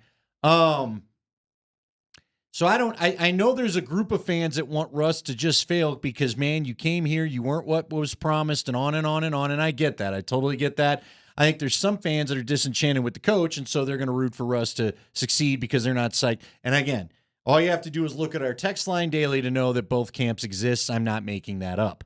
So I don't know where Bronco fans' angst towards Russ is. Feel free to voice your opinion, 303-504-0925. I got to imagine if you're Cleveland, aren't you a little annoyed? Because, look, Cleveland ain't too far from Denver. They've got a guy under massive contract that doesn't look like he's the player that he was at the last stop. Oh, it's even in Deshaun Watson. It's even worse right. than Russ's because it was all guaranteed, every cent of it almost. Even the owners are still in mad fact, about I just saw it today. It has the greatest dead cap figure in history. Like if they just cut him, which they won't, but they can't. It's they like can't. 250, right? Oh, it's unbelievable. It's like the entire. It's like there's two no commas. breaking it up. It's 2 commas. Let's just say that. Yeah, they literally could have 1 year of the whole cap and another year of the whole cap. How We about that? will not be fielding a team this year, but it's just. I think here locally in my time on the beat, I think this is the most. I mean, there were years where you had the weird QB competitions, Trevor Siemian and Mark Sanchez, but this is the year you don't even really feel like there's a solution yet on the table, and we're through the giant money already in free agency. I mean, the $100 million contracts have dropped. There'll be a smattering here moving forward, but I mean, you got guards today getting making some money, and good. If you're a player, man, hey, get it, get it now, because Russell Wilson's your proof. Hope the Broncos are paying attention, because I believe one Quinn Miners is going to be in that conversation next year, right? But I mean, today is the day when the blue chips. Yeah, well, and you can see the other takeaway I have from today, whether people care or not. But my other takeaway today is you can see what the league thinks of the running back class in the draft. Because they're signing running the backs are getting money today. Yeah. They're getting a little bit of money. But Jeff, Jeff and I go back to the first time I kind of approached Jeff Legwall because I had read him for so long. I was just like doing reporting stuff over at KOA. And they sent me out to the owners' meetings that That's were right. I can't Owners' even meetings in remember Denver. what year was that. Do That's you a even long remember? time ago, man. I remember it. And like the only owner that talked to us was Jerry Jones. Everyone else gave us the polite nod and wave, and they walked You got on the by. public wave. A few talked to them. That was it. But Jones actually stopped and talked to us. I didn't take you into the good hallways then. Well, no, we literally just first met, and I needed someone to talk to, and there's old Leggy, and I liked his writing, so I went up to talk. What year was that? My point, though, is you and I have seen, we've covered two things in our time together. A lot of drafts and a lot of first days of free agency. Yeah. And what I do laugh about, for those Bronco fans that are bummed that you're somehow missing out, I will say this. How many times does the first day of free agency create the guys that are getting cut? I got your stat. Hit me. You ready? The 2022 free agency. Okay. So 2 years ago. 2022. Yep. 7 of the 11 top contracts awarded in free agency in 2022, 7 of those players no longer play for that team. See? 7 of the 11 in 2022. So we make so much of it all. And a lot of this is agents trying to get clients down the road. That's why you see all this, up to, $50 million in guarantees. Well, those aren't really guarantees. How much did he get when he signs is the guarantee. Right. But 7 of the 11. And then 2 of the remaining 4 have already taken pay cuts to stay with their team. So 9 of the 11 have altered contracts. Have altered or are on new teams. And you can best bet on the first day of free agency in 2022, confetti cannons were shooting everywhere. And guess who one of them is? Randy Gregory. Von Miller was signing with the Miller Bills. in Buffalo. Yeah. Yeah. No, so there it is. I just dug that up today, and it's pretty amazing, actually. So anyway, I'm also Bronco fans. You can weigh in on the Russ stuff. Will you root for him or not? I'm curious though. What fan base has the biggest beef with the former quarterback? Now again, I don't know that Baker Mayfield's ever going to be what Cleveland thought he was going to be in Tampa Bay, but man, he got paid a nice paycheck today. Well, he played his way better in Tennessee than he did in Miami. He played his way into it. That's how. None of the Denver quarterbacks though, like Drew, never played for Seattle to the point where I'm not trying to stir up you Drew Lock fans. And yes, I'm aware you're out there, Marie. I'm sorry, But seriously, he played so well. And look, I thought he played all right in that Monday Nighter, and yet Seattle still was doing all they could to force Geno Smith back out there the next week. Because a lot of times when you're looking at the NFL, it's like we forget Monday through Saturday exists. The practice, yeah. It's the like, prep. or meetings, or interactions, or your ability to learn, or what are they holding out when you play because you can't function with it, or what types of things like that exist that you don't know about. And I tell folks all the time, coaches don't sit around and say, we're going to hold the best quarterback back. Right. We're not going to play him. I don't want to play him. I'm going to hide him. No, that the really, really the best quarterback's not playing. That never happens unless it's a rookie and they're trying to figure out a way to gracefully get him into the lineup. But if he's that good, they don't care. They just do it. That's Jeff Legwold. Hit me up with some of the quarterbacks that did better in the second spot. And what's your prediction for us? Here's the one thing. Look, hey, Mike Tomlin's never had a losing season. That's my prediction for Russ. He's on a winning team in the playoff hunt. Yeah. Mike Tomlin can fall out of bed and get 10 wins with whatever 53 guys he has on the roster. And if Russ plays like the 4 games, Kansas City, Buffalo, Minnesota, Cleveland, if Pittsburgh gets those 4 games of Russell Wilson, he has a good season, and they're a playoff team. But he'll be in a play-action offense there, and Mike Tomlin will smooth it over, and they won't publicly embarrass him on the sideline, and he'll be better. Here's the thing they threw out on, I think it was Get Up today with Mike Greenberg and company. They were pointing out, they said, what if he's Kurt Warner? Which would really make a lot of Bronco fans mad because it means the Broncos were the New York Giants phase of Kurt Warner's career. Right. And then he goes off and the Steelers become the Cardinals phase of Kurt Warner's. Now, again, I'm not positive I see that happening, but we'll see. No, but we'll see. He found the best situation for him. Yeah. They'll run an offense he'll be able to run. There'll be play action. There'll be play action yeah. bootlegs, and I don't think he's going to argue with Mike Tomlin about how much they're running the ball. I mean, no. Tell me I'm wrong. No, I agree with you. Russ knew what he was doing. He knows how to do this. He met with those guys for hours. They've given him a clear indication of what the offense is going to look like, what his responsibility is going to be. And I don't see him bristling or pushing back against Mike Tomlin and Arthur Smith. I just don't. Maybe I'm wrong and whatever, but if he throws 26 touchdowns in 15 games, the first 15 games next year for Mike Tomlin, I think the Steelers are going to be pretty happy. Yeah, they showed it. They had the numbers. He threw more touchdowns than all 3. I think it was all 3 of the Pittsburgh QBs that played this year. So anyway, he's Jeff Legwold. I'm Andy Lindahl. Our man Mike. Hey, Mike. Our man Mark Springer is along. Be good if we could get everyone's name right on the show. I've had a hell of a day, folks. You're going to have to live with me. I'll just be Joe. Yeah, well, I may make up names for everybody by the time this is done. Sean Walker's going to join us. That's the right name, right? Spring, the new Avs defenseman, is going to.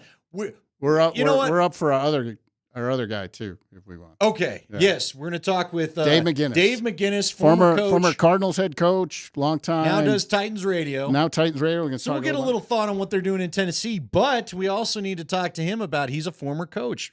We'll get some of the insights into the free agent world. Former Bronco assistant, Brian Callahan. Now the Titans. Now we need to get Brian on. We'll need to effort that. We'll get going with Mac first, and then we'll get the. Here's the thing. I want to say we're scheduled to talk to Sean Walker just because where are they going tonight? Spring, Calgary, right? They're landing in Calgary. It should all work out, but who knows? Air travel in modern day. Who knows? I think it'll be fine. It is Kreckman and Lindahl on Altitude Sports Radio 92.5.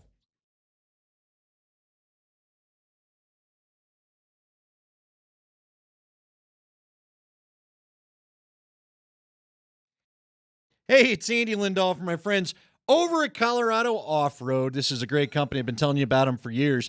I know exactly when. It was 2019 was the end of this. That's when I started it, I should say. 2019, got my new Ford. Didn't have a lot of accessories on it, so I went over, saw Jerry Jones. It was actually the good folks at Phil Longford that said, hey, I know you want a couple things for the truck. We recommend this guy. One of the dealerships recommended him to me. And so I went over, saw Jerry. Jerry We talked about bed covers and step rails and on and on and on. And it's gotten to the point where Jerry just said, you know what you need to make your life easier with this truck? Here's X. Didn't think about the remote start kit. He was able to do that, something that I may take advantage of when it apparently is going to snow 4 feet coming up here on Thursday. The step rails are always good because the truck is higher, and so for my smaller passengers, it's easier for them to get into the truck. The bed cover, of course, speaks for itself. There's a million reasons why I love that. They can do heated seats now. If you got yourself a truck or a new 4x4 and you got it because you got the payment as affordable as you could get it, which who isn't doing that these days? You need accessories. Jerry's the guy to go see. He's a Colorado business. They've been here a long time. He knows the conditions. He's the one you want to talk to. It's Colorado Off-Road, located 3 blocks south of historic downtown Littleton on Prince Street, and you can find him on the web at cooffroad.com.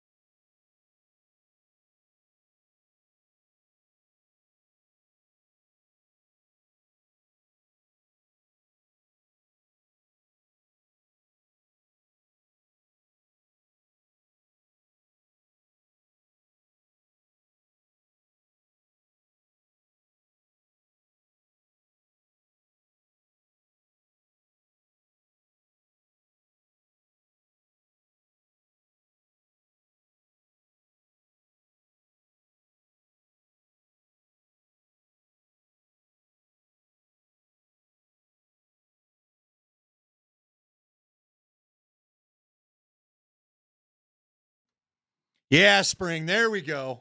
You know what I love? I think every host yells to their producer, "Yeah, way to pick this." And half the time you're just kind of rolling with what's in there, stock selections. How do we know if it's a Mark Springer original? Is it this was on purpose. I don't even love this song, but today is 311. See, you weren't ready to chill. You weren't ready.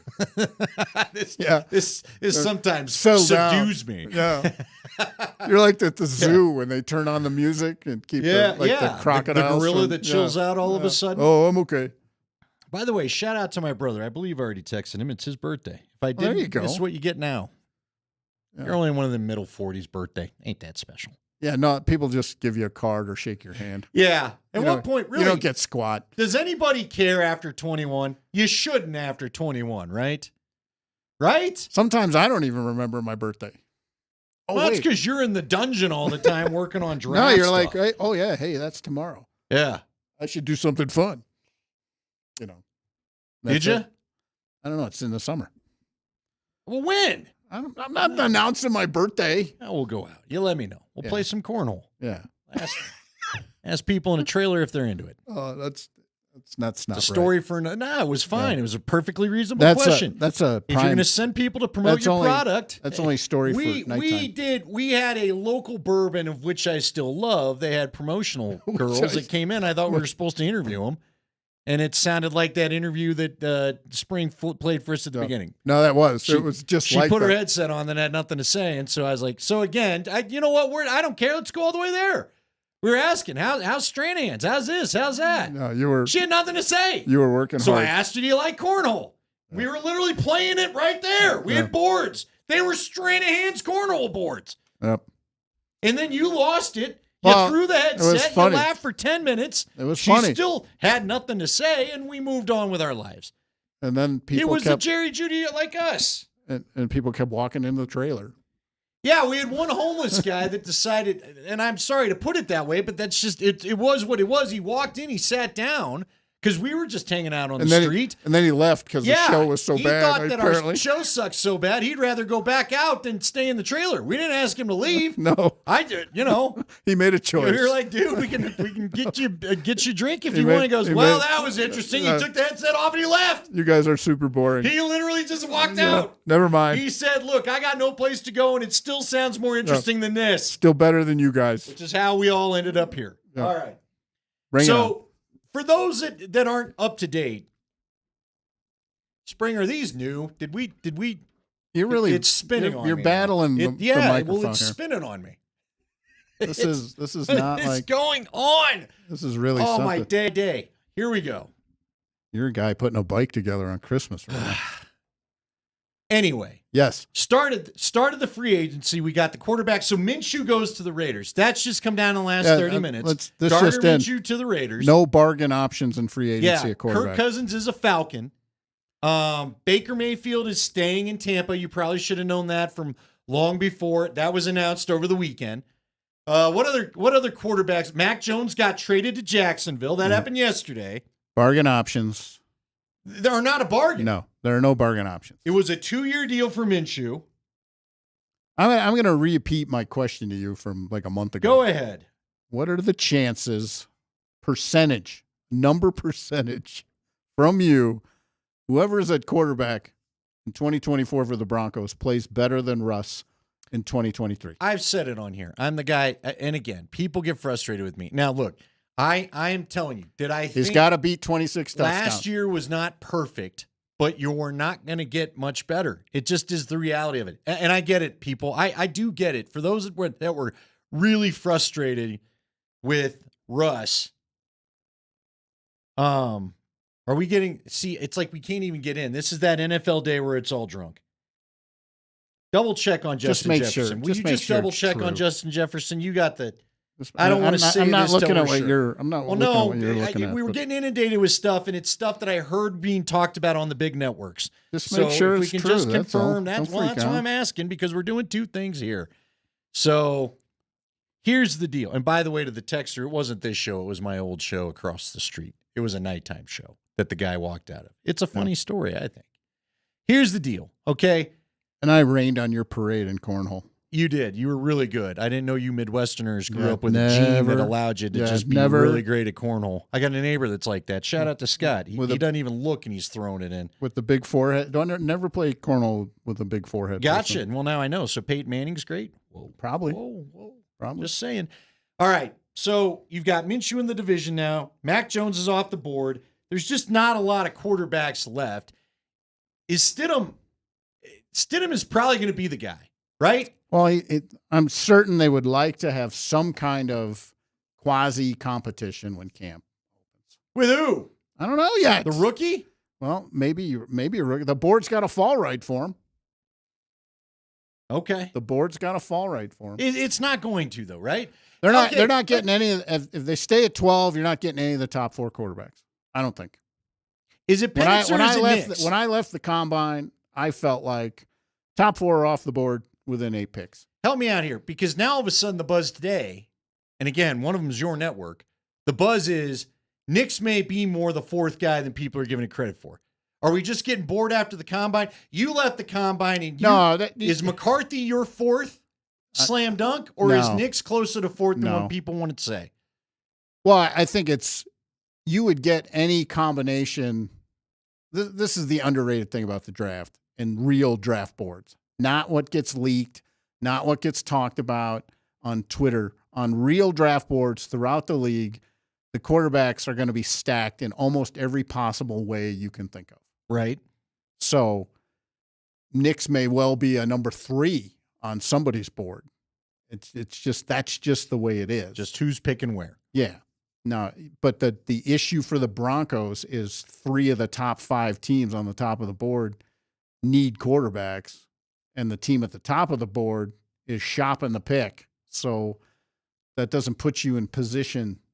You're not getting, like, there's no way the Broncos are getting either of the top 2 quarterbacks, likely the top 3 quarterbacks on their own board. So that's the decision they have to make. It will be QB probably 3. They will never admit this publicly, but it would probably be QB 3 at best on their own draft board that they can get. And they have to decide if it's worth it at 12. Is it worth it at 20? When is it worth it? Because they are not getting the top guys on their own board. Now, when they pick him, he will instantly be the top guy on their board. Because that's what everybody tells you. But I'm telling you, they don't have a chance, almost no chance, to get the top 2 or top 3 quarterbacks on their own draft board. So, in your mind, but Nix fits, and Penix, here's why Nix makes sense. Okay, if you're a draft follower, his game fits Peyton's offense. Okay, there's a little more rollout improvisation than Peyton would like. He just got rid of a guy who drifted off the script too often, and it wasn't too many times, but it irritated the head coach enough to get rid of him. You know, in fact, the head coach is still talking about one play to many of his friends that disturbed him. Yes. But Nix has that improvisational thing. You know, he would be a rookie. That would be his hurdle to get over. And but he's a coach's son, so he could take the furnace of Sean Payton with a rookie quarterback. And that's why a lot of people think it makes a lot of sense. And he's thrown pretty well. You know, at the Senior Bowl, he was pretty good. Wasn't spectacular, but he was pretty good. And the Combine, Penix had easily the best throwing workout at the Combine of the guys who threw. But Nix was right there in the next, you know, it was Penix. I'm just talking throwing workout, which means like a throwing workout at the Combine is like 1% of the grade. You know, it's prom night. You better look good on prom night. But Penix had easily the best Combine throw. And then Nix and J.J. McCarthy were the next. Where do you think McCarthy is? Is McCarthy the true 4 to you? Or how? I mean, it depends who you ask. Well, the problem with McCarthy is athletically, he might be the most athleticism. He's almost Caleb. Okay. Now, Caleb's got better sort of jazz improvisational thing going on, but pure athleticism, McCarthy is what people want right now. And he's played for Harbaugh. So people know he can take getting hammered in a meeting, which is big for coaches. When they're taking a chance on a rookie quarterback, they want a guy who's going to hold up. And his team only lost one game he started in his career. So there's a lot going on there. My issue with him as a football player is developmentally, he isn't as far along as I think fans think he is.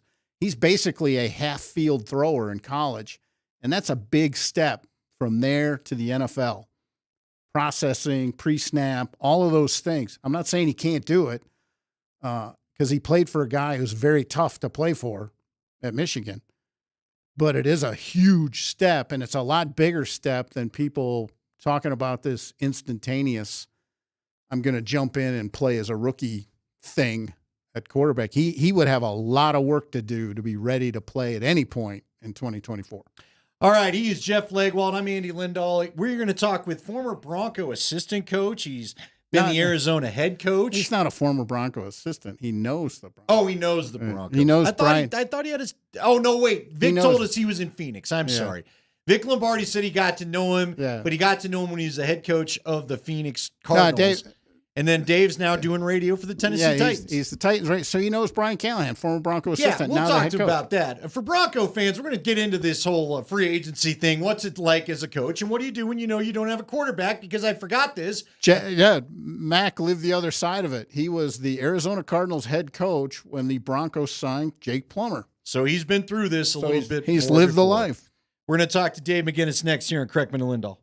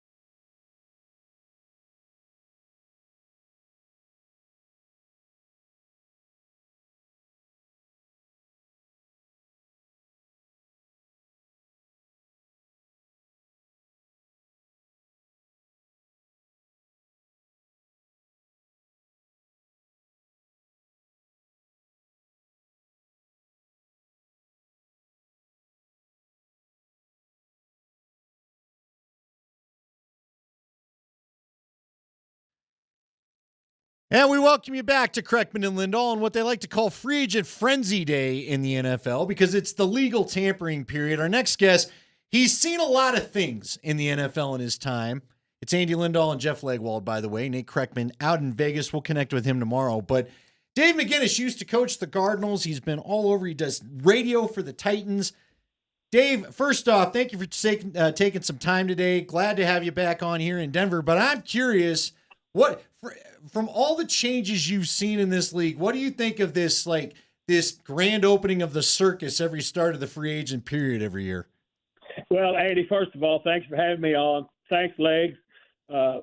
Anytime Legs text me and ask me to come on, I'll do that. And so I'm glad to be here with you guys. Look, legal tampering, which is an oxymoron, I mean, any way you look at it, started in 2012. And so, there's been 12 years of it. Everybody's gotten used to it. I can remember, I know in this league used to be when free agency opened and it was the first day and then the completed contracts would be done 10 minutes after it opened. So we all knew it was going on now. So it's out in the open and it's been that way since 2012. Look, it's just something that you live with. And all of this stuff that's going on, Andy, you and Legs both know, none of these contracts mean anything, and the numbers don't mean anything until Wednesday when everything is officially signed, and then you can see how everything breaks down. But it's an exciting part of the year, and the National Football League is genius at capturing every month of the calendar year. That they are, Mr. McGinnis. That's the first time anybody's called you Dave in a long time. That's what I know. Well, there's some things that you call me that the listeners on this show don't need to know. But even though you do that and are very disrespectful a lot of times when we're talking, I still agree to come on with you. Hey, now hold on, Coach. I gotta know. Legs tells, as you call him Legs, he tells some great stuff. He's told me stories about some side hallway conversations with Mike Shanahan. Can you at least give me the topic at which you two maybe got most heated about? I don't need the quotes because I'm sure they're not for a family radio program, but what topic maybe did you two get most heated about? You talking about Legs and I? Yeah. Oh, yeah. No, look, I never agree with Legs on anything. And then, rightly so. The thing about it is, I've only been in this league for 39 years, and Legs thinks that's a slam to me because I've been in the league for 39 years. That's unbelievable. So anytime we start any kind of conversation, I'll say, well, Legs, I remember when he said, oh, yeah, I know, 39 years. Yeah, what else are you going to tell 39 years. There we go. Now, Mac, we want to have you on today because two things.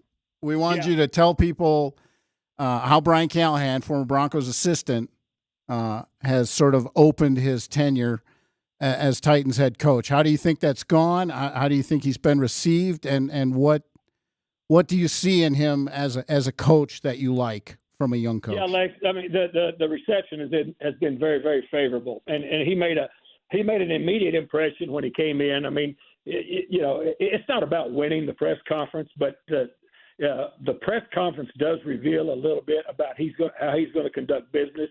Yeah, I've known Zach Taylor, who he worked for years, all his life. And so the way that he handles things and with the honesty and the integrity and the composure, that's the same way that Callahan was. And you could just tell. I mean, this is going to be first of all, when you're young in this league, it's different than it used to be. When I was first hired, there were only 7 coaches on the staff. And I was in the early 30s when I was hired, but there were only 7 coaches on the staff and everybody else had been in the league forever. Well, now, when you hire a 36-year-old head coach, but they've got 12 years experience in the league, you're just getting hired into the league younger now because there's so many more opportunities and there's so many more spots on coaching staffs.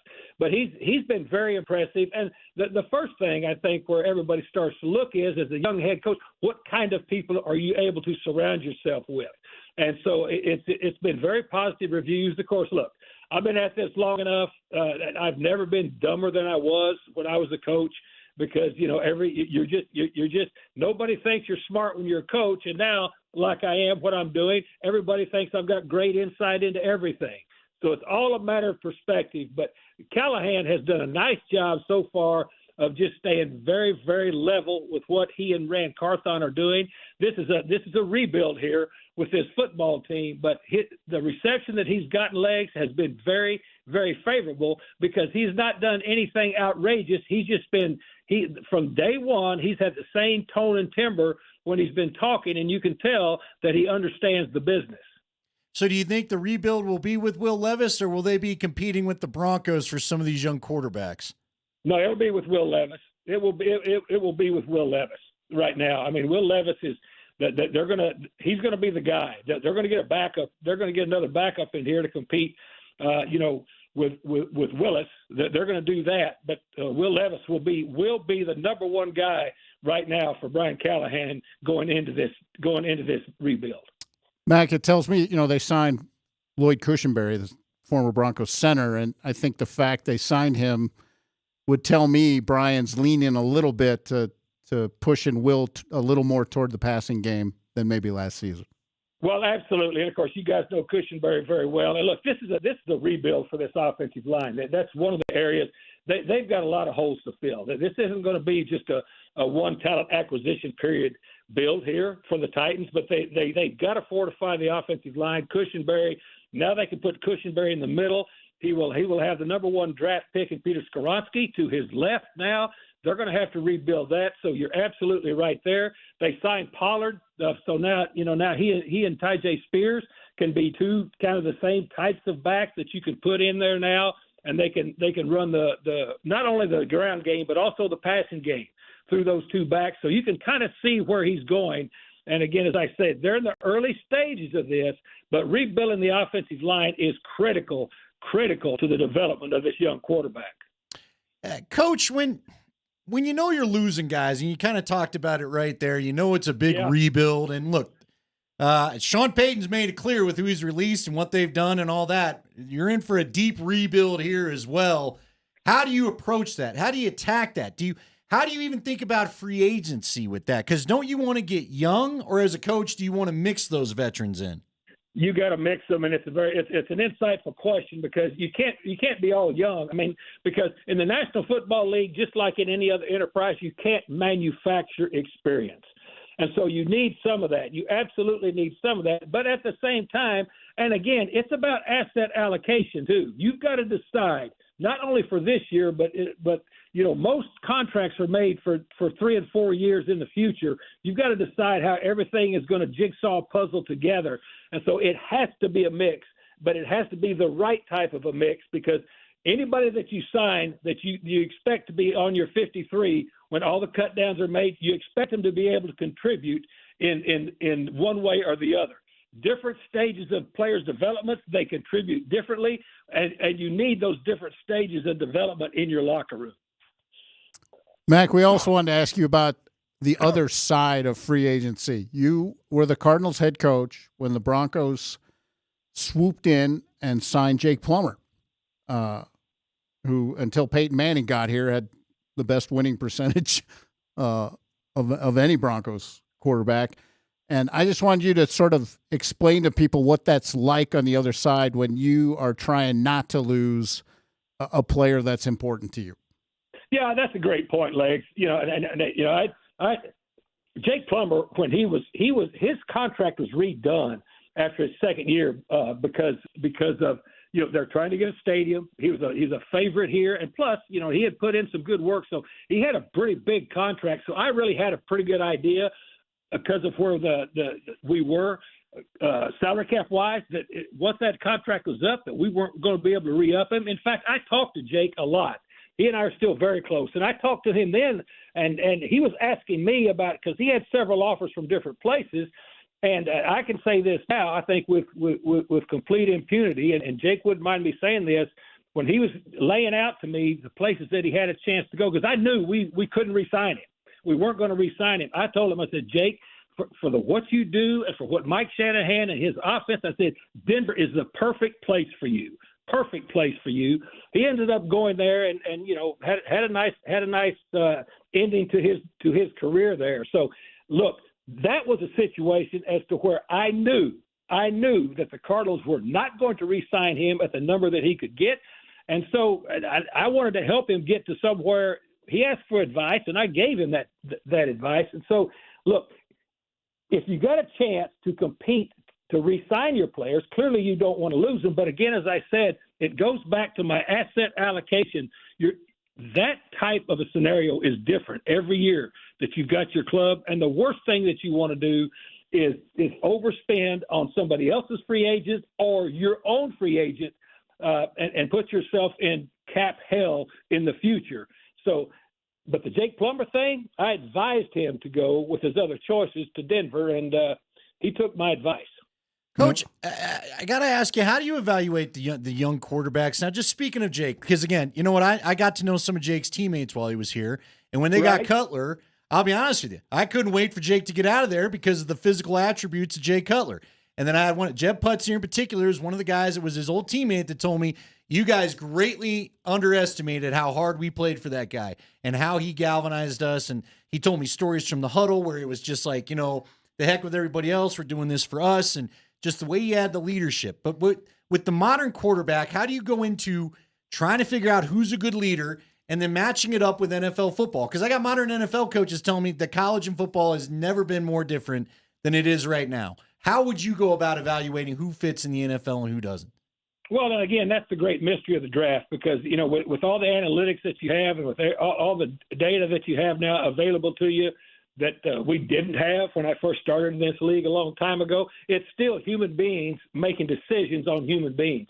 And that is the biggest factor. And first of all, you've got to trust your Rolodex of experience as far as to what's worked in the past. And then you've got to get to know the people and the way they are. Look, Jake Plummer, doesn't surprise me about that because he was one of the most ultra competitive dudes I've ever been around, and I've been with 8 Hall of Famers during my career. This guy, though, Jake Plummer, his teammates did play for him because he had that never say die attitude, and plus he was completely selfless. He was really, really selfless. Those types of things you try to be able to discern about a player's personality, early on, as early as you can. And you're right on some, and you're wrong on some. But I can understand a former teammate saying that about the Snake because that's exactly how he was. Hey, Mac, I look to my right every day in the combine workouts to see you, work in the receiving line of all of the people who want to come down and kiss the ring and everything. But can you just tell folks from your long time as a defensive coach, how did you think the quarterbacks threw, and did anybody stand out to you in those? I know it's prom night. Everybody should look good in a combine workout, but who stood out to you among those young guys that Bronco fans may want to think about? Well, Lex, I thought J.J. McCarthy elevated himself to the fourth quarterback. I really did. Everybody else, you go from Penix, you go to Rattler, you go to Joe Milton. I don't think they changed. I don't think they elevated nor de-elevated, what people thought of them. I was at the Senior Bowl too. I thought Spencer Rattler did a nice job at the Senior Bowl. You had your top 3 guys that didn't throw, but I thought that J.J. McCarthy, at least in those drills, in those throwing drills, demonstrated that to look from the league, he's probably the 4th quarterback in line in this draft. That's my take from the quarterback workouts. You think, in your experience, is he there at 12 on this board? There's 2 drafts, Lex, and you know this. Andy, you know this too. There's 2 drafts. There's the quarterback draft, and then there's everybody else's draft, all right? So you separate the positions from the quarterback. If you need a quarterback, if you're a franchise that needs a quarterback, especially if you want to get a quarterback that you feel like can be serviceable for you on a rookie contract, then you're going to move up to get that guy. So to me, that's the answer. A quarterback is only as valuable as how high a team needs one. Coach, we got to let you go. We could go for another half hour with this, but you go another 6 hours with Mac. There's no joke there. I can't decide if you sound like Leggy or if he sounds like you. Which way is it, Coach? Sounds like who? I'm sorry. Who? He's saying so many of the same things that you just said. Did he get it from you or did you get it from him? I taught him everything he knows. Look, he plays like he doesn't listen when I try to teach him things. Oh, that's unbelievable. He's been listening ever since they used to not let the press into the combine. He would stand out in the cold with snow on top of his head, waiting for me to come out and tell him what was what. I had to tell you where your hotel was. Yeah, you did. Here's the other thing that I will say, and I only tell the truth, and he knows this. We've been together now at the combine. That was my 39th, or 38th. They started in 1987, and legs is in the way double digits. Is in the 20s. We have breakfast every year at the combine. He's yet to pay for it, so I will say that. Coach, thanks for carving out some time from us. You enjoy the rest of your day. Guys, you're the best. Thanks for having me. See you back. That is Coach Dave McGinnis. All right, we got to get to break. We're late. We have so many people. People love the Southern accent. Oh, They're man. asking, is this the Southern Leggy? He's the all-timer. You know what? One day, when Funniest human being. We should do the whole show with him. No one else would talk. if we ever got a podcast or anything could go, my there's God. a few of your Southern accent stories that you like to tell me. Of one coach in uh, particular that is going to get out there. It's Kreckman and Lindahl.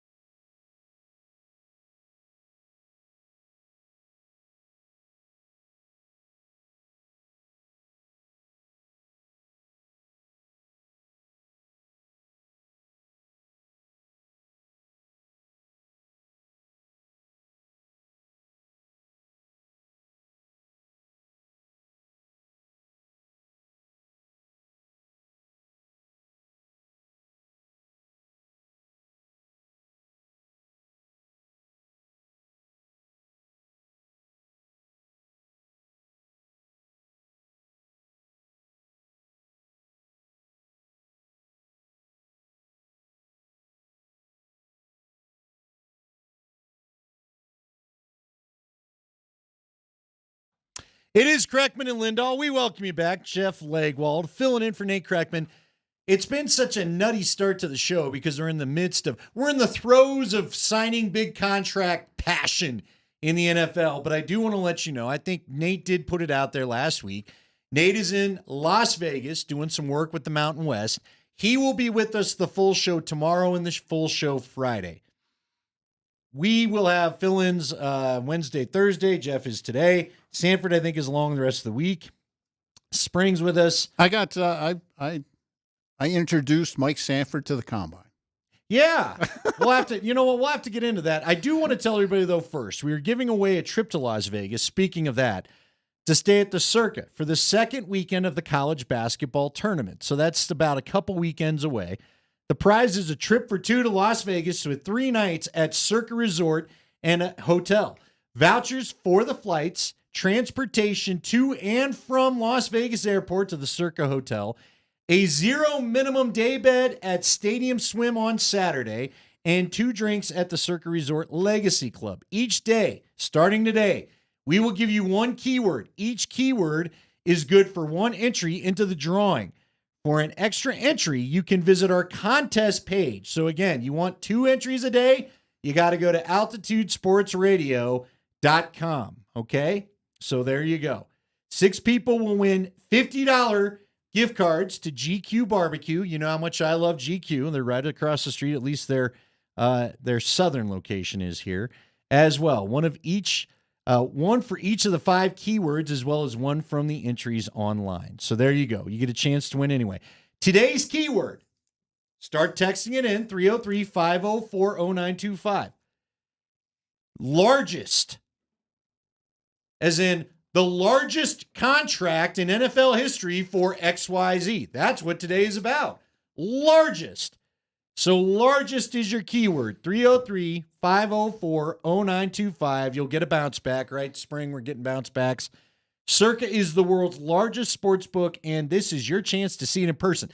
For those that are maybe not the Vegas insiders, it's the one with the pool that was watching. They had all the stuff on X and whatnot last year. Everyone chilling at the pool, watching with the the Knights giant win the sports bar, watching the largest, Knights win the Stanley Cup with the largest. Yes, largest is TVs. the key word. Keep going. Largest. Leggy has the largest iced tea possible whenever he goes out. 303-504-0925. Just go largest. So there you go. Keep texting in, and we got it going all today. All right. Speaking of the largest. Let me tell you something. Yeah, you got to. It was funny, by the way. I had to give Paul credit there on Twitch because Twitch was talking about how Southern, our man Coach, He is from Snyder, Texas, which has like 10 people in it, and his mom is still there. Really? Yeah. Do they have 12 now? Have they added any? He's from Snyder, Texas, which he will always remind you if you're around him for very long. Paul had to say, this guy sounds like his wife's about to offer you some cobbler, and I thought that was pretty good. Yeah. No, Mac is maybe some sweet tea. I am telling you, I've been with a lot of coaches and scouts and everything through the years. That dude is the mayor of everywhere. Like you go anywhere with. Do we have time for a little quick story? We have plenty. We got all day. When he was still coaching the Cardinals, they had the owners meetings one year in Phoenix. So I went to dinner with him, and he said, "I'm taking you to my favorite place." And we go to this place. It's an unmarked building. We pull up. It's an unmarked. I have no idea what this is. Is it a warehouse? What are we doing? He said, "No, this is great." We walk in, and it's this amazing Mexican restaurant inside. This family is running, and it's been open forever. And he pulls out a business card in his wallet, and it is handwritten on the business card is Coach Mac, VIP forever, and the woman who runs the restaurant has signed it. And all he does is show it to the guy who at the door, and it looks like Goodfellas. They're moving tables out of the way. They are piecing stuff together. They throw down tablecloths, and suddenly food is appearing from every corner of the room. And all he did was show this card that has handwritten on it, Coach Mac, VIP forever. And that's what it's like to go around with him wherever, in any city you're in. And I mean, the man has a bobblehead, which he will also remind you many times over. But no, it was the most amazing dinner, and they just kept bringing food out until like we couldn't walk anymore. But anyway. That is a lot of fun. By the way, so everybody just go largest. There's some people that are veterans of the contest. You're sending your name with largest. Just largest is the text to get the bounce back. After you get the bounce back, you'll send the name in. But right now, because there's a couple people, and I always try to give you a heads up, largest. Just send us largest to get entered into our Vegas competition because we're all going to Circa. Woo! And if you're lucky, I'll wear a Speedo for you and try to get extra large belly. There's a Who wouldn't add that? Who doesn't want some of that? Boy, huh? now the entries will be pouring in. I can tell you this, nobody at home wants that. So you get to see it out in Vegas. Isn't that what that's for? Largest is what you want to send, get your bounce back, and then that's when you'll hit us up with your name. All right. Yeah, Coach McGinnis was awesome. Glad he could join us. It was awesome to be able to hear from him. Again, it's interesting because he talks about Nix and he talks about McCarthy. But it just shows you how viewing a quarterback is in the eye of the beholder. And the offense, right? So this is the point I want to get to. And I do want to we'll talk some Mavs and some Nuggets coming up here too. I will tell you there I've discovered in my study of JJ McCarthy, there are 2 throws that will appear on every reel of every NFL team who's scouting him that are, oh my God, he'll play in this league forever. There's one against Michigan State. Okay. Where he fires a blind throw because the guy is right in his face, and it just threads the needle, and the receiver doesn't. The throw is so good, the receiver doesn't catch it because he thinks there's no way the ball's coming out of there. I mean, the rusher is in his face, and he just fires this thing, and the receiver does not catch the ball, and it may have been his best throw of the year. And there's a touchdown against Ohio State where he just flings it in between 2 defenders, and the window is probably 8 inches wide. Those 2 throws will be on every reel of every team that is scouting him. Well, and it was interesting, too. There was another highlight I saw, and I wish I can remember what quarterback was breaking it down. It might have been Orlovsky, but I can't remember. So it's the old highlight tape scouting. Do you scout a guy in his highlight tape? You know, the best plays, is that what you're getting, or is it the other? Well, but here was one where he rolled to his left, even though he's right-handed. Well, there aren't many of those. Because he knew his receiver. I think it was Orlovsky pointed it out. It was against Texas, where he knew the receiver, if he rolled to the right, plays dead because he's got no routes going that way. And so they were praising his smarts because he knew I've got to roll to my left, even though I'm a right-handed quarterback, or I will have nobody to throw this football to. That's the data you don't have on him. I've looked at 2 years worth of games. There's not a whole lot going left. And that's what you're going to have to decide if you're, Real quick, Justin Fields. Yes. You talked about how some of the rookies are like Russ. Again, I think we've all learned from last year that Sean Payton does not want another Russ. He wants the play run. He does not want you to be second play guy. Which is funny because he is Caleb not looking Williams for can be Jazz. like He's not looking for Jazz behind center. So people keep asking, well, then will they try to trade for Justin Fields? First off, I don't know how. Secondly, they don't have a way of doing it. Well, would Fields even fit what he wants I don't to do think anyway? so. Fields is no more than 3 seconds and it's out of there, right? Look, and I will say, people are more than happy to lie to you this time of year. Sure. When you do what I do for a living. And the trick is, if you're going to survive in my business, the trick is learning the lie. When you are being lied to and knowing when it's happening. But no one has given me any indication that would be even something they've entertained in any way. I think they're really looking at what they're going to be looking at the veteran options who remain to see if there's somebody they think could push Stidham to be better or show whoever that is to be a better option.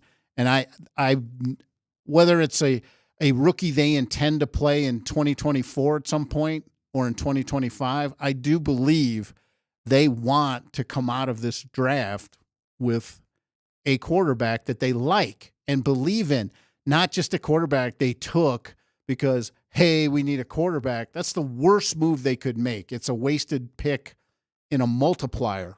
It's like a wasted pick to the power of 10 if you take a quarterback you don't believe in. And I think they'd really like to take a quarterback they both believe in and pops up on the board when their pick comes around, whatever pick that is. And I think that's why they desperately would love to have a 2. Right. If you can't get your top-tier quarterbacks, you can get a guy in the upper half of the second, bottom of the first, that you really like and that fits and that you can build and that you can be patient with and do it right and then really see what you have. Jeff, you know what? I'll tell you. Let's take a break. Let's continue this conversation. I want to bring up the Cousins thing. Not that it's going to matter now, but another big answer. I got a big question about the quarterback position that I am curious. By the way, Texter says largest and Andy and a Speedo should never be in the same sentence. Yeah. Look, you're getting largest one way or another. Yeah. Largest belly and a Speedo out at the Circa. That could be me. That'll be tomorrow's keyword. Yeah. Largest white belly. That could be it. Who knows? It's Altitude Sports Radio.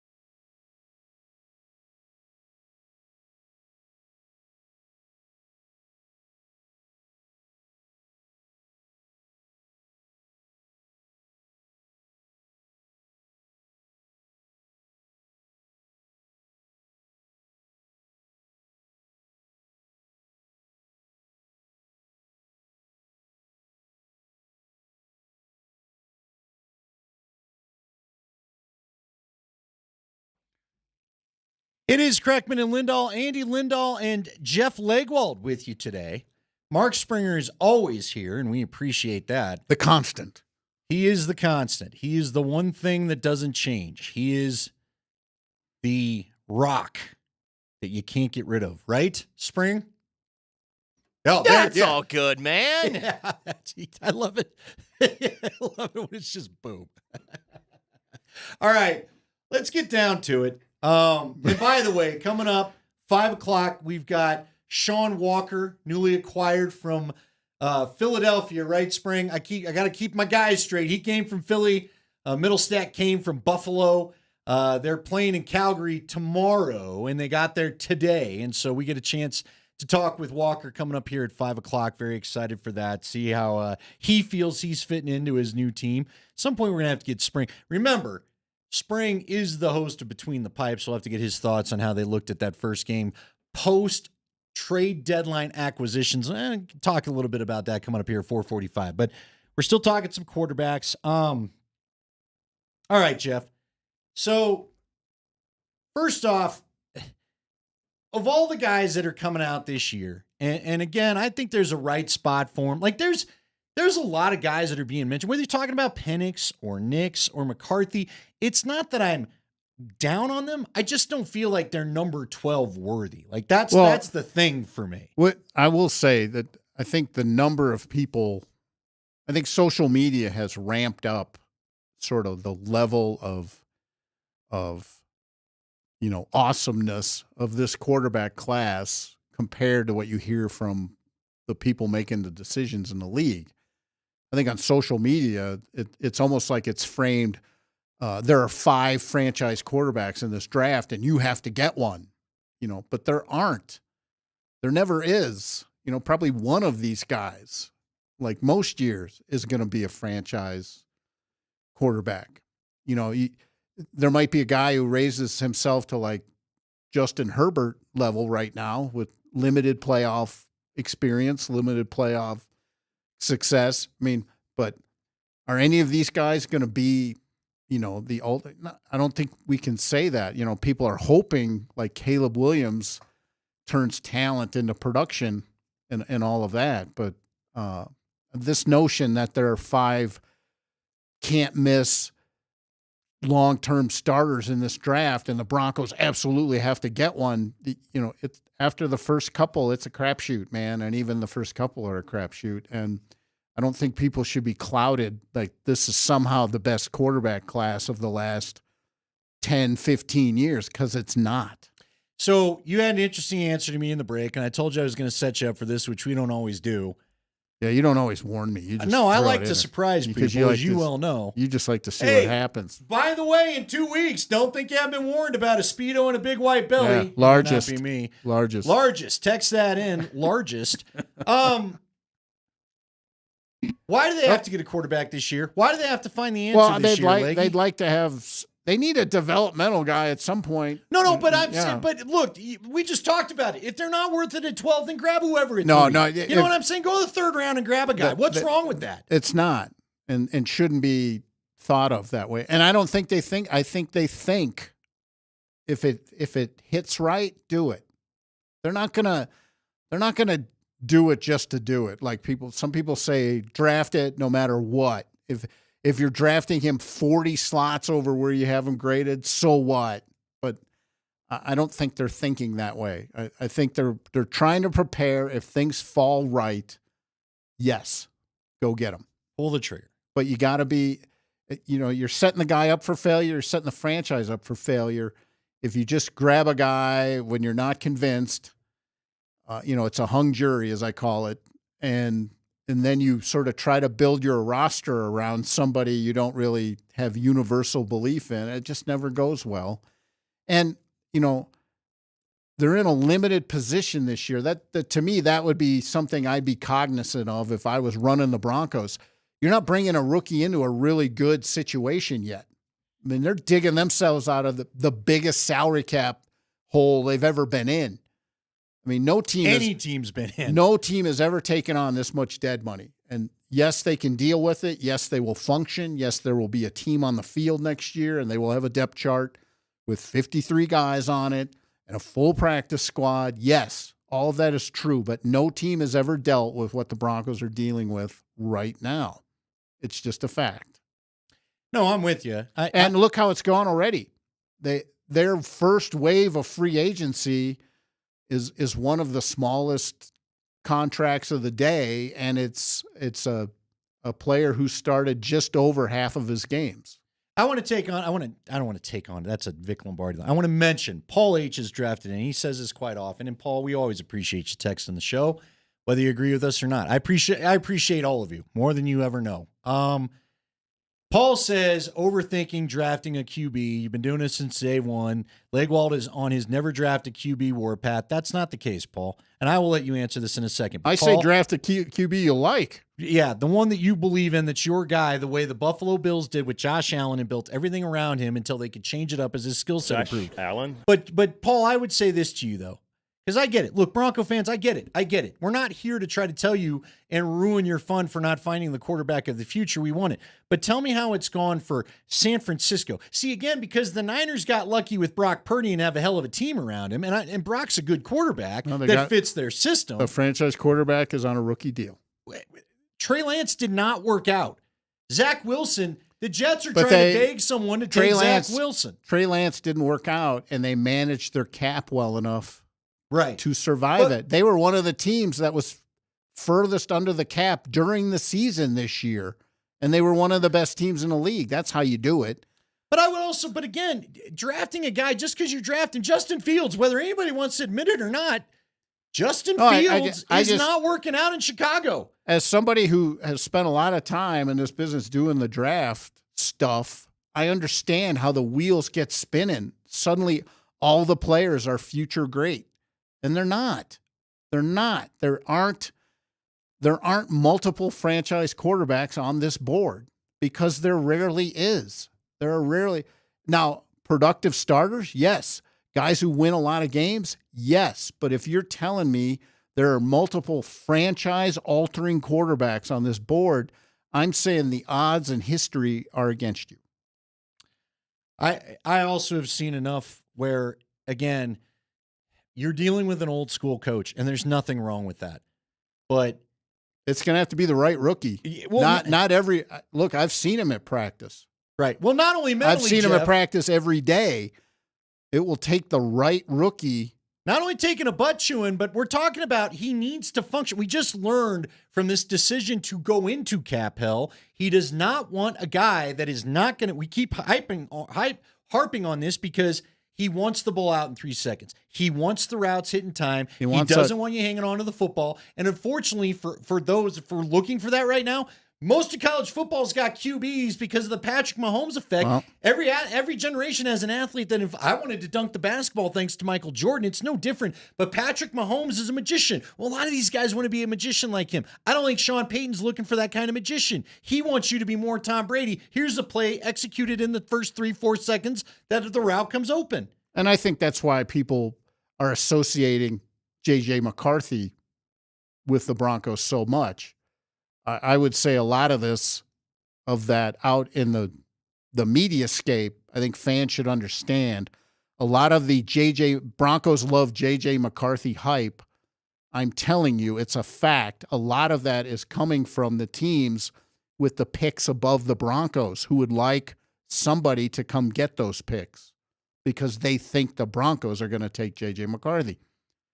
They have interest in J.J. McCarthy. It is not as fervent and boiling over as it's been framed to be. Not yet, anyway. It might after a top 30 visit, maybe. You know? Sure. I'm just saying. You have to beware of some of the stuff that's out there because teams play the game, and you've got to be aware that that's happening. But, no, he wants he wants Drew Brees. He wants some form of Drew Brees, and maybe frankly, a taller version, but yeah. But college football has gone another direction. There are fewer of those guys on the draft board, and I think that's why.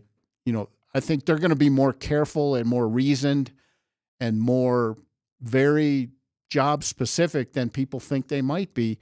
Yes, they very much would like to take a quarterback who solves the problem. They want to, of course, they do. But they can't force it or rush it, or they don't have the juice to trade into it either. And that's just a fact.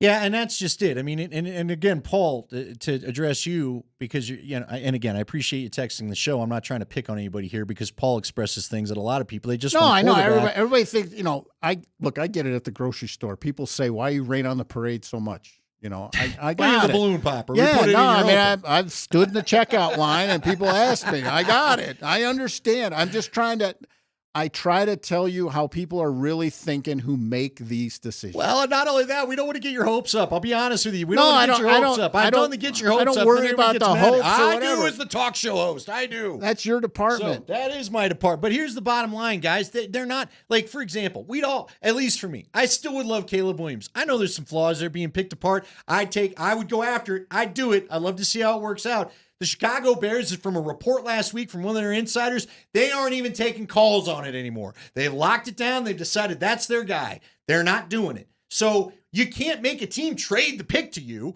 You can't. And let's be honest, you don't have anything. How enticing an offer can you even give the Bears or the Commanders for one of those top 2 picks? It would be your entire future. Yeah, and then what? And then how do you pick them? Are you in a position to do that? You're not in a good salary cap spot. And now that you've dealt Jeudy, you only have 2 of your own first-round picks on your entire roster. Going back to how long? It's Bowles and who else? And Surtain. Surtain. Holy cow. Those are the only 2 first-round picks the Denver Broncos have on their own roster. And we just watched a Super Bowl when the Chiefs had 16 of their own draft picks in the starting lineup. Yes, Mahomes is transcendent and will have a gold jacket. Probably could have it now if he just quit. But they had 16 of their own homegrown starters starting the Super Bowl.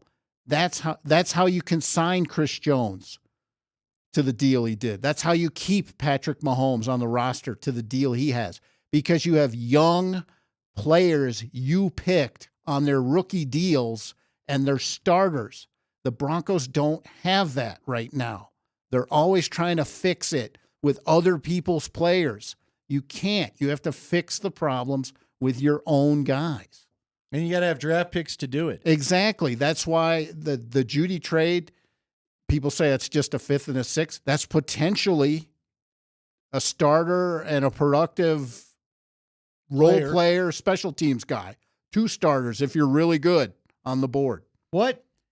How far down would they have to trade? If they were to trade the 12, how far down would they have to go, to the 20s, in the 20s to pick up a second? Is that realistic? I think it is, but you got to get somebody who really wants that pick. They need a quarterback. The problem is they need a lot of things. They need a lot of things. So a blue chip player falling doesn't necessarily force them to trade out, because they might want the guy who's falling. Right. Right. And it's just that my sense after the combine, and again, people fib all the time. That's just the way it is. But people I trust, I talk to people every day at the workouts. I'd work the hallways. I talk to a couple of hundred people at the combine every year. And I don't think the top 4 quarterbacks make it past 9. But maybe I'm wrong. Maybe the draft doesn't fall that way. Maybe I got caught up in all the hullabaloo. But I just think next year's class is not thought of very highly right now. And that's going to force 1 or 2 teams to pull the trigger when they might not have before. And that impacts the Broncos, because I don't think they can get up from 12, even if they wanted to. Yeah, that's. So that puts you in the spot. Yeah, you just got to decide. Do you like that next quarterback at 12? And if he's graded at 32 on your board, do you just say, heck with it, I'm doing it anyway? I know that's what people would want him to do, but you can't set the guy. You just got to understand you're leaving 20 players you had graded better for somebody else to take that have a better shot of frankly working out off the grades. And you need them. You need them. There's a lot of positions. There's really no spot other than Surtain's where you can say, or just contractually, McGlinchey Powers, there may be 4 positions on the Broncos depth chart where you say they don't need a guy right there. I'm with you. All right. It is Kreckman and Lindahl. We're going to come back. We got to talk a little bit of hockey. Spring, I want to get your assessment of we got the Avs game Saturday night. Obviously, they were playing Minnesota. First time all the trade guys were in town. We'll also maybe get into a little bit of nuggets from over the weekend. And then we've got Sean Walker coming up top of the hour. Don't forget, we're looking for your text. Largest. Hit us with largest because we're giving away a trip to Las Vegas to stay at the Circa Resort for the second weekend of the college basketball tournament. So that's a couple weeks away. You got time to get the fake cold and get off of work. The prize is a trip for 2 to Vegas with 3 nights at the Circa Resort and Hotel, vouchers for the flight, transportation from the airport, 0 minimum day bed at Stadium Swim on Saturday, 2 drinks at the Circa Resort Legacy Club. Sounds fancy. You could get yourself a top shelf fancy. You're not getting in any place called the Legacy Club. I'll just tell you that right now. No, they ain't letting Andy in, especially in that you Speedo. Ain't getting in. But they pick your fine bourbon. I think they have it there, and they'll probably make it, smoked with the smoke coming off. That's what the Legacy Club sounds like.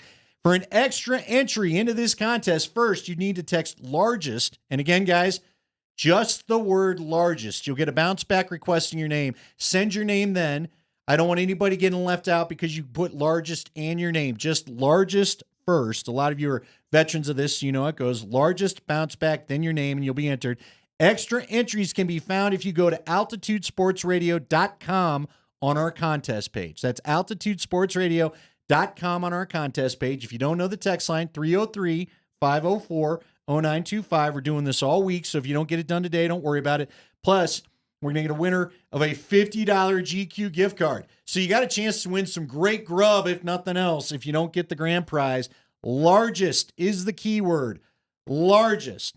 We'll be back. Talk a little Avs next.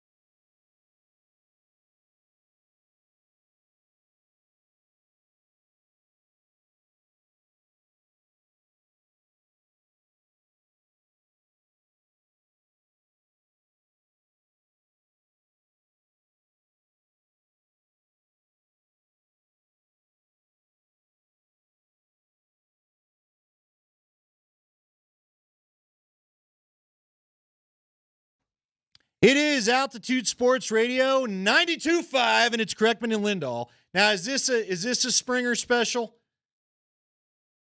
Oh, no, he's not even in there. Holy cow. Look at the new place. We run our own. Hey, you did it, Kevin. They've been trying to do that forever. We had our. You remember when they built the new studios at the other place that you and I would do shows together? I do. Yeah, there you I'm go. back on. Red Light Fever. They put in there a button where you could fire the commercial break, and I thought for sure within 5 years we wouldn't even have a Mark Springer sitting in there anymore. But you know what? Not the case. Not the case. Although we came back and everything rolled. All right, you know what? It is Altitude Sports Radio 92.5. Again, you guys have all been great about it. A lot of you are jumping in. Keep it coming. Largest, as in largest white belly that you'll ever see at that Circa pool. Largest. Can't wait for that, right? By the way, what do you think you got to do to get a day bed? Should we do a show from a day bed? I don't know. That sounds. What do you mean you don't know? Sounds quirky. You're king of a good time, aren't you? I am king of a good time. You are. Yeah. Yeah. You go. What'd you think If you about, only knew. Hey, listen. I got an idea. So the Avs played the other night to get the win over Minnesota. First game back. Spring, and I want to bring Spring into the conversation here. Host of Between the Pipes. We piping tomorrow?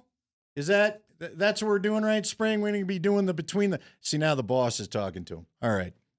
We'll just wait until it all gets wrapped up. So you're trying to get. I'm trying to get my man in on the air because I'm curious what he thought. I saw a couple of his tweets throughout the night, and now he's looking at Which ones? Which ones did you see, Andy? I can't even remember. Just a couple thoughts about the game. I did think you were in love. I saw one where you were in love with Sam Girard. Sam Girard had an amazing pass. You said right. He set up that Taves goal, which would have been the game winner if not for Mikko Rantanen forgetting to drag his skates. And then it was overturned for offside. But yeah, Sam was great in the third period. Like, he's ready. He's in his prime. He catches too much flack because he's undersized, but he moves the puck so well. He's a polished player. Bowen Byram's just not quite polished. He's a good player. He's got a great ceiling. But were they going to be able to pay him? So they trade for Casey Middlestat. The timing was great on that. He looked good in his debut. It wasn't great. Did you see Bowen Byram, that power play did you see that video of the Sabres run a power play? It was funny. He's trying to tell everybody where to go, that one? Yes.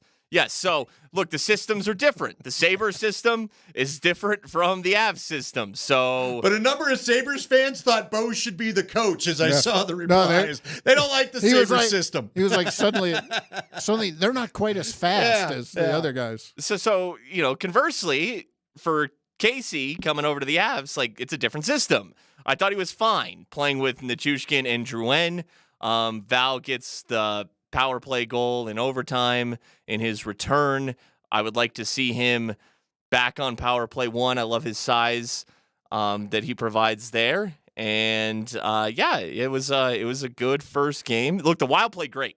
That was one of the best Wild games all season. It was one of the best Philip Gustafsson games of the season. Their goaltender. Oh, now come on. Let's get a little more. Come on, Gustafsson. Give it to me. In fact, the Wild are playing so well. Did you see what they did yesterday? Yeah, who did they give? What they do to Nashville? They were playing Nashville, right? Yeah, and in overtime, their interim coach, John Hines, coaching against the team he used to coach for, the Nashville Predators. This game goes to overtime, and Minnesota, they're playing well a little too late. They put themselves in quite the hole that they really needed both of those points yesterday. So they pulled their goaltender, Marc-Andre Fleury, with about 2 minutes to go in the 3-on-3 overtime to give them a 4-on-3 advantage. But with their goalie pulled, it worked off like immediately.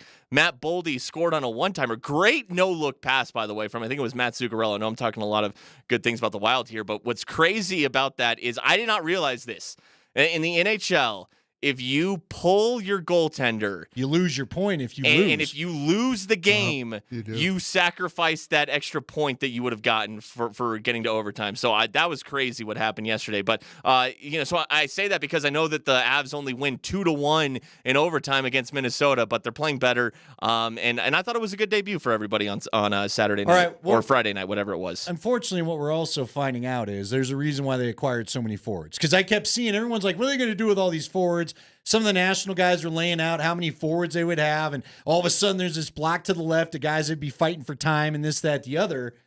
Unfortunately, you find out because Logan O'Connor's out for the year with hip surgery. And I think one of the guys talked today, I can't remember if it was Guerrilla Sports or DNVR, I apologize. They talked to Miles Wood, and Miles Wood, or maybe it was yesterday, talked about he had that surgery too, and that he wasn't back until training camp, so that might be what we're looking at for Logan O'Connor. And then Bedsy gave us the update on Gabe Landeskog. What'd you make of that, Mark? He definitely won't be ready for the first round of the playoffs, said Bedsy, and he's not playing beforehand. Or what are we feeling? I mean, nobody knew. Everybody was just guessing. No, and going he made off that of clear. videos they see clear. of Gabe skating or what have you. Oh, he looks good. Oh, it's been so long that he's got to be back for the start of the playoffs. Turns out he won't. It is what it is. You just look back on it, and it's just the reason he has missed so much time was friendly fire from his own teammate's skate slicing his knee. I mean, it's kind of one of the most unfortunate things I've ever seen in sports.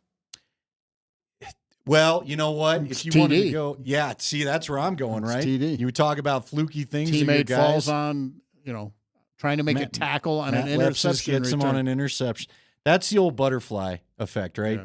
People talked about if John Elway would have been back, would that play have been an interception, and would Lepsis ever have been chasing a guy to begin with to end up injuring Terrell? Dominoes. So, but it's the same type of thing. Those are the I worst. know. Those are the worst things. It's hard, man. It's hard, but look, the bottom six going to take a minute, okay? They're all new. And now, the Roaring 20s line, I guess we're done with that for the year, which stinks because that was a whole lot of fun having those guys out there. Yeah, it's going to I always love the first game after a trade deadline, but Nathan talked about it. Nathan McKinnon talks about it after the game where he said, "Man, we haven't even had a practice yet. We're out here, we're all trying to get together. We're all trying." What'd you think of Nichushkin's interview with Kyle? I did not hear it. There was, why?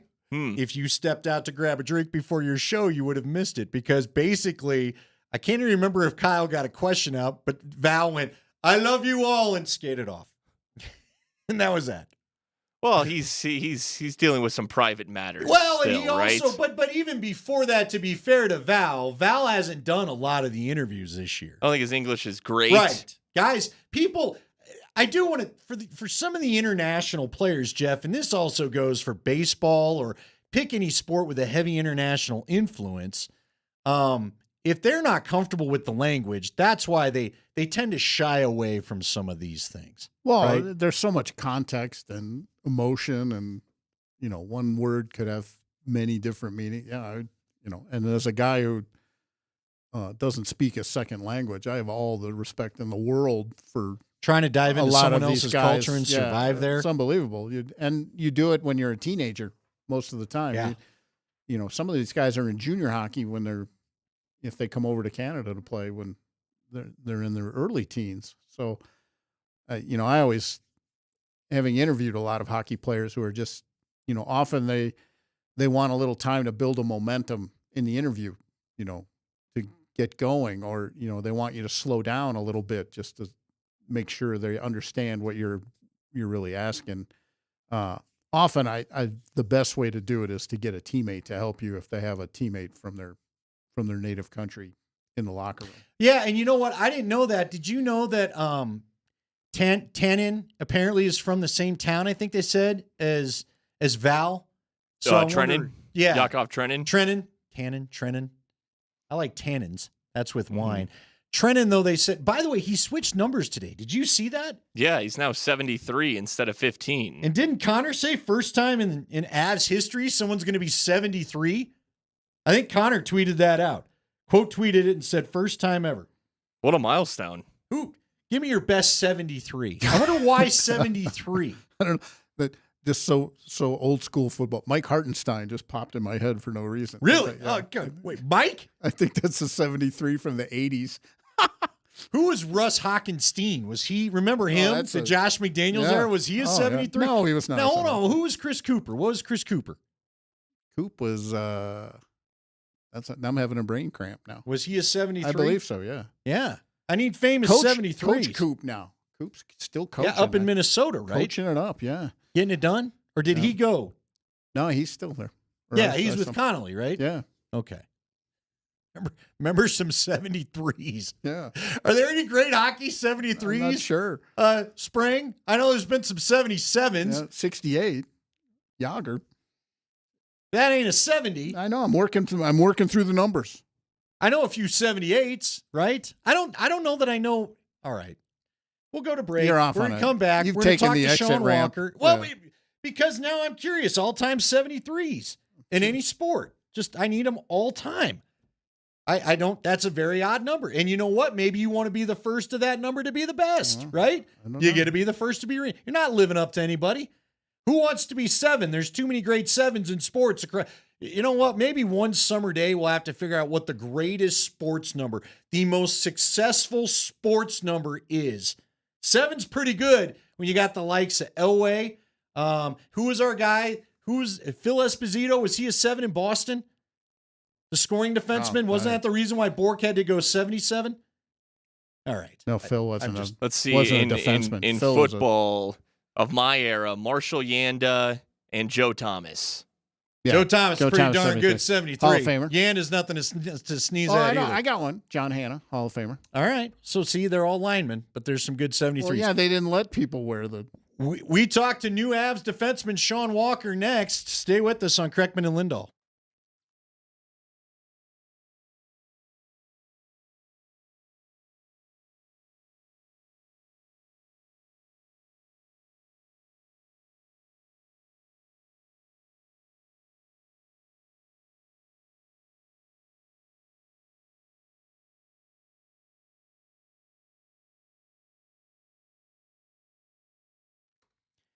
Hey, it's Andy Lindahl. Gambling for most people can be a fun way, or can be a way to have fun, but for others it can lead to personal and financial problems. That's why March is National Problem Gambling Awareness Month. And to help educate healthy play habits and share resources and provide free and confidential assistance, the Colorado Lottery wants to make you aware of all this. If you or someone you know has a gambling problem, help is available.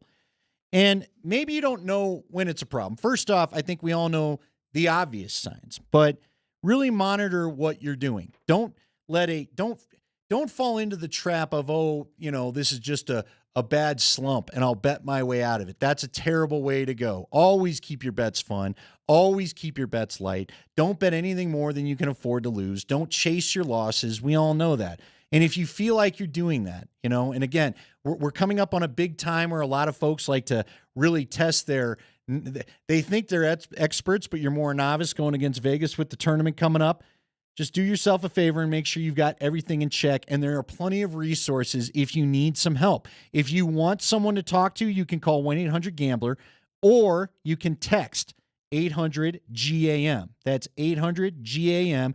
You can also find a chat site available at 800gamblerchat.org. That's 800gamblerchat.org. And if you have a friend maybe struggling with this problem, you see it from the outside, maybe these are some little things you could slip. Again, plenty of ways to be anonymous if you'd like to and chat about what could be a problem. Brought to you by the Colorado Lottery. Make sure you always play responsibly.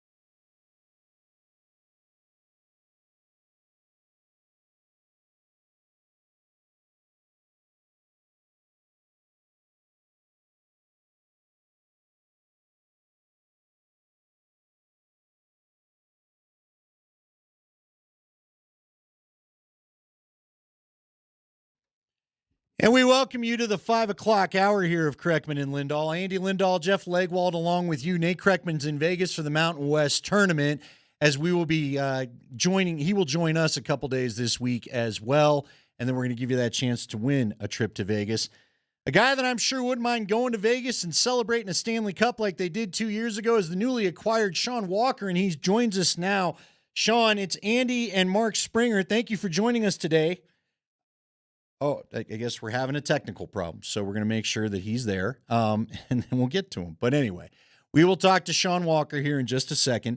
By the way, might as well, while we have a second, if you'd like, again, keep texting largest, that is largest, to get in on the competition, the contest, to be able to go and win that stay at Circa Resort and Hotel. That's coming up the second weekend of the college basketball tournament, so that's that last weekend in March. Just to be clear, I believe the 23rd is a Saturday, so we'd be heading out there around the 30th. That is that second weekend, so that's when we'll be out there, and you can come join us, but you got to text largest, just largest, not your name. It will give you a bounce back, and then once you get the bounce back, that's when you can send us your name if you would like. Well, you're going to have to if you want to get in on this. You can also win a $50 GQ gift card for getting in there. And you know how much I love GQ and all the great products they have over there. And they've got turkey back as well. All right, now back off to the Ramos Law VIP hotline. And we welcome in Sean Walker, who's pleased to, we're pleased to have him on the show. Sean, it's Andy and Mark. How are you doing today? And what's your, last 72 hours been like? How crazy has all this been? Hi guys. Thanks for having me. Yeah, it's been a little bit of a whirlwind. But I kind of had an idea something might be happening, so I was all ready for it. Trade happens. Luckily I hadn't flown out to Florida yet with the team. So I was able to just go home, kind of pack up, and then got out to Colorado and skated the next day, and then we had a game. So it's been actually a pretty smooth transition so far, but a little bit of a whirlwind at first for sure. I am curious, and I think we assume things as fans because we never go through it.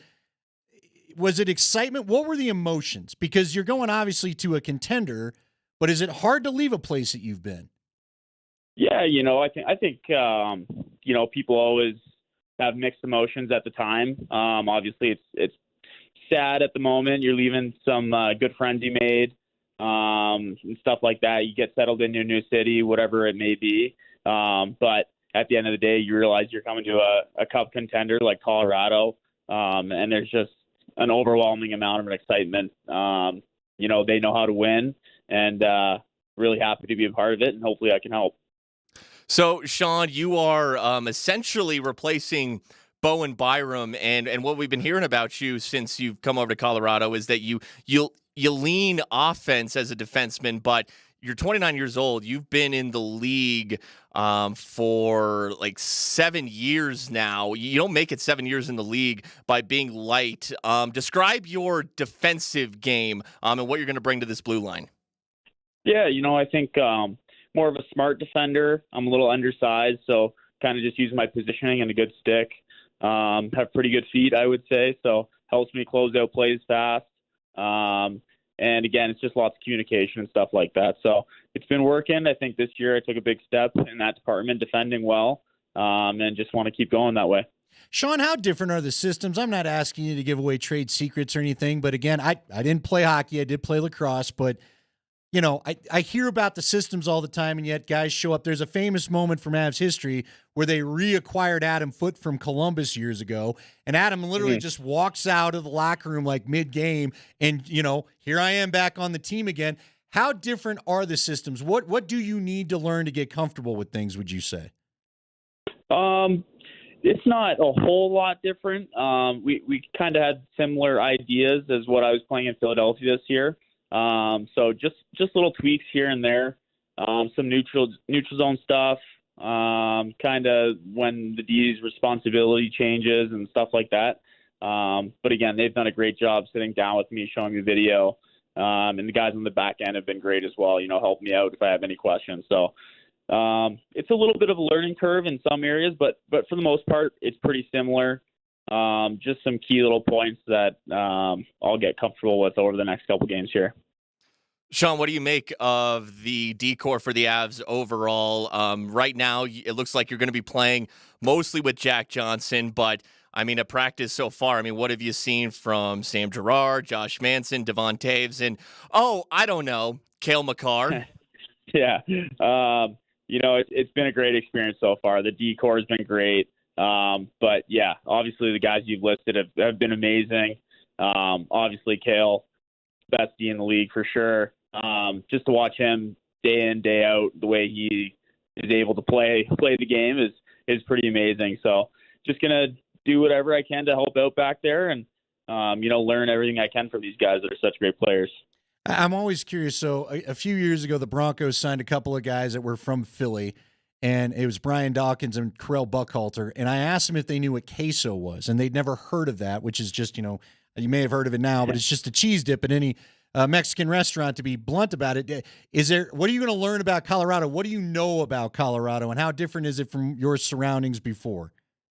Yeah, I think there's lots to learn. I honestly don't know too much. I know it's got mountains. Yes. So that's about the extent of it. So I'm looking forward to get more acclimated and learning as I go here. Sean, you played several years with the LA Kings, and you were traded to the Philadelphia Flyers, and didn't even make it a full season there until you go to a cup contender in Colorado. But you did play a little bit for John Tortorella. What was it like playing for him, and what are your impressions of Jared Bednar so far? Yeah, playing for Torts was great. I think he gets a bad rap sometimes, but he has high expectations and he wants guys to buy in and work hard. And I thought it was great. He definitely leans on some guys, but at the end of the day, he's just trying to get you to play the best you can. So my experience was great. And then, coming here, it's been, again, a really great experience so far. The communication's been great. They sat down with me my first day there, went over everything, and it's really been seamless. The team, the staff, everyone's been great. So really looking forward to the next couple games here and just fitting in nicely. What's the vibe you get off of Nathan MacKinnon? Because, look, and I ask you that because he comes with an intense reputation around here. The last couple years, guys have not been afraid to share stories of, you make sure you're getting the chickpea pasta or whatever, and he's really worried about the diet. But, I mean, I'm sure he's driven to win. He's a great player for a reason. What is the vibe off of that you've got? Have you sensed the intensity, I guess, is what I'm asking. Yeah, I think that's just it. He's a winner. At the end of the day, he's going to do everything in his power to make the team win and make the guys around him better. And if that means tweaking the diet here or there, I think everyone's going to be on board. So definitely an intensity, but a passion to win. And it's something that I think drives the team as a whole. So it's been fun to be around already for the short time I've been here. And I'm really excited going forward. Sean, did you have a relationship with any of your new teammates prior to coming over here, or are you getting to know everybody for the first time? Everyone for the first time. So it's a little bit of a whirlwind. Obviously, you're meeting tons of new people and stuff, but been around just long enough that we have lots of mutual friends and connections that way. So easy to kind of share stories about some guys around the league. And, it's been, like I said, seamless so far. Everyone's made me feel pretty welcome. So it's been great, and I'm looking forward to it. Have you fought anybody on the team? Ross Colton had fought Logan O'Connor a couple of times. Duhaime had fought a few guys, including MacKinnon. You were with LA. Have you had a dust up with any of these dudes? I'm definitely not one to be known to be shedding my gloves out there. So no dust ups for me. Definitely some scrums here and there, but nothing that would be carried on over. So it's been good for me. I'm curious to see how Duhaime has fit in with those guys. Then I'll have to ask him about that. Last thing I have for you, Sean. I mean, you're coming over to a team that won a cup just a couple years ago. They seem to have a laser-focused intensity about them right now. I mean, how many times have you heard the word cup dropped in the dressing room since you've been here, or is that something that is less spoken but more just there's an awareness around everybody with that? I think it's just an awareness. It's not something people are going around saying every day, but I will say the first text message that I got from McKinnon was, well, we're happy to have you. Let's go chase down this cup. So that's kind of, at the end of the day, that's the mindset of the team. And that's what we're getting ramped up here for. I'm going to wrap it up on this because hopefully we'll get to talk to you a bit as your stay continues here. And we like to have a little fun on this show.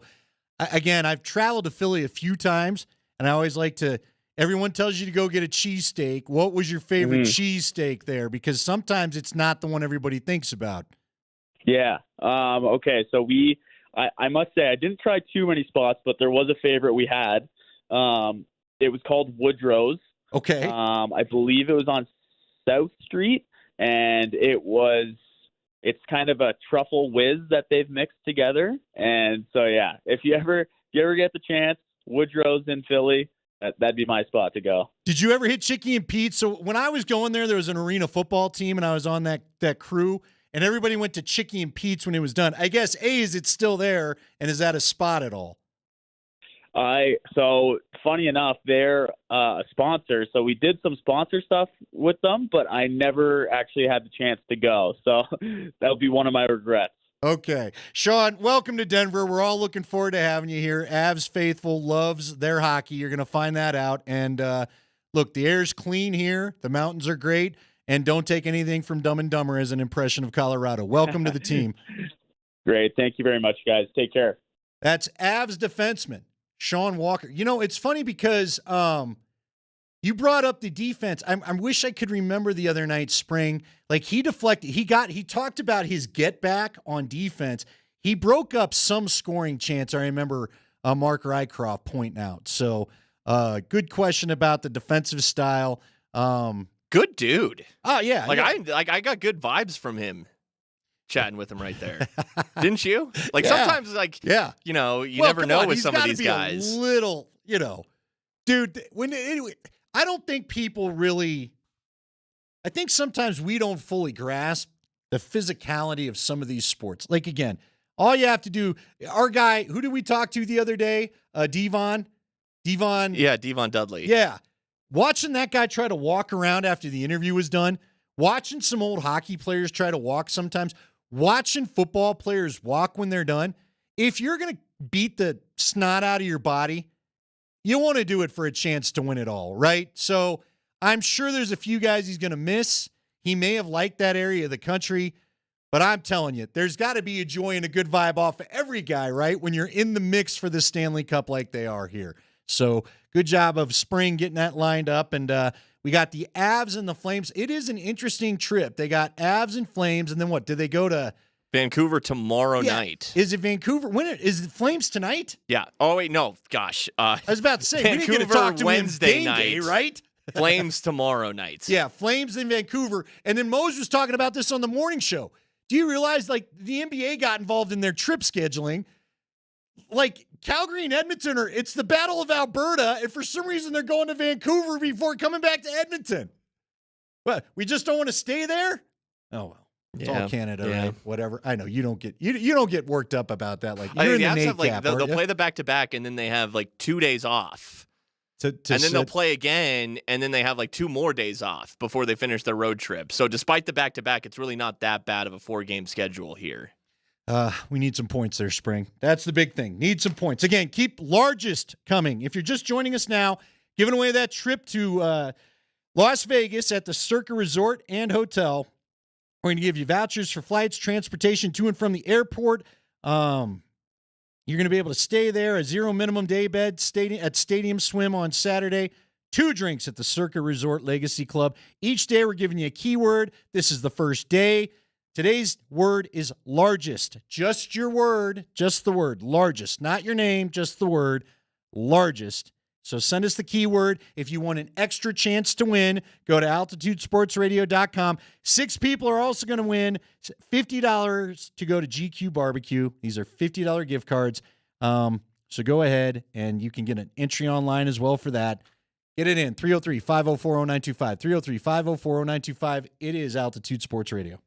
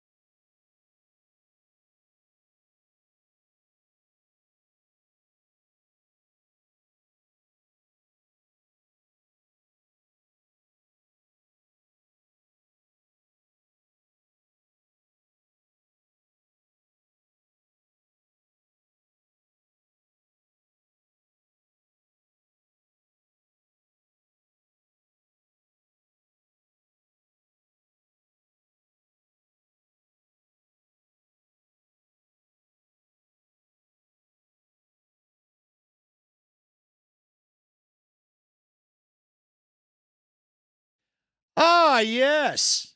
It is the high five. It's a little late, but you bump things when Sean Walker wants to come on. You got to do stuff. Exciting young player. Good to get to talk to him, and hopefully exciting to watch him play as the Avs and Flames get it on tomorrow night. As for tonight, we haven't even hit tonight.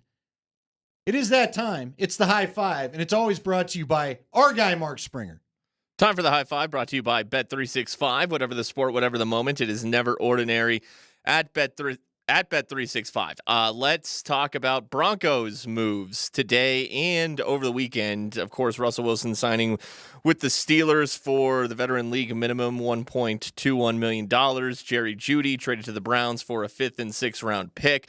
The Broncos signed safety Brandon Jones, who turns 26 years old next month, a 3rd round pick of the Dolphins in 2020. Just completed his rookie contract with Miami. It is a 3-year deal. Former Broncos center Lloyd Cushenberry has signed with the Tennessee Titans, and it looked like Will Lutz, the Broncos kicker, was going to sign a 3-year deal with the Jaguars, but he changed his mind, and he will sign with the Broncos on a 2-year deal. All right, lot to cover there. First off, that's what do you 5 know? right there. Well, I'm going to add some questions to Spring's news. First off, what do we know about the safety? Brandon Jones. Been a strong safety, which is the sort of the more physical of the tandem back in the old days. But Vic Fangio had him do a few different things this past season, so probably added a little more to his portfolio. Really good in the pass rush, really physical player. Had a torn ACL in 2022, so that's why this past season he wasn't sort of a full-time starter all the way. So it was like week 7 of 2022. So you're out from that, and I would expect him to lean more strong safety in the Broncos scheme. All right. Will Lutz, have you been able to dig into anything on why he whipped the car around as he was headed to Jacksonville, I guess? Traditionally, it's the old see if Money you can talks. do better. You think he ever really left? Probably Because not. it's the tampering period. He probably was hanging out going, I'm gone. I agree. Guy could be in Aruba for all we know. You think his agent called Rappaport, whoever, and just was like, here's the deal. Tweet it. All that stuff is going anyway. But Can you talk about that? Agents will call you to get it out there, right? Oh, sometimes, people will try. It's up to you whether you want to, be the Be vessel. used as the instrument? Be the vessel of doom or not. But, yeah, it happens. A lot of things. The teams do it, too. Let's not put it all on the agents. I mean, okay, cool enough. Everyone's playing the game, But for Lutz to turn around, I guess that's why I was like, the agent must have said something. Honestly, I bet after you dig into it all, you either had second thoughts, about one last call or two from the Broncos. Oh, come on. And the 2 years probably in exchange, you get back in free agency sooner, that type of thing. But a lot of times when this happens, it's because the present team tells the player, that's our offer. If you can do better, let me know. Have at it. Kind of so there. And then if the guy does, then they have to rethink it. All right. Lloyd Cushenberry. Well, that was a big number, right? For Lloyd. That's a pretty healthy number for them there. That's also how to do free agency. Step 1, have your best year in your contract year, which he did. He had a very good year this year. Did you see the numbers again? What was it, like $12 million? Yeah, $50 million over 4 years. I mean, come on, 26 guaranteed. That's the price of doing. Yeah, no, if you're the player, get it while you can. I mean, but would anybody? You know what? That feels like some of the old linemen that have left in a previous era, signed by Jacksonville. I hate to say I love Zane Beadles, but Zane Beadles got a ton of money in Jacksonville, and you just kind of knew that was a lot to live up to.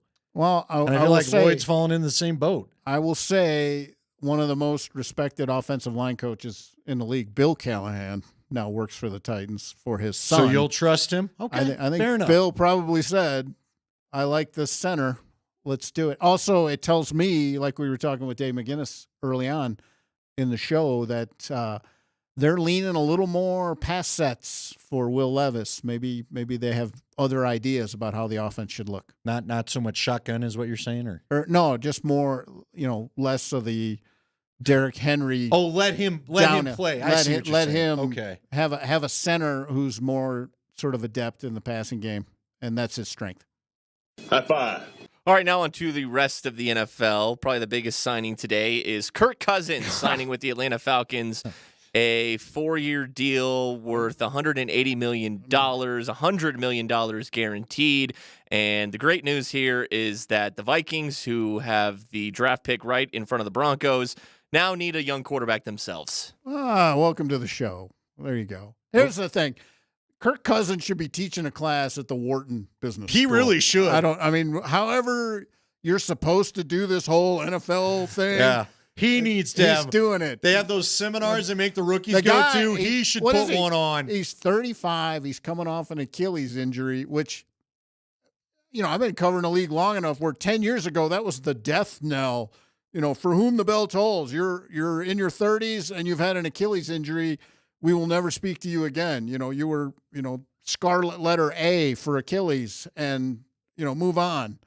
And he's 35 coming off an Achilles injury, and he's got $100 million guaranteed. That should be a graduate course somewhere. Cousins, Financial Cousins 105, graduate level course. He has made so much money. And look, he's done spectacular. It's not like he's a good quarterback. He's a good quarterback, but it is amazing how much money. What is it? One day we'll do the old breakdown of dollars to playoff wins. It'd be it's awful lot in his direction. Well, here's the thing. It tells you what the demand is and what the supply really is. Right. Which is what we were talking about earlier. You want to sit here and say there are 5 franchise quarterbacks in every draft? I would argue this contract is proof that there isn't. High five. Got another quarterback signing, this time with the Raiders. They have signed Gardner Minshew to a 2-year, $25 million deal, $15 million guaranteed. So there's another big contract. Affordable backup. You thought the Broncos might have interest in him. They would have. He fits. Of the free agent guys, I thought they might be in the financial neighborhood of. He fit, but not at those numbers. He was not in the financial neighborhood. Yeah. How do we ever?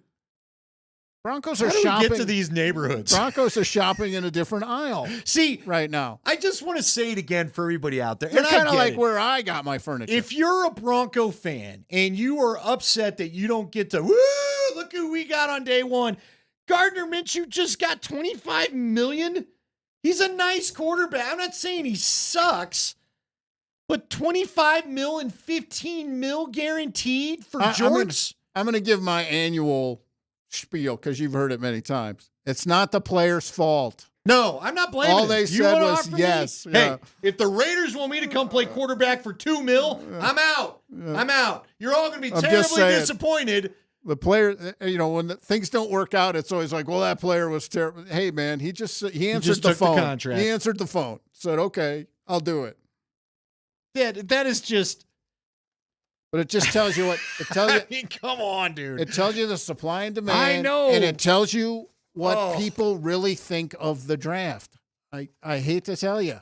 So, yeah, you're right. It's showing you that this class is not as beloved as we're making it out to be. What they really think. They just gave Kirk Cousins $100 million. Without me talking, say it again for those in back.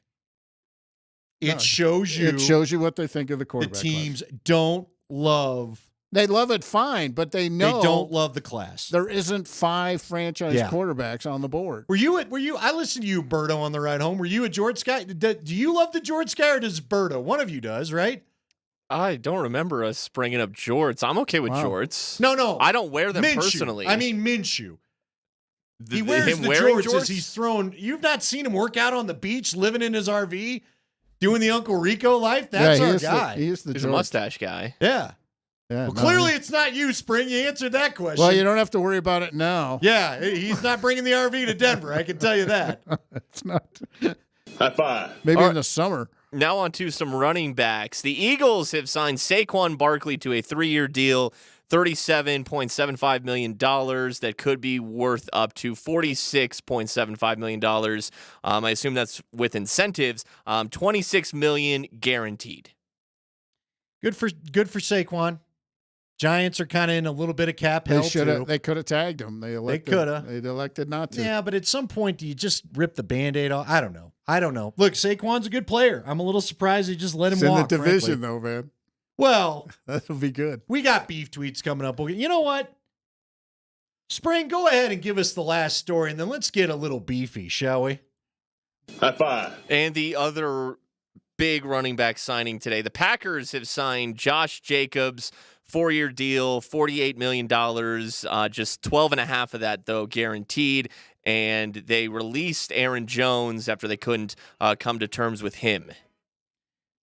Do you find that a little bit odd? New day in Green Bay. They used to sit out free agency and were proud to it. And they dove big in the safety market today and with Jacobs, too. Listen, I'm not one to – I mean, we've seen plenty of Josh Jacobs.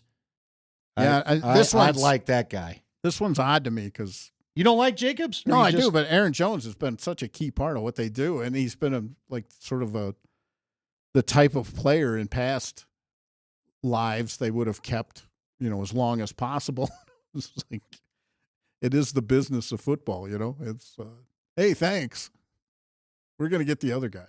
Yeah, it's but it's noteworthy. I think the Packers and the Eagles were much more active today than they've been in at certain positions in the past. And the Packers overall, they used to just proudly, Ron Wolf and back in the day, they used to proudly say, well, we're going to wait free agency out.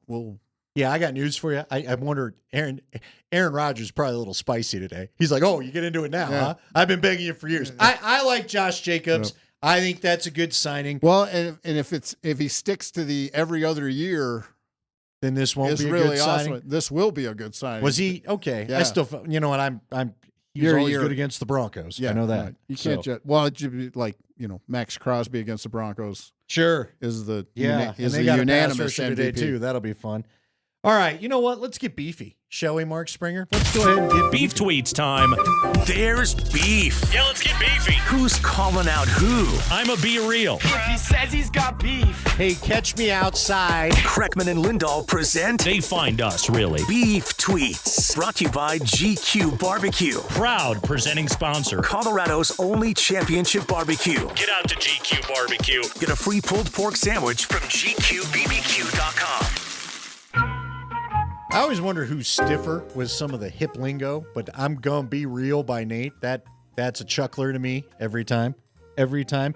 It is time for beef tweets. Now, it's not 303 beef we got going on. So, we mentioned that Saquon Barkley decided he'd go play closer to his hometown. I guess he's from an area outside of Philly. He decided, you know what, the Eagles feel like a good fit for me. I know they're in division, but I like that money as you talked about. I'm going to take it. Tiki Barber had said prior to all this that they go to the playoffs. Saquon would be dead to us if he goes and signs in Philly. So today, Complex Sports put this story out. Today, Saquon, after getting the contract from Philly, tweeted at Tiki Barber, LOL, yup, you're the prime example of loyalty to a team. I got the deal I wanted, secured more GM, which Guaranteed wasn't money. given to me before. So if fans are going to hate me for that, so be it. But I never turned my back on teammates, and I always had theirs. So we got beef going on in Philly.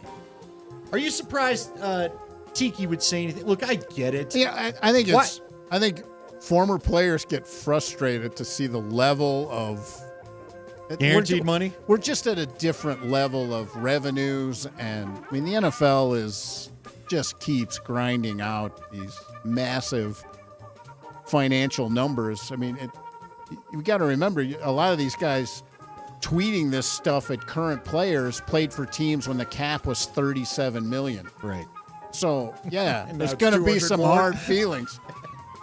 You got guards making more than the franchise Oh, quarterback made. Yeah, we got a few friends in town who probably are a little sick of the contract numbers. And I get it. I mean, we all know somebody who tells you what the price of gas was in 1978 or whatever, every time they fill up. But I was paying $1.09 in high school. Things move on. I don't know about you. Things move on, dude. $1.09, what were you doing? I remember going I'm not to even talking Raton about that. when I was in high school. $1.50, thought I was highway robbery. I'm just saying. Now you tell me. You don't brought be up that- price of gas in high don't school. be- What was it there? Don't be Leggy? that guy. Nickel? Don't be Quarter? I remember when gas was only How far you go back? What was it in the finer, greater Illinois area when you were in high school? I go back to regular gas. Let's just leave it at that. Come on now. What? Seriously, I want to know. A quarter? I can't. Quarter a gallon? I'm trying to remember now. I don't even know. Filling that tank for a couple bucks? Filling the... Complaining about it? I want to tell you, the laser hot 1967 Ford Falcon with the straight 6 in under the hood.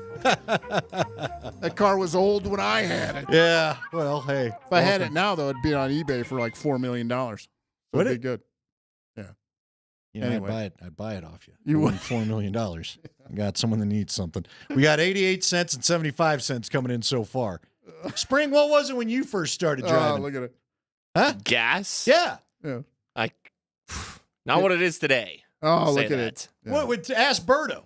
Berto was in Texas. He was near the pipelines. He had to be doing all right. I can't even remember like 2 weeks ago sometimes, let alone however many years ago that was. You don't remember? See, I remember because it was 99 cents. Like I said, I'll never forget getting a Raton halfway to Amarillo to see my grandma. And it was $1.50. And I was like, what is this highway robbery? How do you get off charging me $1.50 a gallon? Whose idea was this? Anyway. All right. We're going to come back, wrap up the show. Again, folks, light it up. You've been doing it a lot, but make sure you keep doing it. You want to make sure you want to text largest. Again, that's largest. By the way, Beef Tweets is brought to you by GQ Barbecue. My friends, Jason Ganal and Company. Get a free pulled pork sandwich from GQ Barbecue at gqbarbecue.com. Colorado's only championship barbecue. They got their turkey back. My son was loving that so much so he didn't share any with me last time. And largest is how you get into the contest. Largest. Just text that, 303-504-0925. Largest. That's largest. Not your name, just the word largest. Wrap it up after this. Lombardi. Is anybody bent out of shape about Jerry Jeudy leaving? Is that really an issue? I think we're all in agreement here. It's best for him and the Broncos that he departed, right? You know, the guy has shown flashes of talent. Mosier. And he's shown flashes of immaturity, flashes of pass dropping. Take that money off the books. Bye-bye. Move on. Wake up with Brett Kane at 6 a.m. Then it's Mosier, Lombardi, and Kane at 7. Altitude Sports Radio, 92.5. Men, this is Jeff for the Rocky Mountain Men's Clinic. The one you love is the light of your life. And if you're like most of us, you want to do whatever you can to nurture your relationship. But if you're suffering with erectile dysfunction, you know the impacts the condition is likely having on you and your partner. ED is a relationship destroyer. It can contribute to depression, distancing, conflicts, and even breakups and divorce. And what's so disturbing about this is that most men who suffer with ED can be successfully treated, but a lot of guys don't seek treatment when they should. At the Rocky Mountain Men's Clinic, we have protocols that are effective in well over 90% of cases. In fact, if you're like most guys, you could be having great sex within a day or two of your first appointment, and maybe find you're performing like you haven't in a long time. So call the Rocky Mountain Men's Clinic today. Your initial visit is only $99 and includes blood work, a medical consult, and if medically advised, a test dose. And if that test dose doesn't work in the office, your visit is free. Call 720-440-7900 or go to RockyMountainMen'sClinic.com. We have 5 offices across the Front Range to serve you. Hey, it's Andy Lindahl from my friends over at Colorado Off-Road. This is a great company. I've been telling you about them for years. I know exactly when. It was 2019 was the end of this. That's when I started it, I should say. 2019, got my new Ford.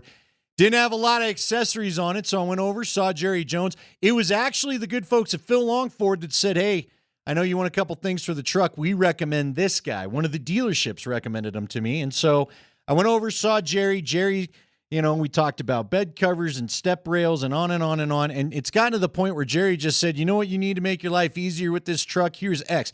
Didn't think about the remote start kit. He was able to do that. Something that I may take advantage of when it apparently is going to snow 4 feet coming up here on Thursday. The step rails are always good because the truck is higher. And so for my smaller passengers, it's easier for them to get into the truck. The bed cover, of course, speaks for itself. There's a million reasons why I love that.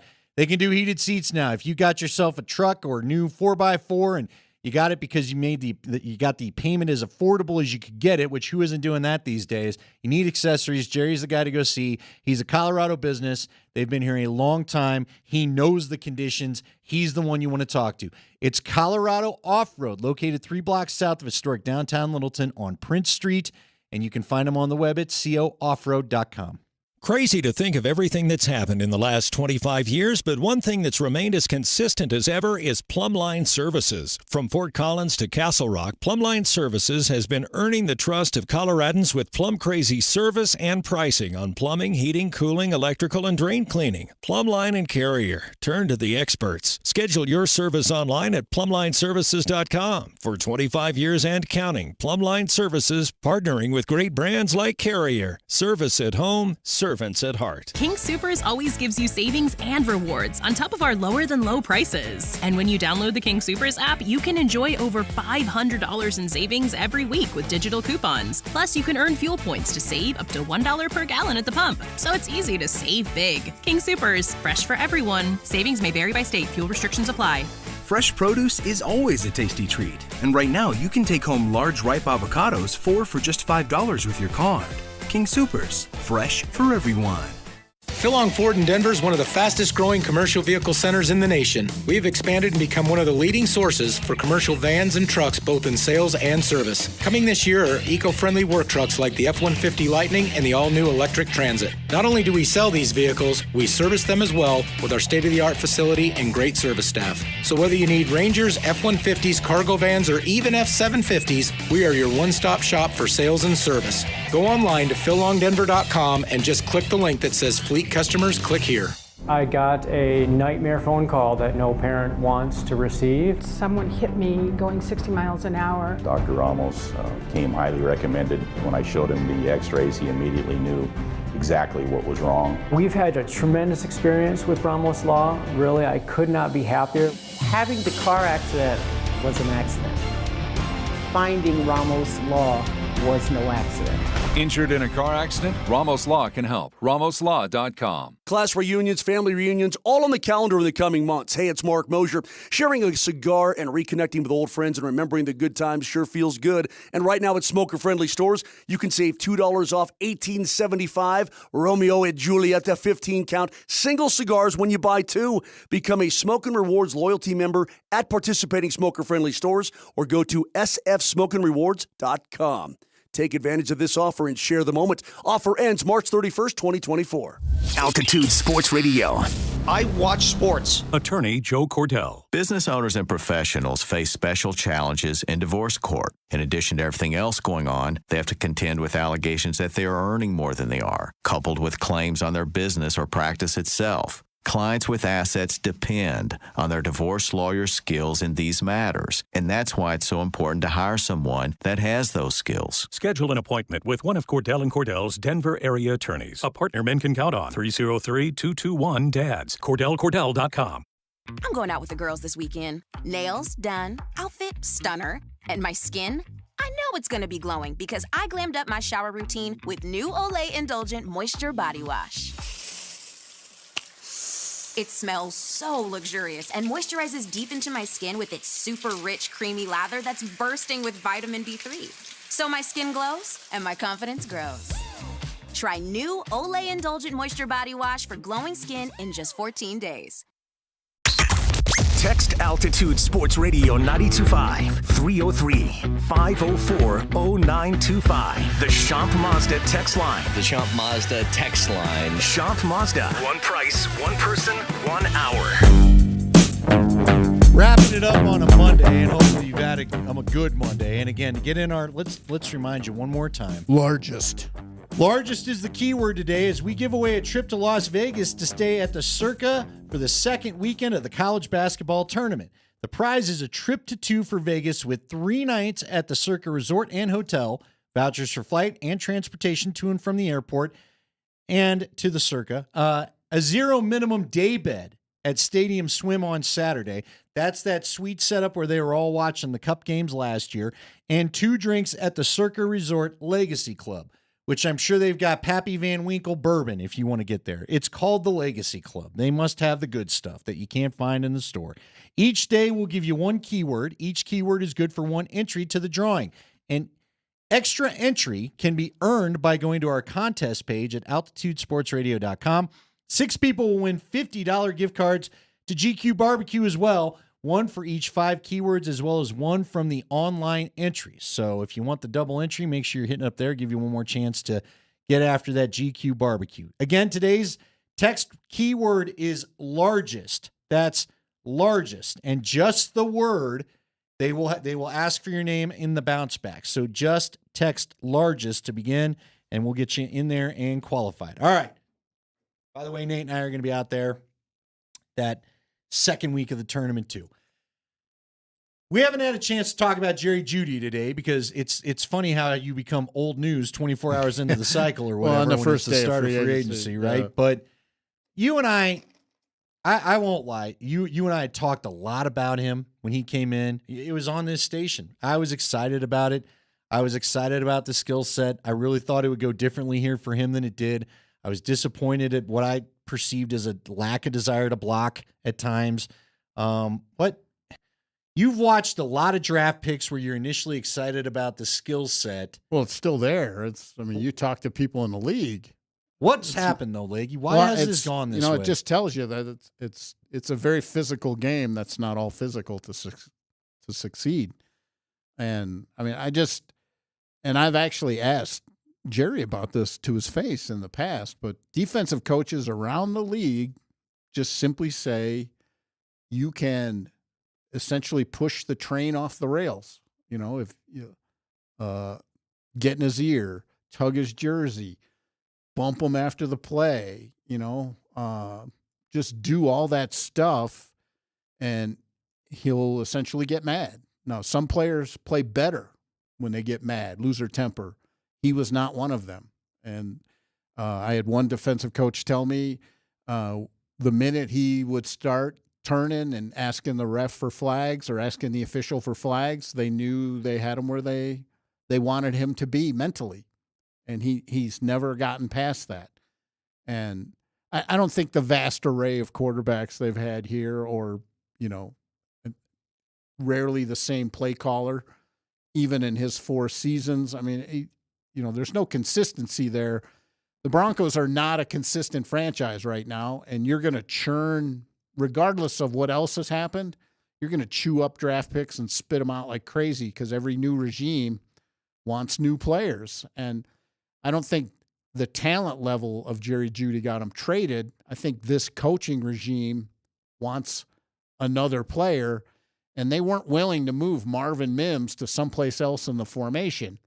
Marvin Mims plays Jerry Jeudy's spot in the offense, that receiver spot, and they weren't willing to say to either one of them, hey, let's do something different. No, they just moved Jerry out of the way, and Marvin Mims will play more.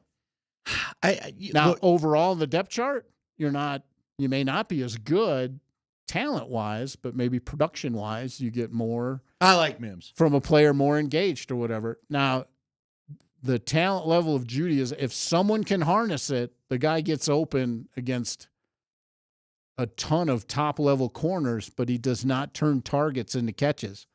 He has a very low, targets to catch percentage. 10% lower than the top receivers in the league do. All right. Some of that's your quarterbacks. Yeah. But some of that is you not getting it done in traffic or. It's going to go down as one of the biggest disappointments that the Broncos have had in a while. Well, that's a 5-receiver first round, I believe, that year. And CeeDee Lamb's one of them. Justin Jefferson's one of them. And Brandon Ayuk is one of them. All 3 of those guys are taken after Jeudy. And who's the Cincinnati kid that asked for the trade today? Was Higgins. He in that too? Was Higgins in that? Was he a second rounder? Yeah. All right, real quickly. And I think it was a combination. I think those Jefferson, Lamb, and Ayuk have a combined 9. Wow. Have a combined 9,000-yard seasons already. Ayuk's exactly what you could use too. Jefferson's led the league in receiving yards one time. Jeudy never got to 1,000. I think 978 was his best year. Let's recap for everybody getting in their cars. So Minshew signs with the Raiders today. Yeah. Justin Jefferson's still where he's at. Mac Jones has already been traded. Kirk Cousins is a Falcon. For a whole lot of money. And look, Minshew was nothing to sneeze at. You got to wonder what the Falcons are thinking, honestly, but that ain't Kirk Cousins' fault. People keep saying that the Broncos will look at a Sam Darnold. When do you think we get any quarterback word? You made a look right there. You're going to look at who's ever remains after. Is it worth it at this point with that? In your opinion, Leggy, should they just ride with Stidham and a developmental guy? They got Ben DiNucci too? I think it's up to them at this point. You may just wait on a guy you think you can sign after the draft and see how you do, in the draft. You got to see how the draft goes for sure. I still think they'll do both in some fashion. But already the top. It wasn't a great free agent class at quarterback, and already the best of the not great free agent class is out of there. You think they're done with their machinations, or Bowles and Sutton here? No, or do you I think that still happens? They still may. I think there's been a restructure done. We haven't been able to find. Okay. My numbers don't match what they've been able to do. Okay. So there's probably something that's already been done that hasn't popped officially on the salary stuff, but they'll have to take another look. I mean, they're not to the point where they can bring in, a full allotment, get the draft class, pay for that, be ready for IR guys and all of those things. So they got more cap work to do. I think they still have a tweak or two, especially if I know they're talking to some defensive linemen too. They need help there. Oh, there you go. They need help a lot of places. All right. First day of free agency's in the books. We've got the Blitz ahead, and then it's going to be the Nuggets and the Raptors from Ball Arena. I know Michael Malone, according to Vic Lombardi's Twitter, was expressing the hope that the Nuggets come out and do what they did to the Jazz the other night, although it was kind of interesting because things got a little tense. I remember Buddy was waiting for me to come over and share a drink with him, and that was when he knew the Nuggets were up big, like 39 or whatever, and I said, yeah, it got down to 13, and then ultimately they went ahead and handled business. I'm sure Michael Malone would like them to not give up that big of the lead. We'll see if they can do it tonight. Then the Nuggets are off, and they'll be on the road as all this snowstorm is heading.